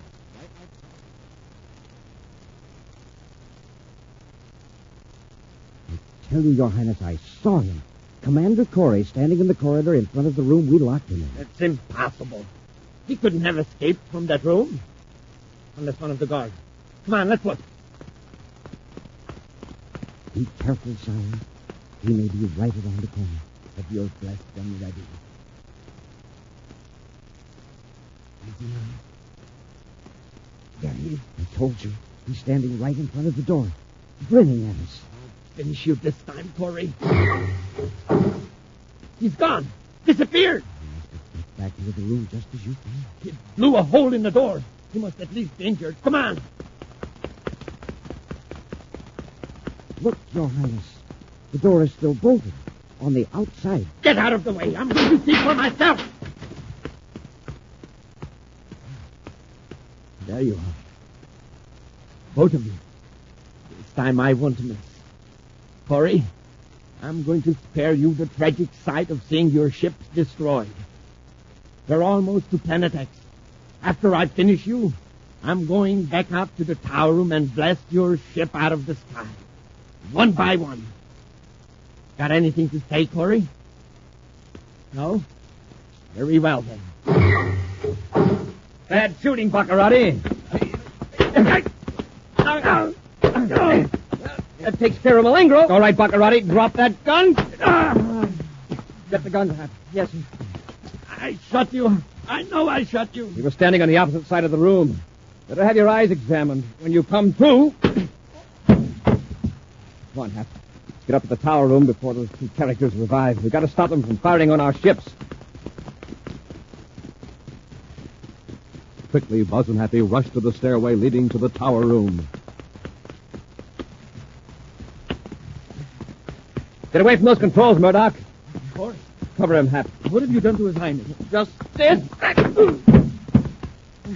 Hey, Commander, look at the view scope. Here they come. Our Help ships. me. Help me smash these controls. We can't let them be shot down now. If I could just find something to hit with. Hey, this Imperium statue of Baccarati. Just the thing. It's pretty heavy. We can both use it like a battering ram. Yes, sir. Head first.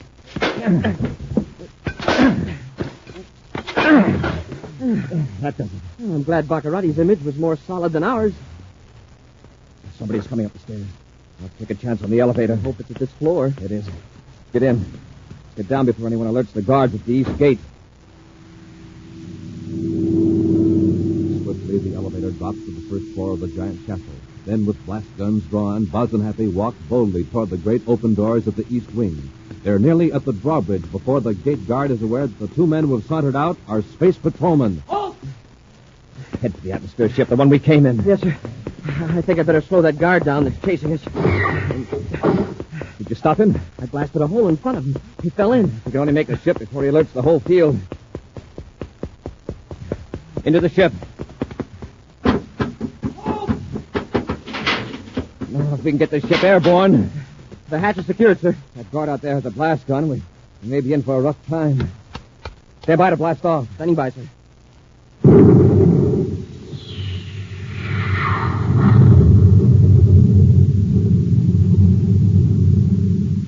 Put on the key frequency for the defense field, Happy. Yes, sir. I hope they haven't changed the frequency on us. I don't think they've had a chance. Well, anyway, we probably smashed that control, too, up there in the tower.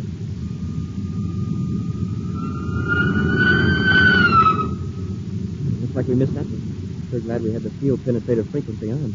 Keep on the viewscope, Hap. We'll locate our squadron and guide them into the men with the forest. Yes, sir. Flying low over the vast terrain of Planet X, Buzz glides the rescue squadron to the realm of the friendly forest natives, where 200 engineers and technicians await the ships that will take them home. 2 hours later, Buzz and Happy look down on a heartwarming sight. There they are, Happy. All lined up, ready to blast off. Yes, sir. It looks like every native in the forest is here to wave goodbye. Quite a sight, isn't it? Sure is. What's that? The same sound we heard back in the castle. Commander, look in the viewscope. Look what's in it. It's Ortho's face. You have done nobly, my friends. The pall of evil had already begun to lift from my beloved planet. My people are very grateful. Same to you, Ortho. And don't worry. We'll be back. Yes, Ortho. As long as Baccarati is free on Planet X, we'll be back.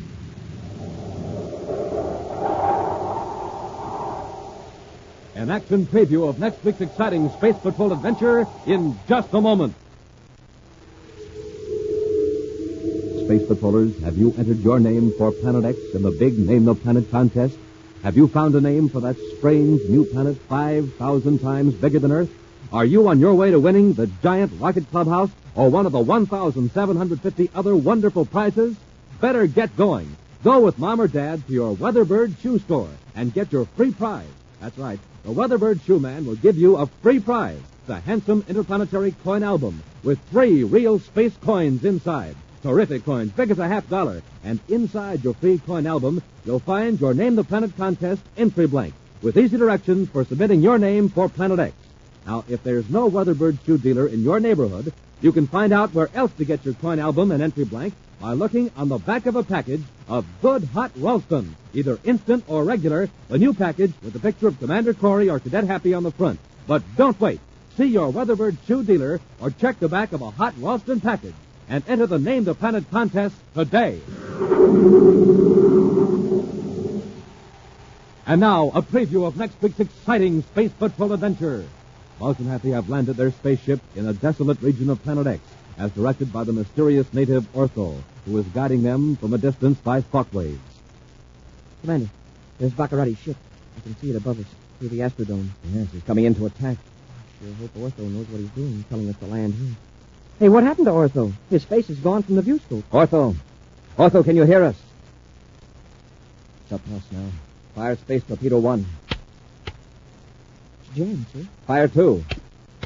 They're both jammed, and Baccarati's coming in. He's firing at us. And here we are like a sitting duck. Ortho double-crossed us.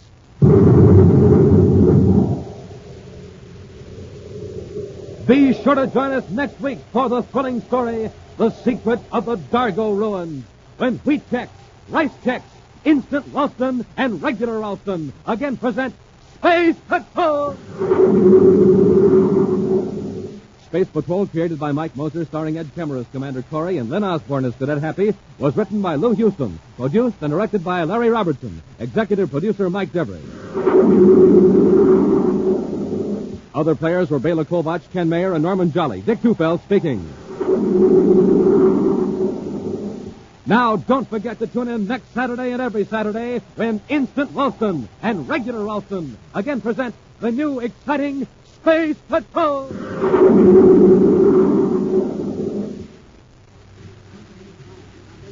This is Dick Tufeld in Los Angeles reporting on the world's first Delta Wing airplane, the Convair XF-92A. In a moment, we'll hear from the test pilot on this unusual plane, Major Chuck Yeager, the man who pioneered faster-than-sound flight. The XF-92A is an Air Force interceptor, nicknamed the Flying Triangle. Length 42 feet, sweep back of the wing 60 degrees, speed about 700 miles an hour. Now, Chuck Yeager reported early this morning at Edwards Air Force Base. Let me tell you what it takes to be a test pilot.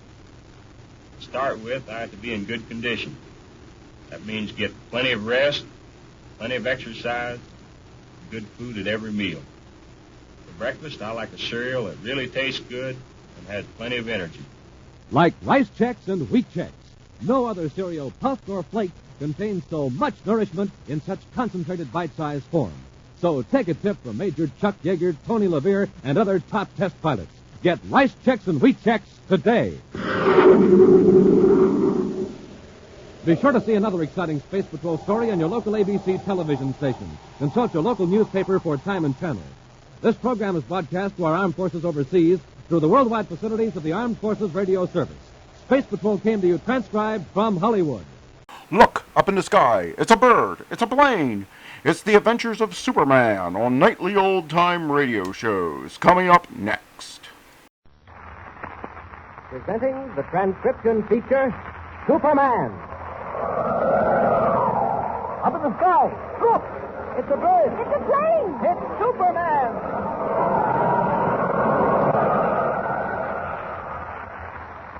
And now Superman, mighty visitor from another world who came to Earth when the planet Krypton was destroyed by quakes and explosions. Superman, who can twist steel in his bare hand, leap tall buildings at a single bound, race a speeding bullet to its target, and who walks about among human beings as champion of the weak and the oppressed in the person of Clark Kent, news reporter. Sent west with hats to cover the dedication of the new national monument at Buffalo Hills, Kent had discovered that the life of Governor Carson was threatened by a gang of criminals under the lead of Pete Flores. Determined on joining Hatch and then breaking out of jail, he had given himself up, only to meet a surprise. Hatch is in solitary confinement, and Kent's cellmate is a stranger who mistakes him for a member of the Flores gang. Realizing that this may give him the information he needs, Kent leads the man on. Listen. Okay, the jailer's gone. Now, come on, lend me a hand. Lend you a hand? Now, what are you trying to do? Listen, don't be giving me that stuff. I know what you're in here for. Oh, you do, eh? Sure, I heard what the guy said. They caught you sneaking around Carson's place. Well, I reckon you and me are playing the same racket. Yeah, shouldn't wonder at all. Oh, quit being so cozy. I know Flores, too, see? Yeah? Yeah, and I know something else. I know why you're here. Oh? Yeah, and I know what we're all supposed to do tonight. So come on, come clean. Look here now, I'm not sure about this. Oh, quit it, will you? Didn't Pete say he'd send a guy in here to help spring me tonight? Pete Flores told you that, did he? And you know mighty well he did. And you know why, too. Well, maybe I do. But I never take chances. Just why is Pete going to get you out of here tonight? Oh, lay off that stuff and help me with this mattress. Come on. Mattress? What are you planning on doing with that? Listen, wise guy, I'm putting it down on the floor because that's where I like to sleep. What do you think I'm doing with it? It looks to me as if you were going to build a fire with it. Well, if you ain't smart, I am going to build a fire with it. Now, listen, kid. Ain't nobody can hear you. I know why you're here. Look, what's your name? My name's Monty. All right, Monty. Me and Flores, we can't afford to take chances. You know that. Yeah, I know. So, suppose you give me the lineup. Then I'll know what's what. Look, I'll give it to you quick. Okay. Pete said he'd pick a guy that nobody knew around here. So there'd be two of us when the riot begins, see? Yeah. I set fire to the mattress. There'll be a lot of hollering and smoke. Yeah. They'll come running down here, and you and me will make a getaway. Well, sounds good, Monty. Then what? Then we beat it up to the governor. There'll be a fast car waiting for us at the corner. We grab that, beat it uptown, and join Dutchie Gale outside the house. Well, sounds easy. What's Dutchie going to be doing? Dutchie will break into the mansion, drag out the governor. Well, maybe we'll have to help him. Well, we'd better take this business kind of easy. We might not be able to pull it off. Listen, kid, you don't know Pete Flores. But if it don't come off, Flores ain't going to stop there. What do you mean? Oh, he's got lots of things up his sleeve, Flores has. Yeah? Sure. If this don't work out right tonight, well, just wait to see what happens next. Well, go on, Monty. What will happen next? I don't think you know as much as you think you do. Oh, I don't, eh? Well, I do. And so do you. Now, you quit trying to kid me. Give me a hand with this mattress and get ready with your slugger. Well, what do we do? Well, we start up the fire, like this, see? That'll do it fine. This stuff goes up like hay. I kept the match on purpose. Hey, that's going to make quite a blaze, Monty. You'll choke us all to death. The other guys will begin hollering in a minute. Well, then what? Well, when the keeper comes in to see what's up, you slap him over the head and we swipe his key. Huh? Hey, that smoke's getting mighty thick. But the thicker it is, the better. Hey, where are you? I can hardly see your teeth. I'm right here. Listen, they're coming. I heard a whistle. Hey, here comes the keeper. Now, the minute he opens the cell, let him have it. Right. Hey, now, where are you? Hey. Now then, as they can see a thing in the smoke, I think it's time Clark Kent changed into Superman. They can't see a thing. I'll duck right out past that keeper. If he gets in my way... sorry. Can't stop to apologize. Now then, out of here and down that corridor. Quick. There's a brick wall. Now remember, that window faces on the jail yard. Well, here we go, right through it. Out in the yard. And up. Up. Up. Wish I could stop and get Hatch out of there. There isn't time now. By heavens, that fellow was right. There is a car down there. They're waiting for a jailbreak. Then they'll be after the governor. I've got to hurry. Got to get there first. Up, up, and away! Leaping skyward, a weird figure streaks through the air toward the executive mansion of Governor Carson. Red cloak streaming in the wind. Superman shoots through the night like a meteor. Over the mansion, where a single light burns in a window, he hovers, then drops lightly down. There's the governor. Inside that room on the second floor. He's just going to bed. I'll crawl along the ledge, raise the window, and walk in on him as Clark Kent. I'll tell him I got a ladder and climbed up. Here we are. Evening, Governor. Who's that? Hey, what in the world? Don't be frightened, please. I had to get in, and this was the only way. Frightened? I'll show you how frightened I am. What do you mean by this? Governor Carson, I have something to tell you. It's about Pete Flores. Flores? Yes. You know about Flores. And how did you get in here? Governor, I'm a newspaper man from the East. I heard some gangsters plotting, and I came right here to tell you. Much obliged. Now you can just stay right where you are till I call a guard. Governor, quick. What time is it? Great heavens. Is that clock right? It's just midnight. Listen, you've got to listen. I'll listen. It'll take the guards a few minutes to get here. I've already rung for them. Governor, members of the Flores gang, maybe Flores himself, are coming here to kidnap you. They'll be here any second. And so will the guards. No, they won't. Don't you understand? All that's been taken care of. Oh, has it? And what do you suggest, assuming for the time being that you're speaking the truth? Wait, look. There's a car pulling up right now. Just beyond the wall. They're coming. Governor, you've got to let me meet them here in your place. What? You're out of your mind. I say you've got to. If it's Flores, now's our chance to get him once and for all. If it isn't, well, you can't afford to risk yourself. Let them come. Just let them come, that's all. Now, Hey, what are you doing? Confound it, sir. Let me down. I'll have you jailed for this. Sorry, Governor. No time to argue. Got to be here when those fellows enter the room, and I've got to be here alone. I want them to think I'm you. No, put me down. What are you doing? I'm putting you in the closet. It's all over. Now, quiet, please. I won't be quiet. Oh, yes, you will. Here, I hate to do it, but take this. There. Didn't hurt him any, but it will keep him quiet. Now, I'll just lock him in. There, that does it. After all, it's for his own good. Oh, they're coming. Where's the governor's bathroom? Ah, there it is. They find me in bed. They'll never stop to ask whether I'm here or not. Great Scott, they certainly didn't waste any time. They've got a ladder, and they're coming right up. It's a good thing I turned off the light. Okay, there he is, boys. Laying there in the bed. All right, grab him quick. Put that bag over his head. Hurry up before he wakes up. Now then, jump him. Hey, what's going on? Keegan!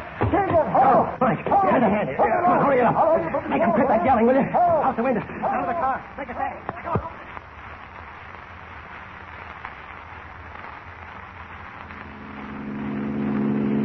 on. Boy, was that smooth. How's he doing under that bag, Monty? He's all right, Dutchie. He ain't hollering half so much. Where's Flores? Well, Monty, reckon it won't do no harm to tell you now. Flores said he'd wait till we got clear, and he'd stick into the house himself and go through the wrecking. You mean Pete Flores is back there in the mansion right now? Boy, has he got nerve. Well, he figures all the angles, kid. Hey, Mike, ain't this the lake?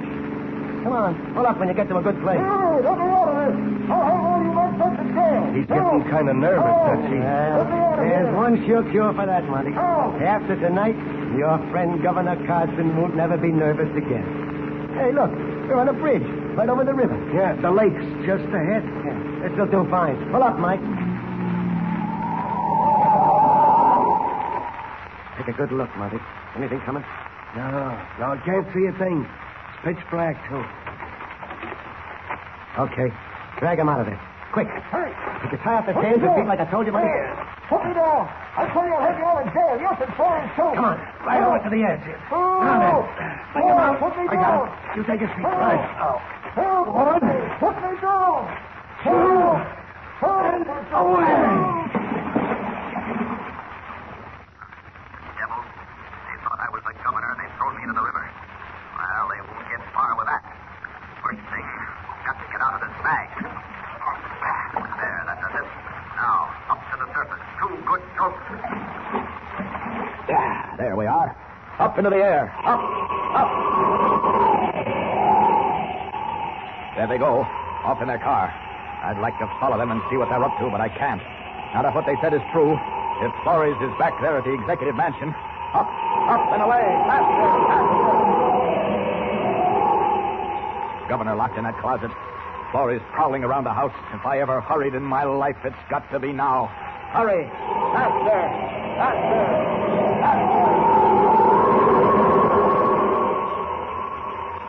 Back along the white road, flashing over the rooftops of Boulder City, swifter than a bird in flight, Superman swoops down to the ledge outside Governor Carson's window.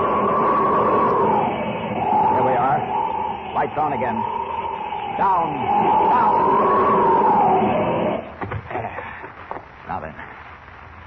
Nobody in the room. No sign of a struggle. If he's still knocked out and locked in the closet. Governor Carson, Great Scott. It's empty. He's not there.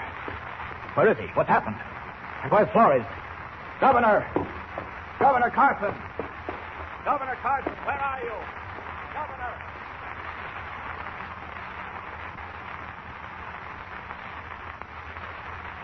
Superman runs through the silent rooms, but not even an echo comes back to answer him. The governor has vanished. Where has he gone? What has happened? Has Pete Flores found him at last and taken sudden summary vengeance? And meanwhile, what of old Asa Hatch, whom we last saw being led off to jail? Tune in next time for the fast-moving, incredible climax. Follow the story of Superman. And remember, be sure to tune in the next thrilling installment of the amazing transcription feature, Superman. Up in the sky.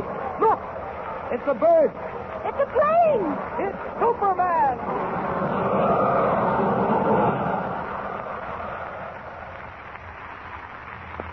Superman is a copyrighted feature appearing in Action Comics magazine. The Adventures of Philo Vance are up next on Nightly Old Time Radio Shows.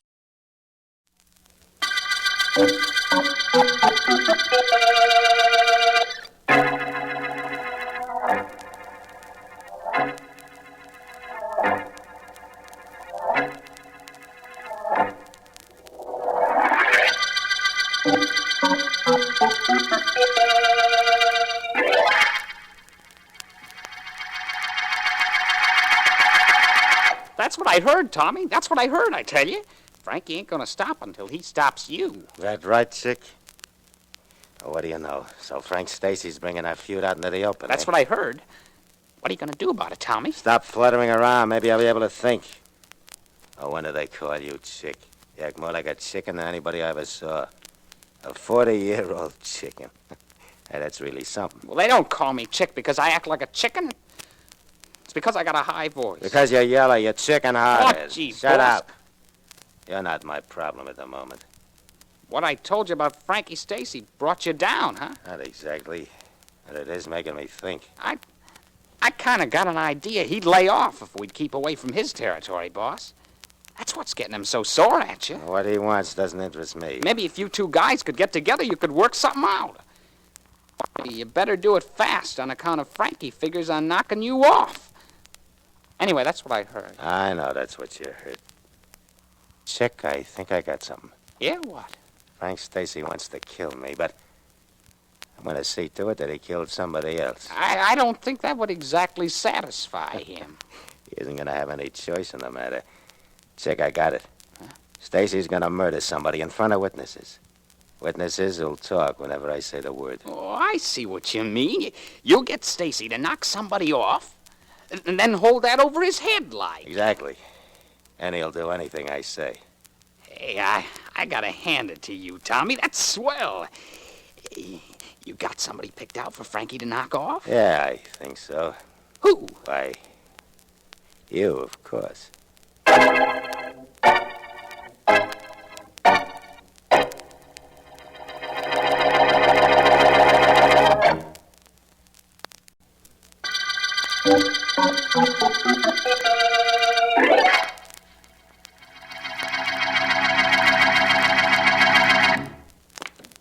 Good shot, Frankie. It was solid, Eddie, solid.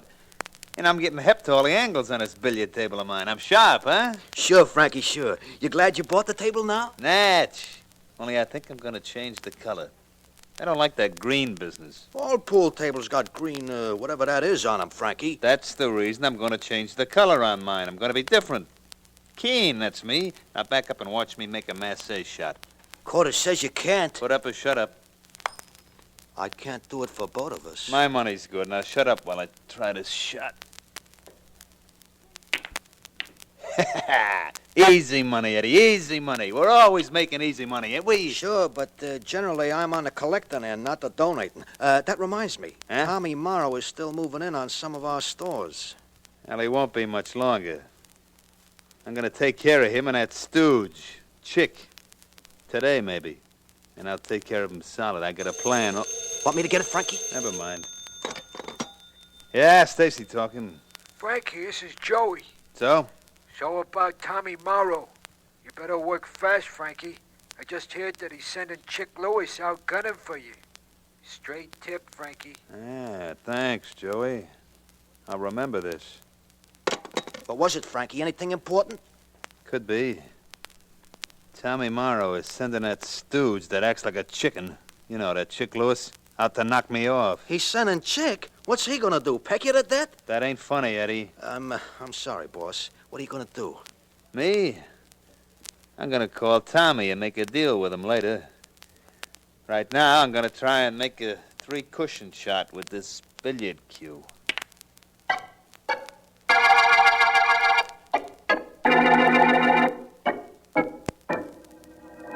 You see why I asked you to come to my office, don't you, Vance? Well, no, Markham. To be perfectly honest, I don't.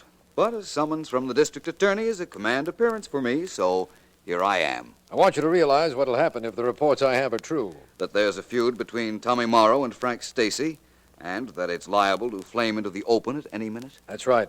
And when that does come out into the open, there's going to be shooting. Only I don't know any way to stop it. Or perhaps you might. If I were sure that either Morrow or Stacy would wind up being killed, I wouldn't bother about it. We'd be much better off without them.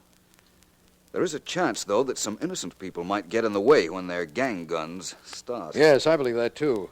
There must be something you can do to prevent a murder, Vance. My talent lies mainly in solving killings, Markham. As I well know. We have one possibility of averting bloodshed in this situation. I understand that Morrow and Stacy hate each other, but that they respect each other, too, and that they've arranged some sort of a conference. Find out where the conference is being held, arrest them both, and you have your solution. We have no case against either of them, not right at the moment, that is. But I'm convinced the conference won't work out, and I'd like to prevent the bloodshed I'm sure will follow. I understand your feelings. Now, let me see. There's Tommy Morrow and his chief stooge, Chick Lewis, on one side.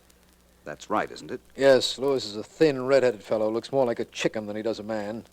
On the other side is Frank Stacy and his head hoodlum, a character named Eddie the Lug. Of the Boston the Lugs, no doubt. No doubt. Markham, I realize your predicament, and I thank you for giving me the overall picture of the situation. So far, I haven't given you any complete picture. It's more like a negative. What do we do about it, Vance? Nothing, I'm afraid, my friend. We'll just have to wait till we see what the negative develops.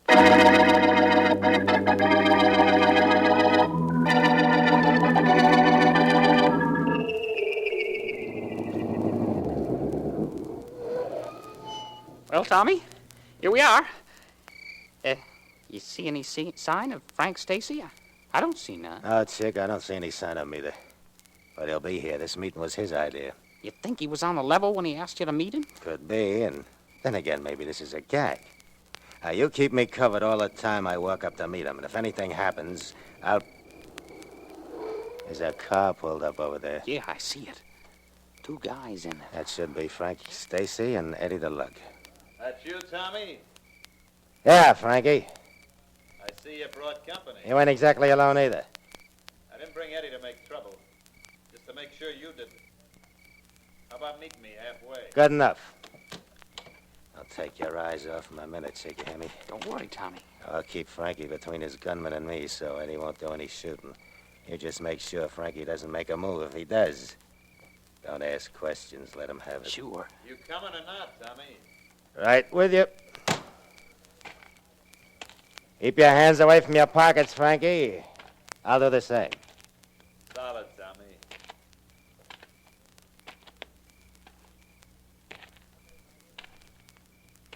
Okay, Frankie. This is as far as I go. You come the rest of the way.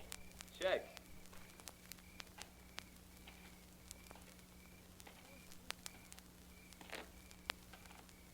Glad you decided to meet me, Tommy. I listen to propositions all the time. What's yours? I hear you got your stooge, Chick, gunning for me. What I hear is that you're a little sore at me for cutting in on you. You're supposed to be out after me. Maybe the whole thing is a misunderstanding. I wouldn't bet on that. Natch. Now, look, Tommy. This is a deal. Stay away from my territory and there'll be no trouble. Keep cutting in, and both of us will be sorry. You'll be sorry you did it, and I'll be sorry about what I have to do to you. Latch on? That's no proposition. No? No. Well, this is. We start working together. Put your territory and mine together. Run things together and split the take right down the middle. Well, part of that sounds all right. It's okay with me to do just what you say, except one thing.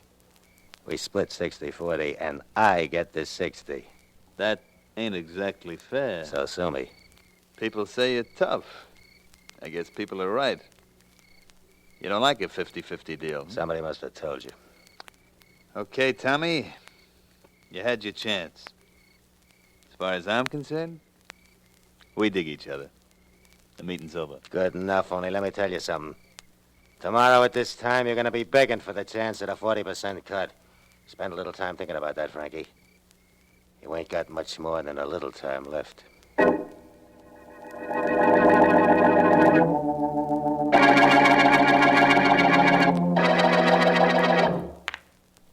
Hey, what's the matter, Frankie? That shot was a pushover and you blew it. You nervous or something? Maybe, Eddie, maybe I am. Give me my gun. Sure, Frankie, sure. Only you're in your own house. Nobody'll try to get at you here. You worried about Tommy Morrow? I don't want him to make his move before I'm ready to make mine. Now, let me have that gun. Sure, Frankie. Here it is. I feel better with it in my pocket. Yeah. Now maybe I can shoot a little billiards. I'm gonna try this one off the rail. 2 bits I make it. No bets. That gives me all the confidence I need. I'm solid now, Eddie. Plenty solid. All I needed was... All you needed was what, Frankie? Hey, boss, that's Chick Lewis, Tommy Morrow's stooge. That's right. And don't either of you do nothing stupid like reaching. Frankie, I got a message from Tommy for you.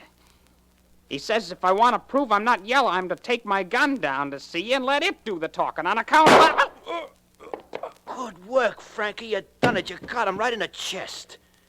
So that was the gunman Tommy sent down to get me, was it? Get rid of him, Eddie. Starting to bleed all over my new billiard table. I don't like the green cloth, but I don't think I like it red either.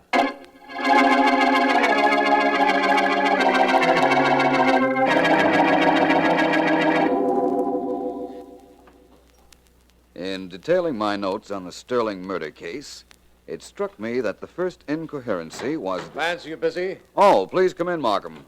I was just dictating some notes to the machine so Ellen could type them up the first thing in the morning. But it can wait. Just a second now till I turn this off. Glad to see you here, Markham. Thanks. Sit down. Your face tells me somebody's been killed. I must remember to make it a little less revealing because that's exactly right, Vance. One of those 2 gangsters you were concerned about? No. No? No, it's one of the henchmen I told you about. Remember a fellow named Chick Lewis? Yes, he worked for Tommy Morrow, and he acted a little like a chicken, I believe you said. That's the one. We found his body dumped in a lot about an hour ago. He'd been shot. 1 bullet did it. What's the obvious implication? That he was sent to kill Morrow's rival, Frank Stacy, and Stacy shot first. But that's not what you're thinking. It never is. You refuse to accept the obvious ever. That's one of the reasons I came down to you right away, even before we picked up Stacy. Now, wait a minute, Markham. I never refused to accept the obvious at any time. The point I think you were trying to make is that some things are obvious to me that aren't to other people. Nothing you've told me makes me believe that Chick Lewis was killed by anybody other than Frank Stacy. Good. That's all I wanted to know. Oh, that might be for me, Vance. I left word where I was going. There's only one way I know to find out. Hello. Hello, this is Marcy, homicide. Is District Attorney Markham there? Just a moment, please. Here you are, Markham. Take the phone on the other side of the desk. I'll continue with my dictating. Good enough, Vance. Sorry I'm such a bother. Hello? To continue with my notes Yes, on the Markham. Sterling murder case. What's The that? 2 sisters were very clever in their idea. What are you talking about? But their mistake was in trying to be cleverer in their can't be. execution of the crime than they were Yes, I do. in planning. Thank you. Vance? Yes? Vance, that call came from Sergeant Marcy in the homicide department. Yes, I know. I imagine it was something about the murder of the man who was called Chick, correct? Yes, he just got the police laboratory report on the bloodstains on Chick Lewis's clothes. And? Vance, it wasn't human blood at all. It was chicken blood. Chick Lewis had chicken blood in his veins. Really? Well, that changes things considerably. It does? How? I said before that I didn't know any reason that it wasn't Frank Stacy who killed Chick Lewis. I've changed my mind.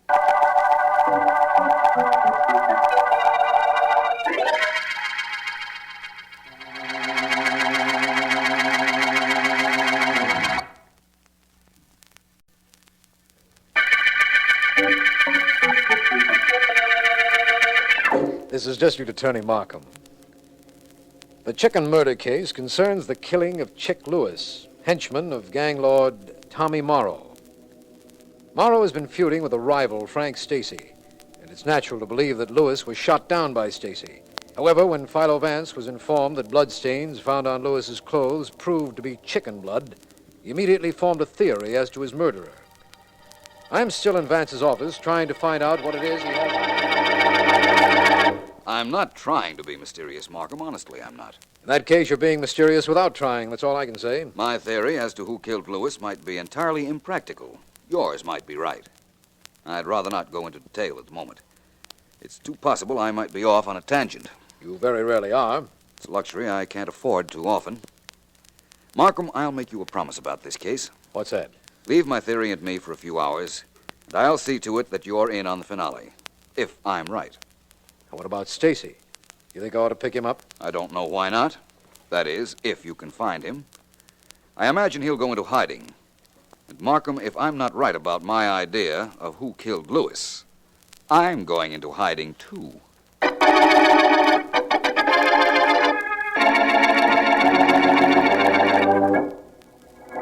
Well, this thing worked out just the way I planned it. Thanks for your help, kid. It's okay, Mr. Morrow. Now, remember what you did. It helped me get Stacy over a barrel, and that's where I'm going to keep him, too. Oh, and you can cut out that Mr. Morrow stuff, kid. Just call me Tommy. That's okay. Now, just a minute. Yeah, who is it? This is Stacy, Morrow. Hiya, Frankie.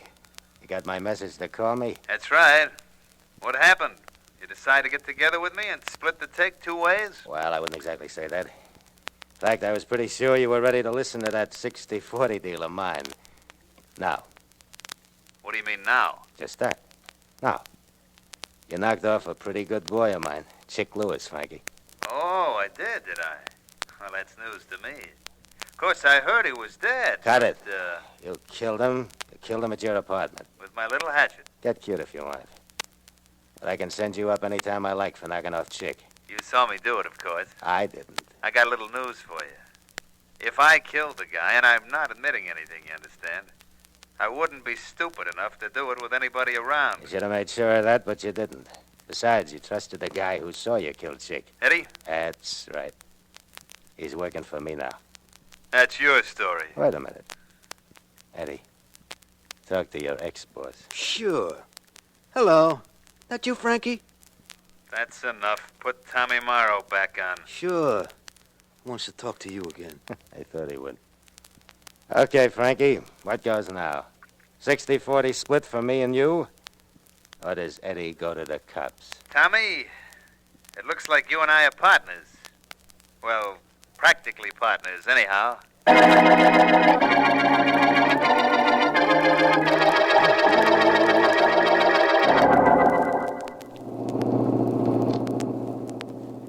Feel like telling me where we're bound for, Vance? Yes, Markham, I do.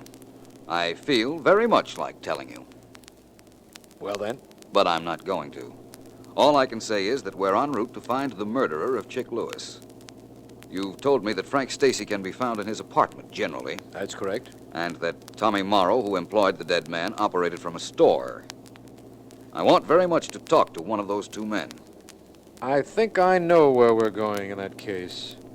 You don't concede that Stacy killed Lewis, therefore you want to talk to Tommy Morrow. Is that correct? Exactly. And if I'm not mistaken, this is the store from which he operates. Now, the shades are drawn over the store window, but I think I see some light from the inside. I'm sure you do. And there's a rather strange-looking individual standing in front of the store. Yeah. A bodyguard, probably. Morrow's? He could be. No, Vance, it isn't. I recognize that man. That's Eddie the Lug. And he works for Stacy. Yes. But he's down in front of Tommy Morrow's office. This is really making sense now. It isn't to me. Unless Stacy happens to be down visiting Morrow. I doubt that. Wait here a moment, will you? Do I have any choice in the matter? That's what I thought. I'll wait for you. I won't be long, Markham.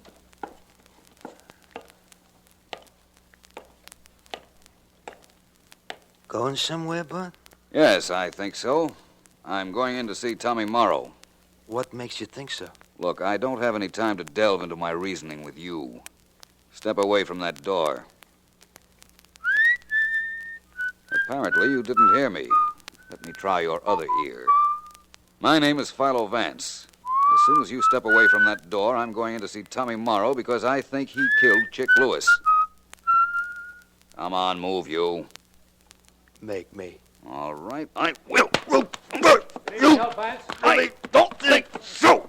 Oh, I imagine you're right, Vance. You didn't need any help, did you? Not with that character. Well, as long as you're here, Markham, let's go into this store and we'll see Tommy Morrow together. What about him? Oh, leave him lying there. He's a good advertisement for me. Yeah, I know what you mean. Well, let's go.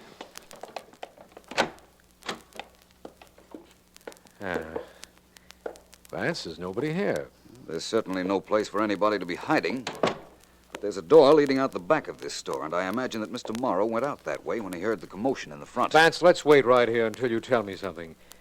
You believe, apparently, that Morrow killed his own employee, Chick Lewis.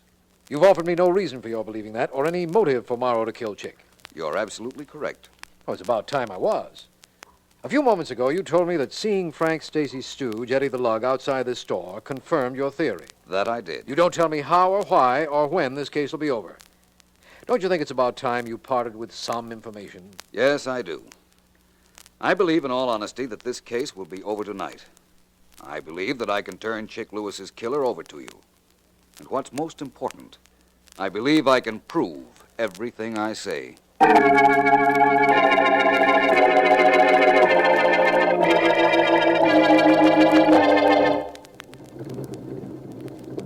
You sure he said his name was Philo Vance? Sure, I'm sure. And he was looking for you, Tommy. He knew something. I'm sure he knew something. That Vance is an awful hep character, Tommy. Nobody asked you, Frankie. Well, I can tell you what I think, can't I? We're partners now, ain't we?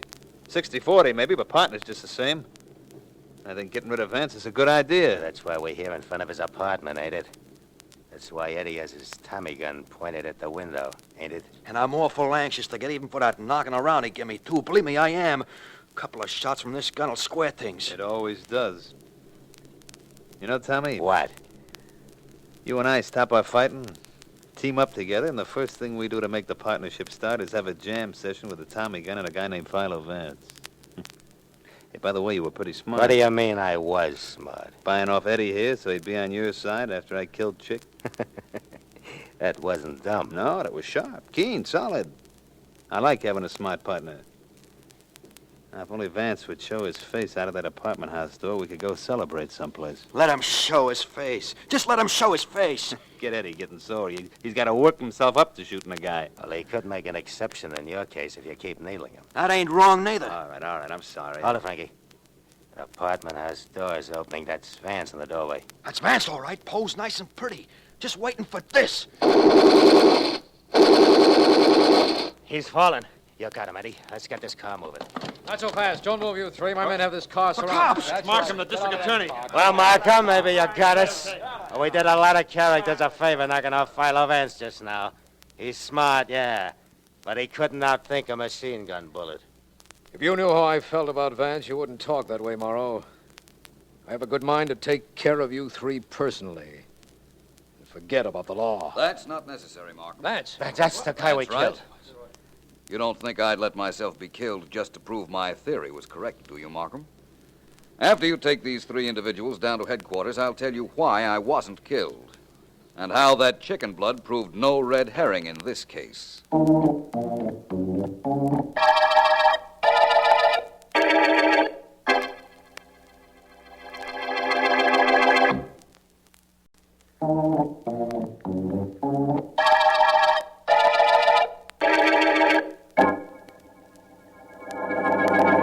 You'd better start from the beginning, Vance. I have a hunch this is going to be complicated. It isn't at all, Markham, and I think I'd better start at the end. You know now why I called you to be in front of my apartment with some policemen. Yes. You saw something that led you to believe there'd be an attack on your life because you knew too much about the Chick Lewis killing. And there was. And we heard enough while the police and I were hiding in the hedges near the gangster's car to send them all away for a long time. If not forever. Very well, then. We have that much out of the way. I'll take it from there. When I saw the men parked in front of my door, I suspected who they were, so I called you. And then fixed up a dummy to resemble me as much as possible. Then you came down, opened the street door, set the dummy up, and ducked out the back way. I gathered that. That much is true. Now you want to know how the fact that there was chicken blood on Chick Lewis's clothes proved to me that Frank Stacy didn't kill him. Before you go into that, I think I'd better tell you that Frank Stacy has already confessed to killing Lewis. Oh, I have no doubt that he thought he killed the man. What? This is what happened. Tommy Morrow wanted to get something on Stacy, so he framed the murder. He had Chick Lewis show up at Stacy's apartment, a bladder containing chicken blood underneath his coat. He had already bribed Stacy's stooge, Eddie the Lug, to put a blank cartridge in Morrow's gun. I see now, I think. Stacy fired the blank. Chick Lewis fell, and as he was falling, broke the bladder containing the chicken blood. In other words, the whole thing was staged to make Stacy think he killed Lewis. That's right. So that Morrow could, in the future, dominate Stacy. But if what you say is so, Vance, that Stacy fired a blank, Lewis would still be alive. Yes, and the chances are he still would be alive if he hadn't quarreled with his boss, Morrow, after the supposed murder. This is pure supposition, of course, but I imagine Morrow's confession will show you I'm right. In other words, the supposedly dead Lewis was carted out of Stacy's apartment by Eddie. Lewis then went to report to his boss, but they quarreled, and Morrow killed him. I'm sure that's what happened. It was the only reasonable explanation of why there was chicken blood on Chick Lewis's clothes, Markham. You remember that's what interested me in the beginning. Yes, I do. And I'll be glad to remember that this is the end of the chicken murder case.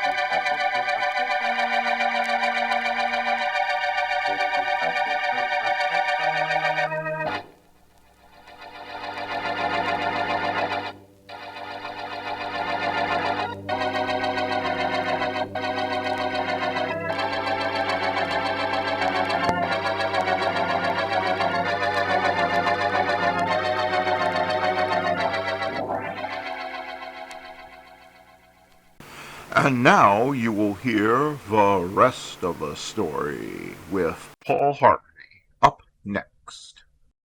Now, the rest of the story.